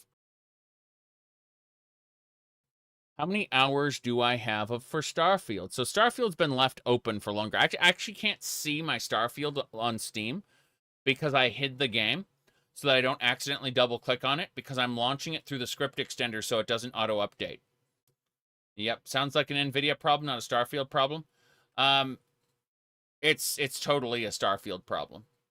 But it's that way because of how it's been put together. Because most games work just fine. But the whole point of running shit on Linux is to create hacky workarounds to any issues. That's really the point. Yes. You said NVIDIA shit for links? Absolutely. Get excited. Yes. Well, you know how Linus raised his middle finger and told NVIDIA off. I mean, I'm not going to accept any contrary arguments, but at the same time, I agree. Ahem. Such is the nature of my hypocrisy. Now, let's see here. That's untrue. Most things do not have problems in Linux. Most things had past tense problems in Linux. And then the Steam Deck came along and said, hey, developers, you want to actually fix your shit? And they did. Seriously, like, most things past tense had problems in Linux before the Steam Deck came along. And developers got their asses in gear. It's true. It's true. My goodness. Okay. Any thoughts on Starfield's loot tables? They are definitely going to need to be tweaked via mods. They seem to be very, very grind-orientated. They also seem to not be designed in favor of whoever's occupying a particular location. What I mean by that is they seem to just be entirely random, as opposed to having the game check if the like check what the faction is. So, you know, you don't get ecliptic shit in an ecliptic garrison. You don't get Veyruun shit in a Veyruun garrison. It's very just random, and I don't like that. But I know mods will fix it. There are so many people out there who are infuriated that like people like me are enjoying the game decently, but then see the future as being better. Like, oh boy, like I'm enjoying the game, but then I know deep down that I'm going to replay this game in like 6-8 months, right? And when I do get back to this game, you know, like months or even a year later, it's going to have shit tons of mods, and I'm going to enjoy it even more than I did now. And that I'm almost certain that's going to be the case, because that's how it was with Fallout 4. That's how how it was with Skyrim, right? That's how it was with Oblivion. And so I'm almost certain, like, this would be shocking if this isn't the case here, where I replay the game, you know, 6-8 months, a year later with mods and enjoy it more. But that idea hinges on enjoying the game in the first place. And I do. But there are people who don't, and they get very annoyed at hearing that mods are going to quote-unquote fix the game. But in reality, the mods are only going to enhance the game. They aren't going to fix it for people who don't already enjoy it at least some level. Now then, let's see here. All right. Why does grabbing objects feel a step back? It really does. It really does. Wait.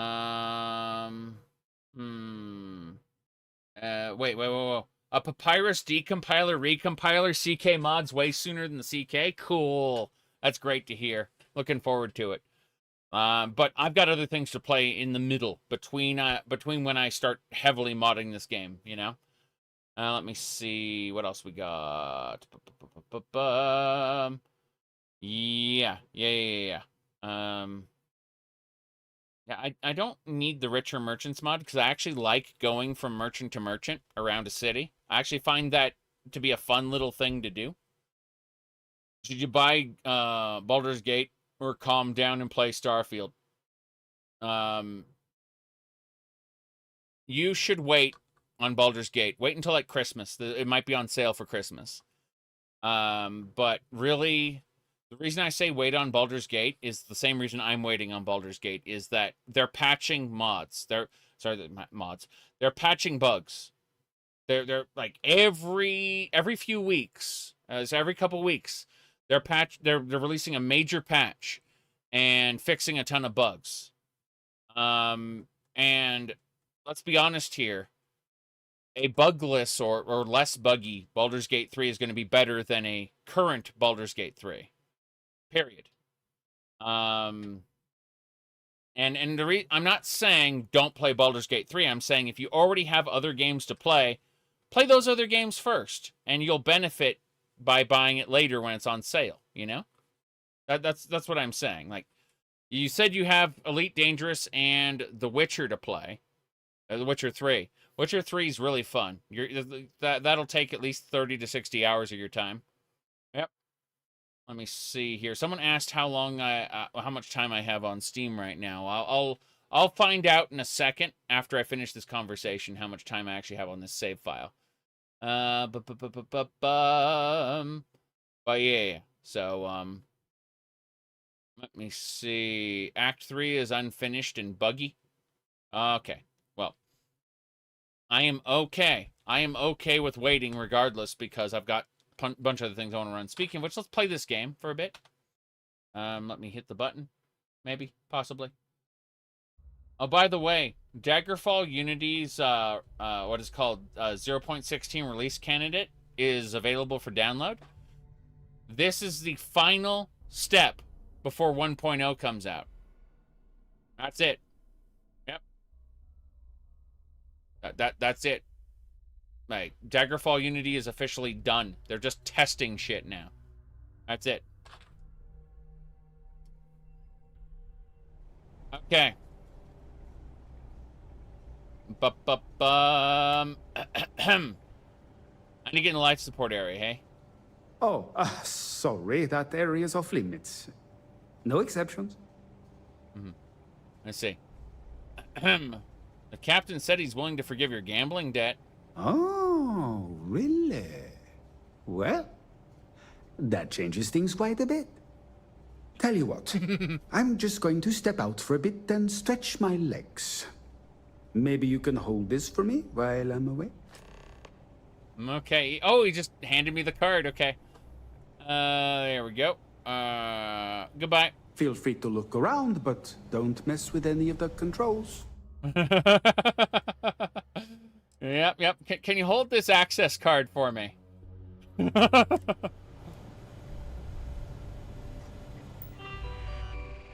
Okay. Lockdown procedures, emergency procedures, access life support, open the life support access. All right. Disable the life support system. Yes, we're gonna reset these. Boy, here's our save, and here it goes.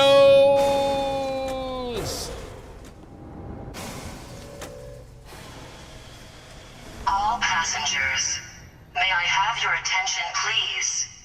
The captain has declared a ship-wide emergency. Who the hell shut down Please the life report support? to your cabins Somebody in an was going to orderly be fashion pissed.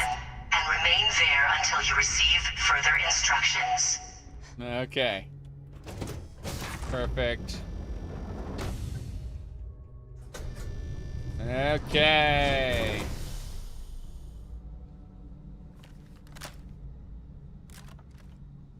Oh no.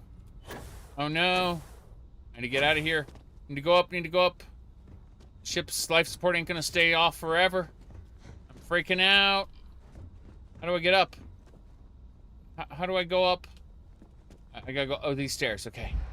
Ooh-wee. That's carbon dioxide built up as something else. Okay. People on the ship are incredibly stupid, yes. Yes, they are. Remember the lady, though, who wanted to guard the trophy and told me, what was it called? Remember the lady who told me that I would never keep the trophy in my quarters. It's safe in the safe. Sorry, it's safe and secure in the safe. I'm like, okay, let me go get the safe. It's like, oh, I need your key, and she's like, I'm not giving you your key. Manipulation. I still got that. I still got that damn implant from Ryujin that lets me manipulate people. It's great. You've never seen a bathroom in the Elder Scrolls? Outhouse somewhere, I think. There's no cause for alarm. I'm sure this is just a minor malfunction. Yeah. Here we go. How you doing, sir? Oh, okay. Before I talk to him, we're gonna cast precognition. Hey. I was wondering if you were the cause of the ship-wide emergency. It's time you stop playing games and tell me why you're here. All right. Let's see. Drumsky has something the Crimson Fleet wants. I'm undercover with UC SysDef, and I need everything you got on him. Let's see. I have nothing to do with the Crimson Fleet. I want everything you have on him. I want you to help me take him down. Let's see. Okay. UC SysDef. I'm undercover UC SysDef. I want everything you have on him. I have nothing to do with All Crimson Fleet. passengers, may I have your attention, please? Yeah. The captain has declared a ship-wide emergency. We're gonna try. Please report to your cabins in an orderly fashion and remain there until you receive further instructions. Let's do it. Let's do it. You look pretty stupid just standing there like that. Yes, I know. I am quite stupid, but I'm undercover UC SysDef. You're working for Ikande's little anti-pirating outfit? So what? I have nothing to do with the Crimson Fleet. And even if I suddenly decided to stay loyal to the old UC, why would I possibly want to incriminate myself by handing over evidence? I said, let's see. Colorado says you've been cheated out of a fair share of Galbank's job. Let's see. Yeah, Drifsky's been playing you both. Yeah. Let's go. Been playing you both. I don't know where you got that information from, but it lines up with all the troubles I've been having getting my cut from that asshole. That's right. That means my money's already gone. And Dombrowski's going to walk away with a fortune. I'd love to see the bastard fry. But if I give you that information and it falls into the wrong hands, I could end up in jail. Let's see here. I could pay you for your losses. Let me see. Yeah. Okay. Why did he let you handle the numbers in the first place? Dombrowski had the authorization to wipe out records on Galbank's system without raising any red flags. I let Claudia talk me into that. She said she had him wrapped around her finger. Apparently, she was wrong. Yep. I'll pay you. At least I walk away with something. All right. You have yourself a deal. That's actually really sad. Like, I have what, 500,000 credits? And I'm giving him 2,000? I had over 1 million before I upgraded my ship to the absolute titan it is now. Think about that. Like, I'm paying him chump change compared to what I have. Holy crap. Here, with this slate and this recording to tie it all together, you'll be able to nail his ass to the wall. He'll do whatever you want. Just remember that you promised to leave me out of it. Very good. Ever thought of joining the Crimson Fleet? All right. All right. What are you going to do about them? Well, since Claudia has been spending time disgustingly close to Dombrowski, I think she's suffered enough. On the other hand, I've got very, very special plans for Larry. I have some friends that can, well, let's just say, take care of the problem. That's if you leave him alive, of course. We'll just have to wait and see. Oh, yeah, I'll leave him alive. Don't worry about it. Goodbye. You better tell Dombrowski to run, because if you don't kill him, I will. Yep. Okay. Dombrowski. Where are we going? He's upstairs. Oh, wow. We gotta go around. Let's just do it. Our security team would appreciate if you'd please shelter in your cabin during this emergency. I am not a passenger. I am a guest of the captain who is here on professional business. All passengers are being asked to return to their cabins at this time. Okay, first things first, we make a save. Right there. No problem.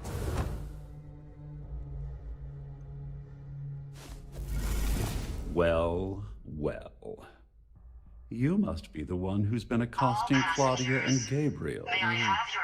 I'm uncertain what you hope to accomplish here, but it appears we should rapidly enter into some sort of negotiation. This is Bellathor, by the way. And remain there until you receive further instructions. Shut up. Yeah, this is Bellathor. Oh, fine, let's negotiate. Excellent, excellent. So, before we begin, let's review the facts. First, it's clear that you've obtained insider knowledge of my arrangement to defraud Galbank.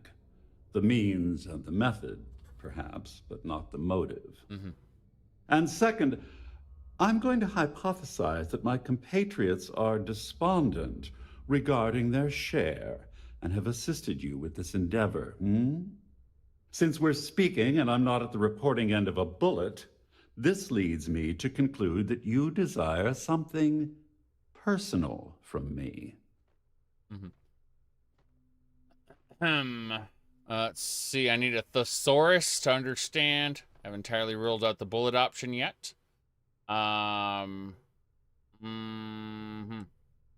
Is it very necessary for you to talk that way? No, let's go ahead and... I haven't entirely ruled out the bullet option yet. I see. Well, that certainly places a damper on our negotiations. Perhaps I can hasten my diatribe to temper your violence-ridden contribution. So In dumb. blunt terms, you have compromising materials about me in your possession. The only thing I have to offer in return are my Galbank credentials. All passengers, I assume that's what you've been angling for all along? the captain has declared a That's all ship-wide I want. emergency. Surprised you figured out. Please report to your cabins in an orderly fashion and remain there until you receive further instructions. Yes. That's all I want. Splendid. It appears we've reached an accord. Wait, I'm sorry. Let me simplify that for you. It sounds like we have a deal. Oh, of course, I trust you'll understand if I ask for us to avoid any further contact. Now, if you'll excuse me, I need to formulate how I'm going to utterly ruin two very annoying business associates. Good day. Good day. All right, let's go. We did it. We got what we needed. This ship is in a state of emergency. Yep. Cool. We got them all back to their quarters. Dealt with them. How's it going? Well, looks like everything worked out, just like we planned. I wish you hadn't blown away the gambling debt that Sandine owed me. But hey, you got the job done. Yep. You said 80% of this game feels like something you could achieve in with a bunch of mods in Skyrim and Fallout. Let me let you in on a secret. So they hired some mod makers, interesting NPCs, that is to say 3D NPC. That mod maker is like writing dialogue. That's why the NPCs are very extremely verbose. They talk a lot. They talk about their past and stuff. They got backgrounds and you know, like a little more detail to them. That's the interesting NPC guy. Okay. Then you notice that like most of the locations seem more lived in, right? There's a lot more clutter that's been put in places to make it look like people are living in locations, as opposed to, you know, like this kind of sterile environments of earlier games. That's because Eleonora, the house mod lady, was putting clutter around. What I'm trying to get at is they hired a bunch of mod makers, and that's why Starfield's kind of the way it is. Get excited. All right. So... Yep, couldn't have done it without your help. I'm glad you feel that way. Just remember to tell Delgado how much I pitched in to help. You should come with me. You know, I'm still wondering exactly what you needed those credentials for. You feel like telling me, partner? I was gonna say... All passengers, may I have your attention, please? The captain has declared a ship-wide emergency. Kryx's Please legacy, report to yes. your cabins in an Kryx's orderly legacy. fashion and Are remain you there serious? until you receive further I heard instructions. Delgado was spinning that yarn, but I thought it was more of a hobby with him. Have things really gotten that desperate? Yep. Anyway, I suppose there's nothing stopping me from rejoining the fleet now. It's been a long time coming. I owe you one, Overreach. Yep. I will accept my thanks in the form of credits. All right, don't worry about it. Nonsense. If there's one universal constant you can depend on, it's that Yevgeny Rokov always makes good on his deals. Always. Well, I suppose this is where we part company. Hopefully the next time we meet, we'll be aboard the Key. You said, what was Bethesda actually working on? A lot of things. Like, a lot of these systems. A lot of these locations. Todd Howard wasn't lying when he said this game has the most handcrafted locations out of any Bethesda game. It's just, you will be seeing those handcrafted locations over and over and over and over. Yeah. I mean, you think it was easy for them to build a space sim inside of Skyrim? Or Fallout 4? Because they did it. It's not, they didn't do a lot with it. It's arguably like a terrible sin how little they've done with the space simulator, but the fact that they, like, you're asking what has Bethesda been working on? A lot. Like, everything. But they've been doing it in individual bubbles, right? Okay? It's like these individual little bubbles. And so the developers, at the end of the day, it's up to, well, I think it's Emil Pagliarulo to come and make sure that all of these individual little products get assembled into a cohesive game that works. Remember that they develop everything. They let their developers mostly do what they want, you know, within reason. It's very interesting. It's a very interesting setup in general. Like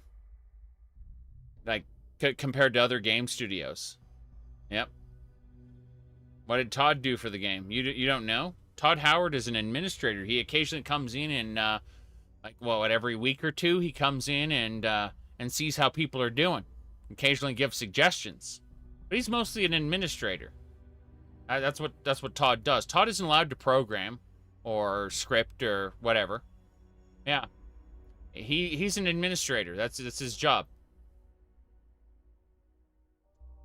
Emil Pagliarulo is the creative lead. He does what you in other studios you would know as the director's job. Yes.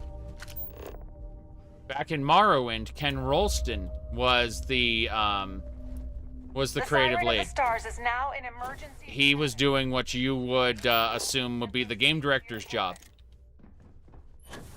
In Bethesda, the creative lead has traditionally done what you would expect from a game studio, from the game director. Our security team would appreciate if you'd please shelter in your cabin during this. Miss. Oh, she left, which means I could grab everything if I wanted to. I don't think there's anything for me to grab. This is all empty stuff. What a shame. Oh well. All passengers, may I have your attention, please? The captain has declared a ship-wide emergency. We're going. Please report to your cabins in an orderly fashion and remain there until you receive further instructions. Damn it. Really? We're taking that. UC outfit. Pretty sure I'm going to be leaving in a second. I actually ended up in the wrong spot. It said, Bethesda's next-gen creation engine 2. Lol. The Siren of the Stars is now in emergency status. I understand that it's in emergency status, but I'm trying to find out how to get downstairs, so it's kind of special. Let's go, let's go. This should get me down to where I need to go. Yes. We're almost there. We're in the guts of the ship now. Not the purdy areas. Don't worry. The ship is equipped with 2 backups for the life support system. Everything will be fine. I pulled all of them. I pulled absolutely all of them. People are gonna run out of oxygen and die. It's gonna be great. I'm like, that's the ballroom? Where's my place? I gotta jump down. Hold on. Local map. Yeah, I'm still wondering how the implementation, because they said they're going to add a local map. I'm wondering how the implementation's actually going to work out. Yes. Todd was the creative director for Morrowind. Yeah. Ken Rolston was the quote-unquote creative lead, you see. It's great. Creative lead. It's a special title. All passengers, may I have your Bethesda's attention, titles don't mean please? anything. That's what I'm trying to say. They're not within the context. Like they don't meaningfully sync up to how other game studios would have their titles. Yes. Gonna go ahead and sleep for an hour. That's gonna get me fully healed. Very good. May I have your attention, please? Good. We're gonna climb. Yep.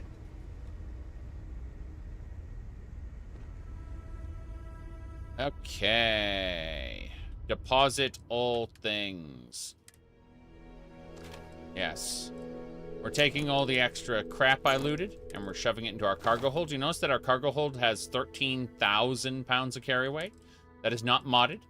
I have actually gone and invested that much into the ship to where the ship just holds that much junk.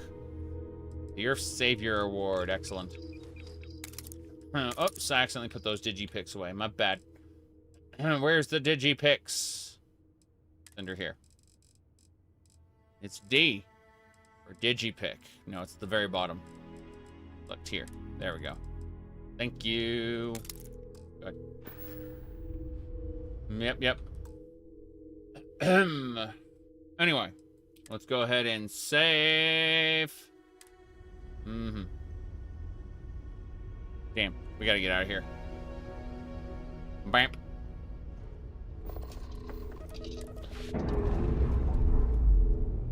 Good. We're done. Vanilla shipbuilding, yes. This is vanilla shipbuilding. It's true. Now let's get out of here. Breaking the law. We're going to New Atlantis. We're traveling to... Just as go to New Atlantis, but if I go directly to the lodge, I can deposit all my whatchamacallits. Yeah, let's go to our cargo hold and let's take all of the what do you call it, resources out of here. So if we look at the amount of resources I have, 710 water, 600 lead, 400 titanium, 300 tungsten. This is great stuff. And look at all these vital fluids. This is a lot of adhesive. Gotta love those vital fluids. I'm taking all of it. Just the alchemy ingredients. Excellent. Well, now we're going to travel on back over to New Atlantis. But we're going to the lodge, so we can put away all those alchemy ingredients and probably, you know, crash the game in the process. It'll be fun.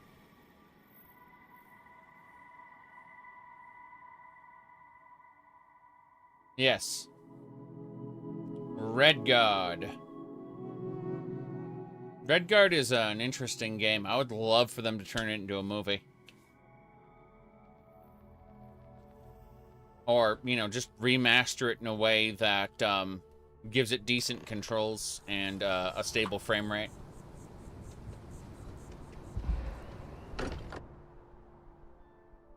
Ah, crap. I shouldn't have sprinted. I'm gonna be huffing and puffing and losing health now. Oh, no. No, we're set. Good. I was worried there for a moment.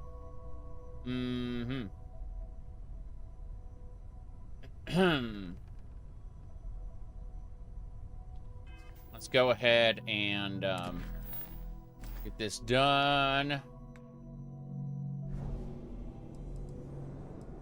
We need to use personal atmosphere. We're going. We're gonna place everything in here. Yes. Depositing all the things, all the resources. That is everything we picked up. A lot of stuff.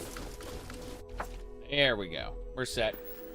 Okay, we got other things to do here in New Atlantis. Specifically, visit Galbank.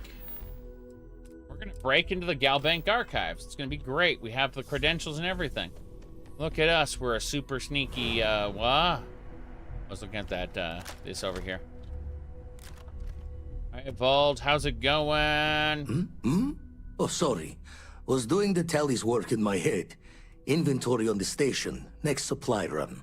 Any artifact temples? Sorry. Haven't catch the glint of one yet. Goodbye. Yeah, he can't find any more artifact temples until I continue the main quest. Hey, Very good to see good.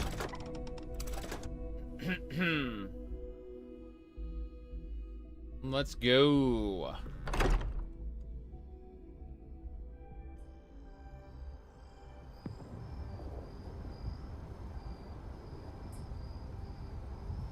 Away we go. By the way, Captain, Sergeant Yumi's looking for me. Oh no. We don't care. We're busy. New Atlantis, land of the dropped frames. The stagger will be over soon. Give me a sec. As soon as we get into Galbank, it should be fine.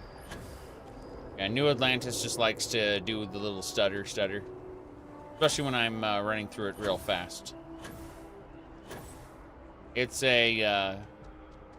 is a New Atlantis and Aquila City specific problem.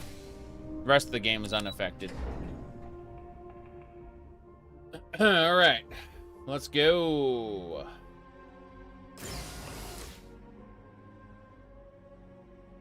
High purpose. Check the video description, please. Thank you. All right. Now then. Save the game. We're in the Galbank archives now. Just need to walk our way over. 1 and 2. Excellent. Hello there. We are completely trustworthy, as you can see. No question about it. Completely. Let's actually do photo mode. Here we go. As you can see, 100% trustworthy. We're going to do that right there. Can I put down a banner really quick on the side? I'd like to put Crimson Fleet's on the wrong edge. Okay. There we go. That should do it. Actually, can I do it from his perspective? Yeah. Cool. No. No, not gonna work. Can I put it through the glass? Okay, that's better. Not quite. Let's try this. Let's try using decreasing the FOV. Yeah, decrease the field of view. That's much better. Holy crap. Okay, yeah, I live with this one. Yeah, that should do it. Okay, bam. Screenshot taken. Hello. Hello. Welcome to the the Galbank archives. May I see your credentials, please? Here's the credentials. Just one moment while I verify. Oh, yes, Mr. Dombrowski. Welcome, sir. Give me a moment to log your visit, and then I'll unseal the archives. Very good. You're acting a bit strange. Me? No. Look, this is my first day on the job. Just cut me some slack, okay? I can't afford to lose it. I got a wife and kids to feed. Everything checks out. Give me a moment to log your visit, and then I'll unseal the archives. There we go. Have a wonderful day. It's pretty fucked up, actually. No, it's not that Bethesda's engine is easy to mod. They could very easily, people can very easily create mods with, the Unity or Unreal Engine editors. Super easy. So, the real issue is, that they would have to retrain all their developers to create landscapes and, script, what do you call it, script events and stuff in the, Unity is a big LOL, but it has one of the best editors for, like, dirty casuals to produce content with. You don't have to know jack shit about programming. And if the game supports modding, you can easily create something for it. That's what I'm trying to say. Is that if they say switch to Unreal Engine, which I don't recommend, by the way, for several reasons. But if they did switch to Unreal Engine, they could, like, mod makers could easily use the Unreal Engine SDK to produce mods. It wouldn't be a problem. So, yeah, the SDK for Elder Scrolls and Fallout tends to be very crashy. Very crashy. Yep.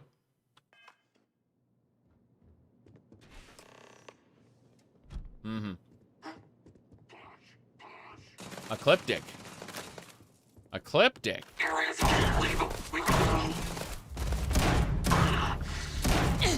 Damn, I can't destroy the cameras. All right, everyone ready for some magic? Some space magic? Epic isn't that strict about what modding is allowed. Not really, no. It's just that the games developed in Unreal Engine don't support modding on average. And Epic tends to partner with Easy Anti-Cheat, which absolutely murders modding. Yep. The game has to have hooks that support external asset, not only external asset injection, but external code injection. That's really what causes us the most issues with, you know, games in general, is like adding content. Usually everything's hard-coded, right? To where, like, something isn't allowed by the executable, so we're fucked. That's why the script extender is so pervasive through Elder Scrolls and Fallout games. Is because of the fact that so much is hard-coded and needs to be worked around. But what makes the Elder Scrolls and Fallout games so great for modding is the fact that you can just insert code via, like, script specifically, via a plugin. Easy peasy. Uh-huh. Bethesda wouldn't want to restrain everyone, start paying millions per quarter in licensing. Troll-a-lol-lol-lol-lol. Troll-a-lol-lol-lol-lol. Yes, this is true. It's one of the reasons why I recommend against it. Other reasons are technical issues. But don't worry about it, because Bethesda works for Microsoft now. So Microsoft will make these decisions. Why strike teams were sent in to, quote-unquote, fix problems with, what do you call it, with Starfield before it came out. Alright. My throat's bugging me, so we're going with a strawberry cough drop. Yes, strawberry. Okay, let's go. We're going to be fighting Ecliptic. Are we ready to Fusro da target? Fusro da!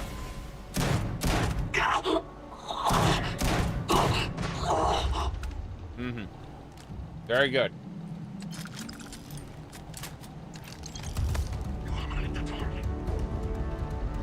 Come on.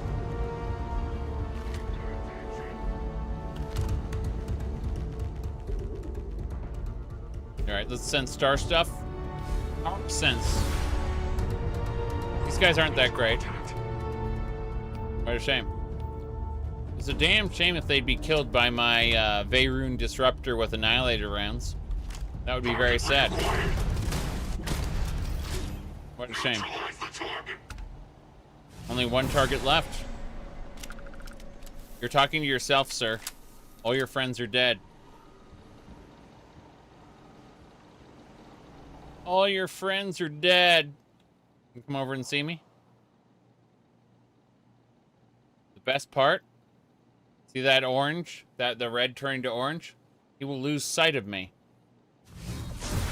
As soon as that happens. Bam. He no longer knows where I am.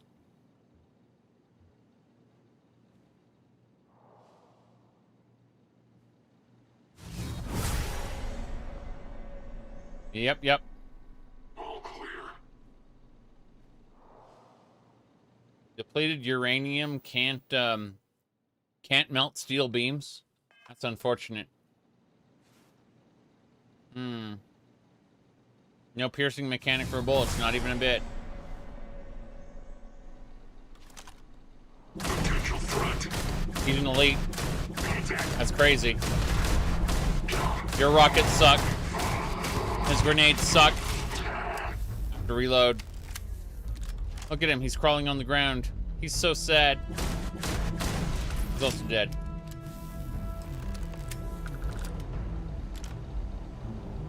Those are annihilator rounds, by the way. Yep.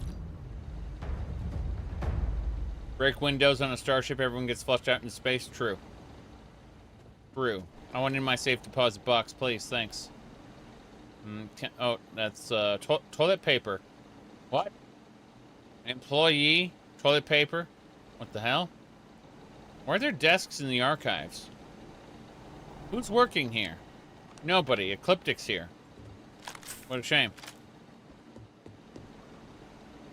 Okay, I've looted all the Ecliptic corpses, like a crazy person.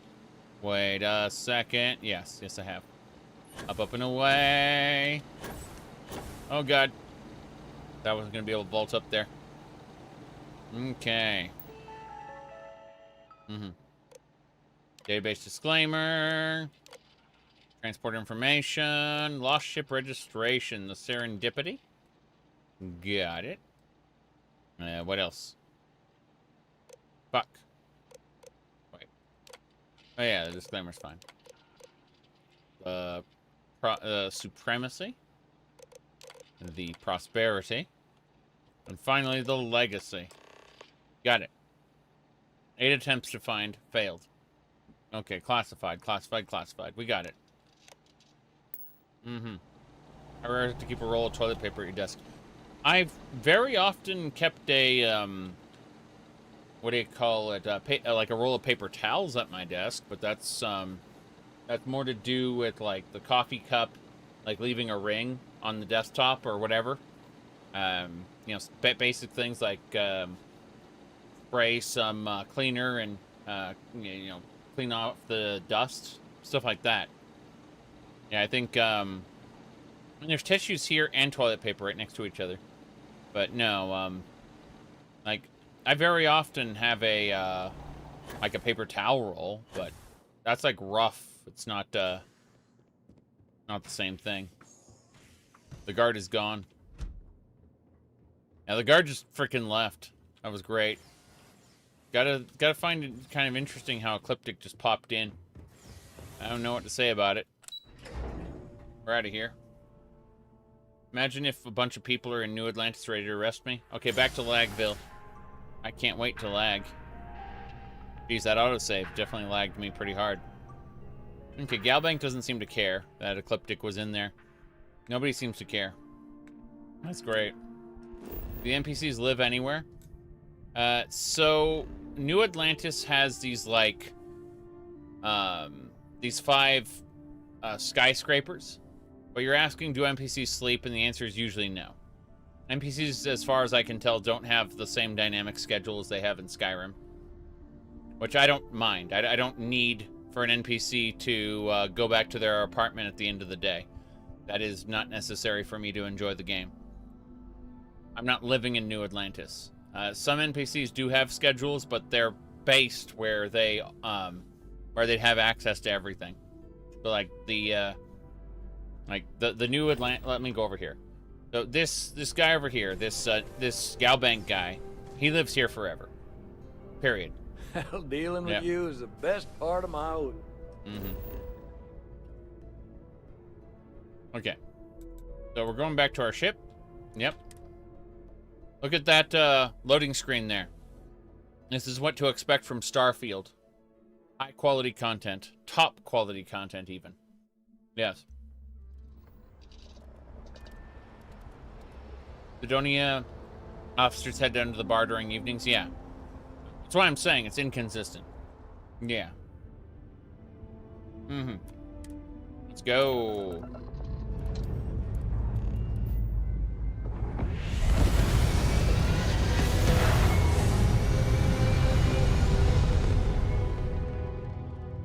Remember that guy in Dawnguard who kept saying sleep is for the weak? over and over. Okay. Put all the power into the engines. Good. It is set. 1 power from laser turrets into grav driving. We should be good to go. Hey, you. How you doing? I'm talking to you. Fuck. Got you on comms. Yeah. Anything interesting? I was thinking about trying my hand running the Red Mile over on Parima 3. See if I couldn't make some credits. And I remembered how much I enjoy living. I did bump them. Let's trade. Oh, sure. Take a look.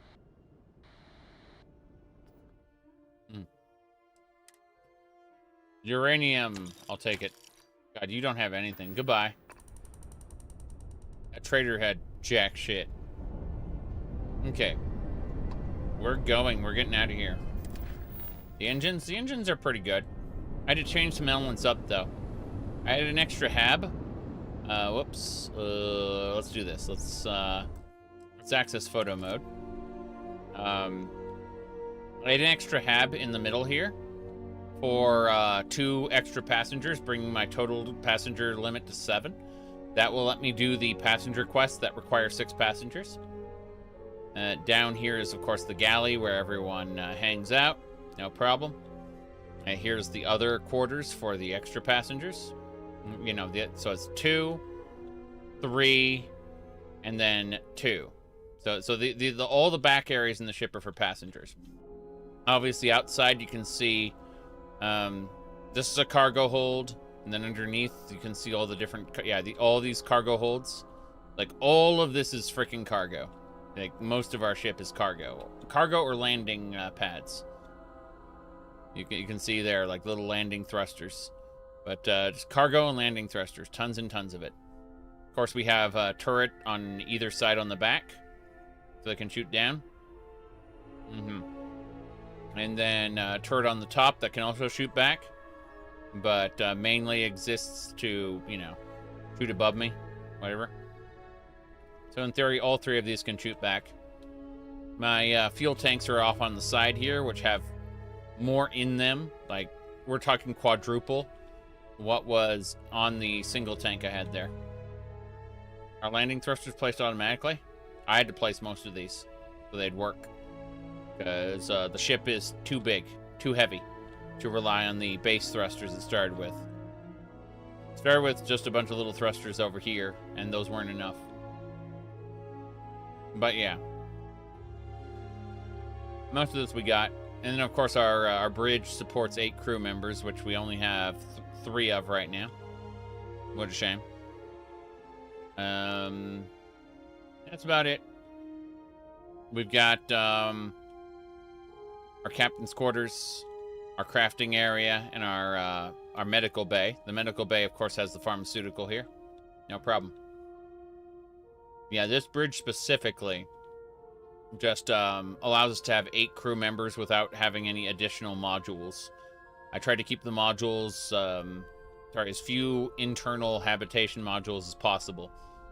Just enough to be able to do the, what do you call it? The 7 passengers, 8 crew members, and how much cargo? Let's find out. Oops. Let's find out how much cargo.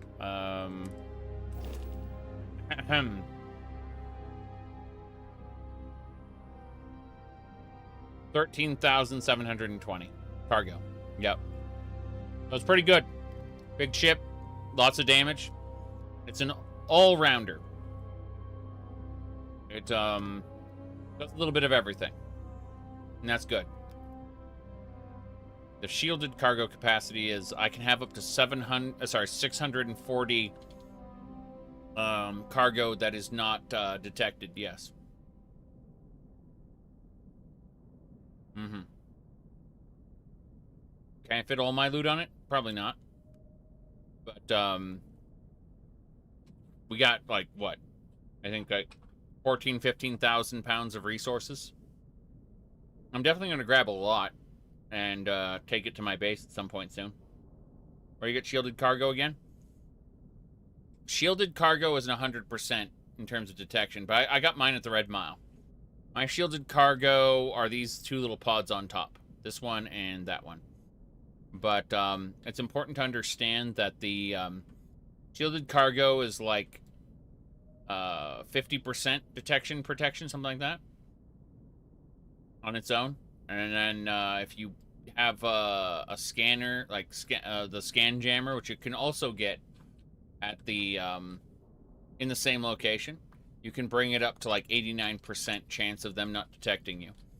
But I very often will end up getting killed, and then you know, yep. Can you increase the detection rate? As far as I know, 89% as far as I've gotten it. What a shame. Okay. Anyway, we gotta go to space. Proceed to the key.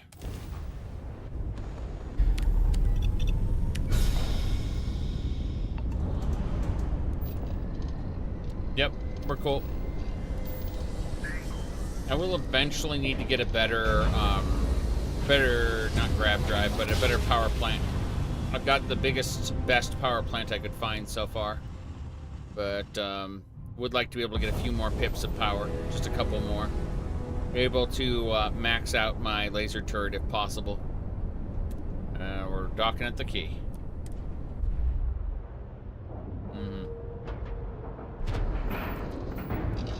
Can you fight the authorities to death? I mean, they have a whole fleet. You're probably going to get killed. If you manage to defeat the entire fleet around a planet, you are more of a badass than me with your ship. Yep.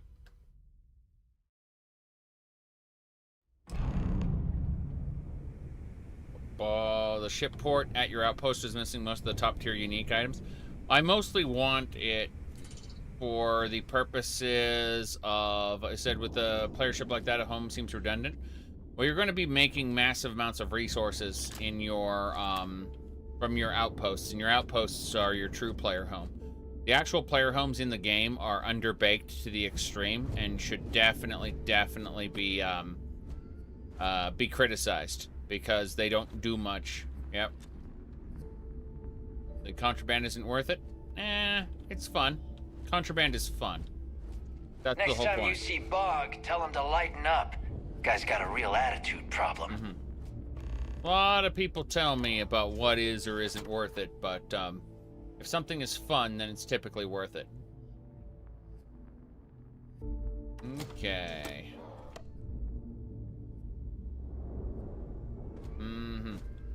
You hate that you can't assign player NPCs to the player home? Yeah. But there's some pretty big issues with the whole player home situation. Yeah, you can't have your wife live at your house. Yeah, that's true. That's true. It's a little insane. Your house has to be a hab in the middle of nowhere, in a sealed environment on some distant ball of rock somewhere. All right.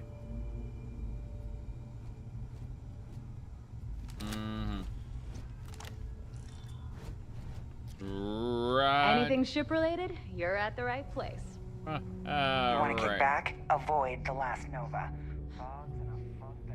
Bog's annoying. Got it. Modders are gonna have to do something to boot that.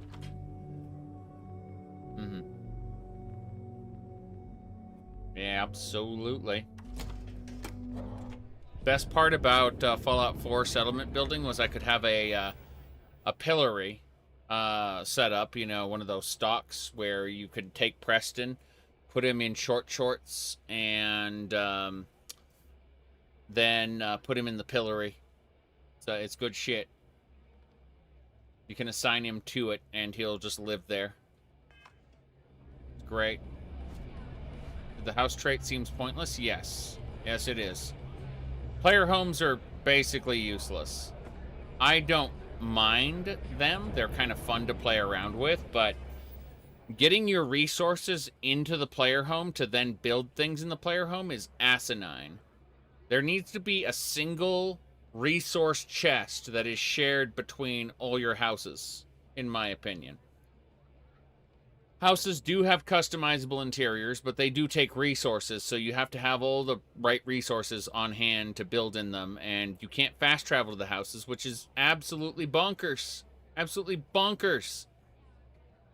I became a first-class citizen in the UC and got in a, what do you call it, a penthouse apartment, which is basically the penthouse from Paradiso, but, you know, mine, and I can't do shit with it. Yep.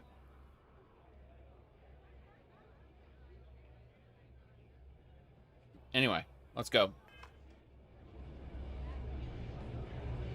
This is the life, right? Right. The Reckoner's Core. Where the hell am I going? I need to find the elevator. Take me there. You'd rather have your house be furnished than tasked with crafting and placing furniture? I'd like the option to do either one, but the second one would be glorious if I could take all my resources from like an unlimited chest and put them there. You said, how do you furnish them? You use the there's a panel on the wall that'll turn on the outpost building UI, and it will be limited to interior stuff. Yep. Houses should come with presets. I agree.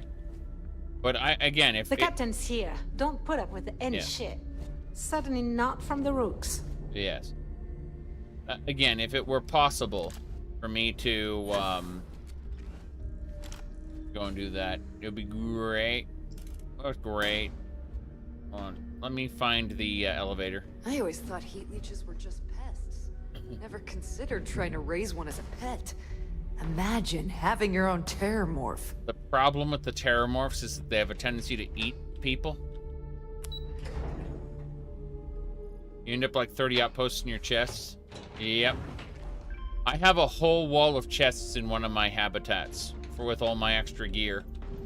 Like my different customized spacesuits and stuff for the different extreme environments. Okay, here we go. This is gonna happen. Thanks for the information, rookie. Shoots me in the head. I'm just thinking, if someone finds out you're Starborn, they could like install a bomb in your head or something, you know? Like you try to betray us, blow up, other body horror issues, you know? Like all kinds of shit they could do to you. Like it's generally unwise to let people know you are the special person in a sci-fi future, sci-fi / cyberpunk future, because there's all kinds of really fucked up shit they could do to you. Okay. And worse off, mega corporations would have no scruples about doing those things to you. You know, at least in a monarchy, you might have, you know, decent monarchs who aren't absolute psychopaths. Possibly. Then again, they might be psychopaths after all. Who knows? Your buddy Rokov is aboard the Key. Told me everything that happened. Mm-hmm. Yeah, he won't shut up about you. Keeps going on and on. Now I remember why we kicked his ass out the fleet. Oh, right. Yeah, Rukov's not... Rukov made me do everything. Rukov turned out to be helpful. Yeah? That'd be a first? Yep. All right, neighbor, you've made your point. Mm-hmm. Well, since you're vouching for Rokov, I guess we can give him another chance. Yep. All right. Now that is out of the way, we can move on to the matter at hand. Kryx's legacy. Speaking of which, let me see that data you copied from the Galbank archives. Ah, so the Galbank transport went down over Bannock 4. Bannock. Why does that sound familiar? Neva? Yeah, keep your panties on. I'm looking it up. Hmm. And I got it. Bannock 4. Let's see. Damn it. Bannock 4 is an EM-class gas giant. We can't even get a ship near the thing without frying every circuit aboard. Holy crap. Did you see that? They just explained why we can't land on gas giants. Trollolololol. Yeah. No, it's kind of funny. Tell me about this EM-class gas giant. Don't know that one, huh? Well, pick up your pencil. There's gonna be a test on this later. Got it. EM class means the planet is giving off a ridiculously high amount of electromagnetic radiation. We're talking off the charts here. Fly your ship anywhere near one of these death traps, and you'll blow every single circuit on your ship. So, here's the thing. Okay.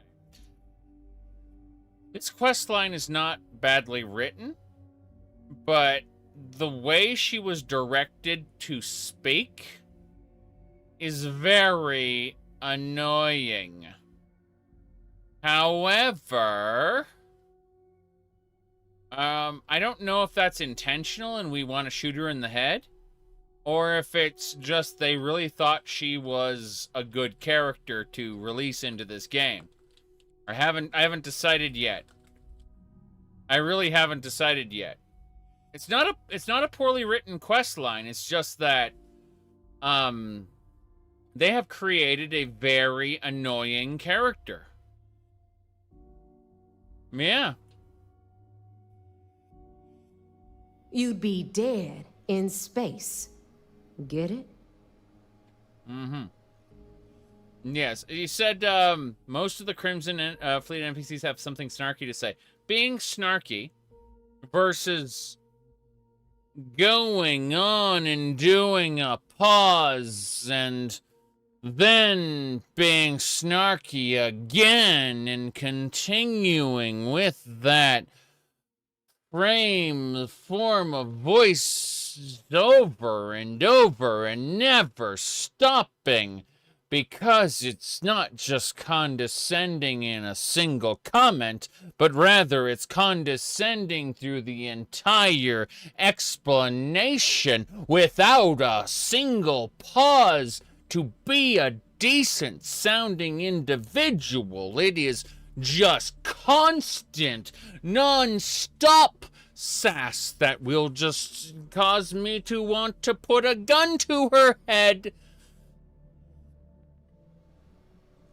There's got to be a way. Yeah, sure. We'll just wrap your ship in a ton of copper and launch you right in there. That ought to do the trick, right? Right. Both of you shut up and think for a second. I'm sure Kryx hit the same roadblock. All we need to do is figure out how he got around it. This sounds like a goddamn waste of time to me. I see. Oh, shit, my scanning skill says Legacy had a CRB-27 transporter. We can start by tracking its location. The Rook's right. We tackle one problem at a time. Can we track it, Neva? That transponder is military grade. We're talking ultra-bit encryption, constantly reshuffling frequencies. We don't have shit like that laying around. But before you get that pissy look on your face, I heard that the UC's been working on a ship signal decryption system called the ComSpike. We grab that little beauty, and we'll be able to track anything you want. You said surely Kryx hit the same roadblock? Well, that's the point. If Kryx hit that same roadblock, then he probably never got the treasure. At least that's what they're saying. Yep. Yes. She is an outlier. She is not normal, okay? Like, this is, from the perspective of this game, I have encountered no one nearly as bad as her. All right, here is the plan, so shut up and listen. Rook, I want you and Neva to put your heads together and get us that ComSpike. I don't care if it's mounted at the top of mast. I want it. In the meantime, I'm going to find out more about this EM-class gas giant problem. And I think I know just who to ask. Cool. Give me a little time to crunch the numbers on the ComSpike with Jazz, and I'll point us in the right direction. Yes. We'll do our best. Best we can. What are you, 5? All right, that is enough. We are in arm's reach of Kryx's legacy, and I don't have time to deal with this kind of bullshit. Yeah. Now, both of you, get the hell out of here and get to work. All right. Let's get this over with. Follow me. Follow her. That's unfortunate. Where are we going? No idea. Hadrian Plus. Is she Hadrian Plus?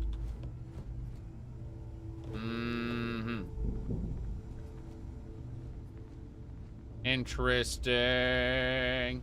If you need credits, hit up the mission boards at the core.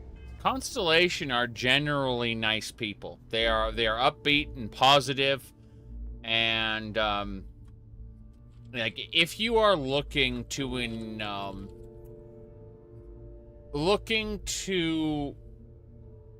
take the whole space explorer thing at face value, and in good faith play the story without wanting to be shoot like shooty bang bang sarcastic murder the shit out of people, which is what's great for the Crimson Fleet. Constellation's actually a pretty well written group of people. Really. It's just if you want to deviate from that at all, even a little bit, you want to deviate from the path of righteousness just a little bit, they're all kind of assholes to you. And that's not good for a game that has freedom. Like Bethesda games are well known for having freedom, right? And yet, again, like, I found that if you want to kind of play the way the game kind of, like, in the direction the game's shoving you, then Constellation are a great group of people. They're nice, and, like, I like them a lot. But if you try to deviate even a little bit, you want to be a morally gray smuggler person? Well, fuck off. The obvious question is, why? Well, it seems like they really wanted you to get close to the people of Constellation. I don't know, Unfortunately, the result is that one of them will die. And it is the one with your highest affinity. One of the two with your highest affinity. So, in other words, whoever you married or whoever you became the best friends with, one of those two people will die. It's cheaper to railroad the player down a single path. But yes. It's still strange, though, that they'd give them such extremely strong personalities and make them purely good, right? Purely moral characters. And then turn around and say, you need to be with these people to do the main quest, right? You need to be on these people's side to do the main quest. That's what I'm trying to say. So, it's absolutely nuts in that respect that they would, they would put you into a group where you cannot take full advantage of it without being morally good. Now, because I've been trying my best to interface with these people on good faith, trying to kind of follow the path of least resistance the way the game wanted me to play, more or less, within my obvious play style, which is to, go absolutely nuts with the looting. I found all the characters wonderful to be around, with the exception of maybe Sam, once he gets into dealing with his ex-wife, I found that kind of off-putting. Like, hey, I'm gonna leave you alone to deal with your ex-wife situation. Come on now. Ethically minded gatekeeping. Oh, that's just it. It's very strange because they give you the Crimson Fleet, and they give you the ability to set up outposts, right? So with the Crimson Fleet and with outposts, you don't really need to be... You can make a character that is completely, totally evil, but then at the same time, they, like, just looking at this whole situation, it's absolutely bonkers that, like, they give you the ability to play evil, but then, like, the main quest is straight up a good person. A good person's path, I mean. So, and yet the ending seemed, at least as far as what I've seen thus far, because I'm at very close to the very end. It seems to, like, impress upon you the idea that none of this matters, and yet they are morally, they're making you play a moral character, or at least making you make moral decisions in the presence of Constellation, only to then tell you none of it matters. And it is the most it's the most schizophrenic thing I've seen thus far. Yes. All right. Yep. Let's see. Yes. Kill, die, repeat. Lol. Yep. Constellation are protected. Yeah, you can't murder them. That's true. But I mean, I don't want to. Like, I wanted to get to know them and stuff, but then I look at this and I go, damn, if you want to play, like, anything other than what I'm enjoying playing right now, you must be miserable. See what I'm saying? Like, it's incredible. Like, and yet this is the game that's supposed to give you choices. It's like, okay, in Oblivion, you have to play as Martin Septim's errand boy, but they don't judge you out. Like, at no point in time are you going to get gated from getting to Mankar Cameron's Paradise and, you know, getting the Daedric artifact that Martin needs, and then going, you know, finishing off the whole main quest of Oblivion. Neither was Skyrim. Like, outside of how you treat the Blades personally, the Blades are morally gray people. They just want to kill dragons. They don't give a shit, right? The Greybeards don't care either. And Fallout 4 gives you multiple solutions. You can be part of a militaristic organization. Yeah, you can even side with the Institute in Fallout 4. Outside of a little bit of even with the rare, yeah, no. I'm looking at it like Fallout 4 does not require that you actually, yeah, it doesn't really require that you be morally good. You can side with the military folks, or the you know, the what do you call, what was the Minutemen called? The Minutemen were a like the neighborhood watch. Yeah, or like the railroad just exists purely to undermine the Institute. And once you get into the Institute, you can side with them. So I'm looking at the whole situation going, I'm just thinking about this going, okay, well, yeah, the Brotherhood of Steel were technically bad guys, yes. That's what I'm trying to say, is that there definitely wasn't any moral ties to the main quest, but it seems like the important thing about the main quest is having you give everything up. Like, the idea that you should be getting to know these people along the way, going through their quest lines, and then eventually having to give them up to finish the main quest. Like, achieving unity means leaving them behind.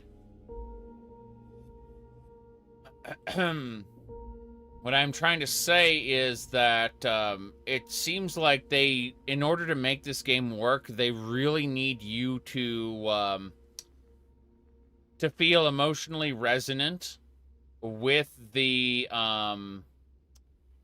with Constellation, and if you don't, then the entire main quest fails to have any sort of impact whatsoever. Well, the railroad was kind of awful in Fallout 3, but you can get one of the best perks / weapons. You can get not Harkness's weapon, the other one. The Microsoft leak was emails that were 3 years out of date, so none of it's current.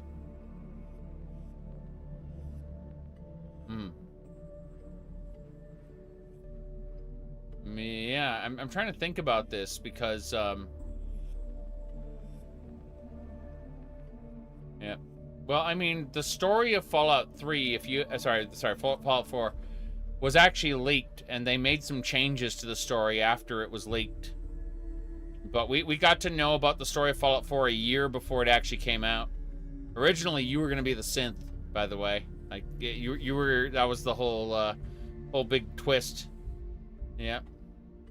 All right. Let's go. I heard Isla's sister is... PS6, you say? Yeah. I was gonna say, maybe they can run true 4K someday. It would be amazing if we could run if one of these consoles could run true 4K. That would be delightful. Yeah. Very good.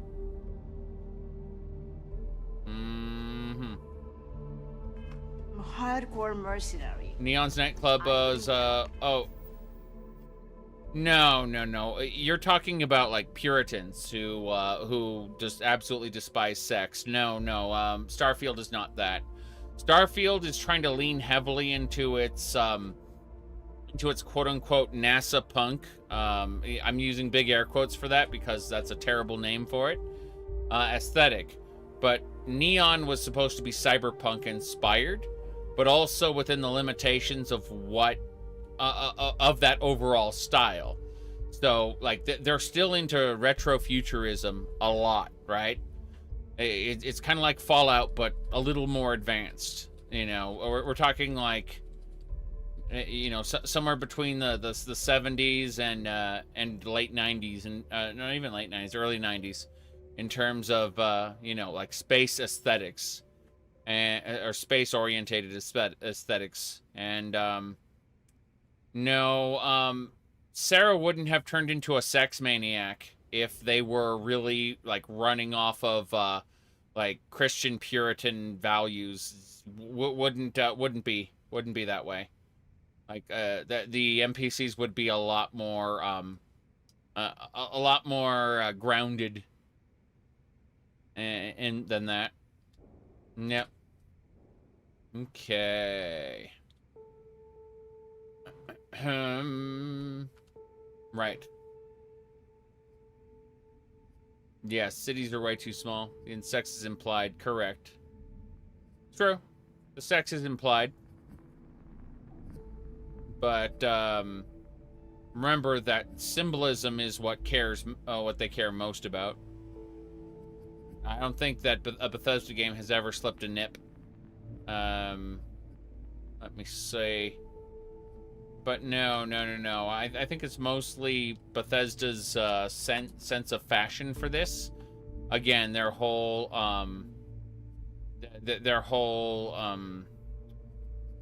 retrofuturistic aesthetic is what's really like tying them down, I think. Yeah, alrighty then. Yep. No.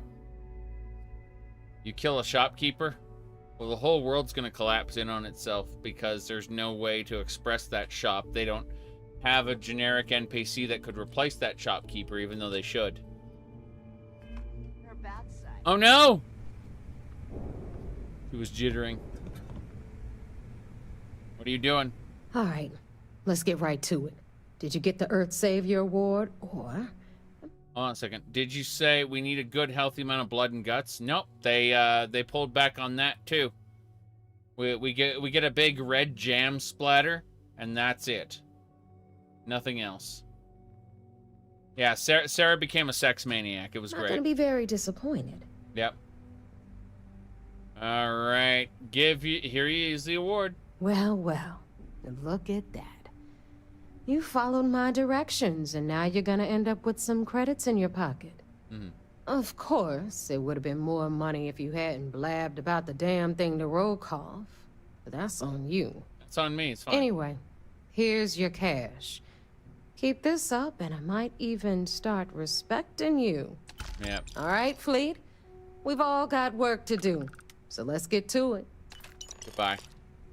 Yes, Sarah became extremely needy after the romance arc was completed, and like, oh, are we done talking now? And it became kind of awkward how like every line of dialogue was something like that. And so as we can see, we have the high quality Sarah content here. But no, she would, every single time you slept in her presence, she would instantly start getting up out of the bed and tell us about how good the sex was. And it was just constant. Yes. Yep. It's absolutely true. The high quality content in this video game. Yes. That's why we absolutely positively had all kinds of amazing screenshots with Sarah there. It was great, as you can see. No problem there. You said a lot of red flags from the writing team. Oh, no. Well, her thing. Okay. I'm pretty sure that her romance is kind of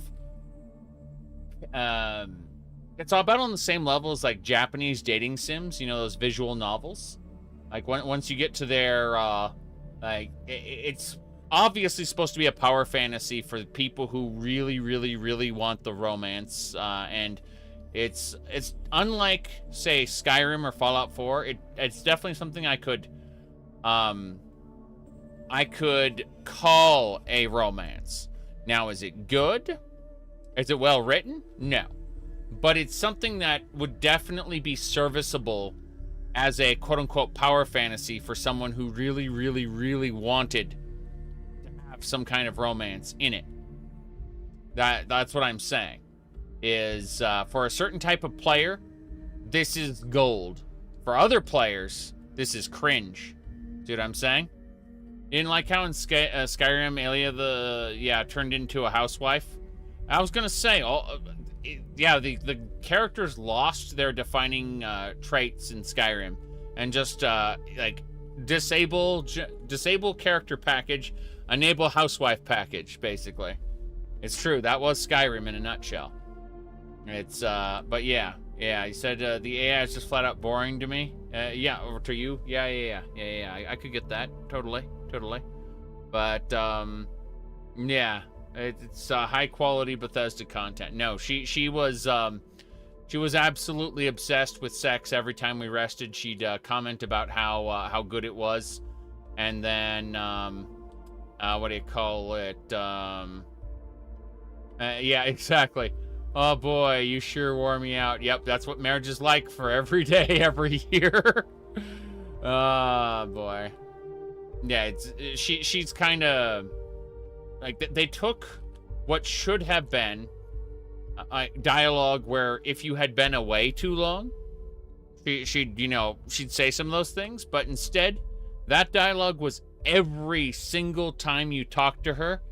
It was, and if you, like, use the follower to carry loot, it'd be crazy. Absolutely crazy. Because it's just, Oh, are we done talking now? You know, like a little whiny voice and stuff like that. It's, came off as very needy and awkward. I know someone out there just loves it. Like, is just relishing that content, right? Because they are the target demographic. But I am not the target demographic, so I make fun of it. Yes. Okay. Let's see here. Ship services? You need it? I've got it. Yep, we're leaving. Ship services? Yeah. No thanks, Rover. Yep. I'm only stationed on the key until the heat dies down. Then it's Your spouse loves to hear you out. I mean, everyone should if they're in a healthy relationship, but the way it's presented, not so much. Yes. Oh boy, the way it's presented is a yikes. Let's go. You said they pay girls on TikTok to say those words, lol. But no. Like, there are a lot of Japanese cartoon visual novel enjoyers who very much like that experience felt pretty spot on for the very end of a character's route in those. I know there are a lot of people out there who don't have experience with those, so you'll just have to take my word for it. Like, someone out there knew exactly what they were writing and exactly how it appeals to a certain demographic.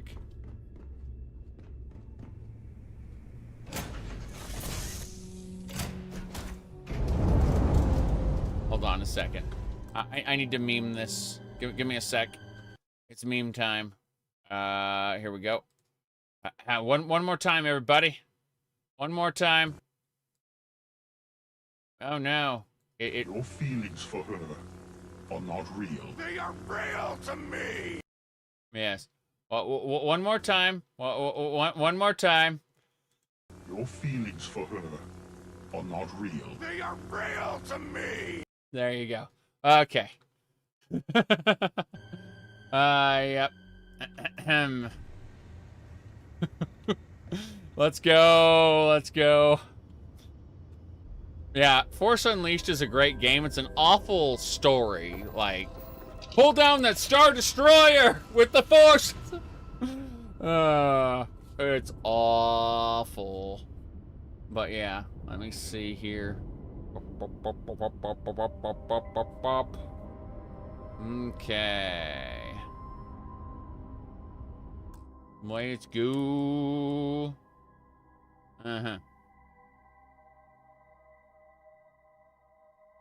Anyway, we're saving. I gotta go visit the UC Vigilance and discuss all the nonsense we've been up to. I can't wait to get kicked out of the undercover mission for being evil. No, I'm not doing that. Surveyed. Oh, I haven't surveyed this planet yet. Let's just... My ship is docked. I can't even get out of here. Yeah. There's a lot of things that are badass and absolutely atrocious as for storytelling. Yes. But that's what Star Wars Force Unleashed is about. It's not about writing something, you know, coherent for the Star Wars universe. It's about being badass all the time. So just turn your brain off and enjoy absolutely batshit crazy shit. Yeah.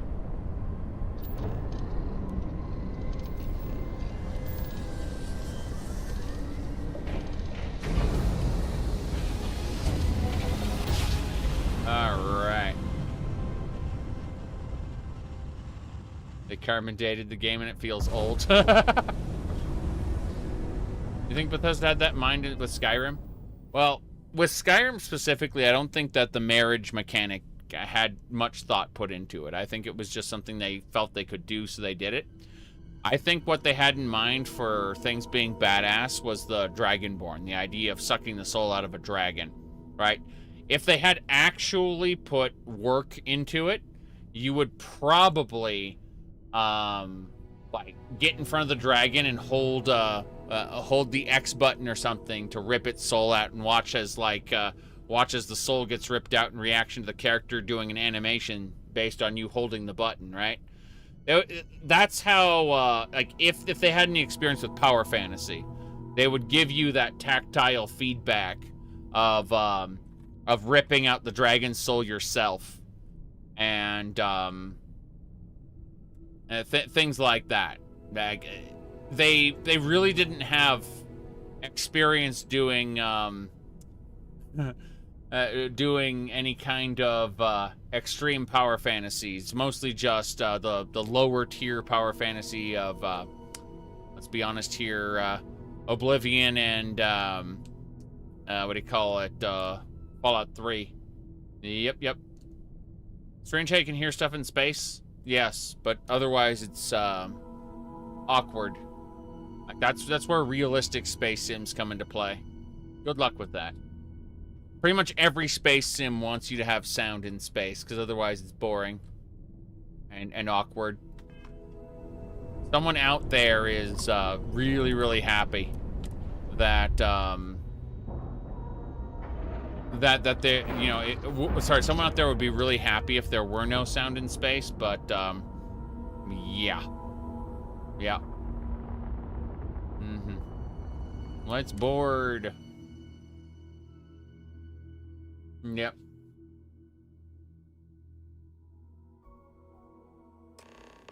Nope, no spacewalking. All right. Let's go. Okay. Hello. Okay. Yep. Making an optional feature for those who care. I don't think Starfield is very interested in producing optional features for those who care. Yep. Nice work on the Siren. So I heard there was a bit of excitement on the Siren of the Stars. Your handiwork, I assume? Yes. I was able to successfully steal the Galbank credentials. Yes, and I heard there were no casualties. Excellent work. I killed the Ecliptic soldiers. Except for the Ecliptic hit squad that you took down at the archives. We've taken care of that mess, by the way. Speaking of which, I assume you copied the information from the Galbank's computers. Let me see what you got. So the legacy went down at Bannock 4. Cat Ear DLC. I mean, that does sound pretty good. Do look forward to it, yes. However, I suspect mod makers will get ahead of the curve, and we'll have cat ear space helmets pretty soon. Yeah.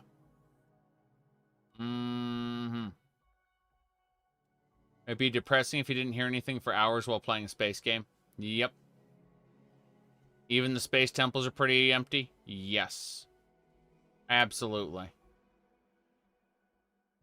No. There are no there's no Creation Club stuff yet. Todd already said the Creation Club stuff and the mod making is coming the mod tools are coming next year. For sure. Cat ear ship modules. Yeah, those, we're going to have to find something creative to represent the cat ears for the ship, I think. We'll get it eventually. Yes. We will eventually get the cat ears for the ship, okay? Now then. Panic. Why does that sound familiar, Doft? Why? Why does it sound familiar? Bannock 4 is an EM-class gas giant, sir. There isn't a ship in the fleet that could safely get near that type of world. Oh, yeah. Okay, so Delgado will figure it out. Delgado will figure it out. It sounds like you admire that lunatic. He's kept it. I don't admire him, but you have to admit he's clever. I think his gospel's gone straight to your head. Maybe we made a mistake choosing you for this assignment. You mean because I don't hate him? That's enough, Lieutenant. Even if Delgado has an immediate solution to the EM problem, there's still the matter of tracing the Legacy's transponder signal. Yes, can you imagine that meme about landing on a gas giant? It turned out That's actually a plot point in this game. Like an actual plot point about landing on a gas giant. Yeah. That's pretty damn funny, actually. Yeah. What would you land on? Yep. Assassins from the UC and the Crimson Fleet. This lady has problems. The one next to him. So this is the leader, right? But then the other lady is screaming, like she's broadcasting, "I am former Crimson Fleet." And that's what she's kind of yeah. Serious business. Too bad people didn't get that far. Yeah. I'm sure that it's going to be absolutely insane. It'll probably be floating in orbit or something. I don't know. Maybe we'll pull it up using some special method. I have no idea. Okay. All right. Something called a ComSpike will solve its problem. They have information about the ComSpike? Mm-hmm. Damn it. I'm afraid I'm not familiar with that device, sir. No, you shouldn't be familiar with it. It's a highly classified project. It's an advanced signal decryption and tracking device that the UC Navy's been working on for years. How the hell did the Crimson Fleet find out about that? There must be an information leak somewhere, sir. It's the only thing that makes sense. I'll see what I can find out. Fine. This is what we're going to do. You keep playing along and go after the ComSpike. Lieutenant Toft and I will see what we can find out about Bannock 4. Lieutenant Toft doesn't want any kind of questline where we don't just kill the crap out of Crimson Fleet. Kind of funny. Yep. Pretty sure she wants us to just murder all of them. Are we going to warn the UC Navy about my attempt to grab the ComSpike? Okay, I'll report back with the evidence. Perfect.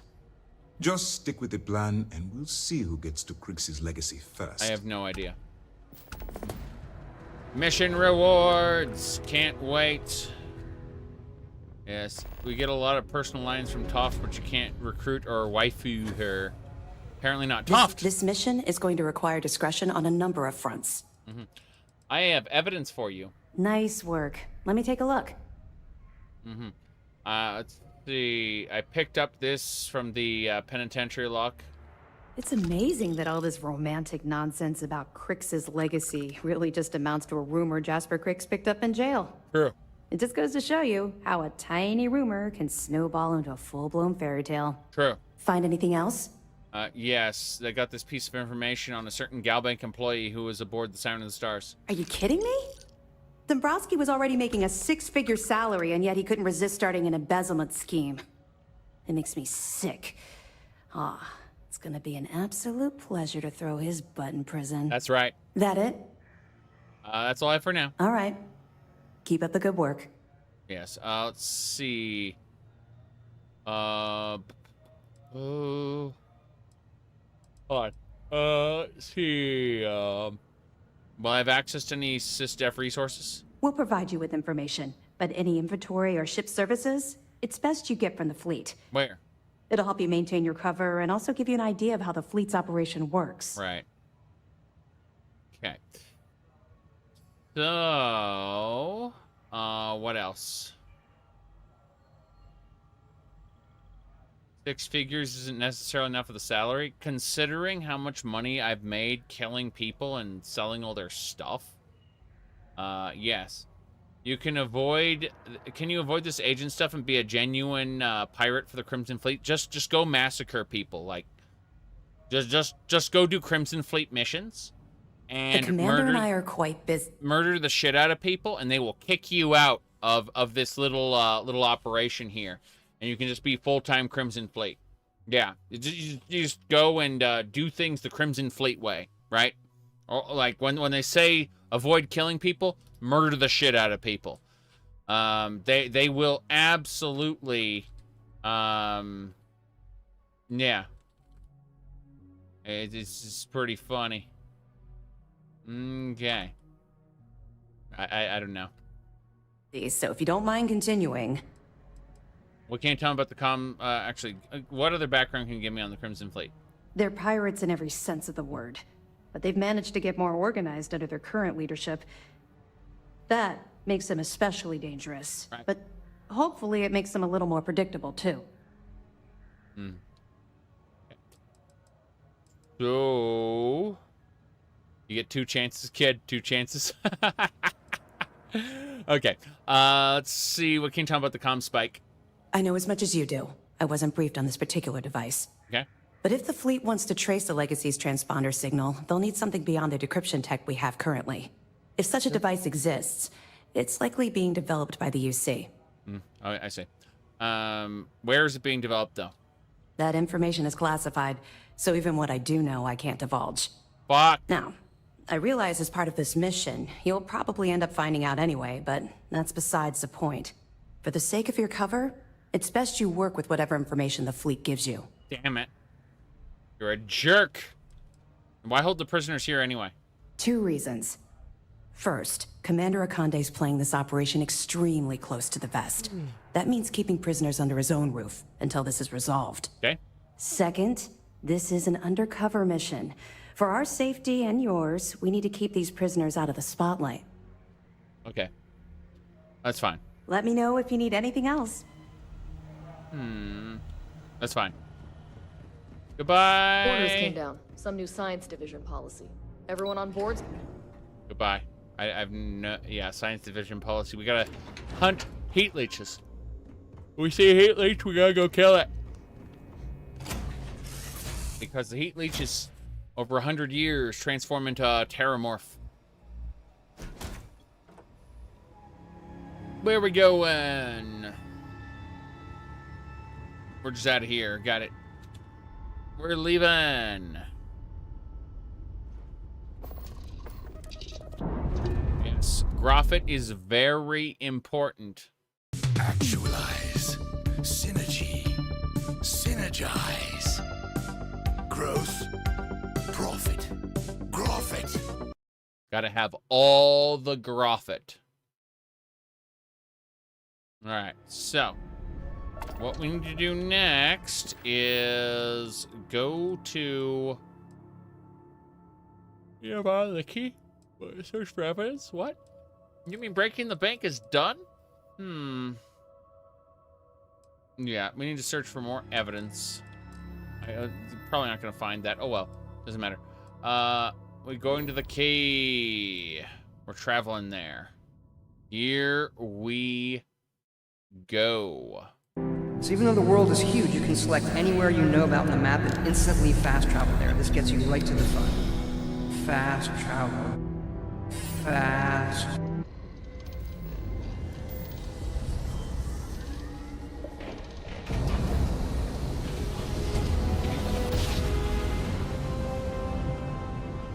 Right to the fun.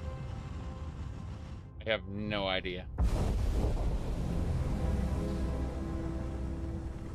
Nobody hails the key. Just do your business already.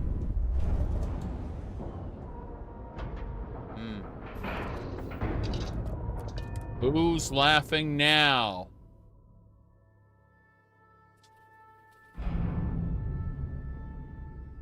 Okay.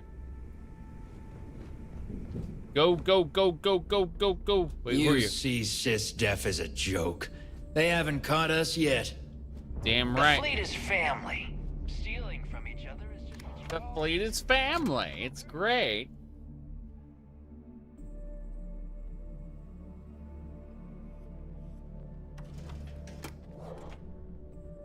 Yep. Wow. Finding at least 18 or 20 evidence is a legendary pistol. I say. I say. Whoop, whoop. Wait, wait, whoop, whoop, whoop. Okay. We're set. Yeah? Nothing's more important than family. That was a pretty big meme, wasn't it? All right, Jazz. What do you got? According to the latest, the ComSpike is being developed at UC Star Station SY-920. Location undisclosed. What? Fantastic. So how do we disclose it? SY-920. We could lean on your smuggling contact. Call in that favor. You know who I mean. Our friend on Jemison. Nice one, Jazz. I'll make the arrangements. Okay. All right, Rook. Next stop, New Atlantis. Right. Your connection is Juan Dayu. She's got most of the premium UC smuggling routes locked down tight. Okay. If you don't piss her off, she should be able to sneak you past SY-920's security. Cool. Just remember to count your fingers after you shake hands with her. Oh, shit. So, premium smuggling routes? Definitely. We're talking cargo depots, star yards, research stations, and, like in SY-920's case, military outposts. Okay. I've never seen someone new to the game have so many contacts. Mm-hmm. It's the reason we let her join up in the first place. I don't know how she accomplished that. We've been trying to crack some of those places for years. I see. Should I expect any trouble? You're in the fleet. You should always expect trouble. As far as Juan goes, even though she's one of our newer contacts, you shouldn't have any problems dealing with her. Mm-hmm. Right. Sounds like she'll be useful. I sure hope so. Because she might be our only crack at finding a decent decryption device. Once Juan gets you past the guard dogs, it's gonna be on you to locate the ComSpike. Okay. According to the data we have, it's in the prototype phase, meaning there should only be a single device aboard the station. Right. Basically, you break it, you bought it. Okay. That's fair enough, fair enough. I'll bring it back in one piece. You'd better. For your sake. Oh, and one more thing. SY-920 is a UC military installation. So it's interesting because the way she constantly cops her attitude, eventually, someone's going to shoot her in the back or stab her in the back, right? Not because she is, not because she's the leader or she's necessarily abrasive, but it's because she's always abrasive, right? She never puts the brakes on it. Eventually, someone's going to kill her. You'll notice that Delgado is a nice guy. Despite being, you know, like, occasionally threatening people and stuff like that, you know, like having a firm hand of leadership and all that, he is he, you know, will maintain loyalty much longer because people like him, right? But she's just, like, she's just going to get herself killed eventually because, you know, like, people only put up with shit for so long. Yeah. Only so long before, you know, eventually they're going to be done with her. That means it's guarded by heavily armed troops. And we both know those idiots don't mess around. Mm-hmm. If you intend to turn the place into a shooting gallery, you might want to be sure you're hauling an arsenal, because you're gonna need it. Cool. Understood. Wait, so you don't care if I shoot my way through the place? Are you kidding? The UC's already painted giant red crosshairs on our backs. Keyway and his pals at SysDef won't rest until we're dead. It's not like you can make them any angrier at us, right? Right. Shoot the place full of holes if you want. Just bring back that ComSpike. Okay, I'll do that. I'm sure that it won't affect my bounty with the UC. I'm sure that it won't affect my status as a Vanguard pilot. Trollolo. Perfect. That's what I like to hear. Okay, so I'm gonna arrange a meeting with Juan at Kay's place in the well. In the meantime, I'll make sure Jazz comes up with a solution to the electromagnetic atmosphere problem at Bannock 4. Oh, okay. You'll make sure? More like, get drunk while Jazz does all the hard work. Typical. Privileges of rank, my darling. We'll discuss it a little later. And you, get the hell out of here.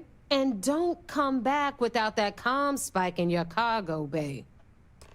What do I think about Japanese cartoons? There's a fair number of them that are pretty good. Check out Vampire Hunter D Bloodlust. It's like my favorite animated film ever.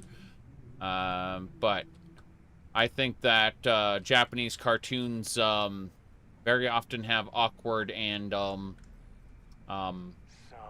unsettling elements to them. You know what I mean? I think that very often they will tend to focus a little too much on, I'll just be honest here, sexualizing children and slavery. Yes, recently there's been a lot of focus on slavery, and that's been not so nice. Like, holy crap, way too much slavery. Yeah.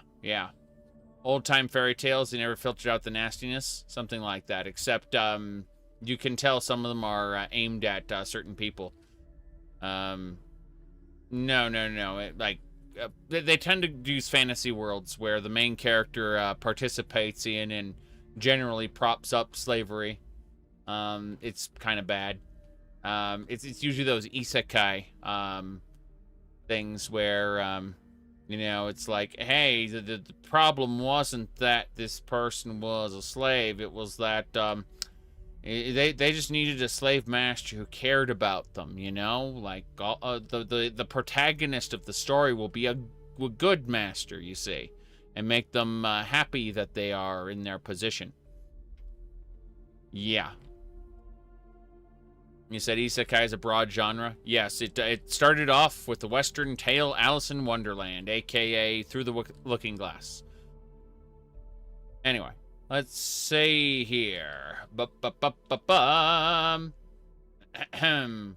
Oh, the reincarnated dog anime? It's, yeah, that's horrible, just like a Euro manga something or other. That one too. Yep. Okay, let's see here. Yeah, the concept we're talking about that's most disgusting is typically moe. Oh, you know what's a good isekai? Fucking Vision of Escaflowne. The series, not the movie. Yeah, that's a good one. Okay, let's get going. Very good. I just keep my head down and my weapon hot. You should do the same. Very good. I like taking chances. You can do whatever you want. This silence is really pissing me off. Right. Goodbye. We'll talk later. Sorry. I was staring at you for ages because I was offended by your voice. And I thought, yeah. Okay, we're going. Voice acting more than anything. Yeah, not really the voice itself, right? But how she talks, yes.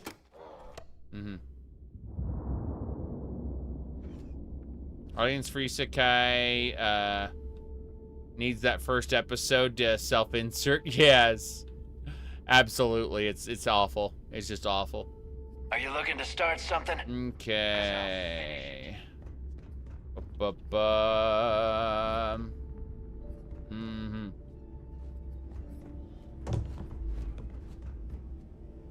Yep. We're not going to discuss the motivations behind the Japanese media too much. Other than I will just say that some tend to appeal to the undesirables, as it were. And I like some of those series, but all of them would be better with properly aged up characters, you know? That's all I'm saying.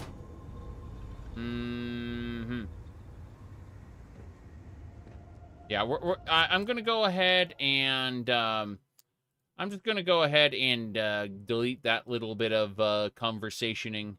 Yes. Again, let me see. Oops, I didn't mean to time out. My bad. But yeah, we don't want to discuss that part of shenanigans. Yes. Those are trigger words that make the what do you call it? That make the YouTubes angry. That's the best way to put it. You guys were discussing no topics. Yes. Anyway, let's get going. So, yep, exactly. YouTube would have had a problem with some of the real life stuff you were discussing. All right, let's go. Was it you? No. We've already timed out the people so that it's fixed. That it auto deletes all the messages they posted, so that way we don't have to worry about any lingering messages and making the algorithm cry.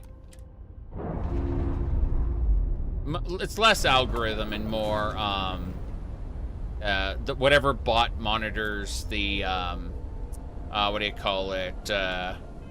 Whatever bot decides that your channel is okay for advertising, you know. Okay, we gotta go to New Atlantis. We're traveling. Yep. Yeah, you know it's AI powered, right? It's some kind of like complex algorithm that tracks offending topics, basically. YouTube's full of it. Yep. Yeah. Okay. It's true. The like button does benefit the algorithm. So does ridiculous things. They said, don't they hire somebody for dirt cheap to monitor every stream? Lol. No. They hire those people to take appeals, and those people aren't getting paid enough, so they mostly just click rejected and then move on to the next appeal and reject that too. Yeah. They don't actually monitor the streams. They monitor they handle the appeal process. Yes. And again, they're to my knowledge, they're paid too low to actually care. To the spaceport. Yep. Their AI is smart enough with the censorship 90% of the time, but it doesn't understand doublespeak. Correct. And so if we start discussing certain real-life topics in chat, it would trigger it and make it sad. So I have to go and nuke those from the chat, basically. Something to report? Because otherwise it'll be like, oh, you are that kind of stream. Uh-oh, SpaghettiOs. Yeah.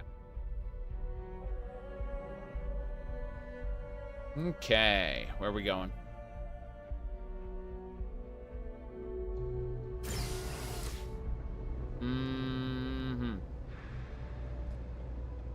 Do not want. Whoop. Hello there. This place is like second home. Problem is, I don't really have a first. Hello there. I take it your neighbor's new recruit? Yes, I am. I may be, but I got plans. I have named my Brendan, don't you mean the new Rook? Ah, you must not be used to pirates being so cordial. But in the heart of New Atlantis, we have to do our best to keep up appearances. Right. I can't afford to be as rough as some of our cohorts. It's bad for business. True. So you're a smuggler then? Careful. The walls have ears. SY-920 is one of my regular stops, so I already have the necessary approvals. Neva says you're after a piece of UC tech. So to get it, we're going to need to get you on board. Okay. I can do that, but I have conditions. Imaging? Definitely similar face generation. I think it's mostly the eyes, though. More than anything else. Okay.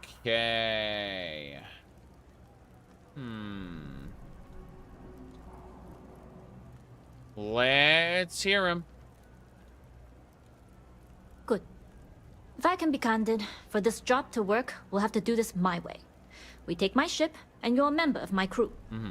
But make no mistake, once you board, the risk is entirely yours. Got it. This route is highly lucrative, and sacrificing it is not an option. Okay.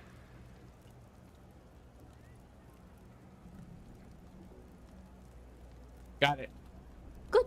Then we have a deal. In any case, when you're ready, meet me at my ship. It's the Jade Swan. And make sure you're prepared for the long haul. Once you're on board SY-920, you can't come and go as you please. Right.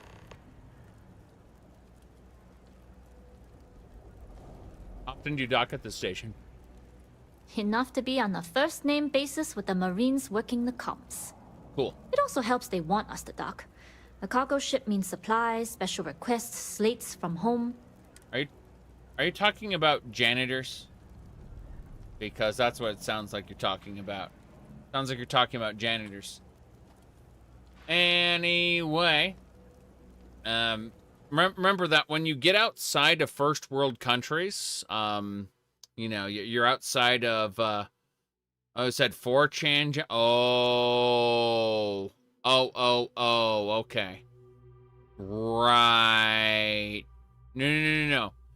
Yeah, 4chan janitors are the people who don't get paid any money to be administrators and keep 4chan existing, I guess.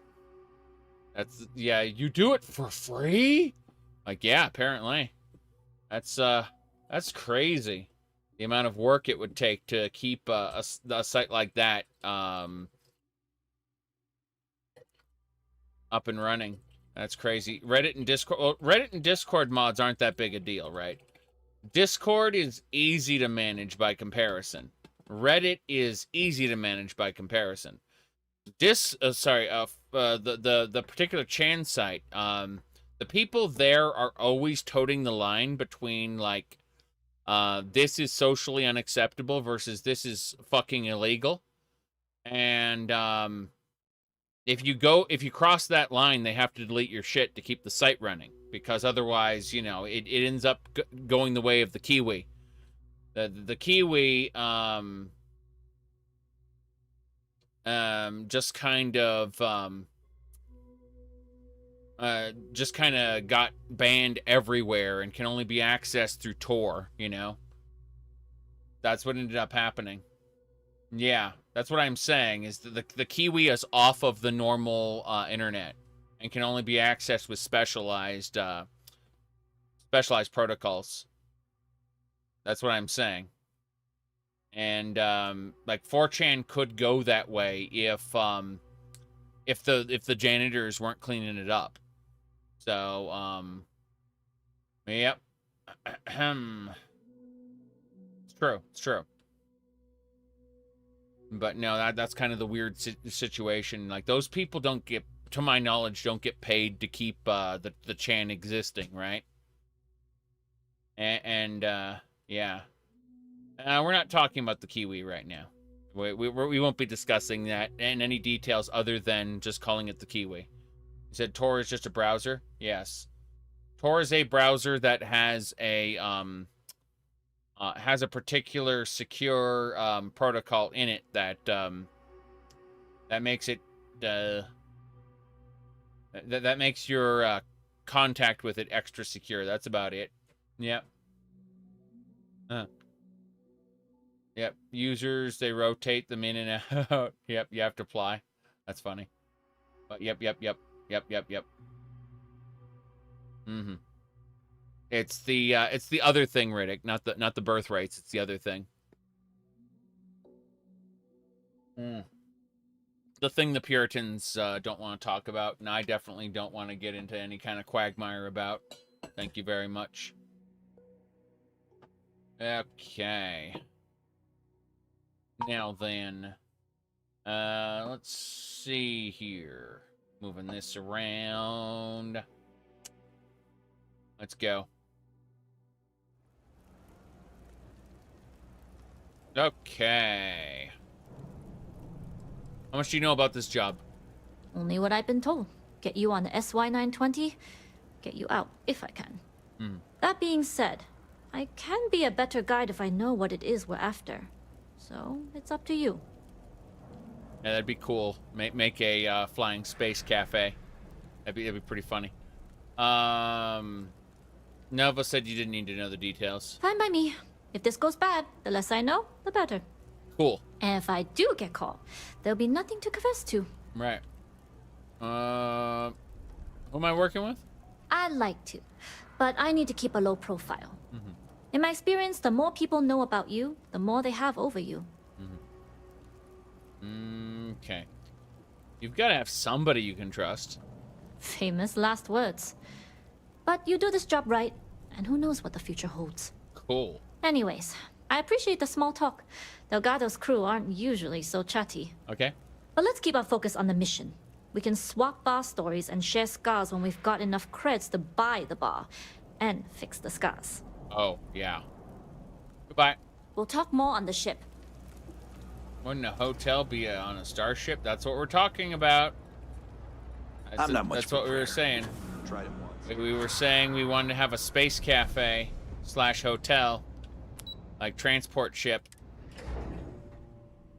Currently, we have a galley and a bed. Yeah, a galley and a few chairs, unfortunately. All right. Very good, very good, very good. Yep.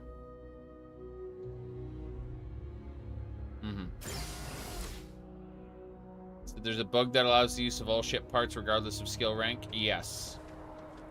But we've gone ahead and run with it anyway. Yep.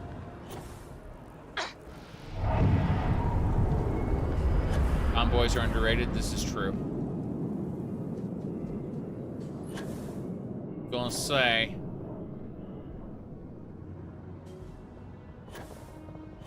Hey, yep. Tomboys and femboys. Trollololololo. Somehow tomboys are seen as much more acceptable, though. There's a big social stigma on the reverse. Alrighty then. Let's go this way. Well, man has to be masculine, you know. Okay. Wait, I'm not supposed to be... Oh, I have to go to the Jade Swan. My bad. I realized I'm in the wrong spot. Yep.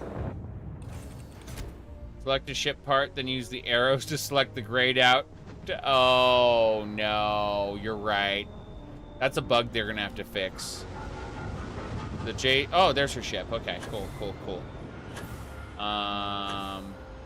Yep. That's definitely going to work. Yep. Okay.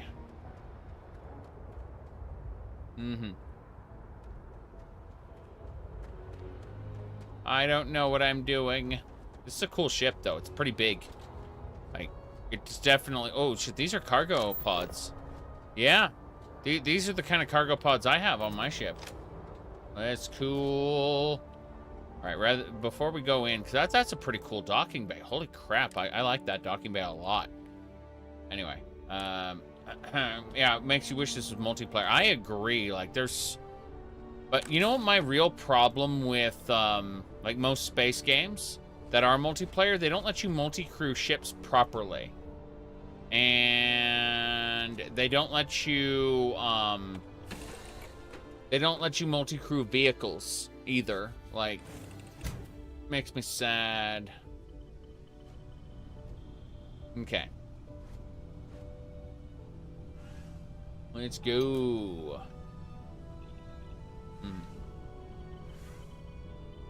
Give me the trauma packs.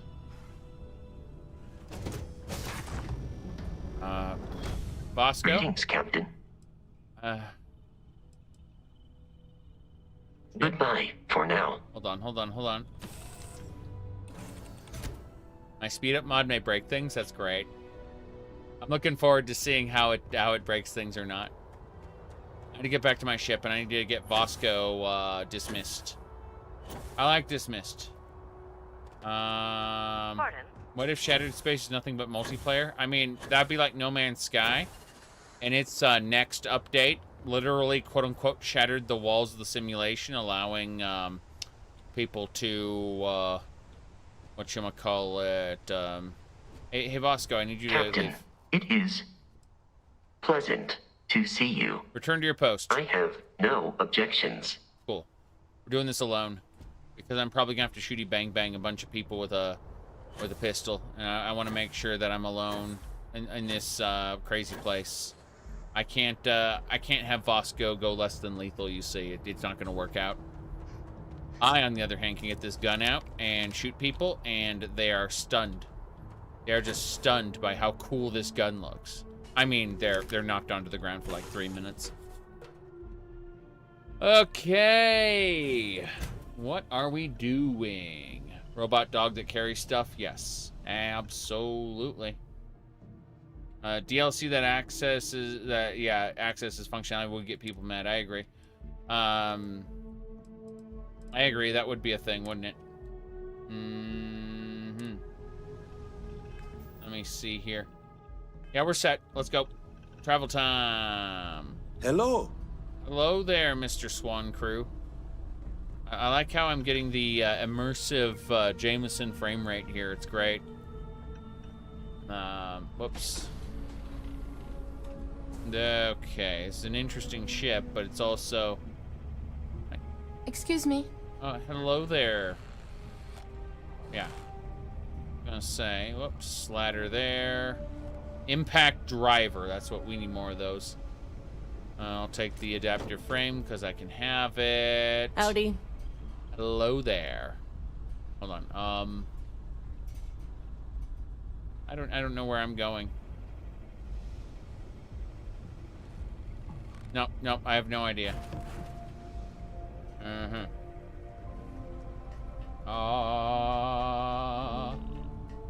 Moving along. Riddick, do you have a better CPU than I do? Trollololololol. To the cockpit somewhere. Do you sleep? What is sleep?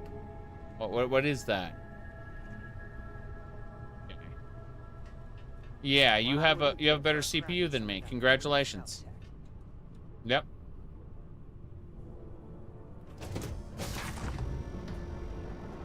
So that's my guess. Oh, I can take 1,000 credits. This is great. They just let me have all the stuff here. It's not stolen goods. That's glorious. Okay. Let's access my cargo hold. From the cargo hold. What do we got? Yeah, we can't put things away. What a shame. Oh, well, we get to be over encumbered forever.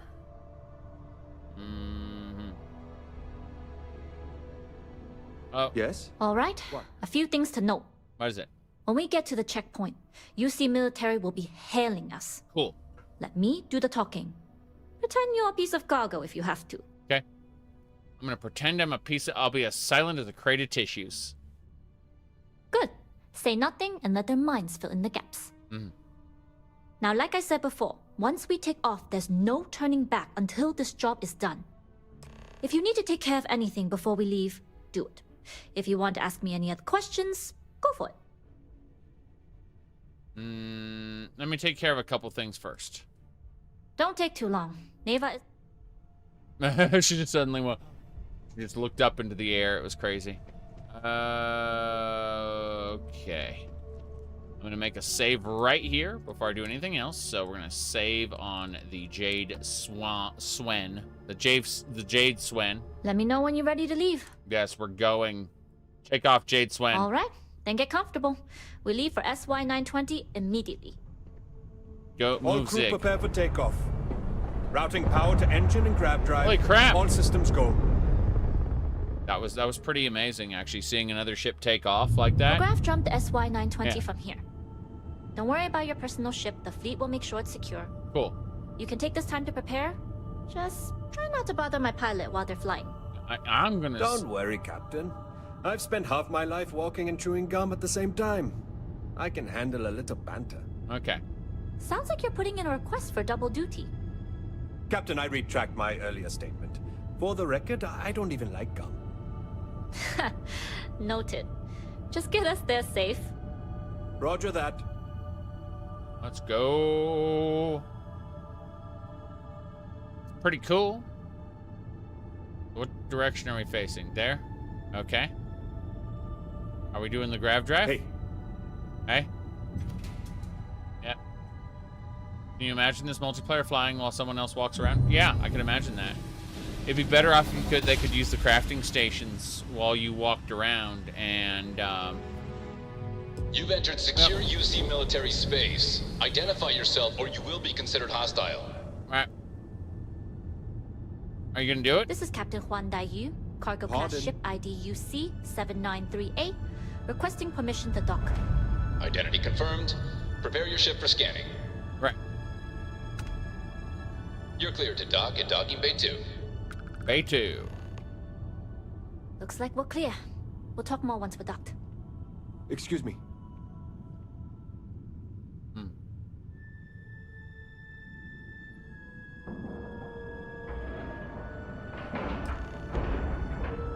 Speak to Juan. Okay, we're in. First things first. The station is enormous, with checkpoints everywhere. To get past them, you'll need a military uniform. And to get a uniform, you'll need to get to the barracks. Right. There should be a way through the vents. You can get to them via the maintenance store downstairs. Cool. There's an intercom there as well, where we can make contact. Yep. Once you get a uniform, it should be fairly easy to find an elevator to the command bay. Star Citizen has turret bays just like Star Wars. Yeah. Yeah. You know, I think Star Citizen more resembles a Ponzi scheme than it does a video game, but credit where credit is due. Some of the ship designs are really cool, and you absolutely can use the turret bays in that game. Yep. Elite Dangerous also has like turret positions, but they are a little more complicated. But if at any point your cover's blown, I'm gone. Right. Okay. So they won't suspect a thing. I would hope not. But if they do, we'll cross that bridge when we get there. Either way, for now, get on that station and find that intercom. We'll talk more then. Right. Okay. I get to pretend like I'm a crate of tissues. That's what we said. Howdy. Howdy. I need a military uniform and a free pass to loot everything in this ship. Yeah, none of this stuff is considered stolen goods, so I don't know. Okay. I will say that it's super interesting. These different ports here. Okay, let's go ahead and make another save. Bam.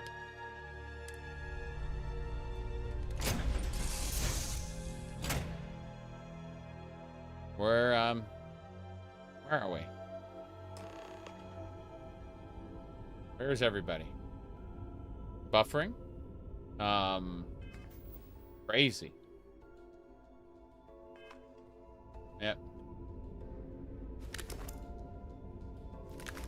People hear a creaking floor and everyone goes hostile. Hi. Please disregard.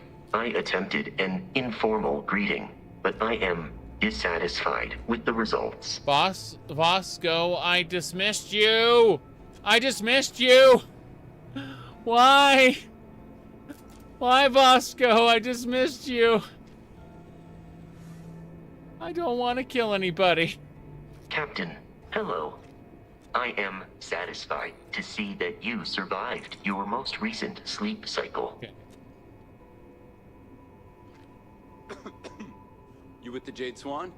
Loading and unloading only. Stay clear of the military barracks. Understood. Do your job, keep your head down, and we won't have trouble. Don't be suspicious. Absolute.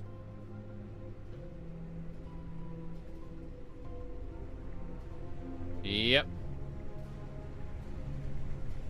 Yeah, I actually TCL through the floor, and Vasco will stay in the docking, the landing bay of my ship. That's where he spends most of his time.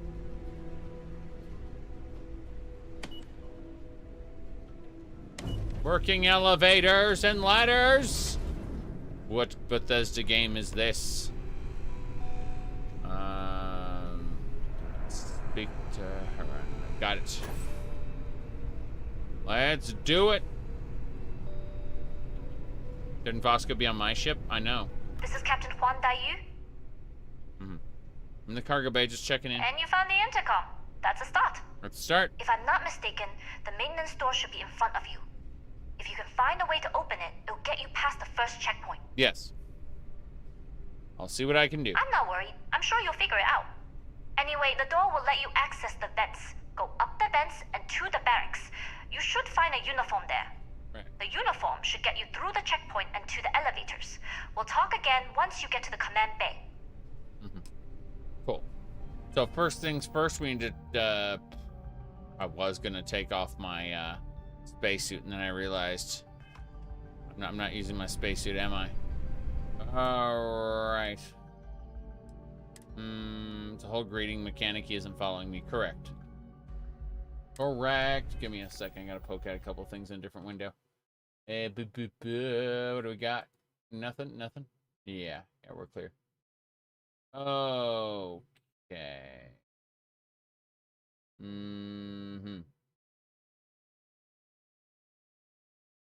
Yep.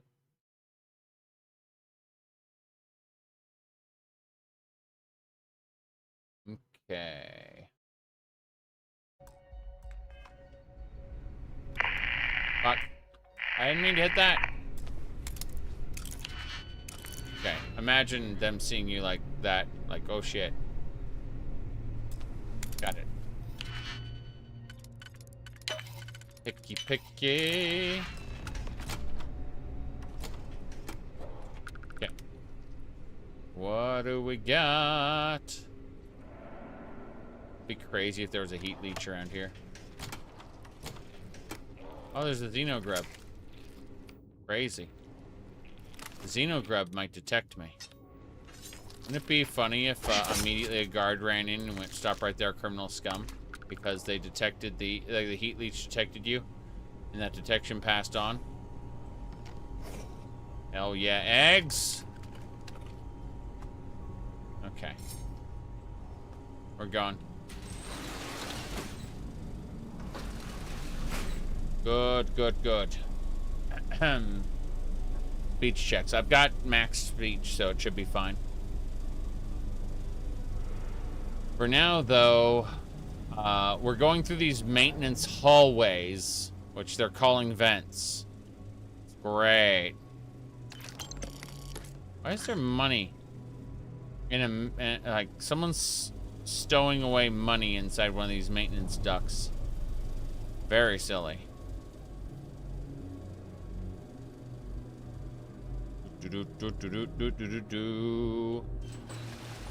Drink alcohol, speech checks be gone. I have some Palomore, I believe. Let's double check. I have 3 Palomore, which increases it by 25% for 10 minutes.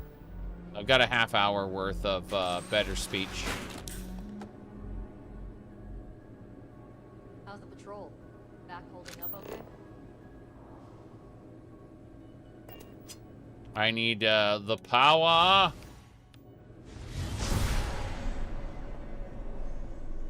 There's a lot of people over there.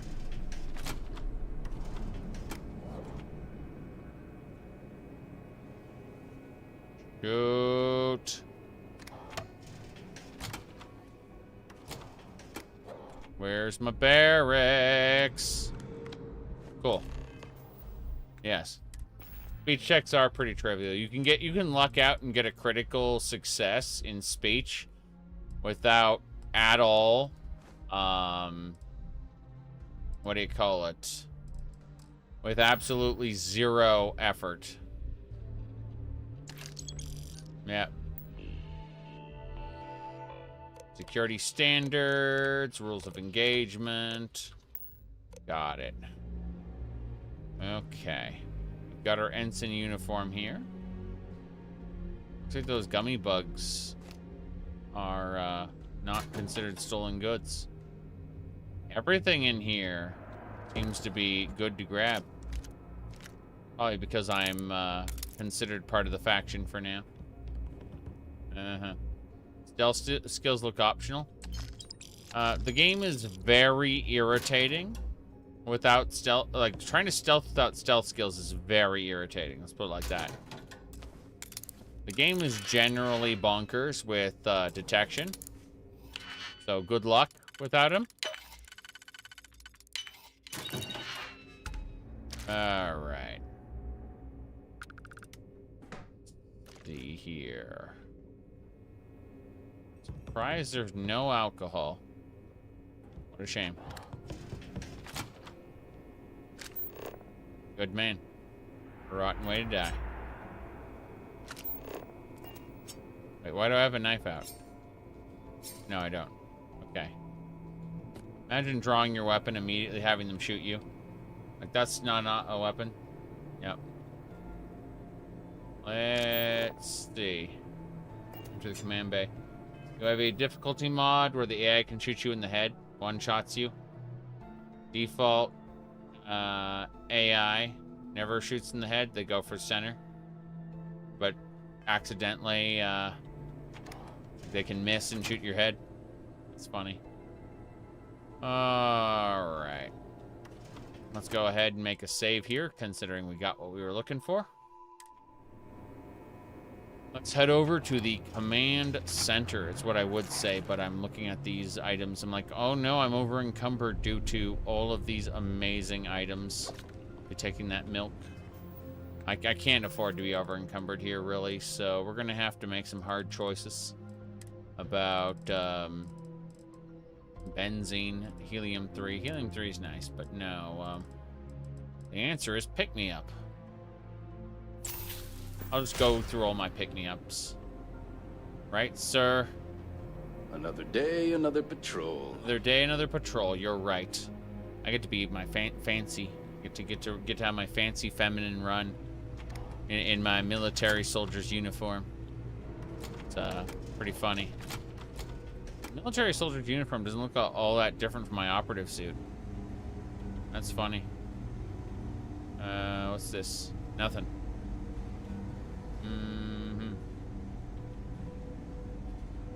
Let's go that way. Cool looking. State your business. Need to report to the command bay for duty. Logging ensign level clearance. Go on ahead. Not ensign name, just ensign level clearance. Got it. That's pretty funny. Yeah. Okay. Before we do anything else, take a Palomar for 15 minutes of magic time. Yep. Hello there. ID card. Ensign level. Yeah, my name is Mr. Ensign. Exactly. I don't have a name. Just Mr. Ensign. All right.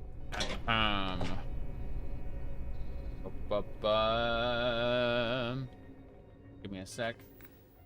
Okay.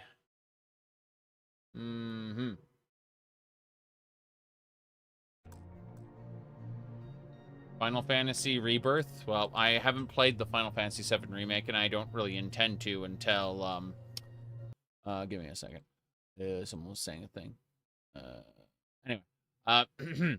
So I don't intend on playing any of the Final Fantasy VII Remake until all three are out, and I'll play them as, like, one whole thing.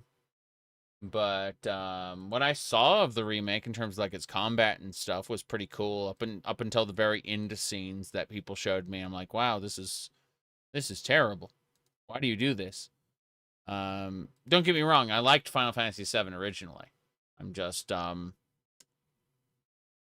too keen on well, what to do with it. Oh.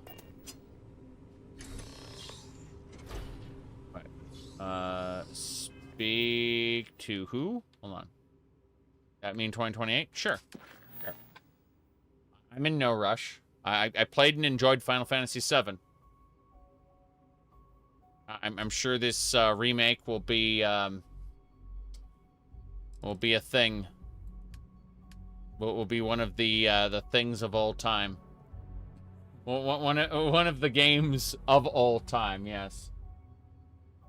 Okay. Let's see.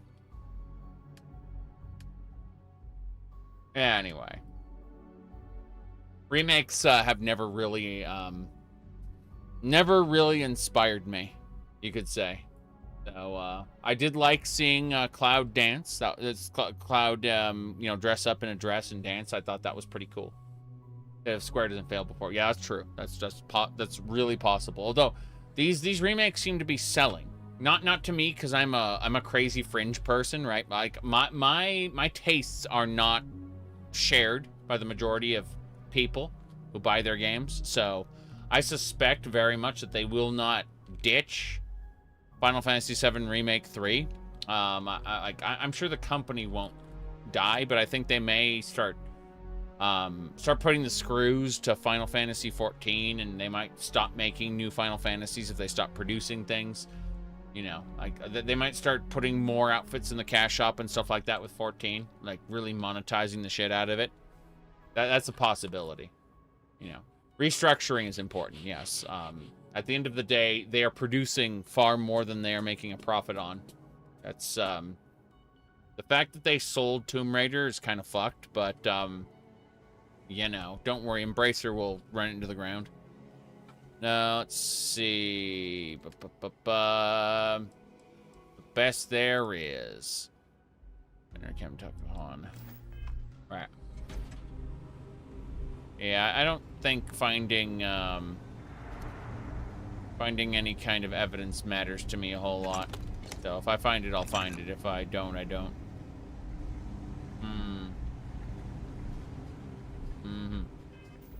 Let's see.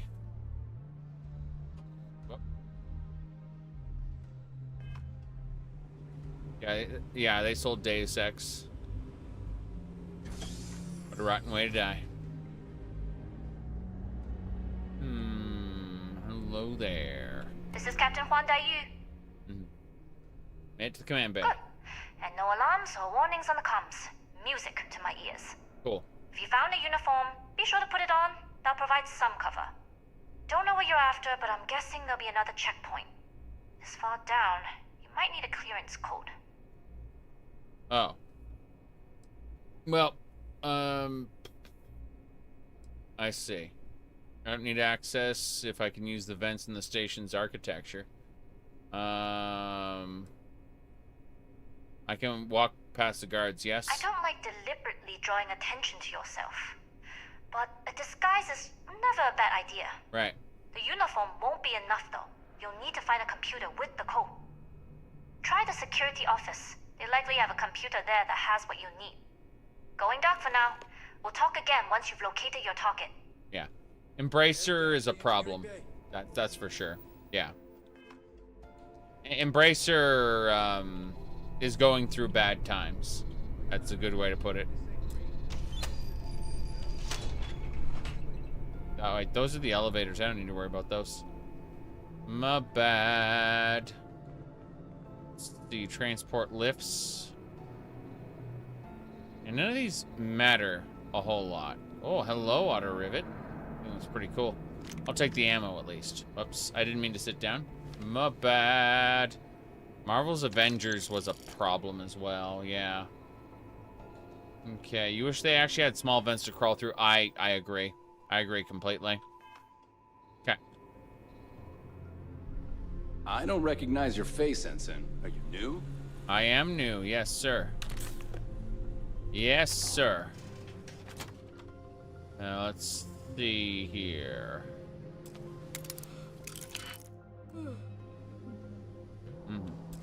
That's better.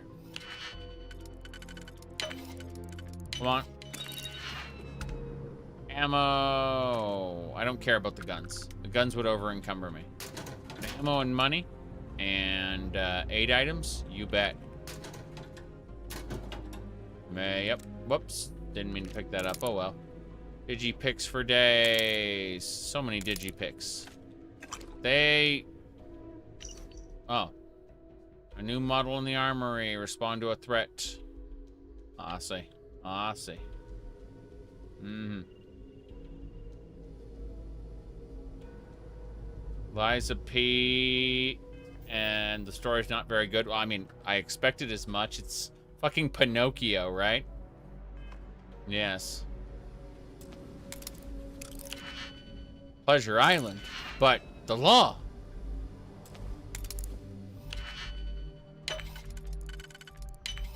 Yep. Last name, clearance code. Cool. Let's go.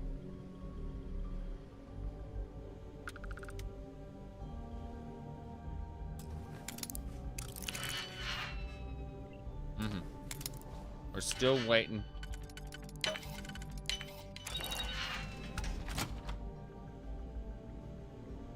Oh, jeez. Yeah, it ain't good. Man, I could just sneak by them. So tired. Let's find out. Oh, detected? Why detected?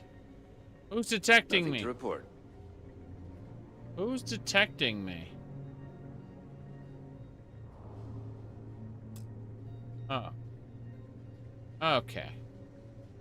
Wait a second. Stop right there, Ensign. All right, Ensign. Why aren't you at your post? Who's your commanding officer? Oh, no. Only authorized personnel are allowed here. I see. I said I report directly to Commander Natara. Only senior officers report to the commander. Something doesn't seem right. Yes, but... yes. I totally forgot that I have that implant that Ryujin gave me.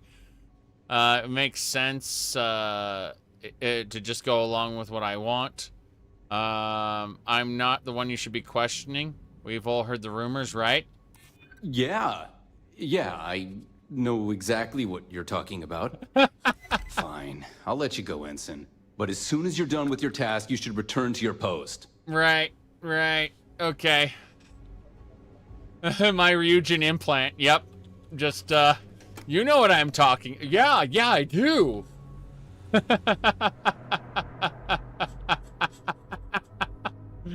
Oh, that's pretty fucking funny. Okay, we're going on then. Fuck it. Need your clearance code, Marine. I got a code. All right, Ensign, let's hear it. Yes. Fuck! Sorry, Ensign. Code does... What? What? Ooh. But this is not what yep. Okay, fine. Let's go up here. Fuck it. I didn't read the thing. Yeah, you can try them all. Game doesn't even care for you to reload. Let's do it. Apparently you can do that conversation as much as you want. Commander Natara, test flights for the latest prototypes are ready to go. Acknowledged, Lieutenant. Inform them they are clear to launch. What? Commander Newty.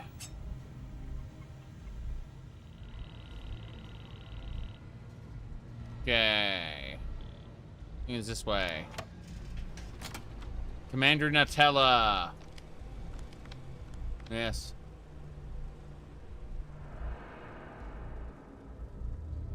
I'm here for your food. Yep, that's it. Data computer projects. The ComSpike. Project lead and permissions. Engineering bay. Let's see, engineering bay clearance granted. Excellent. ComSpike proposal. Approvals granted. Sullivan. What's this? Lead and permissions. Proposal. No one cares about that. Trucer. Proposal. Approvals. No one cares. No one cares. Okay. Keep an eye out for evidence. I'm not going to bother with the evidence unless I need it. Like, Unless I really, really need it. Records office. Open the door. Get my access to the everything. I'll take those lentils, thank you. Yes. What do we have here?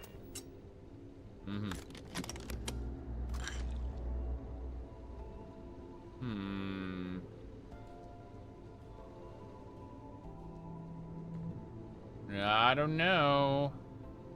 We're looking. We're looking and booking. Emergency access computadora. Open the door. Thought it was gonna close behind me. Logistics office. Hot shot pilots. Top secret. Deleted. Deleted. There's some top secret nothings that used to be here, and then they got deleted. Got it. Skilled tray. There's a corporal there. Another logistics computer. Top secret. Take this. That's not it. What a shame. Energy tactical armor. Yes, tactical armor indeed. Okay. So, let's see what else. Mission secrecy, slow days, slower days. What else? Logistics, clearance code. Being on time, transfer logistics. Goodbye. Logistics is great. Secure. Yeah. How are the tests for the ComSpike going? Yeah. Dr. Vogel has put in a request for more personnel. It seems there was an accident. Gotta be some better food around Always here. something to that, Doctor. Not to change the subject. Supervisors, computadora. Perishable goods, engineering supplies, personal logs, transport flags, operations leak. But No. are we concerned about potential leaks? No. Until you can provide more substantial proof, we'll simply monitor the situation at the cargo bay. For now, I recommend Dr. Vogel to contact me immediately if he identifies Potential leaks. I see. Those people are probably going to question me.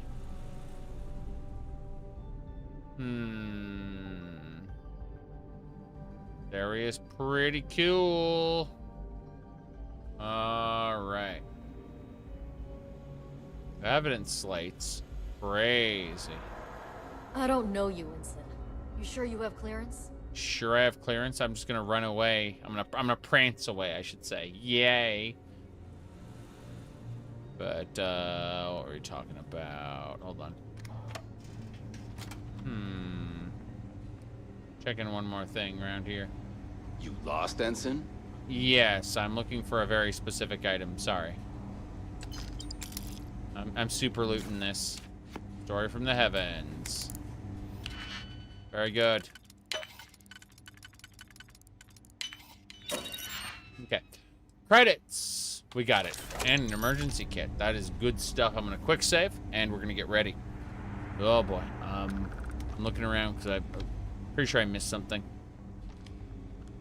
Pretty sure I missed something. Must have been my imagination. But I just heard something. If you aren't assigned to this level, Ensign, you need to leave. You think I need to leave? You gonna attack me? I don't know.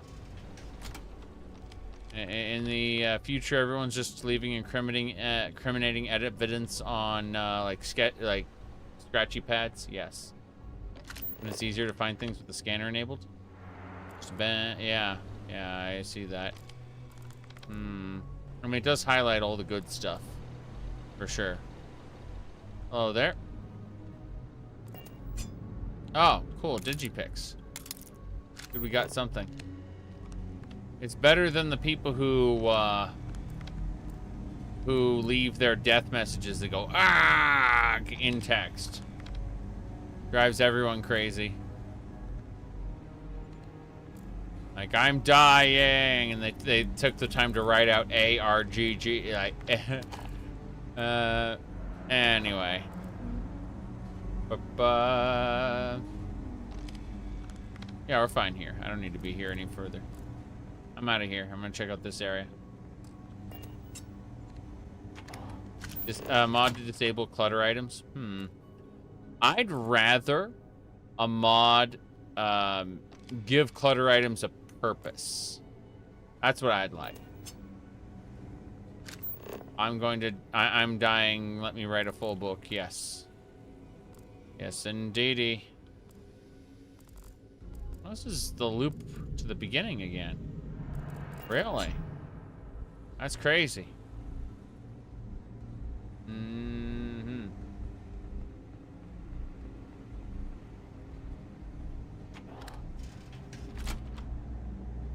Cool. Yep, been looking too many vids. I hear footsteps in the vents. Something. That's pretty funny.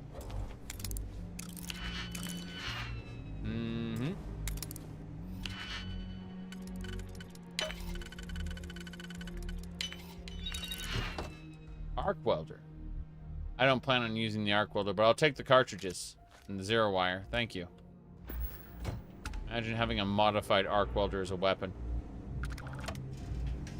Why did that ensign come out of a closet? Yes. We consider you part of the team so you can hack into their machinery, and they'll see you hacking, but they won't complain. Yes. That's absolutely nuts. I'm gonna hack into their resources. Take me to the engineering bay. Yes. We're traveling. I have no idea what's gonna happen. Okay. Let's make a save before we do anything else. Locate the ComSpike. How we doing? Yu here. Goggles almost unloaded. We'll be departing shortly. Let's see here. Well, it's fun while it lasted. We worked well as a team. If only all my deliveries were as smooth as this one. True. That being said, I can stay in orbit for a short while. I'll need to send word to Delgado anyway, if you don't get off that station. But it looks like you'll need to find your own way off the ship. That doesn't mean you're trapped. On a station this big, there are bound to be other vessels you can steal. Crap. As a member of the Crimson Fleet, I trust you can handle that. I made it this far, I can sneak my way off. You've made it this far without engaging in combat. I trust you'll have no issues moving further. Right. It was an honor to work with a true professional. Okay. Good luck. If you make it out alive, next time you're at the Nova, I'll buy you a drink. Is that real? You have to understand, there's tons of Bethesda games where, like, they say they'll buy me a drink and they never do. Ever. I've heard that tons of times in games recently. In fact, I've heard it in Final Fantasy XIV a lot, come to think of it.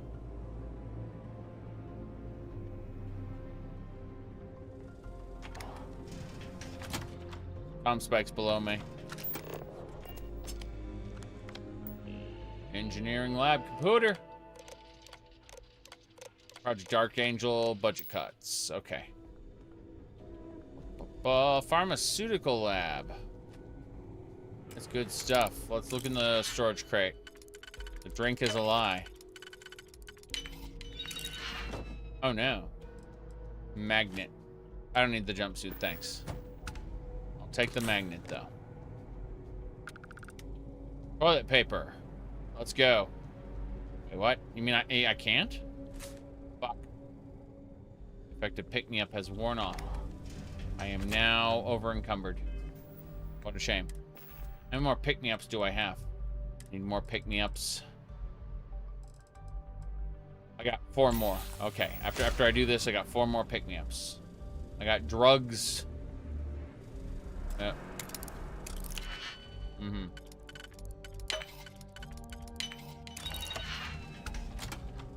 So, what's this big project you're working on? Well, I can tell you, but then I'd have... Then I'd have to kill you. Isn't that great? just trust me?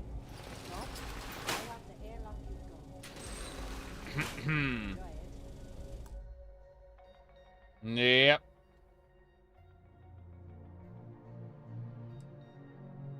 Let's see, the UC are bad, but they don't steal kids' possessions and leave them on a planet alone. Chase.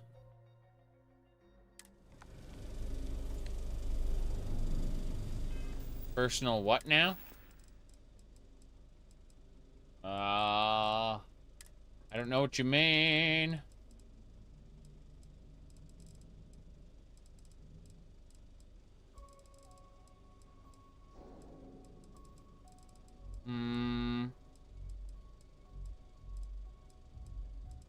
Nope.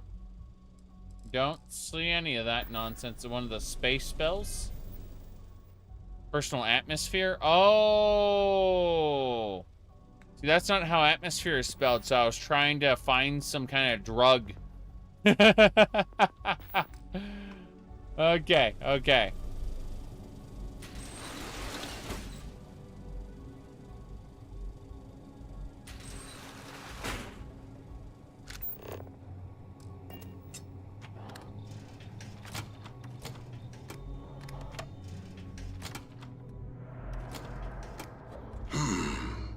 Intercepting transponder. Okay. Yeah, the vents in this game are awful. Absolutely awful. They're hallways, not vents. Like they're like maintenance corridors. It's very silly. Okay, we need a Palomar. Oh, there it is. Wait, it's up here. We got Palomar. Data in the Hoffa system might be promising. How's it going, sir? I need to look at your computadora. ComSpike project status updates. Steal a docking keyboard. Urgent pilots needed. According to autocorrelation model, why should I be talking results to him? in risk increased by a magnitude of 2. 2. But we won't tell Commander Natar. Wait, who are you? Why are you in here? Did you not see the sign? I'm with the security. I'm doing a routine checkup on the ComSpike. I need access to the device. I'm with the security team. I need to hand over the ComSpike. The ComSpike? But I can't just hand it to you. It's a module for a ship. It's attached to a prototype in one of our docking ports. We're still in the testing phase, running decryptions across a variety of signal types, but the results so far have been very promising. It can even interpolate signal data lost in the retrieval. It really is a wondrous technology. Okay. Decryption on that level has vast military applications. No wonder the UC is interested in it. Yes, it's not quite cracking the Enigma code, but it will give us a significant tactical advantage. We'll be able to infer everything from battle plans to meal consumption. Not that we'd care about that sort of thing. Right. Outside of the effects of diet on combat readiness. And yes, there are certain kinks to be worked out, missing parts and the occasional traumatic injury here and there, but it's all part of the adventure.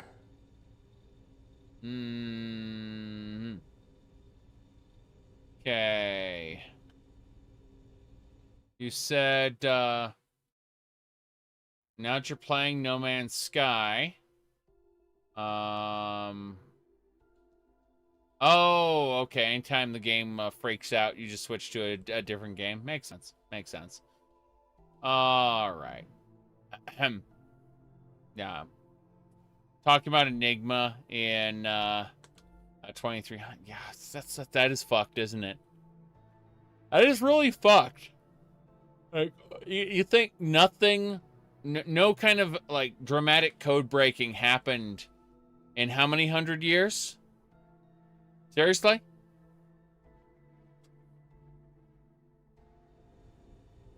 All right. I was gonna say, I happen to be a good pilot. I love adventure. Yes, it's not the destination, but the journey that matters. Particularly when the destination is death. True. But don't worry. We've corrected the problem with the ship's life support systems, and statistical models show a failure rate of less than 2%. Less than 2%? In short, I've requested a full squadron of these brave and fearless Marines to be transferred to the station. They'll give the prototype a final run, and provided there are minimal casualties, we can present our findings to Mast. There's no time. The captain of the Jade Swan is attempting to steal the ComSpike. I need to secure the prototype immediately. Betray Juan. I'm one of those new test pilots, actually. Splendid. That was fast. I thought I put in the request this morning. Normally my requests aren't given this much attention, let alone haste. It seems a tad suspicious. Someone really high up called in for a favor. Commander Natara has never once shown me any favor. You said it yourself. You need pilots. Don't look a gift horse in the mouth. We are in need of more tests to reach beta. Not horses, though. Actual human test pilots. That's right. All right, you've convinced me. You're the new test pilot. That's right. You'll need a uniform and a terminal password to authorize a flight and get past Natara's cumbersome checkpoints. Okay. The uniform you can get in the locker room area, the password you get from me. Cool. You'll find the prototype ship at Docking Bay 8. Use the password to access the flight terminals in the control center. And of course, best of luck. You are doing science a great service by undertaking this sacrifice. Yep. Okay. Yep. The grav drive. Is the grav drive. Okay, we got some exotic items there. Hey, how's it going? She's gone. She's gone. That's fine. Give me your ammo. This is a research lab. I guess I just need to go around and grab the items. Let's go ahead and save the game. A-okay. The grav drive. Yes. Yes. Wait, this one is prototype ship. That one is pilot uniform. It says it's optional. It's less optional than you'd think. That is a camera turret. Camera turret. More credits, thank you. What else? Ultra Mag. Terror Brew. Synth Meat Ham. Not seeing a whole lot of anything so far. Oh, hamburger. Gonna eat that hamburger whole. No reason to get sick. Spacesuit. This. Oh shit. That is a special. Oh shit, that looks cool. What's this special? Yeah, the advanced hunter, bounty hunter space. It's the pilot spacesuit. Okay, cool. That's the test pilot one. Doesn't look nearly as cool as it should be. And then the pilot spacesuit helmet. Okay, this one's cool though. That's more like it. That's what I was expecting.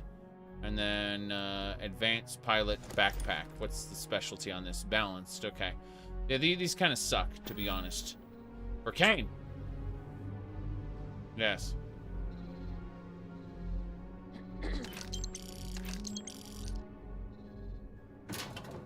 Kane lives in death. Kane lives in death.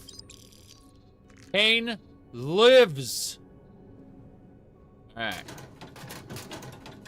By the way, I know almost nothing other than memes out of any Command & Conquer after Tiberian Sun. I loved Tiberian Sun. Loved it, loved it, loved it, loved it, loved it to death. But then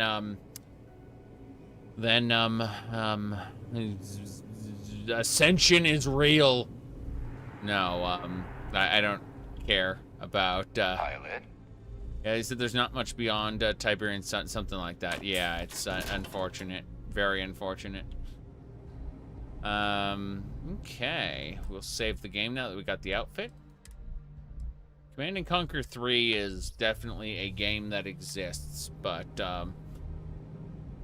then there is a game that was not going to be a Command and Conquer game that they retrofitted into Command and Conquer and called 4. Yes. You said the Ascension arc was dumb for Kane, but that's just it, though. Like, if you actually played through the Nod version of Tiberian Sun, Kane ascended right there. Like, he straight up became energy and ascended, like, as we unleash the Tiberium on the world. True. Like, except he didn't need a portal or anything. Like, he just did it. Like, like, he literally, like, held his hands out in both directions and became energy and teleported away. Like, it was amazing. Anyway.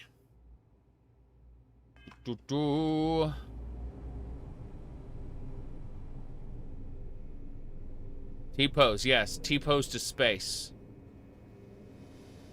I've heard the team is looking for more test pilots. Yes, if you have experience flying, you should talk to Dr. Vogel. Dr. Vogel? I've flown a Discovery class, but Yeah. I'm not familiar with newer tech. Newer ships are generally easy to fly. I did kind of like the way the Skyrim, those people were like, oh god, he walked right through the hallway. Okay, what is it called? Right. I did like how the Skyrim were like, we need data on this Kane. This Kane is known to us. Like, or sorry, like this genome has been seen before. Like, Kane is an alien, basically. And it was pretty freaking cool. Just saying. Like, they were building something up, and then all of a sudden, just fuck it, Ascension is real. By the way, in Command & Conquer Renegade, there was a temple, and you found, like, biblical depictions of Cain killing Abel, and it was, like, Command & Conquer's Cain killing Abel. Serious business. Okay. Let's go.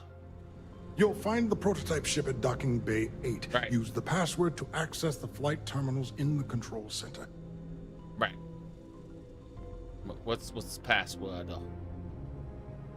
How do I get there? Reporting for duty, pilot? Mm-hmm. I'm expected. Dr. Vogel gave his approval. Another test flight, huh? Mm-hmm. You pilots are braver than me. You're clear to pass. Cool. Don't forget to schedule the flight in the control center. Mm-hmm. Yes. Schedule the flight in the control center before we go. Awesome. Like, scientists probably getting fired. Is it me or does the station seem busy? The station is busy. Suspicious behavior. Yeah. They're wearing a Marine outfit. Oh, there's shit they're talking about me. Thankfully, I'm not wearing a Marine outfit. I'm wearing a pilot's outfit. That's right. Okay. Pardon. Let's go. At this point, the entire base should be fired. It's true. Yeah, it's true. I'm authorized to open this. The Heart Plus. The Heart Plus is absolute. Okay, hello. You've been to the mess hall? Culinary specialist Okoye is a damn good chef. Yes, about Commander that. Natara runs the Yeah, Commander Otaro runs the ship. You bet. You bet. Yep. That's right. And we respect the chain of command. I respect the chain. Authorized flights. Trucer, Archangel. Select project to add. ComSpike. That's right. I've authorized the test flight. And do I do anything else? I don't think so. I think we got it. I think we got it. I need that electromagnet. Why is there an electromagnet in this area? That feels very off to me. Right? You shouldn't have an electromagnet in that spot. I'm just saying. Okay, let's make a save now that we've accomplished yet another objective. Let's do it. But what kind of builds do you have in Arlcraft? Builds? What? What? No. The whole point of what we're doing is survival exploration and a little bit of the dungeon crawling, but mostly survival exploration. We're not building fancy looking things or death machines. We're just treating it like an adventure game, and it's pretty cool. Yeah, that's what we're gonna be doing. We're gonna be treating it like an adventure game, which is why that particular pack works as well as it does. Yeah, that's why the pack works so well, because it has those random death events where the monsters want to kill you and they break open your door, and they you know, blade fury or like massive insects and like all the other shit happens, right? That's how it works. Like it's a prime pack for like adventure, dragons and shit too, you know, dungeons, other dimensions, all kinds of shit. It's all about building a base and trying to adventure through them, because like the world even has like waypoints where you can travel, like fast travel between them. It's pretty cool. It's Diablo style waypoints. Yep. It's pretty fancy. Mark cities that way. Once had a dragon destroy a city in the frozen north, by the way. We've been asked to tighten security on the station. Orders are orders. Orders are orders, right. Close the door. Thanks. Let's try this again. That ain't gonna work. We're boarding the prototype ship. I wonder what kind of ship it is. I'm curious. I'm willing to bet they're gonna attack me the moment I start trying to fly this thing. Oh boy.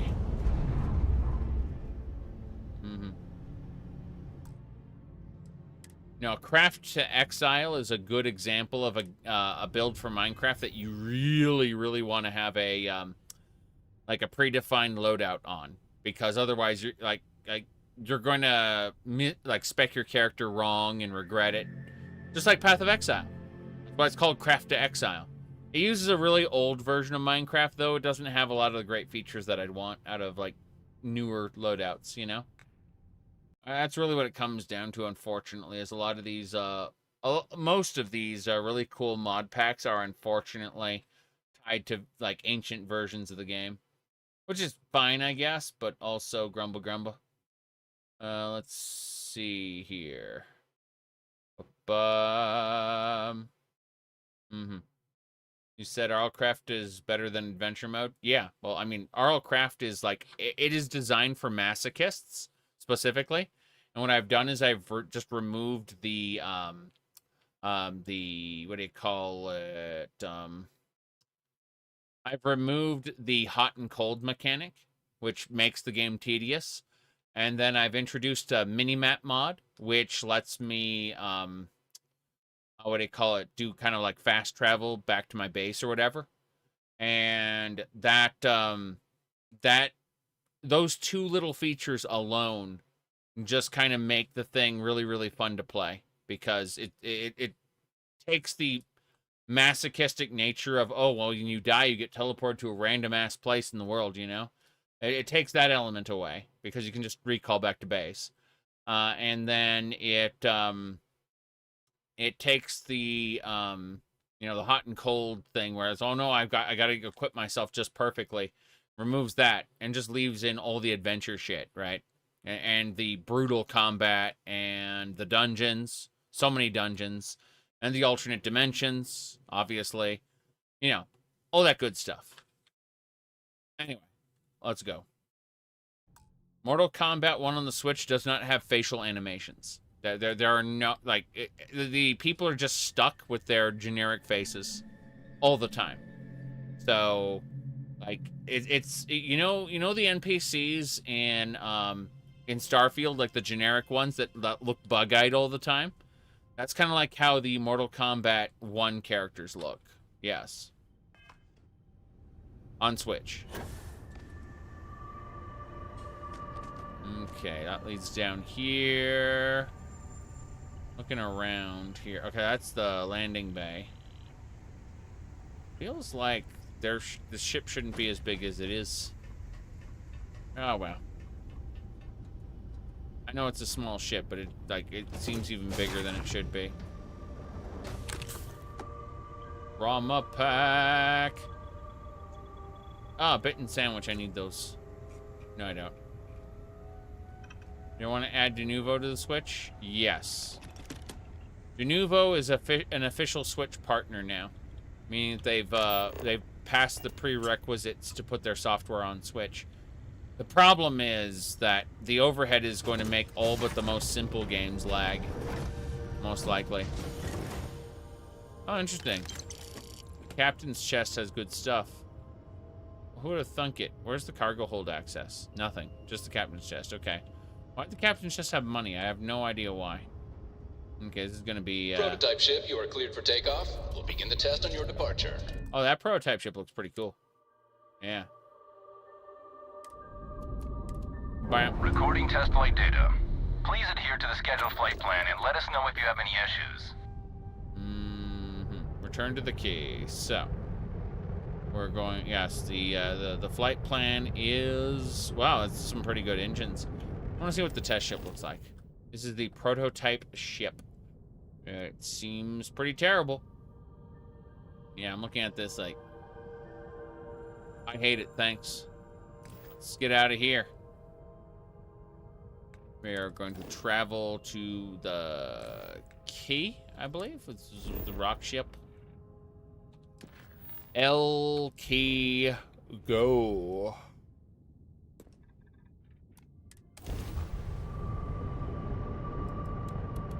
Grav drive up.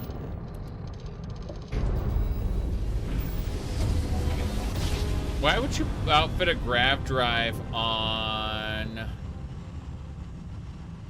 Why would you outfit a grav drive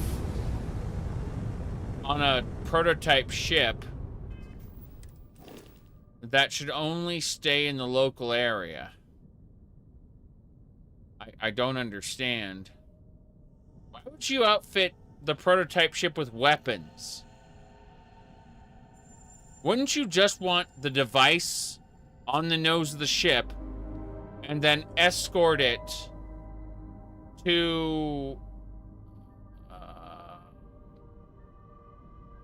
you just escort it. Okay, the shipbuilder will give you an error. That's funny. Okay. We are docking. Dock. Dock me. I'm out. I'm gonna board before it even attaches. Okay. Let's go. Well. Welcome back, Rook. Looks like you got a new toy for me. That's right. Go on in and give everyone the lowdown. We'll take care of things from here. That's a real nice ship you brought in. I can't wait to tinker with it. We'll secure that ship for you. Cool. You secure it. I'm gonna travel this along. Nothing like the smell of a dead shark after you cook. Dead shark, everybody. I have no idea what we're doing. Crimson Fleet's pretty fun so far. Got some good mechanics. I would give the story a solid 5 out of 10 average. Just plain average. Came out of the mud. We grind for every cred, and it shows. It shows? Okay. Yep. I hope Bug has something strong enough to knock me. Yes! Cargo hold. Thank goodness. I'm not too far away. This is gonna make me sad. Where the hell are we? Okay, I'm in a spot I don't know where I am. Last Nova, that's downstairs. Where's my elevator? There's a hallway. I don't know where I'm going. These backpack stands are pretty cool. Wait, do they ever use this conference room? It'd be a pretty cool place. We got the oranges, but what's next? This is pretty fancy.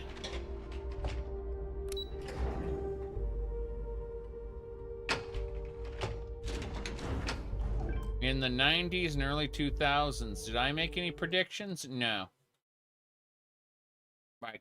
Even without reading even without like reading aloud the rest of it, I'm just gonna say no. just a hard stop right there. Hold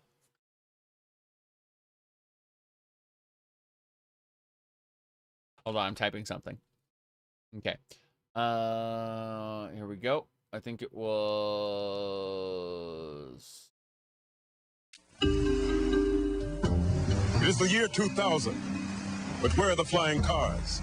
I was promised flying cars. I don't see any flying cars. There you go. That's Cisco from Star Trek Deep Space Nine. Yep. Okay, let's go. Yeah. We're going this way. To the last Nova.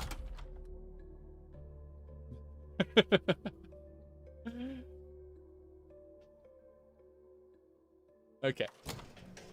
That's so funny. People can't drive in 2 dimensions as it is. There are actually some flying cars, and number one, they are not practical. They're expensive as fuck to run. AKA, they've only been prototypes. And number two, everyone would need a pilot's license. And I mean everyone. Every single person using it would need to be a licensed pilot. True. All right. All right, go back to the key. Save over the key there. We're fine.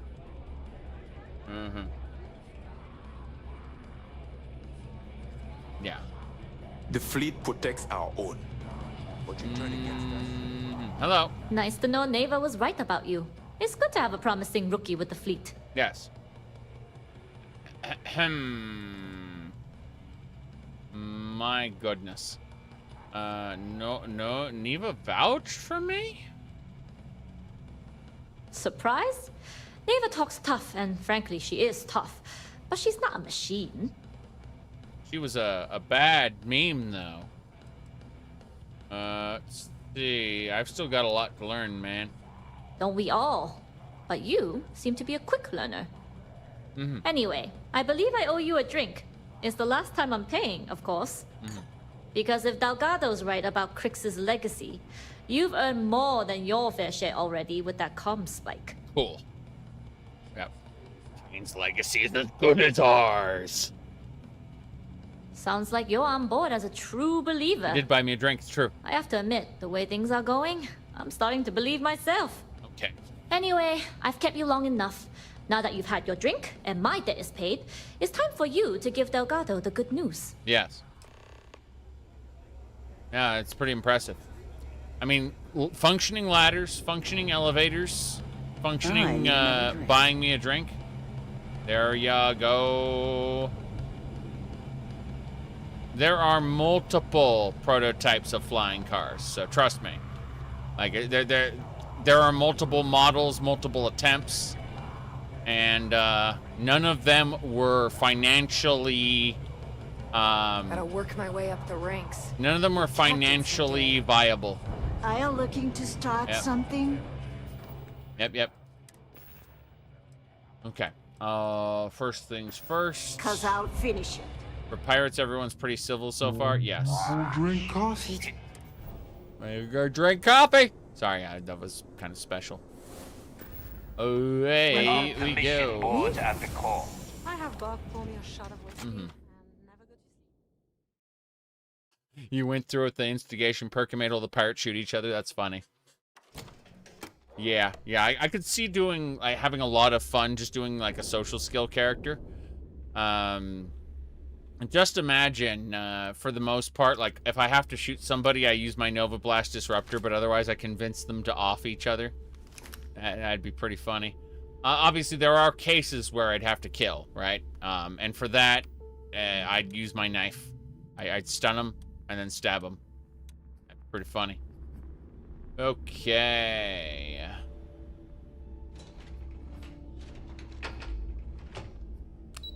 We're going.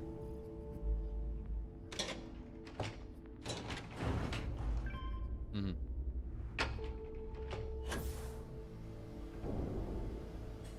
Oh no. That isn't the meeting room. That's a command room over here. Is he wearing a cape? It certainly looked like it for a second. Super. Okay. Precognition. Let's do it.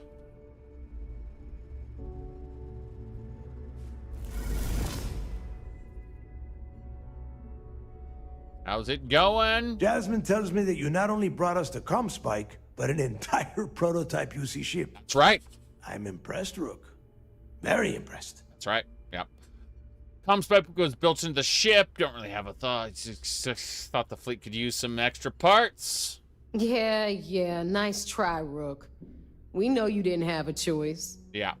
Juan gave us the full rundown of your little smash and grab operation. True. She gave you some really high praise. Said you were a pro. True. And from what I hear, receiving praise from Juan Dayu is quite an accomplishment. Mm-hmm. All in all, a job well done. Now, on to the business at hand. Jasmine, are you there? Yep, I'm here, boss. What's up? How's it going? I already have 2 of my crew tearing the ship apart from one end to the other. Okay. ComSpike shouldn't be too tough to extract.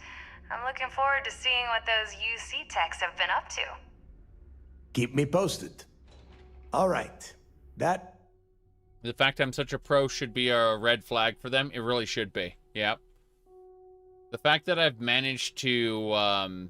the fact that I didn't kill anyone at the very beginning, right? I other than the bad guy, like the main guy, right?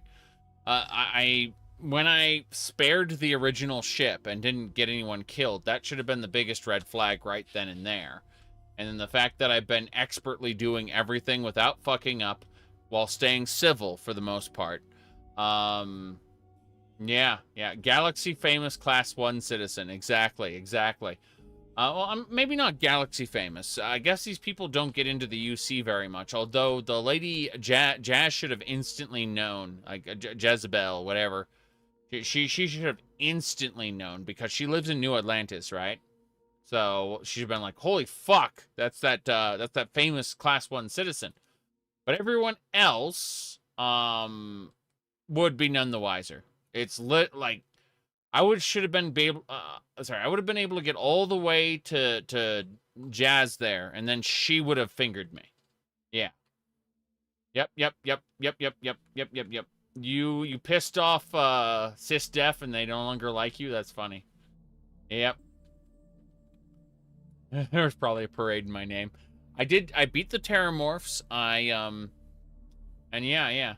You said Sysdef is permanently hostile, but not the actual UC. I don't know. That's weird. Yeah. UC gives one of his enemies the best check to infiltrate.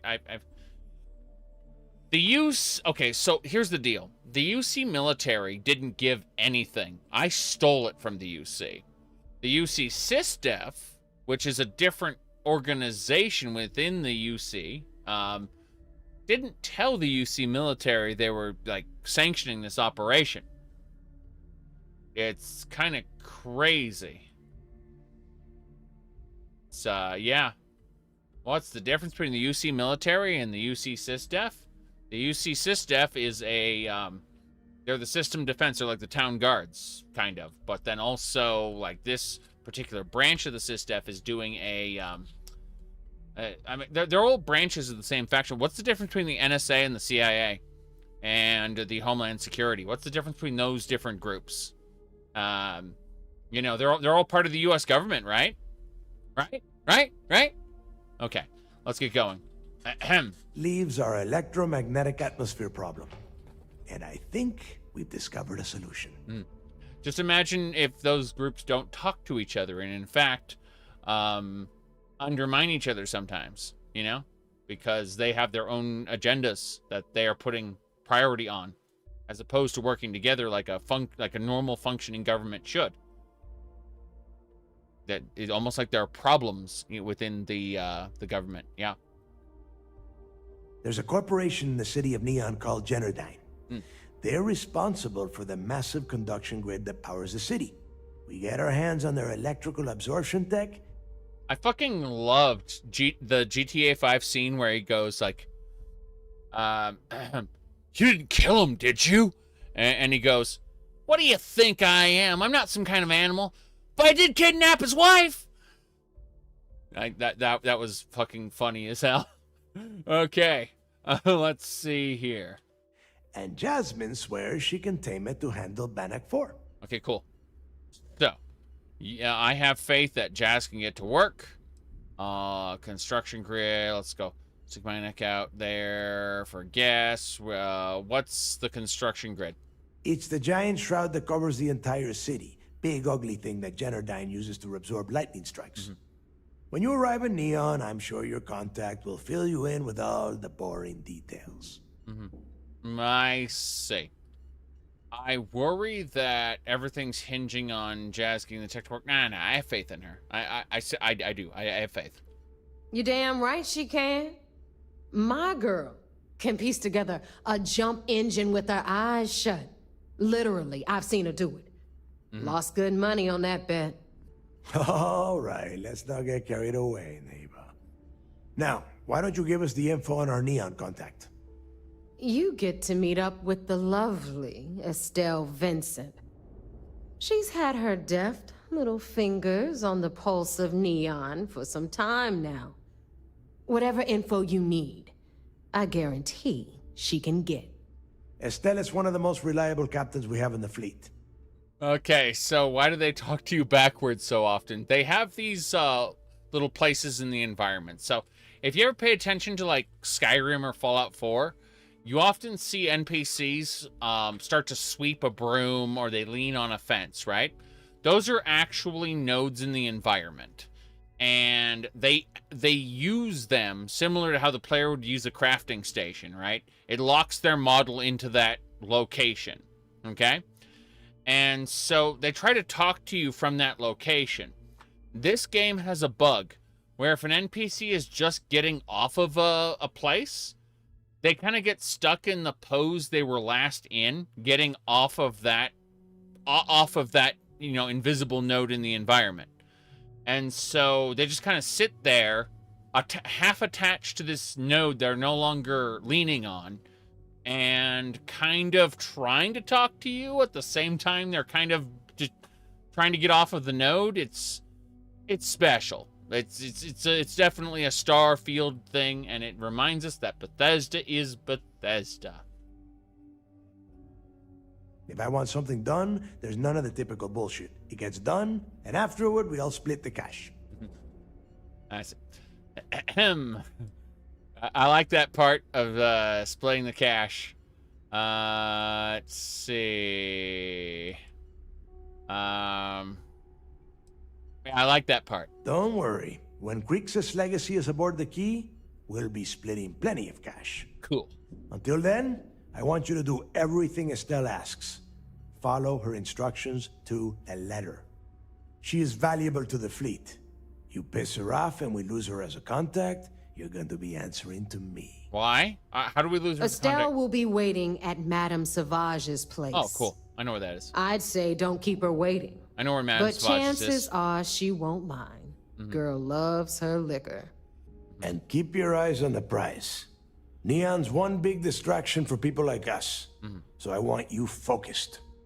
We are one step away from Kryx's legacy, and we cannot afford any screw-ups. Yep. Who voices the adoring fan? That's a very good question. I was gonna say, I'm not gonna be siding with pirates. No. I've been playing. We'll have the I've been playing whole good set guy of systems on the run someday. with the exception of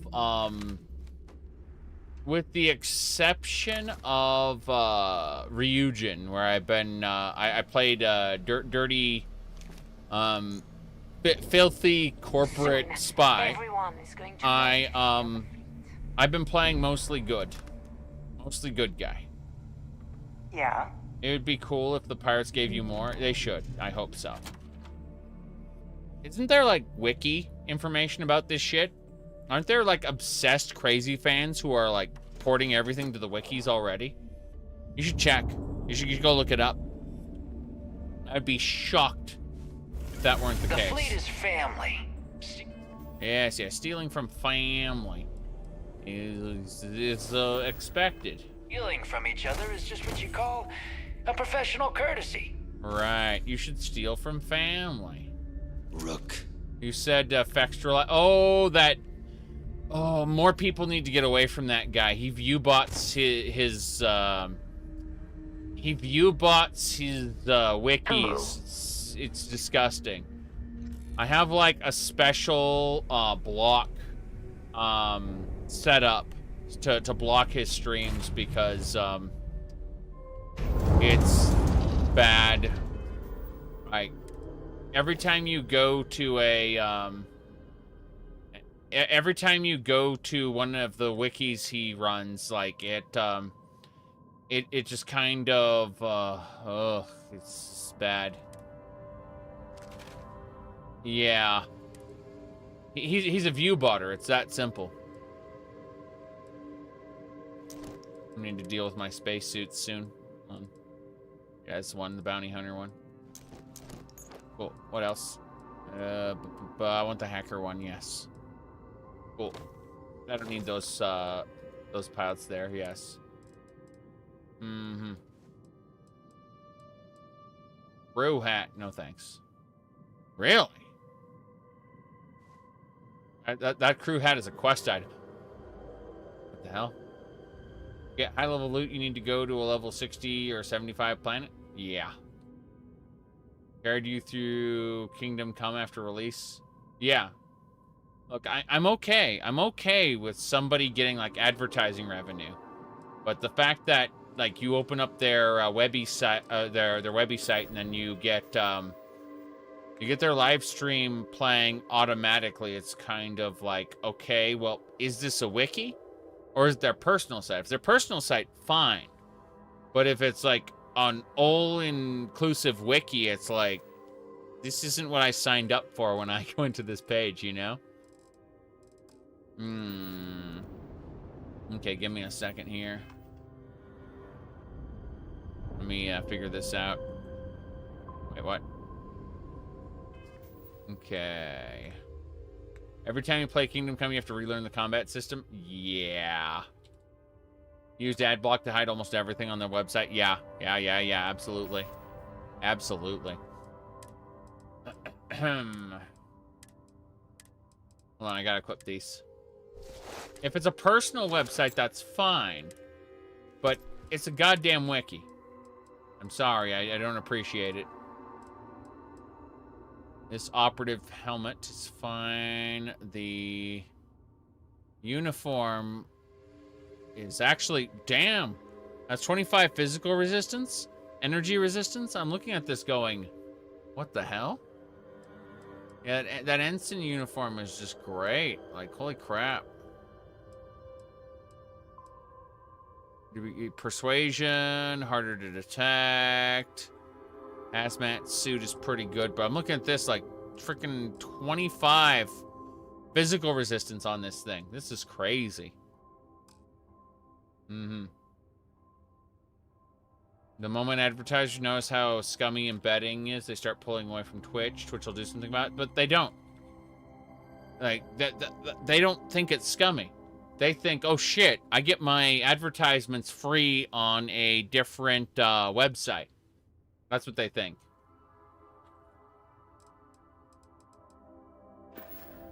That like you'd have to walk the advertisers through the fact that it's so small they can't see the ads properly or something, you know? You have to walk the advertisers through to the point where they can go, oh shit, yeah, I'm not getting my money's worth. Yeah.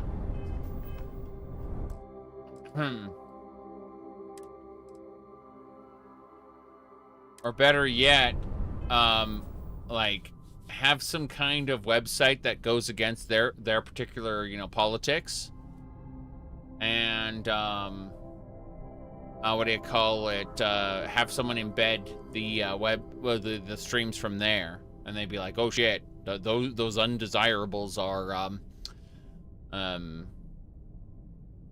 what do you call? Yeah, those undesirables are like embedding our advertisements. That's we don't want to advertise on those people, you know. That would be another case in which they'd hate it." Burning money away. Well, they don't realize that the embeds are too small. That's what I'm trying to say. Okay. Let's go. Kryx City, Kryx. Where the hell am I going?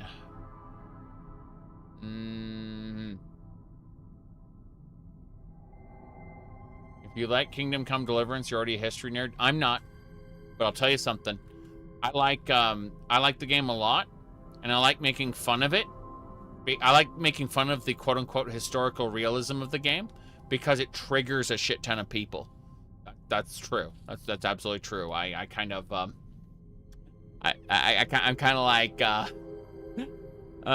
geez, you know, I like running with well, look at the alchemy in this game. It's very realistic, man.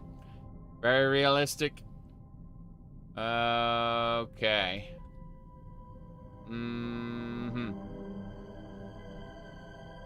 Yes. Anyway. But no, we all know that the humans are like the Thalmor of that particular game. Trollolol. My favorite shit though is I am no thief. Like after then immediately asking what like how do I steal things? It's great. Take me away. Is this the way? Yes, it's the way. You see vigilance here. Whoa, that was scary.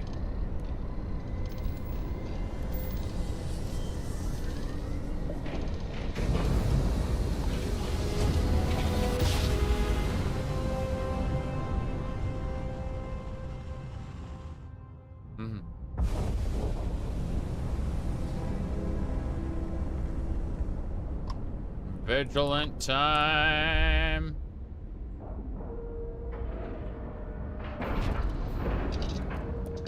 Never been here. Game is telling me this is a new place for me. Crazy. Where are we meeting the vigilance now? Seems to be like way off and nowhere. I gotta report in. Captain, do you require my assistance? No, I do not. I am ready to go. What am I doing? Shit, that's kind of awesome. My family's all in the UC Navy. Yeah. Being SysDef, I got bragging rights. I got bragging rights. Hell yeah. SysDef. Yes, what? A lot of us had our doubts about you. What? But you're really making progress with this operation. Sentiments are shifting. Sentiments are... You mean that the people don't have any faith in me? Well, that's fine. Hello there, SysDef. We hunt piracy all across It seems you had quite the eventful mission on your hands. You still have the Crimson Fleet's trust, and you were able to spare lives in the process. Didn't kill a single person. I'm a veteran. I'd never take the life of a fellow soldier. Yep. I love that. Like, a fellow soldier who's, on the same side, you mean. Yeah. A fellow. Fellow is the key word there. Because, Honor, loyalty, and valor are exactly the attributes we admire in a sysdev operative. Damn right. Excuse me, sir. I hate to interrupt, but there's still the matter of the ComSpike to discuss. Yes, of course, Lieutenant. Time is short, and we should get to the matter at hand. Please give me your report. Like, every person on the ship called the Vigilance knows that I'm a crazy person. Diego and Jasmine are working on the cargo ship. Let's see here. Yep. That's it. Then it's just a matter of time before she reverse engineers it to fit the fleet's purposes. Cool. So what does Delgado have you doing next? Has he solved the Bannock 4 problem? The pirates seem to talk about the UC as if they're mass murderers. Yes, well, they are mostly, like... Remember all those missions I get to kill the pirates, and the moment I warp in, the pirates attack me, and then I kill them? Those are UC mission boards. Great. So, Gen 9 construction grid in Neon is the key. The conduction grid? Conduction grid. That's construction grid. Brilliant. But is it actually possible? It's 80-year-old tech. Sorry, sir. The conduction grid is how Neon generates its power. Oh. It essentially absorbs lightning strikes and converts it to usable energy. It would take a hell of an engineer to modify the technology to handle Bannock 4's EM field. What's with her neck? An engineer. Her body, neck, like head? Jasmine Durand. Look at the pose. That's the case. Inform our contacts on Neon that our operative will be touching down there in the near future. Absolutely, sir. Look at her. And before you depart, I wanted you to know that your efforts are helping us gain interest among my superiors. They're finally beginning to believe that we can take down the Crimson Fleet and make amends for the UC's embarrassing mistake. Okay. Which mistake is that? The fact that our common enemy owes its existence to the United Colonies, of course. Oh. It was the riot at the Lock, touched off by Jasper Kryx, that inspired him to create the Crimson Fleet in the first place. Thanks to your assistance, Get her. We'll be able to rectify that Look at mistake, her. and MAST will authorize an all-out assault. Holy shit. That was frightening.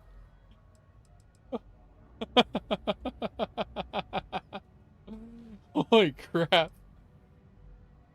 Are you concerned the fleet is getting close to Kryx's legacy?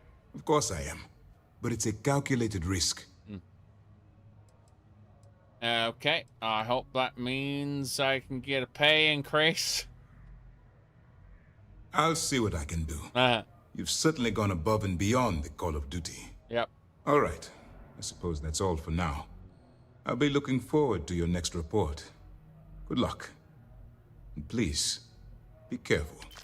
Remember to turn in any evidence fragments you find. Look at her. Anything new to report? Yeah, that's impressive. Yeah, look at that pose she's making. That's freaking frightening. Yeah, just like that. What the hell?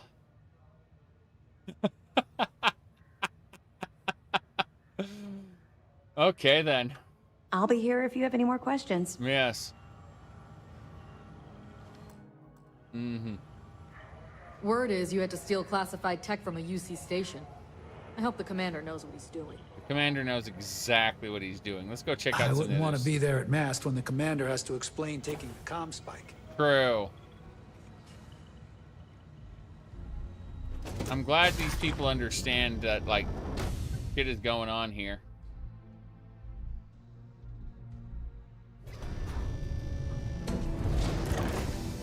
Oh. What are we doing? Pirating business. Pirating business is good. What's in the captain's locker? It requires a key. Oh wow. Only the captain could unlock that. That's crazy. To think the captain's locker will be locked behind a lock that only the captain could unlock. That is revolutionary tech right there. I had no idea such a thing would be possible. Can you pickpocket the key? I'm Probably. not worried about the fleet taking the ComSpike. Not like they have the brains to use it. They don't have the brains. Do you have to anything use it. to report? The answer is no, actually. No. No, I can't. I cannot pickpocket the man. You're allowed to divorce Sarah. You're allowed to divorce anybody as far as I know. But then they hate you forever, which makes sense. You need the skill, right? Remember, if anyone wants to be able to steal, they need the theft skill to be able to pickpocket from their targets, right? Bam. Fuck, I did it wrong. I didn't mean to put 2 points into it. Reloading. Yes. There's Sarah.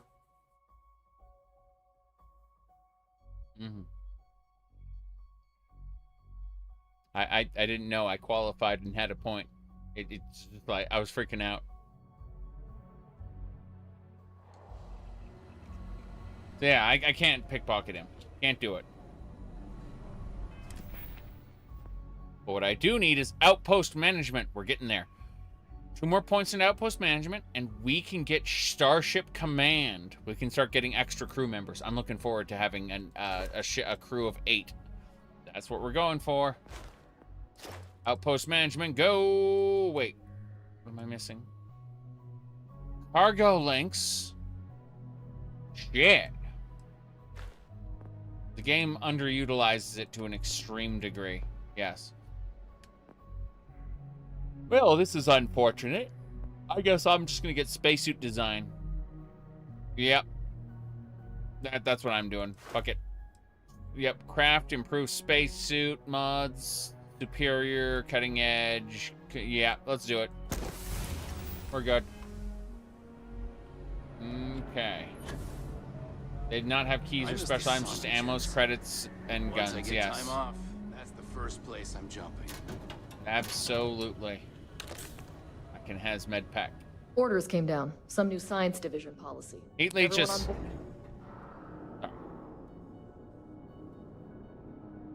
Okay. So the fleet call us sharks. We are sharks. Sorry. We're doing well, I think. Yeah, possibly. You can knock out people and pickpocket them. I know, I've done it. The problem is there is just a high chance of them noticing you. And, like, it rolls the skill check every time, even if they're knocked out, which is very dumb. Yes. Okay. So I need to travel where? With the EM weapon. I absolutely was able to. You have to sneak after you do it, though. If you try to talk to them, it'll actually wake them up. Be like, hey, talk to them after. Yeah. But it rolls a skill check every time you want to pickpocket them. Otherwise, can you even knock out essential NPCs? Absolutely not. No way. Okay, where the hell are we going?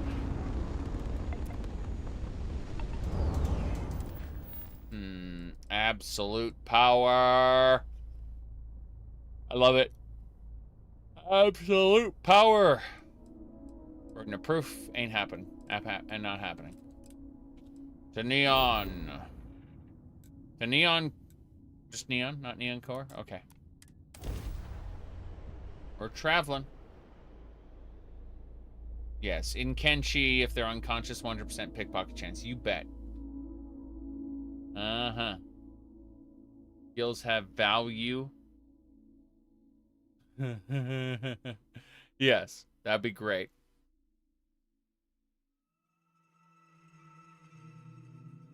There's some evidence on the key in the cargo hold. Okay, so here's the deal. I'm just gonna not get any of the evidence and say screw it. Just like whatever evidence I find, I find. But I'm just gonna give up on the attempts.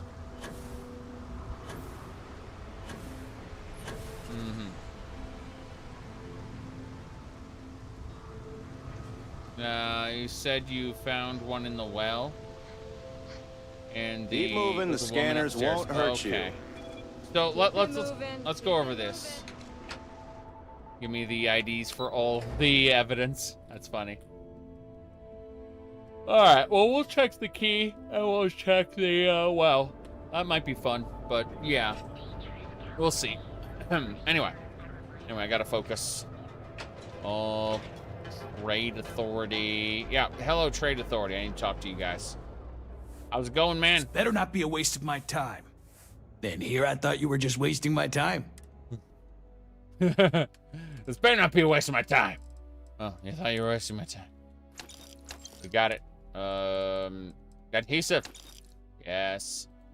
What else? Palomore, please do. Trauma pack, med pack, and ammo. Heavy particle fuses, 777 and 15s. Those are our 3 ammo types. The medic lady will give you a quest, which leads to 1 bit of evidence as well. Interesting. Very interesting. Okay. Well, what we're going to do first is we're going to go to our ship. Select packs. I'm going to sell these expensive packs. Because we don't... Yeah, sorry, the stolen goods. Stolen goods are now forfeit. Wait, what? I don't want this ecliptic one looks kind of fancy, but no, we'll sell those. Next up, suits. We'll sell the stolen goods. Yeah, we definitely sell the stolen goods. Anything else? I guess this one. Doesn't matter. Now we'll sort by value on the weapons, and we'll sell all the low... Well, we'll sell the stolen weapons first. Of course. That makes the most sense. The guy has no money left. Okay. Grendel. Rattler. That's it. That pay with your blood. I'm busy. Okay. Where are we going? They want me to go to Eb's side, Madame Savage's place, but I'm not ready for that yet. I'm pretty sure I gotta go do other things. The 3-star Rangers. I wonder if I could get, like, actually, you know what? I'm curious to see what's in the 3-star Ranger outpost. I don't know what's over here, so it'd be interesting to see. Yep. Hello. Heard there's as many traps as there are temptations. Later. Traps and temptations. Aren't the temptations traps? Uh-oh. Uh-oh. This bed is owned. Oh, he works out, sleeps, and is a ranger. Occasionally uses a dartboard. That's pretty funny. Yes.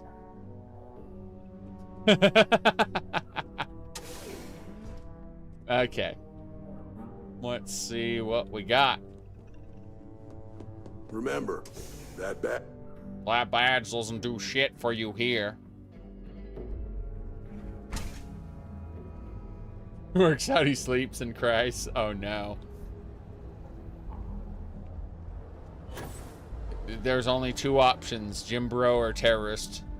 Hello. Need a weapon? Maybe some ammo? Right. What do you got for sale? You're in luck. Just got some of the latest hardware. Right.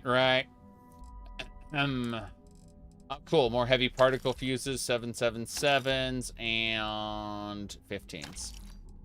Oh boy. This is how it works. Sell from the ship and go from the bottom up. Wait, is that... No, it's value. So goods value. Yes, that's good. You bet. Guys, no money. Mm-hmm. Yours over that way. Mm-hmm. Right. And see what else. Last shop. Hello, sir. If we're fully stocked and ready to sell. Best deals in town. Best deals in town. Very good. Give me your digipicks. And your adhesive. I need more adhesive. No question about it. I'll take your heart plus. No. Gummy bugs. Is that what I think it is? The neon skirt. It makes me sad when I see skirt and then it's very clear the skirt is either too long or the boots are too high. Yep. What does your wife think about the anime Avatar? She thinks it's funny. She thinks it's she laughs at it and thinks that it is comedy. Yes. Dance's nightlife out. This is the dancer outfit though. You want to look I can't say this is very impressive. I know some people out there are like, ooh la la, this is great, but no, this dancer outfit ain't that great. What a shame. Okay.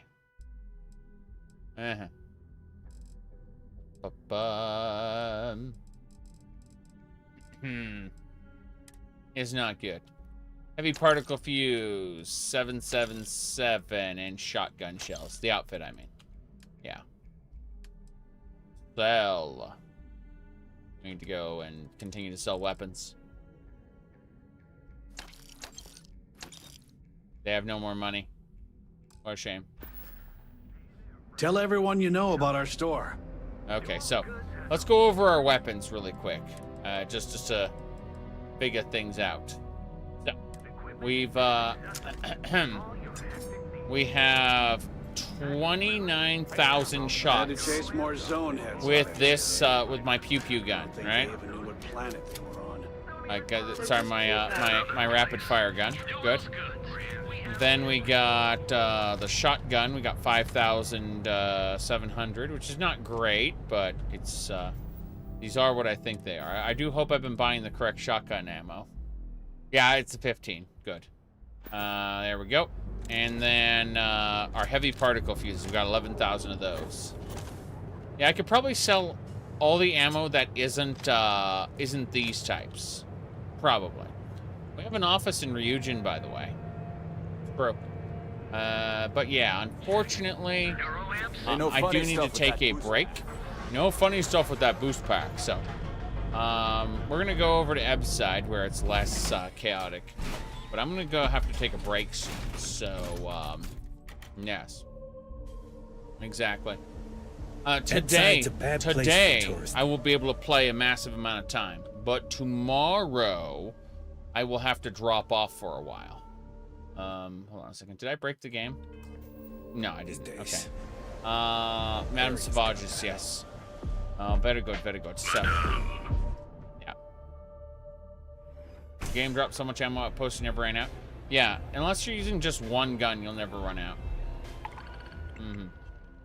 Okay, destroy the Crimson Fleet. Ecliptic Agent. Kill the Ecliptic Agent. Let's grab that one, just for funsies. Supply tetrafluorides. 3 workers. I could take them there. I'll only deliver them in 7 days. It'd be good, fine. You have 10 guns. Yeah, exactly. So you never run out because you cycle through the different ammo types. There's no problem there. Anyway, let's go ahead and save over Neon's core and just kind of be right here. Stairs. So we better be on our best behavior. I see. They don't have places like this in Aquila, that's for sure. They sure don't. Okay, we're gonna stop right here in this spot, and I am going to end the live stream, and I will be back in about, I don't know, 10-20 minutes, something like that. I'm just gonna start the stream without much fanfare. No advertisements required. Just gonna go. But my goal today is to stay awake because I have serious shit to do tomorrow that's going to require that I not be sleeping during the day. And this live stream here is going to be what keeps me awake. You see what I'm saying? But yeah. I was going to say I will see y'all in about 5-10 minutes. Yeah, like 10-20 minutes is more realistic. Point is soon. Gonna be doing more live streaming, and yeah, I'll be back. Look on my YouTube page for the next one.